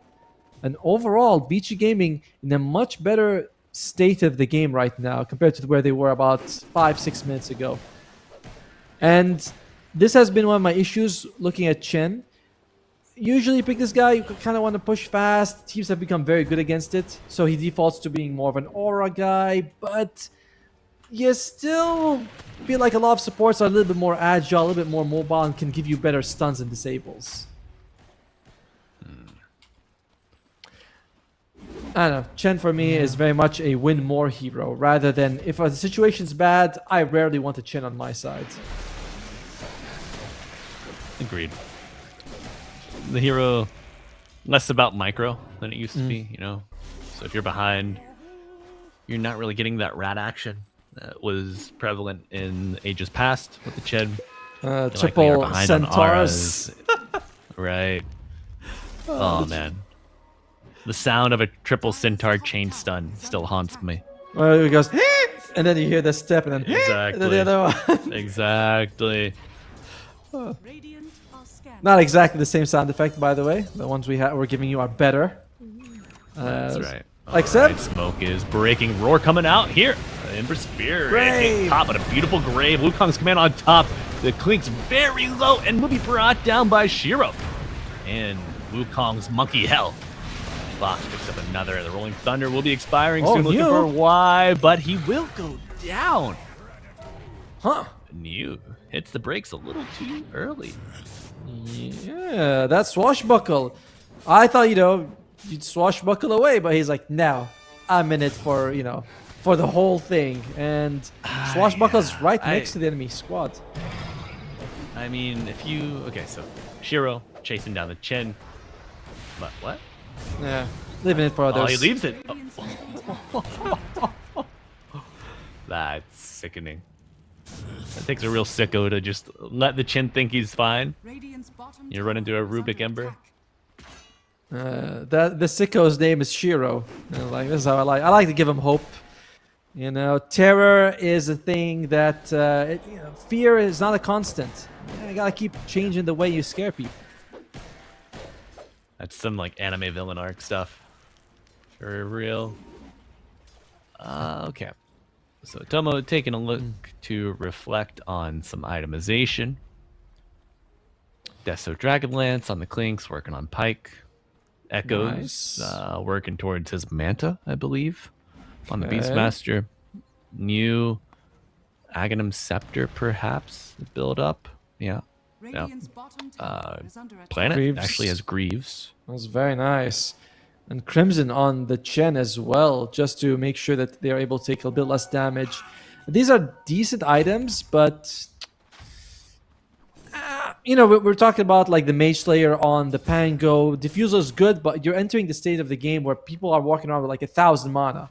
So you're not burning it as effectively as you were a little while ago for new. And when you start thinking, maybe we could have gotten a little bit more value out of the Mage Slayer at this point.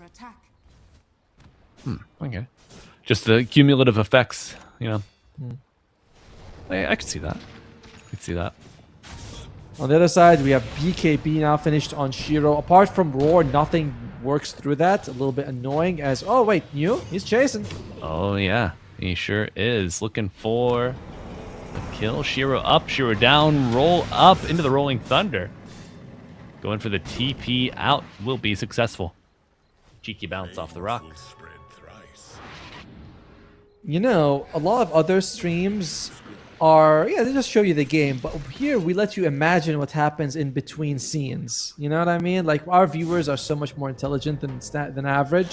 Where you're like, what's happening? Do you see that? The way the TP was moving forward and backwards with the loading. So you're like, you guys, you know, we'll let you guess what's going to happen. You guess the next move here on ESL to Void. Ooh, Techie's getting really an Aetherlens, huh?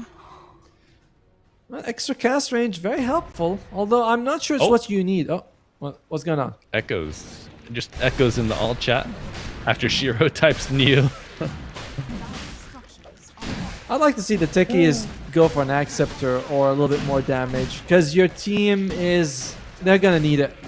And XM, remember XM when he was struggling early on? He is now the most farmed hero in the game. This guy is very good at recovering from a bad laning phase. Yeah, Bloodstone on this guy. Insane. Is Bloodstone one of your go-to items on your, you know, when you brainstorm your Ember builds? Not quite, but I mean, you do a lot of magic damage. You know, the lifesteal can be quite nice, so it's not bad. Certainly unusual, and I think that it's an aura, right? Yeah, the spell weakness aura is very nice. I like that part of it. Benefits your bristleback quite nicely. Yes, YSR, decent farm on him, but we are entering the state of the game where I'm not sure how much damage you're going to be getting from the other two cores.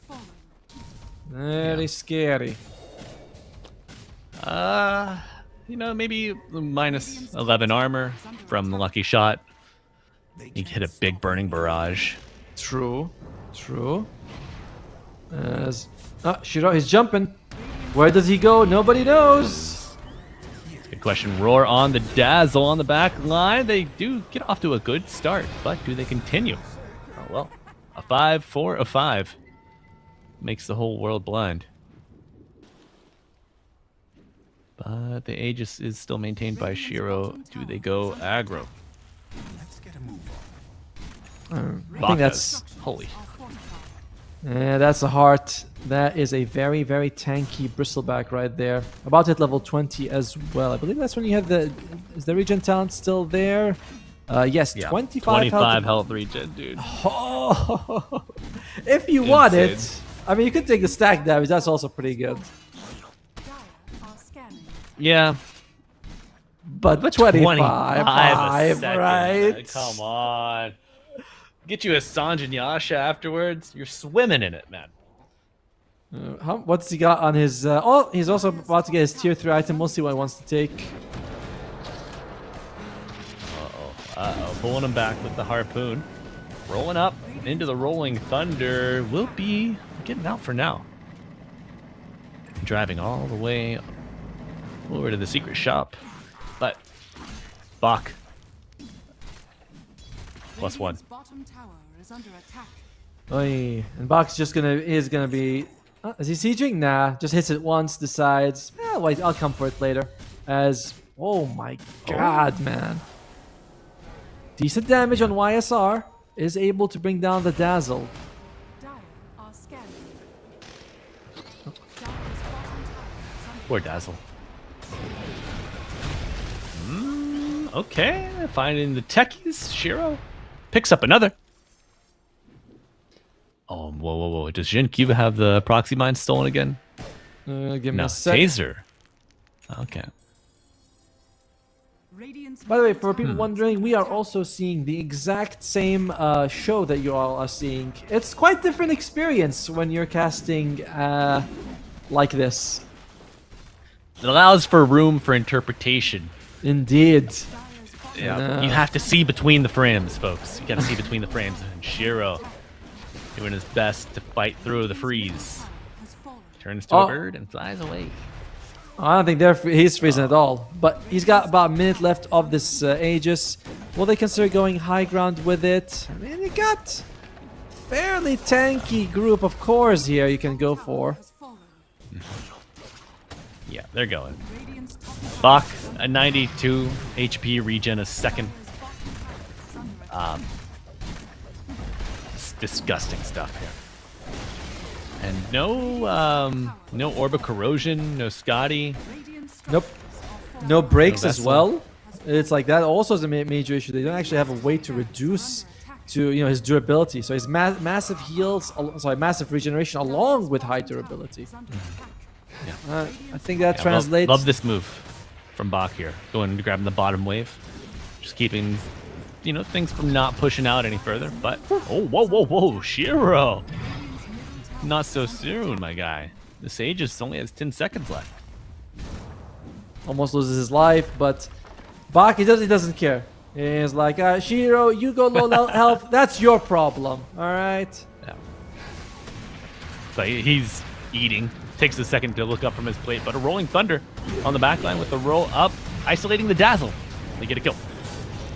And the chase is on you, coming back as Bach just eating everything. Roar on to Shiro, but it's stolen. Jinkyu, they get the Wukong's command off with the BKB. Shiro picks up the one on the Beastmaster. Bach, with all of this region, he need to get to work The soon chains. as the burning army letting their arrows fly. XM will fall. Clinks making some magic happen. Jim on deck. And Bach saying, fight me. But the Radiant did not get the memo. However, Shiro going in for round done. 2 with a boundless from hell. Buyback on the Ember. Could be devastating. Shiro to fall. Bach on the retreat. No mana. Gonna have to use his back. And this HP regen as his main resource. Look at the deficit being cut, by the way. Oh, they're going in.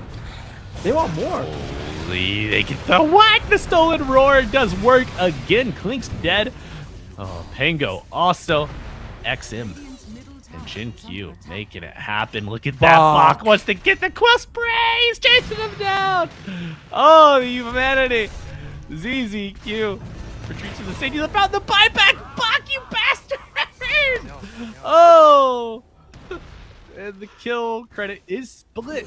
So, it's not as worthwhile for the Clinks to have bought back for that. But the mind games at Tomo. What the hell? I mean, a bit of showboating there. Could have gone for buildings instead, but Bach thinking, I want to give people a show. They're sticking around for this, and pays for it with his life. But does force YSR to buy back, so it's not like he showboated for nothing. He got something out of of that move. Yeah. Oh my god, that's good stuff. Look at that, 2 greedy spell slingers. I've known a couple greedy spell slingers in my time, Tomo. Aren't they all? Aren't they all? He takes spell slinger. You're picking Zeus. I'll farm. All right. Thanks, buddy. They will have Crimson Guard, I think, in the next fight here for ZZQ. Not bad, considering all the physical damage you can mitigate from the Monkey King, the Bristleback. I don't believe you reduce Quill Spray, but still, the right click by itself is good. Yeah. Very nice. Another Tormentor. Another day, another dollar. Shard for the chin. A way to stay relevant. Get yourself... Oh, we're going in. Oh my god, the Boundless Strike. Shiro looking for another. Chin brought down. Not going to be able to use that shard anytime soon. Could get yourself a Granite Golem, a Black Dragon for some armor, personally, one of my favorite Ancients is the one with the Time Warp, as you get something like 11% cooldown reduction aura for your whole team. It was nerfed. It was nerfed. It was nerfed, but still feels good. It still feels good. Yeah, I didn't... Atomo, I didn't notice people abusing it heavily, so... I wonder why the number tweak was necessary. Well, see, in Herald, people don't even know you can take creeps. Saying that's the difference. I'll put you in Herald. But up sky high where I am, that was the number 1 creep we abused. Easily. Yeah, your ivory tower. That just means you got further to fall, old man. Oh, whoa. Bach gets 4-stat forward. What the hell? From the techies, I believe? One more hit. Okay, he's disarmed. Not bad. This melee Rax fighting for its life. Ember throwing the running in. Little bit of burn damage, if I'm not mistaken. The more you hurt Bach, the more he heals, by the way. Your blows only strengthen him, basically, thanks to the heart. Yeah. They harden his resolve. Double catapult wave crashing on the banks of the Radiant base. 8k lead here for the Dire as well, Tomo. Potentially Roshan up in 30 seconds if they want to go for it for Vici Gaming. Unable to get that Searing Chains on. Yeah. Jin Q. His itemization. Blink, Ghost Scepter, Essence Distiller, Octarine. Would rather have once spam his spells that he has rather than going for Aghanims to steal a secondary spell. And as I thought, he did go for the Fade Bolt cooldown at level 15. I love this. It used to be at level 20, 5 seconds, but I feel like you get more value out of getting it earlier, even if it's slightly less actual, cooldown reduction. Yeah, and with the Octarine as well, a 5.3 cooldown, 5.3 second cooldown on Fade Bolt. 350 damage, or 325, sorry, every time it comes out. It's spell amped, it's spell amped by 25%, so yeah, it's probably like more like 400 damage, really. It's hard to come by these days, but in Aegis of the Immortal, not so much. Claimed by Shiro with his newly acquired Butterfly. Refresher Shard could be pretty good for Shiro. You just throw out a Wukong, hit. Wukong's down, you throw it again with a Refresher Shard. As we're only down to the mid set of barracks to fall. Top has a ranged Rax. There's one ranged, yeah, but it's very low. That's a sneeze away from dying right there. Tomo, have you acquired the incredibly loud dad sneeze yet? Oh no, not yet. You know what I'm talking about? Yes, I know. The one where it's not a sneeze, it's an announcement, And announcing their arrival here with a Wukong's command in the mid lane. Shiro putting boot to ass. Mid losing both of their barracks. And Planet on the receiving end of some icky goo. Bak losing almost all of his mana, but he does have a cheese ready to peel and snack on. Neo, Rolling Thunder, trying to get onto the back line as YSR opening up onto Bristlebach. Under half his HP, gonna see that cheese be consumed very soon, but a telekinesis to save. And he's very healthy. The Dazzle, everyone healing him up. They found Shiro, cut him off the trees, they roar him. Brave to save from the low ground, and they're back on top. A refresher coming out, another Wukong, the BKB. Shiro and crew, they bring down 3. Atomo GG is called. We got a 2-0. Vici Gaming, your first grand finalist. Yeah, DreamLeague Season 29 China closed qualifiers. Looking Display of dominance. very much so, like the way they were playing around it. I thought that this game would be a little bit more dicey for Vici. And yes, there were slightly more kills coming out for the range side, but similar to last game, very much in control from it. The little worry, the little hiccups early on from the Beastmaster doing well and shutting down XM, you're like, oh, it could snowball, you got a chin, but you know, they get like a tier 2 top, and that's about as far as they can go. It's Bak being unkillable, as well as XM massive recovery in that situation. And Jinkyu, I think one time he was able to get a kill solo with the what's called dynamites. No, they're not dynamites. What are they called? MAD? Oh no, the proximity mines. Proximity mines. He killed the techies. He killed the techies solo. Talk about a slap in the face. You know? So it worked out very well for them in the end. And Bak really loved the itemization of saying, I'll just be unkillable and let them hit me as much as they want. Absolutely. Over 100 HP region there towards the end with that heart to boot. Very impressive showing. It's gonna be a long road for whoever challenges them through the lower bracket in these grand finals. I'm excited to see how it all unfolds. Yep. But Atomo, for us, that's our final match of the day. We will be back for 2 series tomorrow, lower bracket finals and then the grand finals. But, you know, plenty of other Dota 2 to be had here. Yes. With the ESL, you know, closed qualifiers for DreamLeague Season 29 cross regions. I don't know if Southeast Asia has wrapped up yet for today, but you got Eastern Europe, you got Western Europe. Later on the day, you're going to have South America and North America, hopefully. I saw there were some forfeits the other day, but, you know, with the ticket to the big dance on the line, expect to see the teams really battle it out, put it all out there. But, Tomo, before we wrap up for the day, closing thoughts?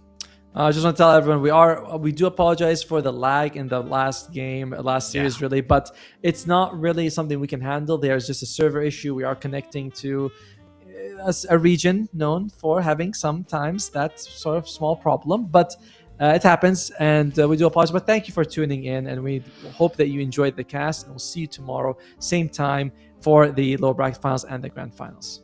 Bye. Yes. Bye-bye. Time to change. We've got to at least try. But what will they do when the people are stepping out of line?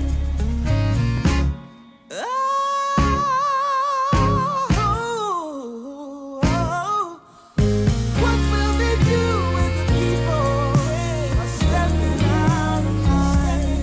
What will they do when the people are stepping out of line?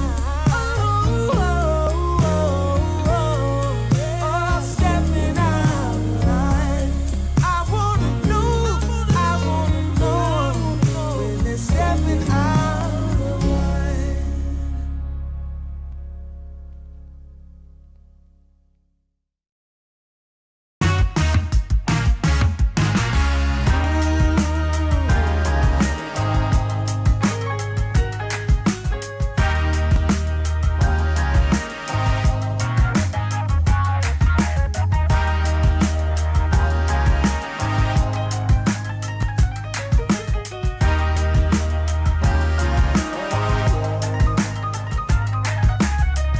Turned on the dime when I saw you walking by. Something about you caught my eye, yeah. Ain't trying to waste my time, just standing in your line. Gotta take a shot before you pass me by. So you wanna be alone for a minute?